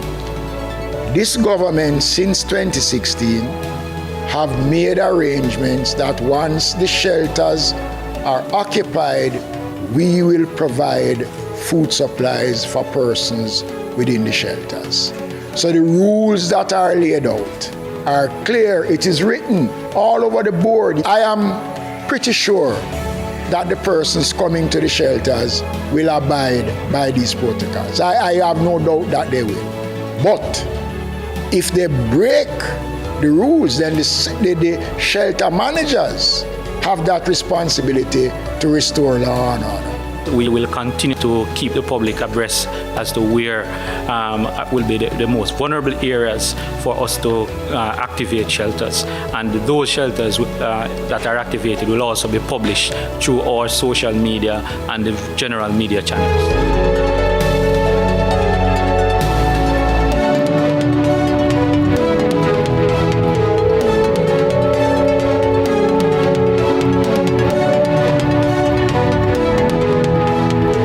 Jamaica's unemployment rate has fallen to 3.3%, down from 13.2% in 2016. Our government's continued focus on job creation is delivering real results. We are building Jamaica. The time by the Office of the Prime Minister is...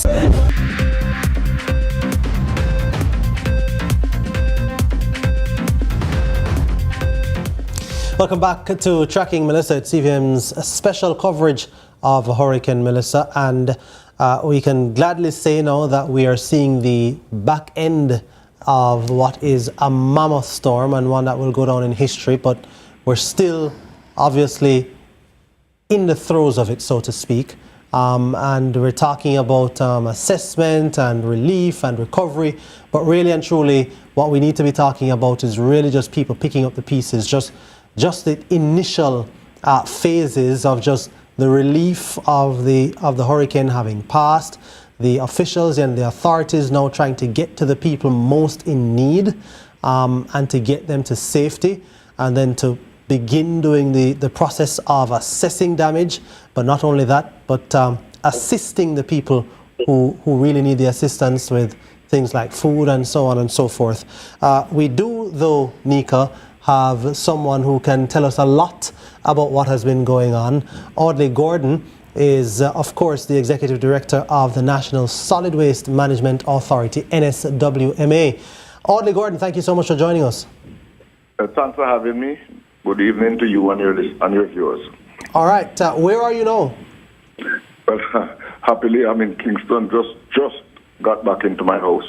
Mm-hmm. And what has your experience been like? I'm not sure where else you have been. I'm pretty sure you've been a busy man, if not been to meetings in person. You've been on the phone or virtually, or however you can tap in, because I'm sure a number of other authorities and other agencies have been reaching out to you. Sure. Well, obviously, for the last 5 days, it's non-stop meetings, whether at the press conferences, just be at the command center or at my own office on Halfway Tree Road, coordinating pre-Melissa cleanup, pre-Melissa cleanup, focus heavily on areas that are prone to flooding and loose garbage along our roadways. As you know, most of our roadways are converted to a river whenever you have rains, and the kind of rains that come with this system was no ordinary feat. I mean, but there's a lot of back-to-back. We had our trucks going for 3 trips per day, disposal site opening very late in the evenings, and it was just a full court press right through. Even today, we did a last minute to kind of get out of the way a lot of tree limbs and small trees are falling into the roadways, and just to make sure that we don't have too much loose objects flying around. As you know, they become missiles and can cause serious damage to people, even loss of life. So we try to get as many of them out of the way as possible. And to a certain extent, we succeeded. There are lots of people who may have other perspective on it, but one thing I can say, and the record must reflect, that we gave it a full court press. And like you and the rest of Jamaica, we are only too happy to see the back of Melissa. Indeed. Mr. Gordon, we are assessing what is to come in the remaining days. And so we understand you would have done some amount of cleaning up and garbage collection ahead of the storm. But coming out of the storm, what will preparation or cleaning up look like?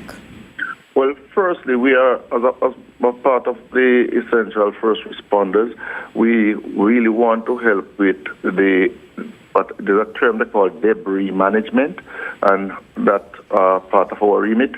And so we really want to look firstly, so if there are blocked roads because of fallen trees, we have already organized our sawmen. They're trained and they are ready to go, and we have them right across Jamaica.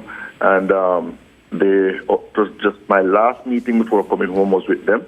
We're hitting the road first thing tomorrow morning at 8. We'll be out. What we'll be doing initially, working with the fire brigade and NWA, is to identify where the fallen trees are blocking the roads, are impeding traffic, and we have a duty to get them cut up properly. And then we have our tipper trucks going with us, and the tipper trucks will then move to the disposal site, and then we continue to clear as many roads as we can once we get the list approved by the ODPM. So debris management is our first duty now as the NSWMA. Do you have a list of priority areas that you're going to be zooming in on? Not yet. We don't have that yet. Maybe you would know that there's still heavy rain falling in some areas and heavy wind too in some areas. So we probably will see up the evening, and we'll have a better picture of the day light in the morning. In terms of the capacity, how widespread do you have the capacity for this particular effort to be, this debris management? Well, depending on the magnitude of the work out there, we will definitely need support from other personnel. And I will tell you this: in times like these, there's no shortage of people who will put up their hands to come in and assist.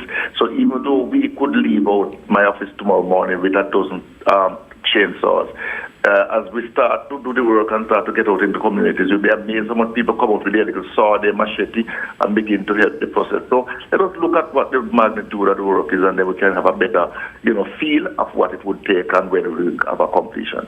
The folks in rural Jamaica may be looking on, if they have the opportunity, because many of them are without electricity, and they may be wondering, how soon will your team get to us? What do you want them to be clear of right now? All right. So, firstly, the electricity is a totally different setup. We don't speak on that. We don't know anything about that rather than we use current. But we will assure people that we will be out early as the NSWMA doing our best to ensure that the roadways are open, that whoever is to provide the other services will have the access, the open access to do so. Because part of what can slow down the service and the recovery process is if you have a lot of falling light poles with wires and all those kind of things, then that makes it more challenging. But where there's those trees, we usually can get to the trees easier, and we can resolve that within, short order. Once we, have the all clear to go ahead. Yes, and so again, it comes back to a point that Nika and I have been making, Mr. Gordon, that there's going to be some patience that is going to be needed from members of the public. Some people are kind of anxious to get back out, but clearly in a situation like this, these are the mother of all extenuating circumstances, if you will. And I'm sure you're going to need the public to exercise a lot of patience. And I will just enjoin you on that and say that we hope that in all of this, there is what we call reasonableness. I know the view that prevails is that of all my mother's children, I love myself the best. But the truth is that it will take time to get to everyone, and we can't get to everyone at the same time. But one thing you can be assured of is that the agencies of state are equipped and ready to make sure that they deliver on your behalf. So we just ask for the understanding. It's a Cap 5. I don't think in my lifetime I've seen one in Jamaica. I'm 61 years old. Mm-hmm. And in terms of you mentioned support from other members of the public, but what other agencies will you be leaning on as well in combining efforts to allow you to carry out your works?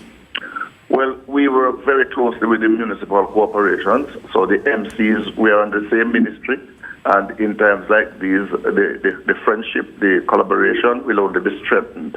Of course, fire department is also a member of the local government fraternity, and so I'm sure that they will be out also as first responders.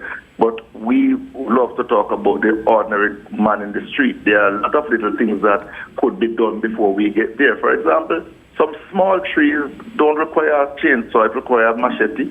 And I'm happy to tell you that we have seen people even today doing that without the coercion or any collaboration with any state agency. They just go out and try to do what they can do to ensure free passage. And we have to big people up who do things like that, because that's the Jamaican spirit.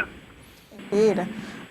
We understand that sections of Clarendon would have seen immense devastation. You are from that parish. What, if anything, have your relatives been saying about the situation there? Well, first of all, I'll tell you, if I personalize it, they are very, very angry that they were among the first to lose electricity. And they probably will be among, I hope not, the last to receive, So it is important that focus is made on the areas that, are heavily damaged. I see even Edwin and in my alma mater, a part of the school there is damaged to making the rounds on social media. I don't find that funny at all to see that happening to my school. So I'm sure that at some point in time I'll have to make contact with the people there to see what's happening. But just Clarendon, like everywhere else, is a priority. Everywhere is a priority. People live there, our brothers and sisters. We really don't want to single out, notwithstanding other personal biases that we may have. We really want to make sure that we get out there and look at the needs, where the need is greatest, and apply the treatment or the support. And how, if anyway, is the effort that you're going to make now, the relief efforts, and you talk about the debris management and so on, Sir Gordon, how are these likely now to affect the resumption of the simple matter of garbage collection, for example? Because I think some people probably were complaining before the hurricane that they hadn't had their garbage collected in a while, and obviously the passage or the impending the arrival of the hurricane would have kind of affected the schedule of garbage collection, I would suspect. So how are these efforts now likely to further delay the resumption of garbage collection? Further, let me admit that we were behind coming into this hurricane event. We were behind. So the people who would have been complaining, we already spoke to that situation by, telling them what we were doing about it. So we will continue to do our third trips. Where we normally do 2 trips, we try to get in the third trip. We will continue to open the disposal site late. And of course, we were somewhat distracted trying to do pre-Melissa cleanup, because pre-Melissa cleanup focus primarily on the main roads and the roads that are, adjacent to gullies and drains and the travel waste that could float easily in the water to cause blockage of drain. We were focusing heavily on all those things, those items thrown along roadways and the mini dumps and all that. Now we go full press now back to our domestic collection, and we, as I've said before, we're behind coming into this season. We will ensure that we work assiduously over the next 2 to 3 weeks to turn it around so that we can all go into the Christmas season in a better way. With regards to the patience that we had talked about earlier, I know the public has been very patient with us, and we really appreciate that. We asked them for a little more patience because we had to disrupt the team, the energy, to sort of really treat with this Cat 5 thing that was approaching us. And then debris management will even further distract us somewhat, but we are not going to use compactors much in debris management. We'll be using our tipper trucks. So we'll try to ensure that we balance, because life is about balance, and while it's very difficult, that's what we try to do every day, what they call in the rural areas, or juggle. We continue to juggle. And we'll juggle this and get it done. It might take a little more time to get back to the normal forecast, but we will get there. Mr. Gordon, under what conditions, if any at all, coming into the relief aspect of things, should any of these debris management workers of yours collect funds from residents, etc., for what they'll be doing? Whether debris management or regular garbage collection, the public is under no obligation to give any sanitation worker any funds. They are paid, and we have done a lot to tidy up their job arrangement. They are now permanent workers, most of them. The few who are not yet permanent will be made permanent soon as the process continues. We have improved on the wages. We have given them life insurance. We have given them health insurance. We are now working to finalize their pension arrangement. Some of these things were unheard of before. And I think the more we try to improve the services, the more we expect them to behave as professionals. So I welcome the question.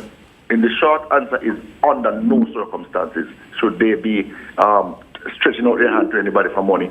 Neither should anybody feel compelled, because we will be coming to you. You will get your service. We will do the job, and you don't have to feel any courage or any strain to pay extra for it. All right, important point there brought up as well, Nika. Well, Sir Gordon, before we get you out of here, I just want to get your own experience. I don't know how much you would have experienced what happened outside of Kingston and St. Andrew, and the kind of, I'm not asking you for an assessment now, but just anecdotally, some of the damage that you may have seen and some of the work that lies ahead. Well, we have a wide spread of workers on the ground right across Jamaica. So we are getting the videos, we are getting the text messages. What we can say from the NSWMA, based on what our people in the field have communicated to us, it was devastating in some of the parishes there. We in Kingston may consider ourselves blessed. I hope I'm not talking too early because the rain is still falling.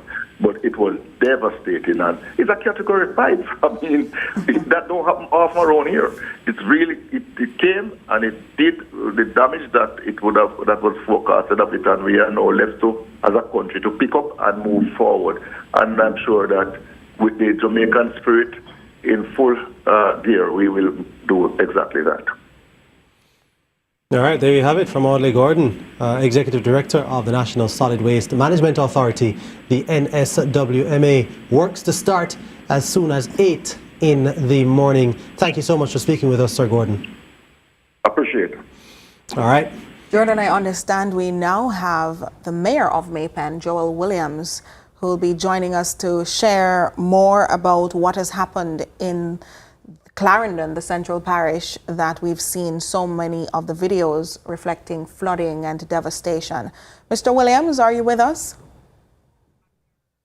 All right, he's not yet with us, but we'll be speaking to him shortly. So much that came out of that interaction with Mr. Gordon just now, wouldn't you say? Yes, and I like the question you asked about whether or not workers should be expecting, private citizens really to be handing out money because they're coming around and collecting. And Mr. Gordon was quite strident in his answer in saying that no, nobody should feel under any obligation to give any money to a sanitation worker, because the work will be done. They will be coming around to each and every household to get the domestic collection done, as well as they're trying to balance the whole issue of debris management. And, as he said, admittedly, there will be some strain on resources. They'll use different types of trucks, tipper trucks, in terms of when they're doing the debris management, as opposed to the compacting units that they'll be using for the domestic, that they generally use for the domestic garbage collection. But they're behind time, and he was quite candid in saying that, and I appreciate that Mr. Gordon admitted that prior to the hurricane, they were behind time. So now there's going to be a backlog of garbage collection, domestic collection to do, to add to the continued relief efforts that they're going to have to start early tomorrow. I like to be fair, Jordan, to the narrative. And where we reside in Kingston, there was indeed last-minute garbage collection done. I had a kitten that died, and I sent it out. They picked him up the next morning. So you didn't have that backlog of garbage that we're talking about domestically? None of that, so I will not be unfair to them.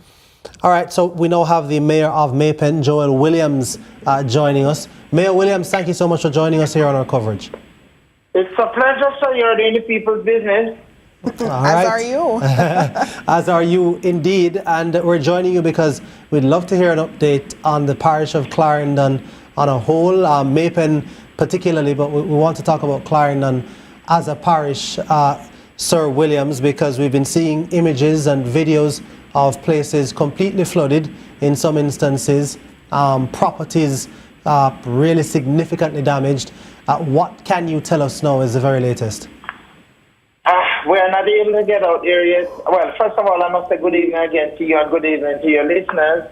We have not been able to get out here yet to do any assessment. What we have to be doing right now is to try to save the lives as best as possible, and to sort of zero in and focus on those who are in the shelters.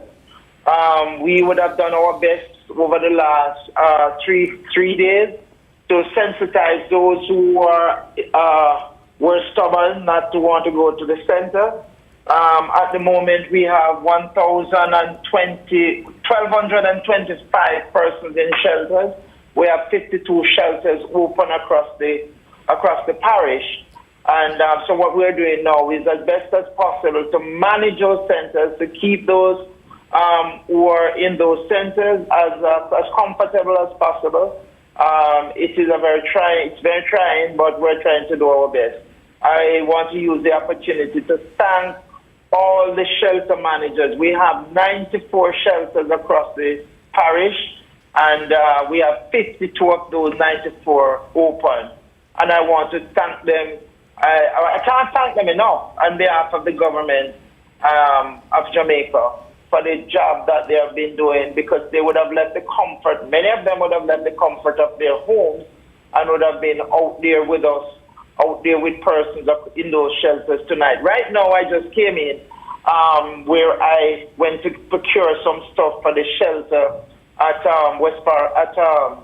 Central High School. Right. So you're in the parish? I am in the parish. And can't be anywhere else. Okay. And what have you seen? I mean, this is anecdotally now. I know that no assessment has been done officially, but what have you seen?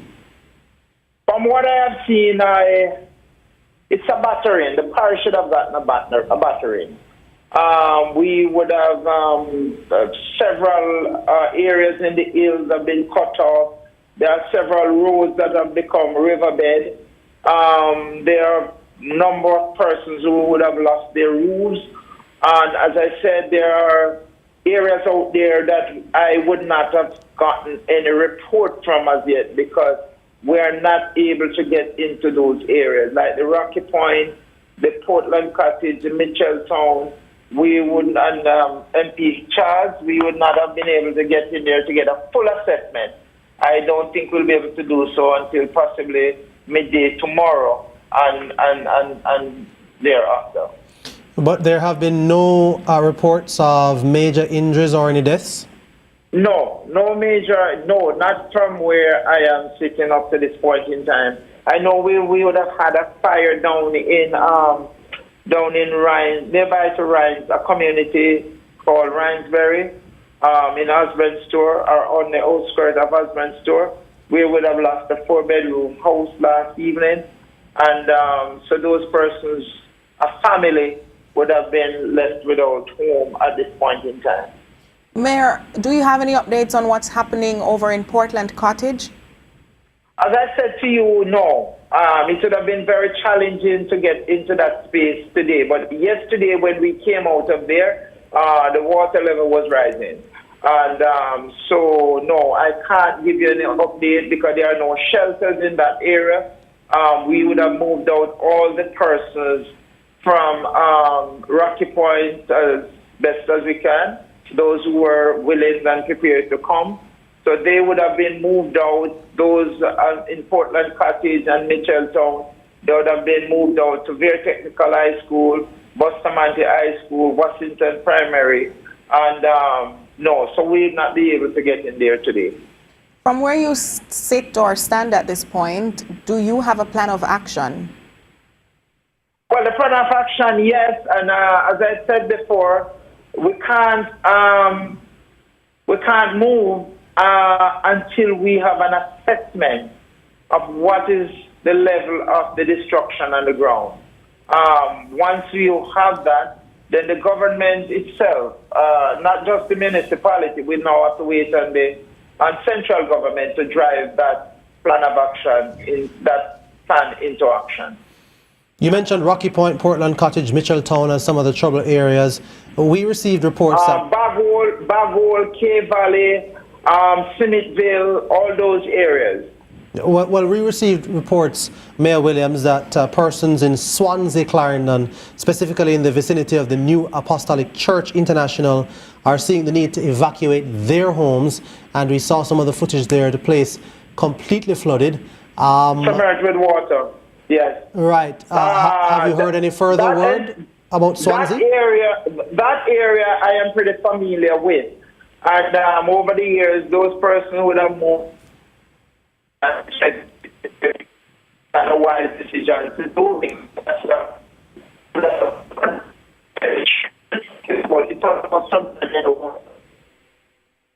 Seems. Am I correct? Yeah, having some difficulties with your audio just now. The connection seems to have gone bad. Can you just repeat what you were saying? No, I said the church you're speaking to it's almost submerged under the water. Right. Yeah, right. Yeah. So yeah. That's a very poor area for those persons who lived in that area. And over the years, once you have flooding, they would have been facing those challenges in that area. Yeah, but you haven't received any update from the persons in that area about persons now with the flooding having, ensued, that they are trying to get out and perhaps need some... No, I think they would have gotten housed already. They would have. I think those persons would be they would be housed now at the Husband Store Primary and Junior High School. Okay. All right.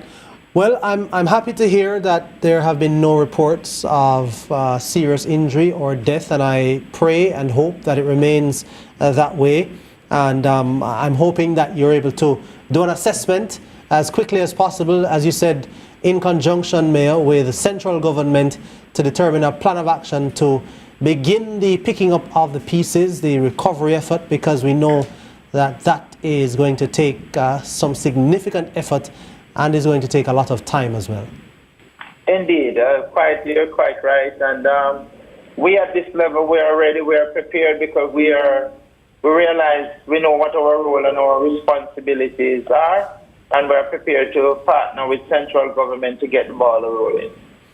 All right, thank you so much for speaking with us. Mayor Joel Williams, Mayor of Maypen, giving us... Thank you for having me. All right, giving us the latest there of what's happening in not only Maypen, but in Clarendon on a whole. I just want to share with you briefly, Jordan, a few of what I've been seeing in the chat. Of course, I realize that they think I'm out talking you. That's not the case, people. We have an understanding, so we share the space equally. However, this person, Rose Gold 1621, says, I am traumatized. My roof, along with everyone else's with a zinc roof, are in a shambles. I think I understand what Rose Gold is saying. So Rose Gold, if you are near a shelter, if you can get to a shelter, now would be a great time if it is safe to do so. Also seeing this person saying, Tracy Lee Ann, M7W, there is a lot of garbage of sewer system. Okay, a lot of garbage, and it seems she's saying the sewage system is also deplorable. People are asking producers how Montego Bay is doing.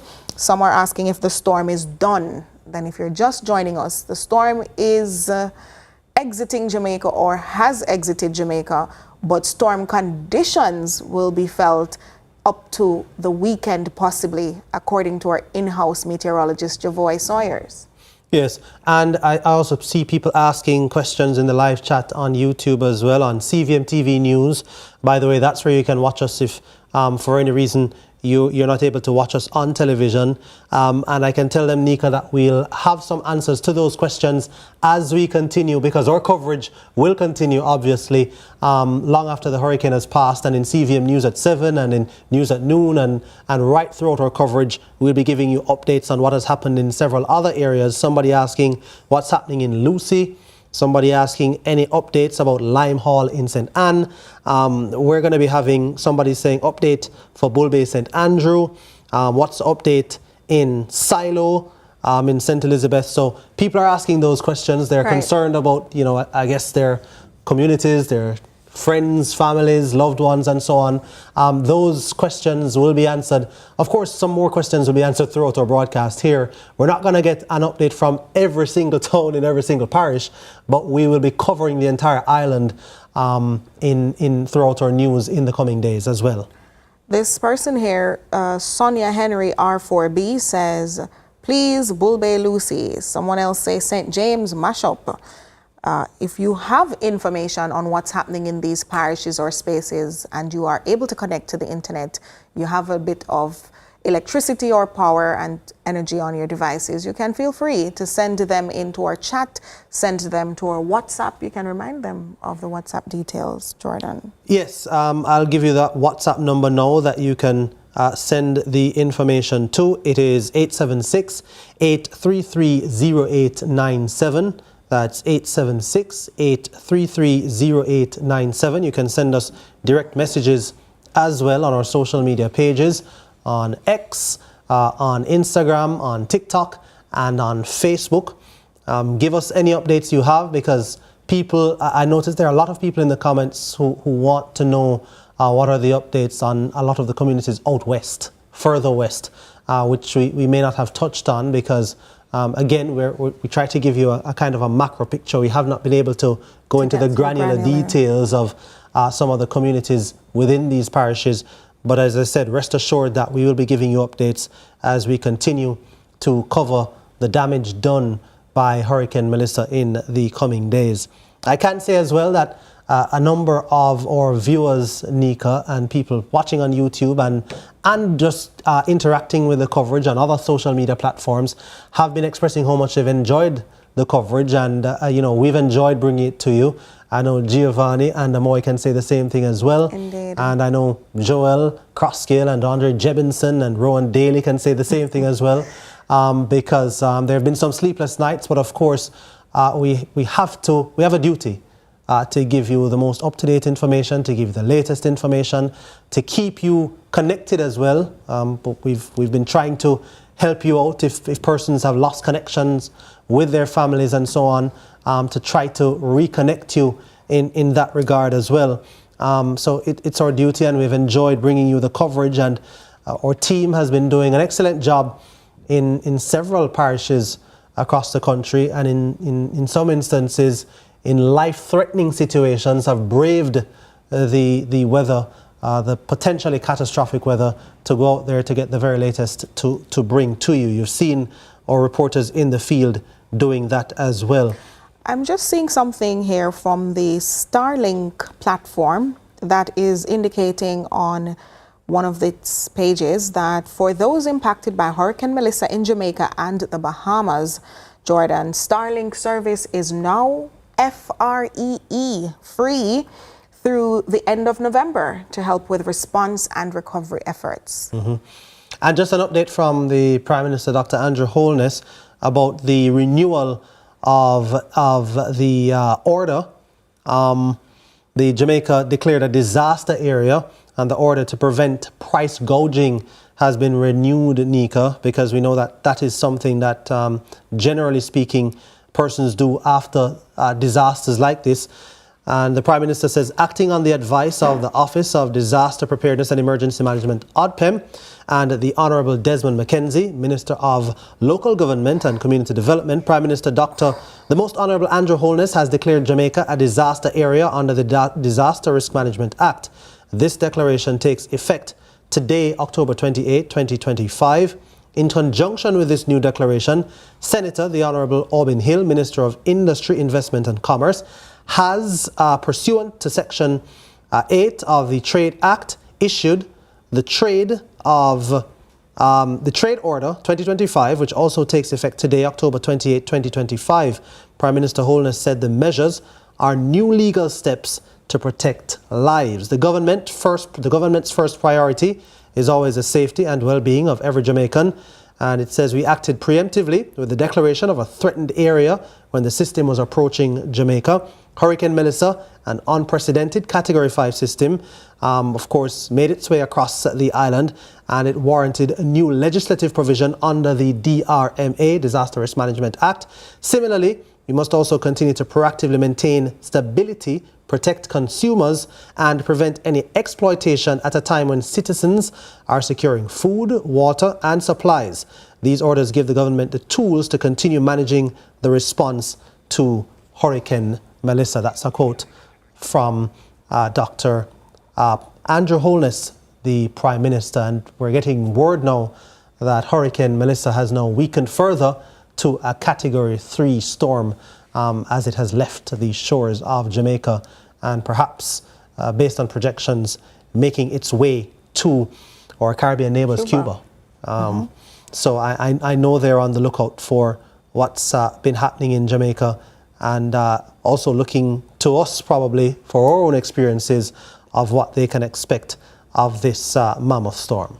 Well, if I may, Jordan, this bit of information from the University of the West Indies in a memorandum that was issued on October 26, indicating to students plans and operations of the campus in light of Hurricane Melissa. And I'm sure there may be some updated version to come. But this one says, further to the latest or last advisory to the campus community on October 23, the management team of the campus met today to further assess the situation with respect to the continued threat of Hurricane Melissa.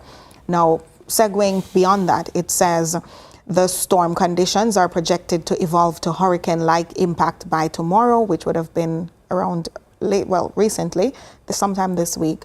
It says, given the wide span of the system, the entire island is expected to experience the impact of the hurricane. So it adds, given this prognosis, and this is the critical bit, we are advising that the campus will be closed from October 27 to 29. If the current projection continues, Wednesday, October 29, will be used to execute our impact assessment with a view to have teaching and learning online, synchronously and asynchronously on October 30th and October 31st.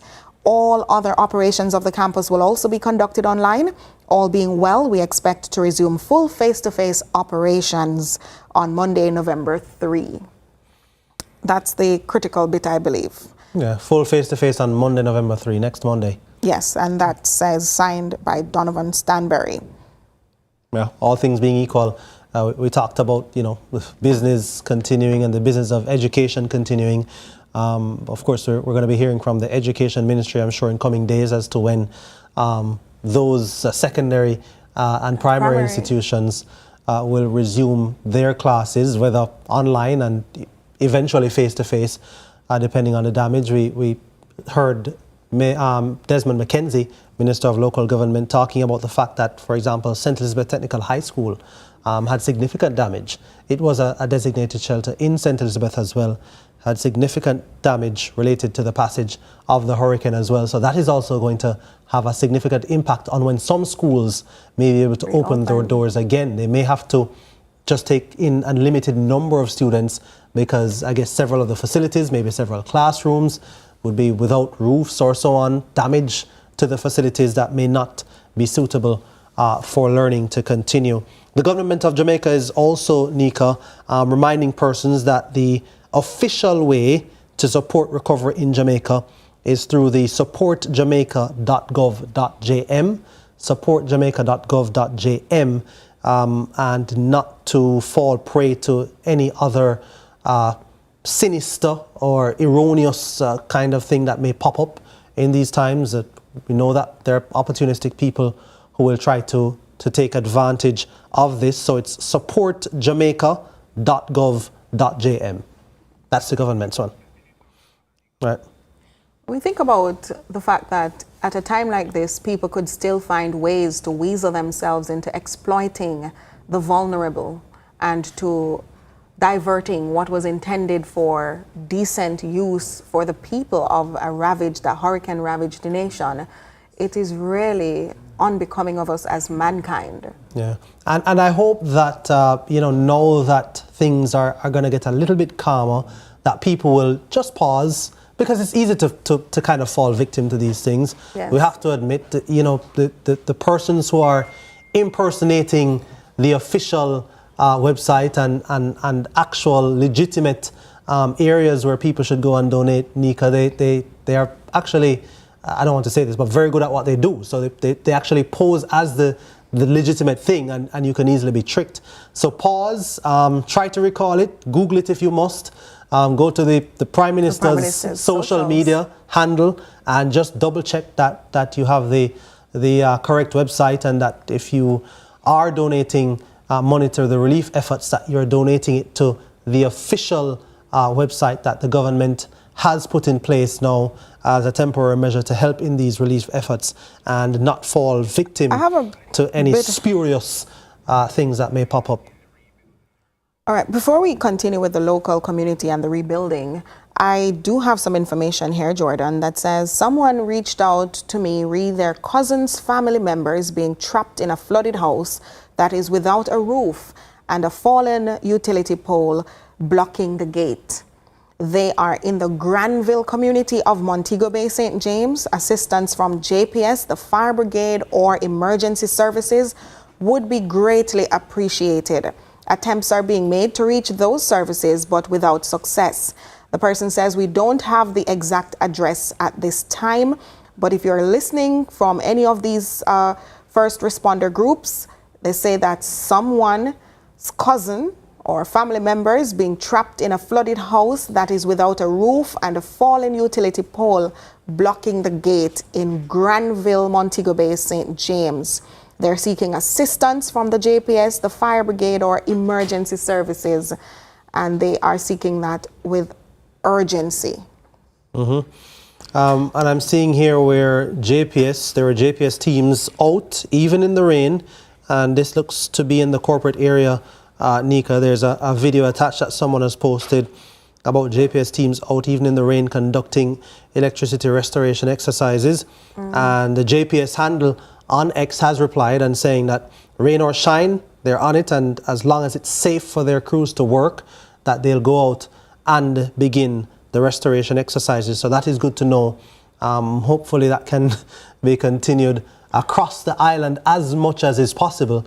We know that it's going to be a lot easier in the corporate area because the damage was a lot less. But I know that JPS is now trying to plot its route now on how it can assess the damage that's been done so as to start the restoration process across the island. I tell you what, Jordan, I'm also hearing Catherine Hall residents still in St. James have been flooded out. Not only flooded out, but these residents are forced to seek refuge atop their roofs.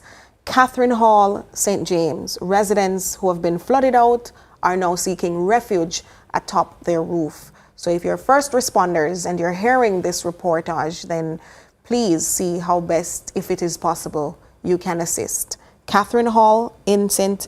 James, as well as Granville, Montego Bay, situations in those areas that require urgent assistance from first responders. Yeah, and I was just looking at the latest update from the National Hurricane Center in the United States, and it was saying that Hurricane Melissa remains a very dangerous major hurricane with sustained winds of 145 miles per hour, so it had dropped.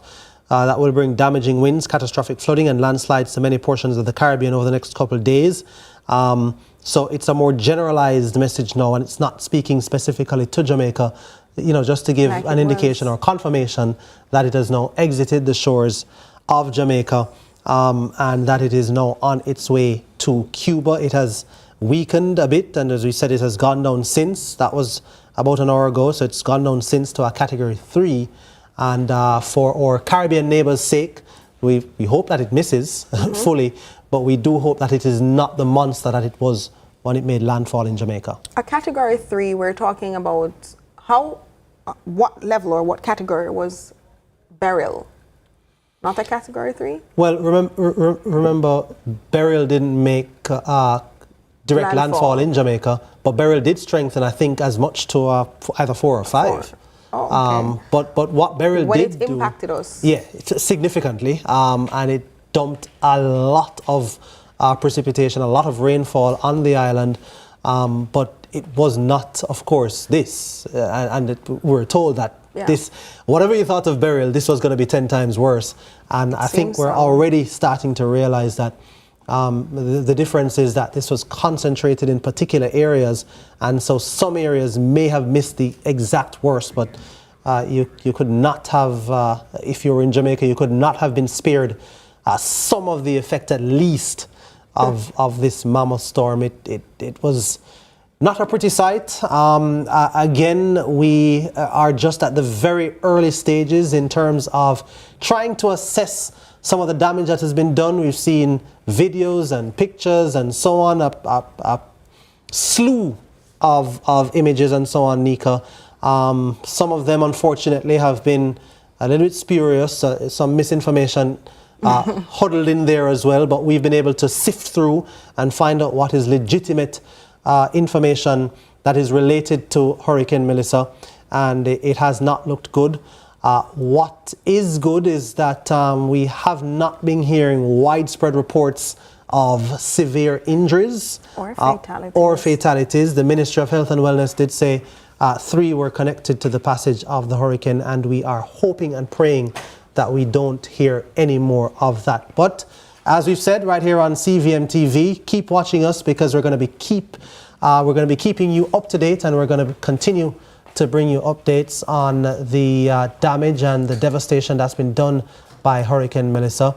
It's going to be the end of our time here on the coverage tracking Melissa. Nika, you've been a trooper.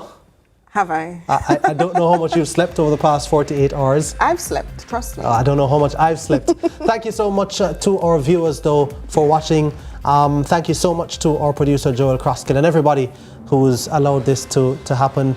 Keep with us on CVM TV as we keep with you, keeping you informed and giving you all the latest information you need to know on Hurricane Melissa.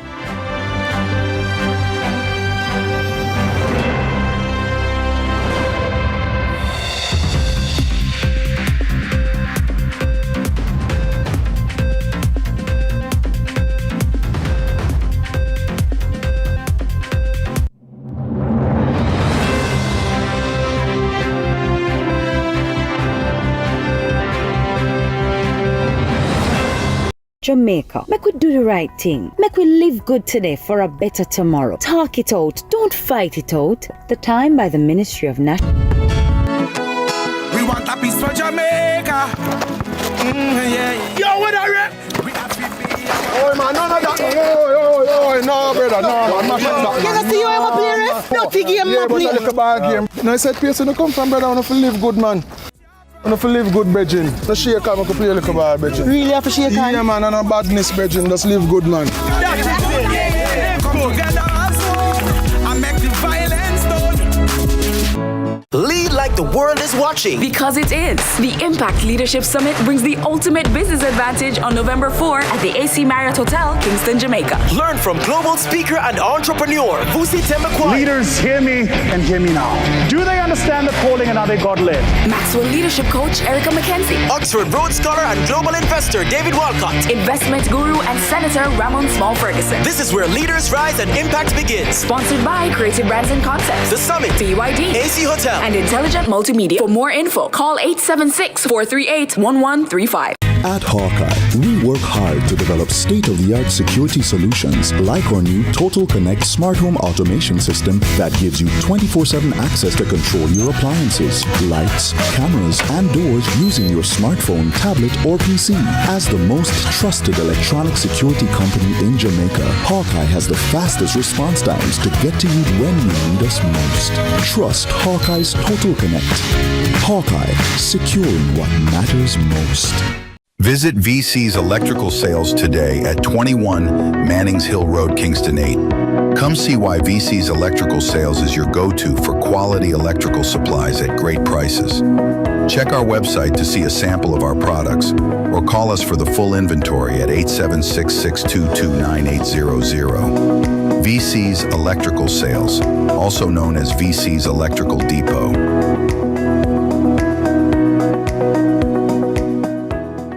Yeah man, this is Nadine Sutherland, cause we triumphant, because we not stay down, we not go down. Stop one like we are close, cause we triumphant. Yeah, this is Nadine Sutherland, beat up Rockers TV with Urchin.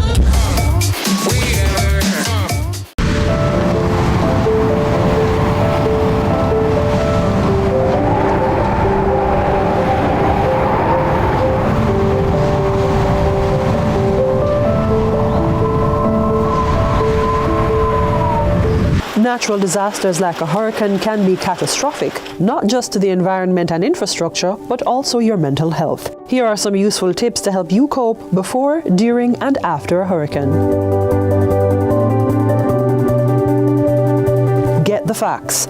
Reliable information is crucial to assessing your risk and taking reasonable actions. Make connections. Talk with family members or friends and share how you are feeling. Practice self-care. Do activities that bring you joy and relaxation, such as meditation. Get to a shelter if you cannot stay in your home or you do not have access to power. Again, a healthy relationship and a strong support system with family members or friends is vital, so share how you feel. Listen to music that will help to put your mind at ease. Taking care of your body by eating well, drinking water, exercising, and getting enough sleep can help regulate your mood. Limit your exposure to television and social media content about the worst effects of the hurricane. Overexposure can increase distress. Engage in fun and therapeutic activities, such as exercise, your favorite hobbies, and social activities.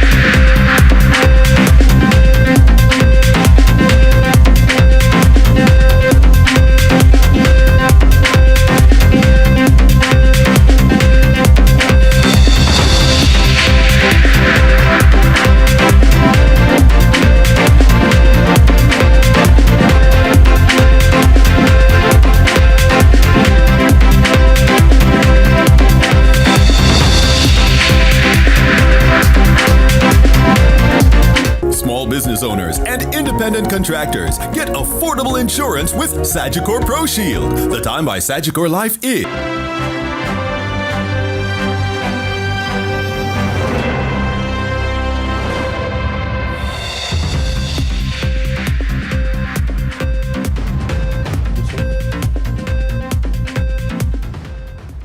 From Kingston, Jamaica, this is a special edition of CVM News at 7 all day today. We've been tracking Hurricane Melissa, whose eye has now left Jamaica and heading towards Cuba. Now, the system made landfall sometime around midday today near the border of Westmoreland and St. Elizabeth, accompanied by devastating floods in some sections of the island and infrastructure damage. Now, moments ago, the system downgraded to a Category 3 hurricane as it heads further north. But experts are warning we are not entirely out of the woods just yet.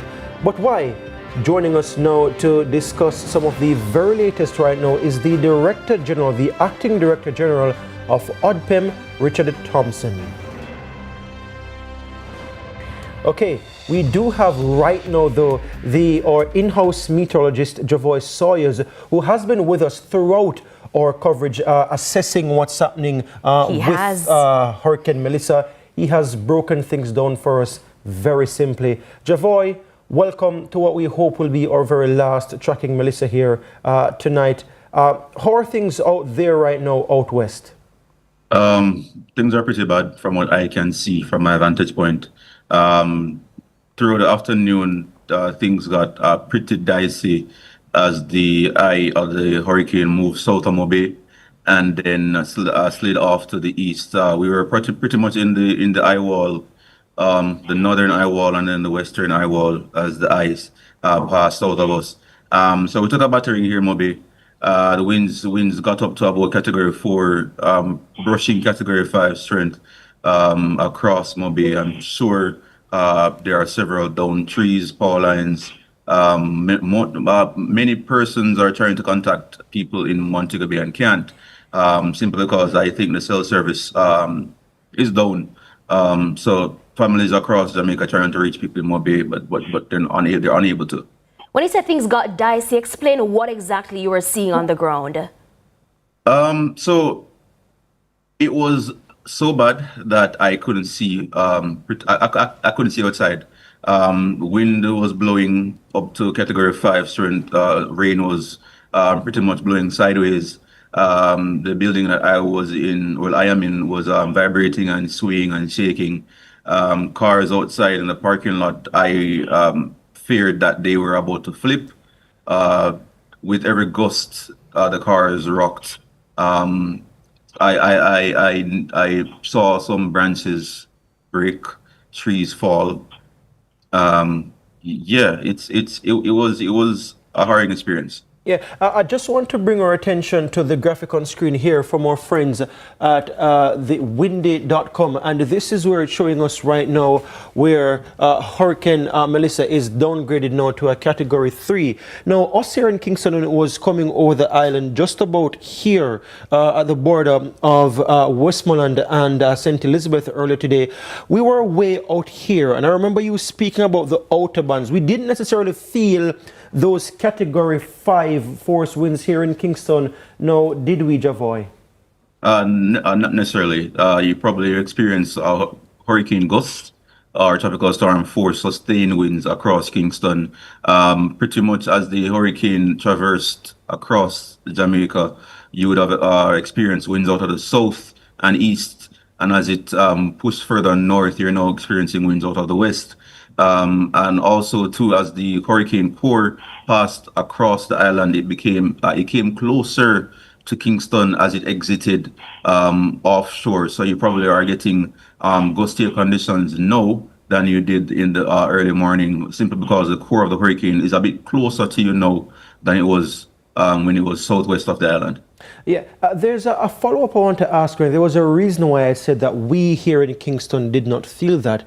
You mentioned the word dicey earlier and what it was like for you in Montego Bay because you were experiencing Category 5 winds. It's the first time that anybody in Jamaica would have been experiencing Category 5 winds here on the island. Describe for us what that was like. I mean, we have seen some of the destruction in Westmoreland, in St. Elizabeth, the flooding across several other parishes, especially the south coast parishes. But what was it like going through that, hearing the winds, for example? Describe what it was like. 2 words. Wow. Was the first time there that since we've been doing that, Right. that Javoy froze, and we heard clearly from him 2 words, and I want to hear what those 2 words are. It sounded as if he was going to say utterly something, but I will not assume. All right, so we're going to try to go back to Javoy a little later on into our program. But right now, let's go to or invite Opposition Leader Mark Golding, who's joining us via Zoom at this time. Good evening, Mr. Golding.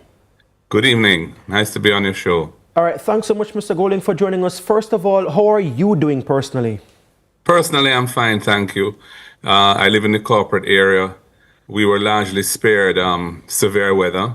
We've had heavy winds all through from last night, continuing right through the day, including now, but not so severe as to be damaging or dangerous, I think. Yeah. And very little water damage, which was a bit of a surprise because I think the expectations were for flooding, which I know parts of Jamaica have suffered terrible flooding, but the corporate area seems to have been largely spared that, thank God. So I'm okay. My constituency, I've been tracking it, of South St. Andrew, quite a bit of tree damage. Some houses have been impacted by that, damaged by falling trees, and some light posts and so on that are definitely in need of attention from JPS. But overall, I think Kingston and St. Andrew, we have been very fortunate. Of course, the situation elsewhere in the island is terrible. I mean, it started from, Saturday, Sunday, and Eastern Jamaica got quite badly hit at that time. And then, of course, last night coming into today, Central and Western Jamaica has been very badly hit. And I don't think we are in a position really to know how badly yet because it's ongoing, but it's quite obvious that there's been devastating damage. Yeah.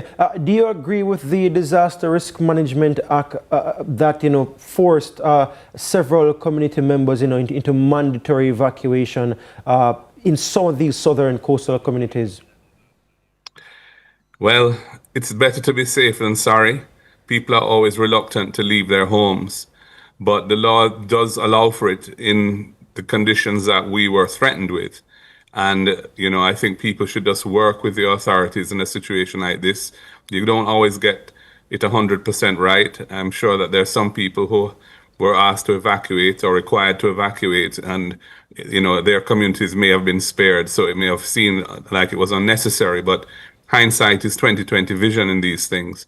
Overall, I think it's necessary to have that power because we do have people who live in potentially very dangerous areas, low-lying areas, flood-prone areas, and so on. And, the state has to, in times like this, where there's immense danger, sometimes the state has to make a decision for people in their best interests. Now, Mr. Golding, I think it's safe to say that what we've seen over the past few days has been all hands on deck approach. So I'm sure that you would have been in dialogue with other parliamentary members throughout the course of today, some of whom are members of parliament in some of these very vulnerable parishes. We have Zulika Jest out in St. Elizabeth, for example. What has been the word you've received on the ground so far this evening? Because we here at CVM have been unable to reach literally anyone in St. Elizabeth. What has been Westmoreland, for example, right. or Hanover. Today we spoke to some of them yesterday, but we weren't able to get to any of them today. Hopefully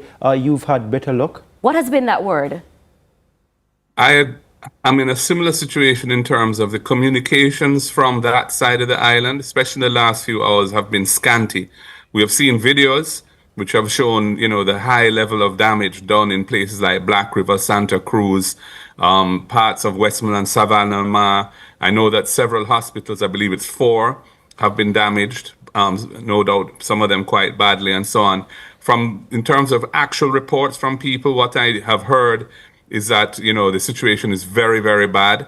The storm was still affecting them. So I don't think people were able to go out and about and do a survey, because the conditions are still very dangerous to be on the road. But, I'm sure tomorrow when the day unfolds, we will start to get a better appreciation of the fullness of the devastation which Jamaica has unfortunately suffered. Yeah, I just want to stop right here, Amoy, and just let our viewers know, both locally and in the diaspora, that we have invited the Prime Minister on this program twice. We invited him last night and we tried again today. We were unsuccessful. We were told he was unavailable tonight. But speaking about the Prime Minister, this is one of those sorts of national events, national catastrophes that the country usually coalesces around. We heard Darrell Vaz, who is perhaps one of the most partisan political representatives in Jamaica, saying there's no P when it comes down to something like this. We're now going to be assessing what's happening and to be looking at now how we rebuild, Mr. Golding. From your perspective, what does the government need to do, but not just that, how will the opposition support in terms of the rebuild efforts now as we assess what has happened so far and look how we recover as a country? Well, I had reached out to the Prime Minister on Saturday morning about allowing MPs to be in a position to respond proactively in the aftermath of the storm in terms of people's dire needs. And he then invited us to a meeting, which we had on Saturday at around midday. And in the course of the discussions in that meeting, the points were made how critical it is that we avoid any kind of partisan or tribalistic approach to the distribution of relief to people who are in need. And that is our biggest concern. Our biggest concern is that based on what we have experienced, including during Beryl, the way in which relief is sometimes distributed on the ground leaves people on the ground feeling that there's some political aspect to how those decisions are being made.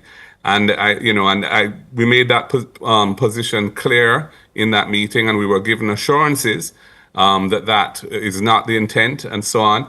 I think it's very important that we avoid that, and that the relief that is made available strictly on the basis of objective need and not on any kind of political coloration. And we will be holding the government accountable for that. But overall, we expressed full cooperation. This is Jamaica that's facing this tragedy, this disaster. It's not JLP or PNP. Everybody is impacted, some terribly, some not so badly, but we're all in it together.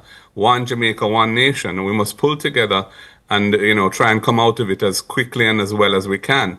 And the opposition, the People's National Party, is fully committed to playing whatever role we can in helping that to happen.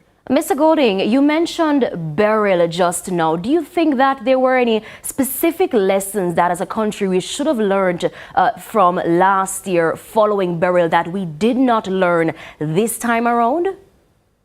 I think one thing that we learned is the importance of responding quickly to people's needs. And, I think that is where sometimes there's a failure because of the nature of bureaucratic processes and government processes. It's not always keeping to the time frame of the needs of the people. And so I think it's very important that we empower mechanisms that will allow a quick response to those who are in dire need. After that, it's a question of, the preparedness is, I think, where most of the lessons needed to be learned. Kingston and St. Andrew were spared much heavy rainfall over the last 24 hours. And so what could have been a terrible situation for the corporate area was avoided. Had that not happened, had we got the rainfall that was anticipated, it would have shown up the level or lack of preparation. And, in fairness, there was a great effort in the last few days leading up to this system to try and clear gullies and so on. But overall, we lack preventive maintenance. And it's very important in the era of this climate crisis we're in.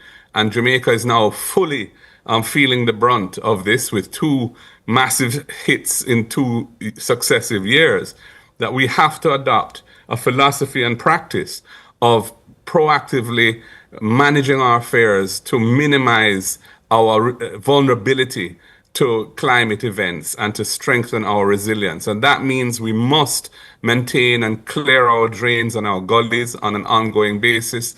We have to maintain our roads. And in terms of our planning laws, we have increased the densities that are allowed very substantially, which has meant that there's much more runoff of water because of the built environment having expanded because the laws facilitated that. And, but the infrastructure, the drainage infrastructure in particular, hasn't kept pace with it. And so we are very vulnerable to those things. We have to start putting climate thinking into our planning and our decisions in a much more integrated way so that we can minimize our exposure to damage from these events, which seem to be, happening more frequently, are happening more frequently, and happening in ways which are unusual. Mr. This Golden, particular system, Melissa, for example, it basically formed in the Caribbean basin, in the last week or so, moved extremely slowly towards us. This is not the kind of hurricane that, I grew up being accustomed to, which forms in the Atlantic and barrels through the Leeward Islands. This, Mr. Golding. We do have to go right now, but just before we go, you mentioned the idea of, partisan prisms being seen in the distribution on the ground of some of the relief efforts in Beryl, and yet you want that to be avoided this year. How, from your perspective, is that avoided? Because if something, for example, let's say $1 million at the top, just for example, is provided to say, okay, in this community or in this particular area, this is what is needed for everyone here.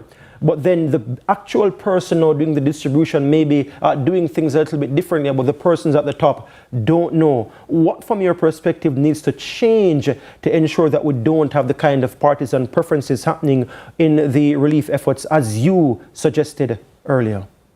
Well, when the fact finding is done as to who is in need and where the need for relief is, the way in which that is done needs to be scrupulously attentive to the community's needs and not in any way done in a partisan way. So the officers who go out to collect that data must go to all communities, not just some communities, to get those names and those contact details. And the relief needs to be distributed in a transparent way. So the mechanisms that are put in place should include the councillors and their caretakers, the MPs and their caretakers, so that everybody is aware of what's happening and we avoid the perception or reality of, partisanship in what should be a national effort. Right. So that was the leader of the opposition and president of the People's National Party, as well as the member of parliament for St. Andrew South, Mark Golding. Thank you so much for joining us here on Tracking Melissa. Mr. Golding, we appreciate your time. Thank you for having me, and God bless Jamaica. Keep safe, everybody, because it's not yet over. All right, then. So, Javoy Sawyers, he had 2 words to say before we ended his interview, but we thought it was important to bring him back just to say those 2 words before we moved on. Javoy? Hi. Yeah, so you were telling us what it was like living through those Category 5 force winds that you were speaking about earlier on. The 2 words were utterly terrifying. It felt like a jet engine coming through the windows. The sound, the sights, pretty much white, blowing sideways, trees bending, breaking, flying in the wind. Whole trees. Pretty much flooded roadways now. I couldn't smell much because I was in a building, but just the sights and the sounds alone, it was utterly terrifying. Yeah. All right. Javoy, we're looking at this image behind us, and this symbol right here is the eye of Hurricane Melissa, right? However, we're seeing it has left the island, but this evening, local government minister Desmond McKenzie said, quote, "We are not yet out of the woods." Why? Explain this, because the eye has already left Jamaica. How aren't we out of the woods as yet? The timestamp that should be behind Giovanni there, what time is it saying? All right, so we're not exactly seeing a timestamp. Are you, I'm seeing Tuesday 1900. This is 7 o'clock. 7 o'clock. Okay, right, okay. So that should be no. So what you're seeing should be a representation of current conditions. The center of the system has moved offshore. However, the tropical storm force winds extend well across the island at the same time. So we're still under a hurricane warning because hurricane conditions are still possible. Tropical storm conditions are as well still possible. So you're experiencing gusty winds now out of the west in Kingston. Tropical storm force winds extend well away from the center at around 300 and odd kilometers from the center, and that would encompass much of the island at this present moment. Right. So, Javoy, when will we stop feeling these tropical storm force winds then? Because we see this being right here so far away. And I'm sorry, guys, I can't help but say this looks like the Brazilian flag, this particular part in the center right there. But we're seeing the eye now moving away. When are we expected to not feel these tropical storm forces? Because we're seeing stuff moving right here in the island coming on. And I stepped outside just now when I was getting ready to come on here, and I heard some heavy breeze as well, and I saw the trees shaking out there. When will be be expected to be out of the woods? So we're still experiencing thunderstorms from Melissa, and these thunderstorms have embedded gusty winds of the tropical storm force winds. You can expect them to gradually decrease throughout the night tonight into tomorrow morning. So come about Wednesday, 8 a.m., you should be experiencing normal conditions. A few light breezes, but nothing that what we're experiencing right now. All right. That is our in-house meteorologist, Javoy Sawyers. I can't help but to mention the fact, Javoy, we spent days preparing for this system. We heard last week, Thursday, Melissa is coming. We heard it was coming the Saturday, then we heard it was a Sunday, then we heard it was a Tuesday. And then in the matter of hours, we saw how swiftly, the system would have changed and left the island. And, it has been an interesting 24 hours, Gio. To use a reference that persons use sometimes when they're not speaking about things that are highly anticipated, they would say it lived up to the billing, certainly, and perhaps exceeded expectations. We knew this was going to be very strong, as we want to thank our meteorologist for his excellent coverage so far of this system, and we may be coming back to you as well, Javoy, tomorrow as well, to assess what's happening, because as you mentioned, we will still be feeling the impacts of this even on Wednesday, somehow tomorrow. But thank you so very much for your sterling assessments and analysis of this disaster that has hit Jamaica Category 5 as a Category 5 system when it did. Hurricane Melissa downgraded now to a Category 3. Javoy Sawyers from Montego Bay, St. James, thank you very much. You're welcome. All right, shifting gears a bit as we're speaking about the impact of the system. I mean, a short while ago we were speaking, Amoy, about it living up to the billing, exceeding expectations. That's just how heavy the island was impacted. Evan Thompson was not exaggerating when he said catastrophic. We were seeing videos coming in today, a flood of material again, and I was very careful to share only, and CVM TV were very careful to share only stuff that we have verified ourselves. And we saw one that we dispelled, at least two that we knew were fake. But while we speak about, looking forward now and recovering after this system, assessing the damage, there are still people right now out west who are having it difficult. Joining us right now online is Matundu Mukulu. He's a Jamaican in the diaspora. He's joining us from the United Kingdom. His brother is trapped. The last time we spoke with him, his brother was trapped in St. Elizabeth in Santa Cruz. Just tell us, what was the last conversation like with him, and what were you hearing as we welcome you, Matundu Mukulu? Hi, good evening, Giovanni, and to your co-host, and to those who are watching and listening. Repeat your question, please. What was the last conversation like with your brother?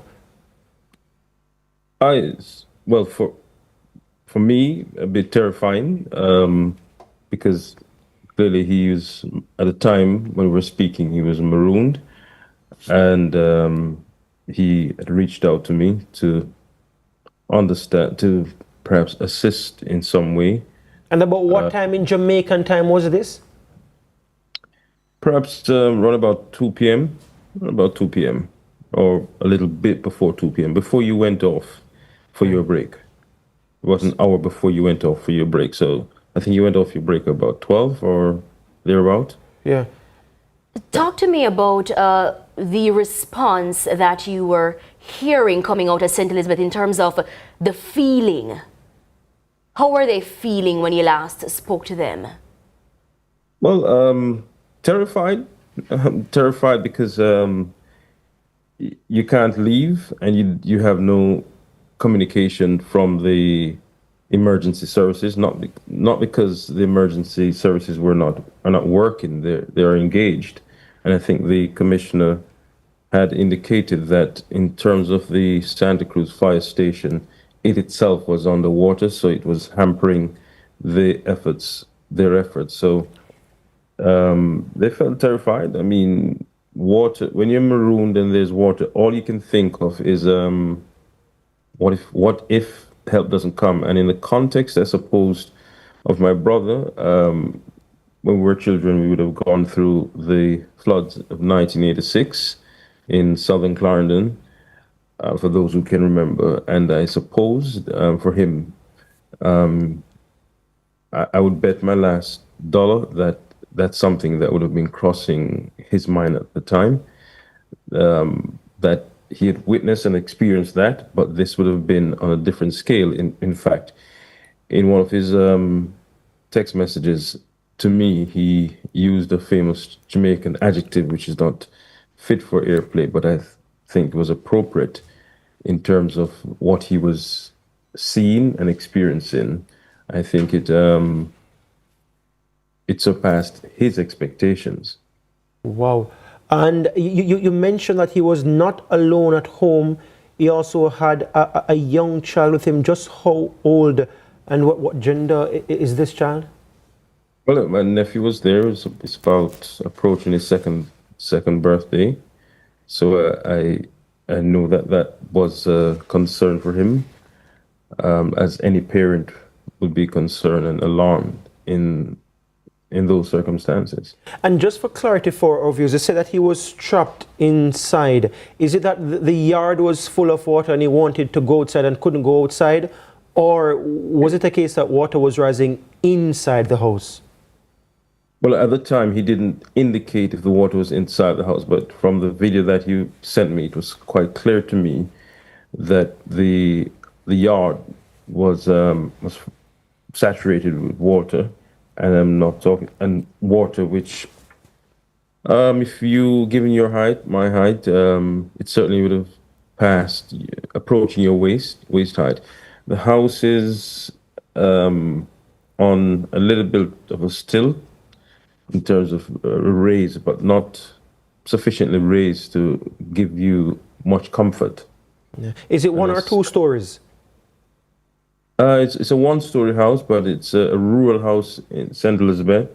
If you can remind yourself how some houses are built, where they're built as if they're on stilts, right? And you have a cellar underneath that the water would perhaps run under. Right. We do hope, Amoy, that his brother is safe, and I should declare here that I am in fact related to both these gentlemen by blood, and so I do feel personally affected by this. It sunk in when we were in the last interview, and I was reading, and we are standing by as well right now to hear from the commissioner of the Jamaica Fire Brigade. But we are upon a break, and I want to thank you very much for sharing with us, Matundu Mukulu, and we hope that your brother is rescued. I know that when we spoke earlier a few hours ago with the commissioner of the Fire Brigade, he did say that he spoke with him. You had shared his number. We passed it on to the Fire Brigade, and he did reach out. They did have conversation, but the commissioner could not get to any of his team members in the area. So there was some serious connectivity issues, but I know that he was trying, and he's still trying, and we'll be getting the very latest from him when we come back here on Tracking Melissa. Thanks again so much, Matundu Mukulu, and our sympathies with you and your family. You can CVM. Yeah. All right, so we will hear from the commissioner and lots more regarding Melissa right after these messages. We'll be right back.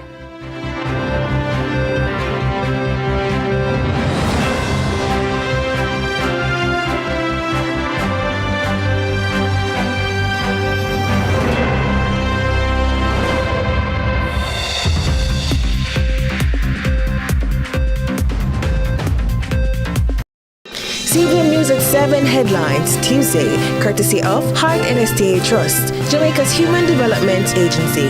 The new KFC Dorito Zinger, a combo that's finger-licking good. The time by KFC is... Hi, I know you weren't expecting to see me here. Now you can find your favorite chicken and snacks in the same place. It's true. Come on in. Introducing the delicious combination of KFC fried chicken and Doritos nacho cheese.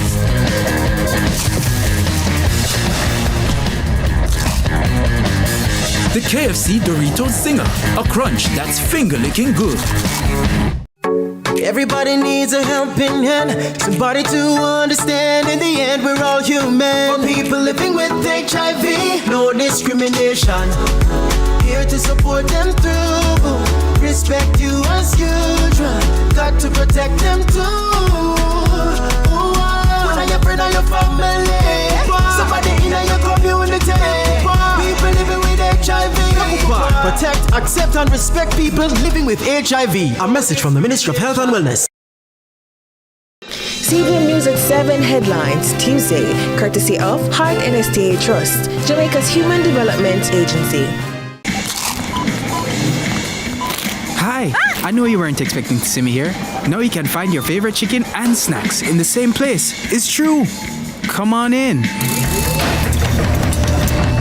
Introducing the delicious combination of KFC fried chicken and Doritos nacho cheese.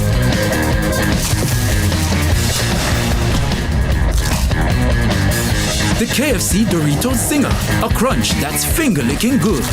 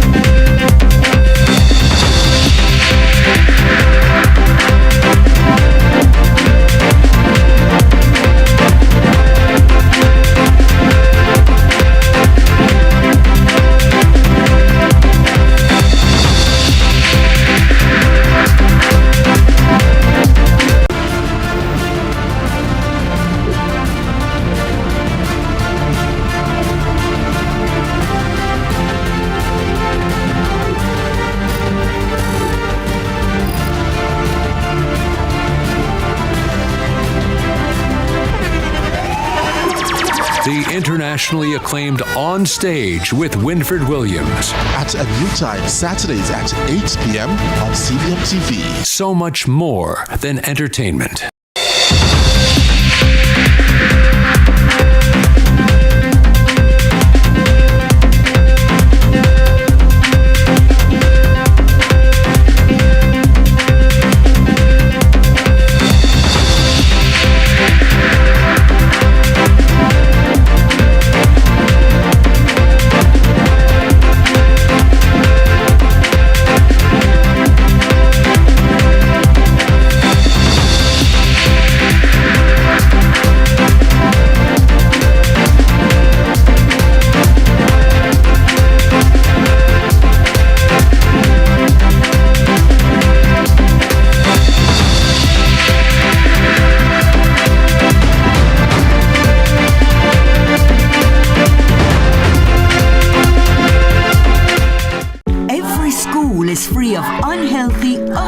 processed products.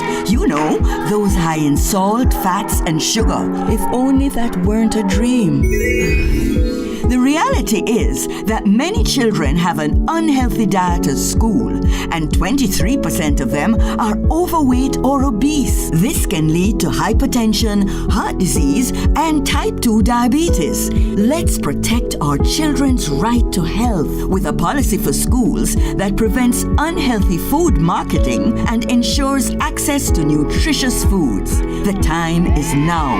Let's implement the National School Nutrition Policy. A message from the Heart Foundation of Jamaica and partners. CVM News at 7 Tuesday, brought to you by The KFC Doritos Zinger, a crunch that's finger-licking good.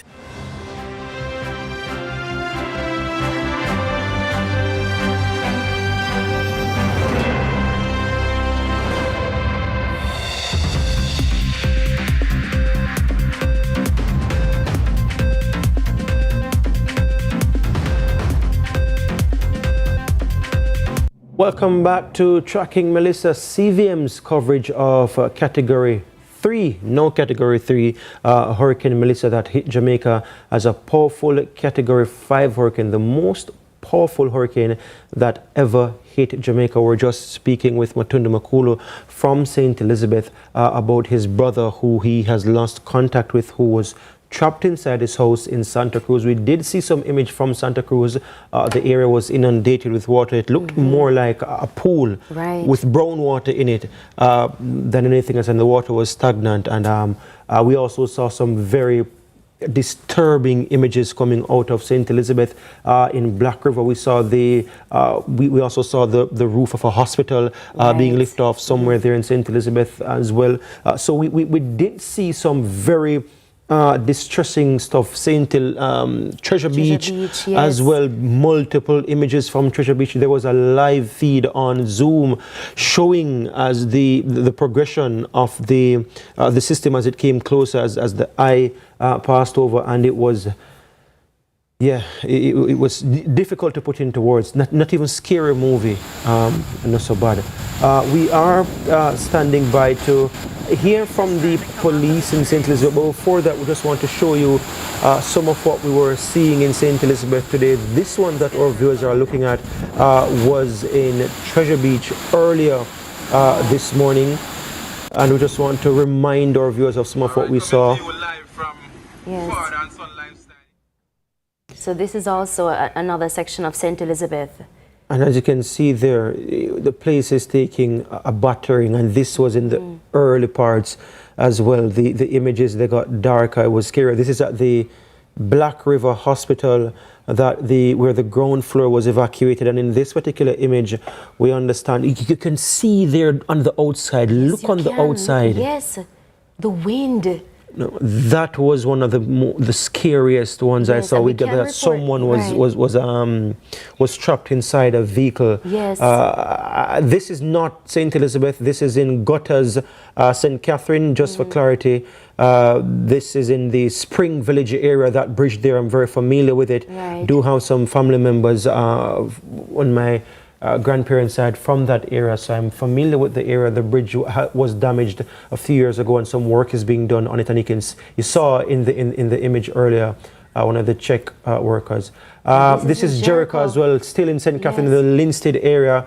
We saw this one a little bit later on in the afternoon. The gentleman who shared this video was commenting, essentially saying that nobody cannot cross this body of water because of how high the water had risen at the time. So we're just reminding our viewers, just in case you didn't get to see any of our coverage earlier today, these are some of the images that we had coming in from across the country, as we want to go back to St. Elizabeth to hear from law enforcement. Amoy? Yes, so our news team spoke to head of the St. Elizabeth Police Division, Coleridge Minto, earlier this evening. We're here at the Black River Police Station, the divisional headquarters, where the conditions have significantly worsened since our last update. At current, a number of particularly the glass windows to the stations, have been broken, which has now compromised the building to some extent and the contents thereof. We are now experiencing severe weather conditions. We have also have a number of residents living in and around this area that their homes were damaged and they have come to seek refuge. We are prioritizing the safety of every person, including those who came, or police officers, and certainly at this location where we have prisoners in custody. And so the priority at this time is to ensure that no life is lost at this facility. A number of the roads are now impassable and blocked across the parish. Certainly the main road that leads to the Black River Hospital is totally blocked, where we've just looked and seen a vehicle washed along the road in front of the stations. A number of roofs around this area have been lifted totally. The gate to the station is damaged. A number of the vehicles on the property are damaged. And so we are continuing to monitor at this time. Again, our number one priority at this time is to ensure the safety of all the persons who are at this facility, to include our prisoners in custody, our police officers, as well as the citizens who have sought refuge at this location. We're here at the Black River Police Station, the divisional headquarters. All right, so that was Superintendent Coolidge Minto, who's the head of the St. Elizabeth Police Division. Now, we shared earlier that the system that's Hurricane Melissa as a Category 3 system is heading further north towards Cuba. And, you know, even though it is a Category 3, we are still praying for our friends in neighboring Cuba. But Jamaica isn't the only country that was affected by Melissa. Or neighbor Dominican Republic. The Dominican Republic was also affected. And right now we are joined by a reporter in the country, Paula Whiskey Hernandez. Good evening, Paula. Good evening, Amoy. How are you? We are... I don't know if you say we're doing okay. We're still here. We are still here. Paula, first of all, when, if at all, did Melissa make landfall in Domrep? And are you still feeling the effects of the system right now? Yes, the Melissa is still, we still feel it here in the country.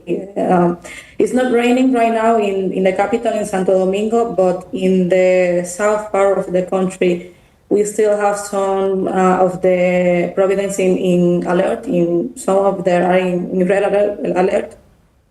We are still waiting for the phenomenon to still passing by. But now everything is a little bit under control and in peace now in the country. Now, the image that our viewers are currently looking at are shots coming out of the Dominican Republic that Paula shared with our newsroom. Paula, talk to me about the infrastructure damage that was reported across the country. And were there any deaths or serious injuries related to Melissa in your country? Well, in the death parts, we still have one person was sadly passed away. I believe yesterday. In the country, we're still looking for a teen, a boy that is missing. He was close to the sea, to the Caribbean Sea, and the phenomenon just washed away. We're still looking for him, but is the condition now, the climate condition is making it a little bit difficult to find this boy. In case of the infrastructure, we still don't know how much the damage is, and the government is still counting that. But the floods, it was the difficult part.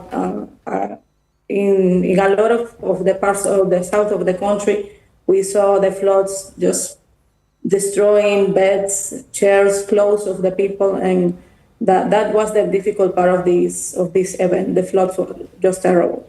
Yeah. In these kinds of situations, Paula, it really does highlight how much of the fact that we are just one region, even though we're separated, by water and also by language in some instances. I mean, yourself, you share literally a body of land with a French speaking Haiti, and in your country it's Spanish. But in terms of the actual deaths and injuries caused by Hurricane Melissa, what's the number in Domrep, both death and injuries, if you can share, if you have those?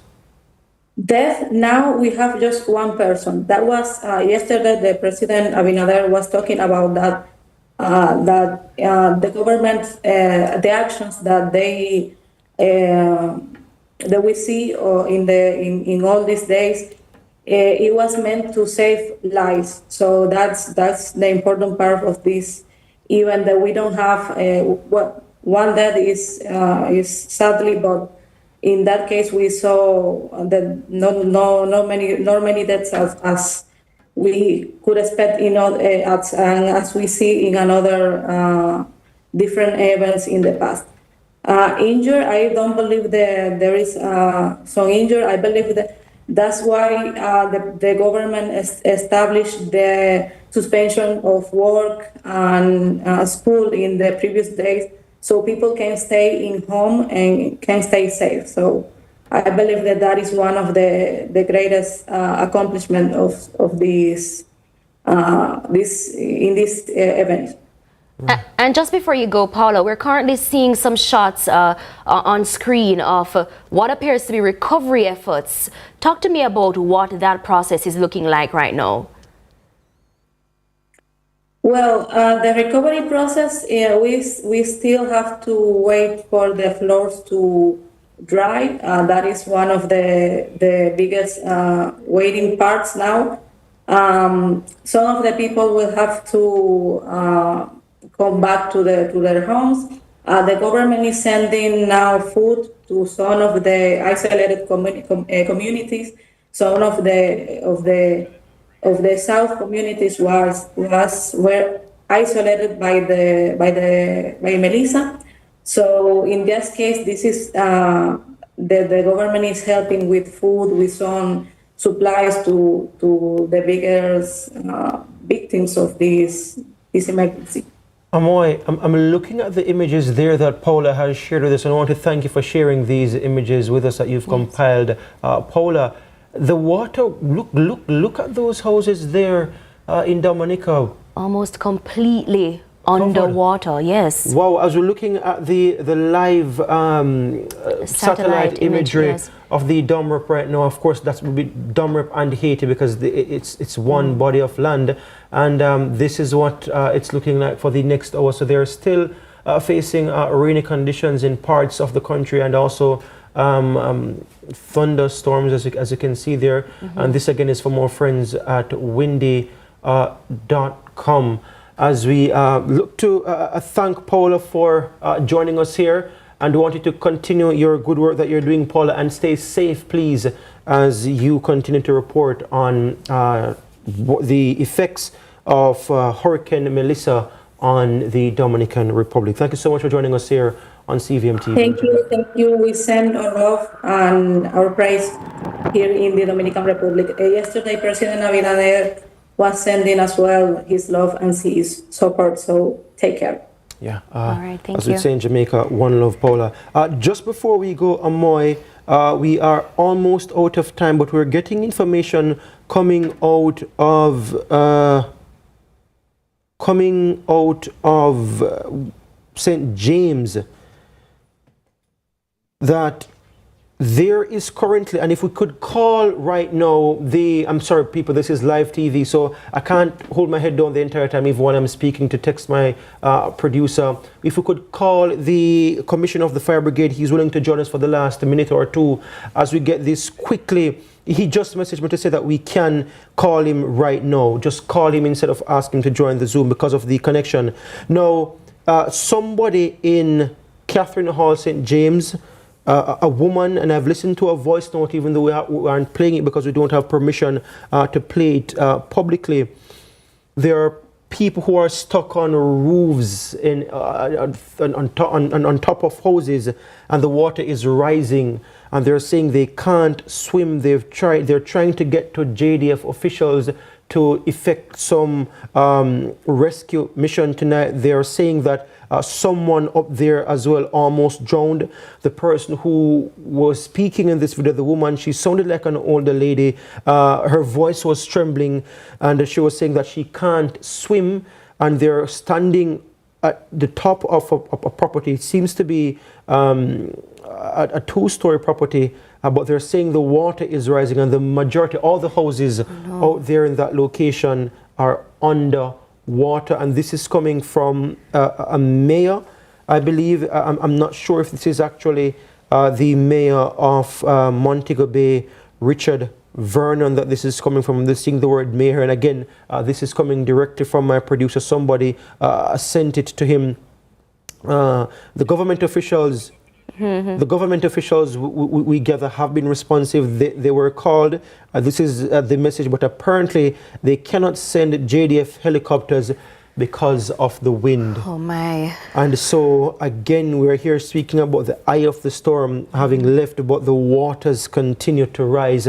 And this is data, information coming out of St. James. We will continue to track this for you here on CVM TV, but we are entirely out of time, Amoy. We are ending our program tonight at 8 p.m. But you know, of course, Gia, our social media pages will still be active where Jamaicans can monitor those pages and get the latest update. And then we will, of course, bring more information in Sunrise at 6 a.m. tomorrow. Yes, Amoy. So yes, we're just tracking this right now as it's happening. It really is a difficult situation as we're digesting these reports as they come in. Viewers, we really aren't out of the woods as yet, as you said that Desmond McKenzie reported earlier. We'll continue tracking Melissa and the effects of Melissa right throughout the remainder of this period, Jamaica and also Jamaicans in the diaspora. Keep watching CVM TV. We see your comments. We appreciate your feedback. Yes. It's a young team and we are trying hard, and we really do appreciate your feedback. We will continue to work as hard as we can to lift the standard of journalism in Jamaica for you, and of broadcasting in television for you in Jamaica, taking it to another level. Thank you for staying with us. I'm Giovanni Dennis, and this has been Tracking Melissa, CVM's coverage of Hurricane Melissa. And I'm Amoy Harriet. It has been our pleasure being here with you over the past 24, 48, how we go? It was a long time on TV now, from yesterday now. I'm sure they're probably tired of seeing us by now. It has been, however, our pleasure being your eyes and ears on the ground. Stay tuned to CVM TV. I would say it was an honor for me, not so much a pleasure at all, because this wasn't pleasurable. Yes. But Right. yeah. Absolutely. Stay safe, everyone. If you have relatives, check on them. If you can, don't stop calling them. You don't know when the network might come back up as well. And as soon as it's safe for us to do so, we'll be visiting some of these areas and getting reports on the ground in these communities. All right. And you can continue sharing your videos with us. 876-833-0897. That's 833-0897. 876, that is 833-0897. Send us your videos. Tell us where you are filming from, and tell us your name as well, so we can credit you and share them on our social media once we verify them. Please, we are begging. No, so not know all from a long time. Don't bother with the disinformation and the misinformation. It's not necessary, and it does not help anybody at all. We are in this together as one country. All the very best to the first responders as they try to respond right now to all the plethora of calls that they are getting. I cannot imagine just how inundated they are, and they have been very responsive to us. Some of them wanted to join here tonight, but they are literally in meetings, speaking to us while stepping out of meetings. The health minister wanted to hear an update from him. We couldn't do that. We wanted to hear from the ODPEM acting director general as well, but they are all literally busy in meeting, getting the very latest. But we'll continue to track Melissa for you. And once again, stay safe, stay dry, rest well. Those of you in the diaspora, offer the help that you can. The government has created a website, and just before we go, and I know we are about 2 minutes over time now, I just want to share with you the website that the Prime Minister shared that is up, that Jamaicans can or people in the diaspora who want to help can go on. And the website is supportjamaica.gov.jm. supportjamaica.gov.jm. supportjamaica.gov.jm. That's the government of Jamaica's official platform to coordinate relief, to mobilize support, and to manage recovery efforts in the wake of Hurricane Melissa. And I should say, even in my personal inbox, so persons in the diaspora were messaging and saying they were prepared and on standby to offer help as soon as it is safe to do so. Jamaica, we have to stay together right now to get through this, and we will get through this together. All right, that is it. See it happen. We'll be with you tomorrow with the very latest.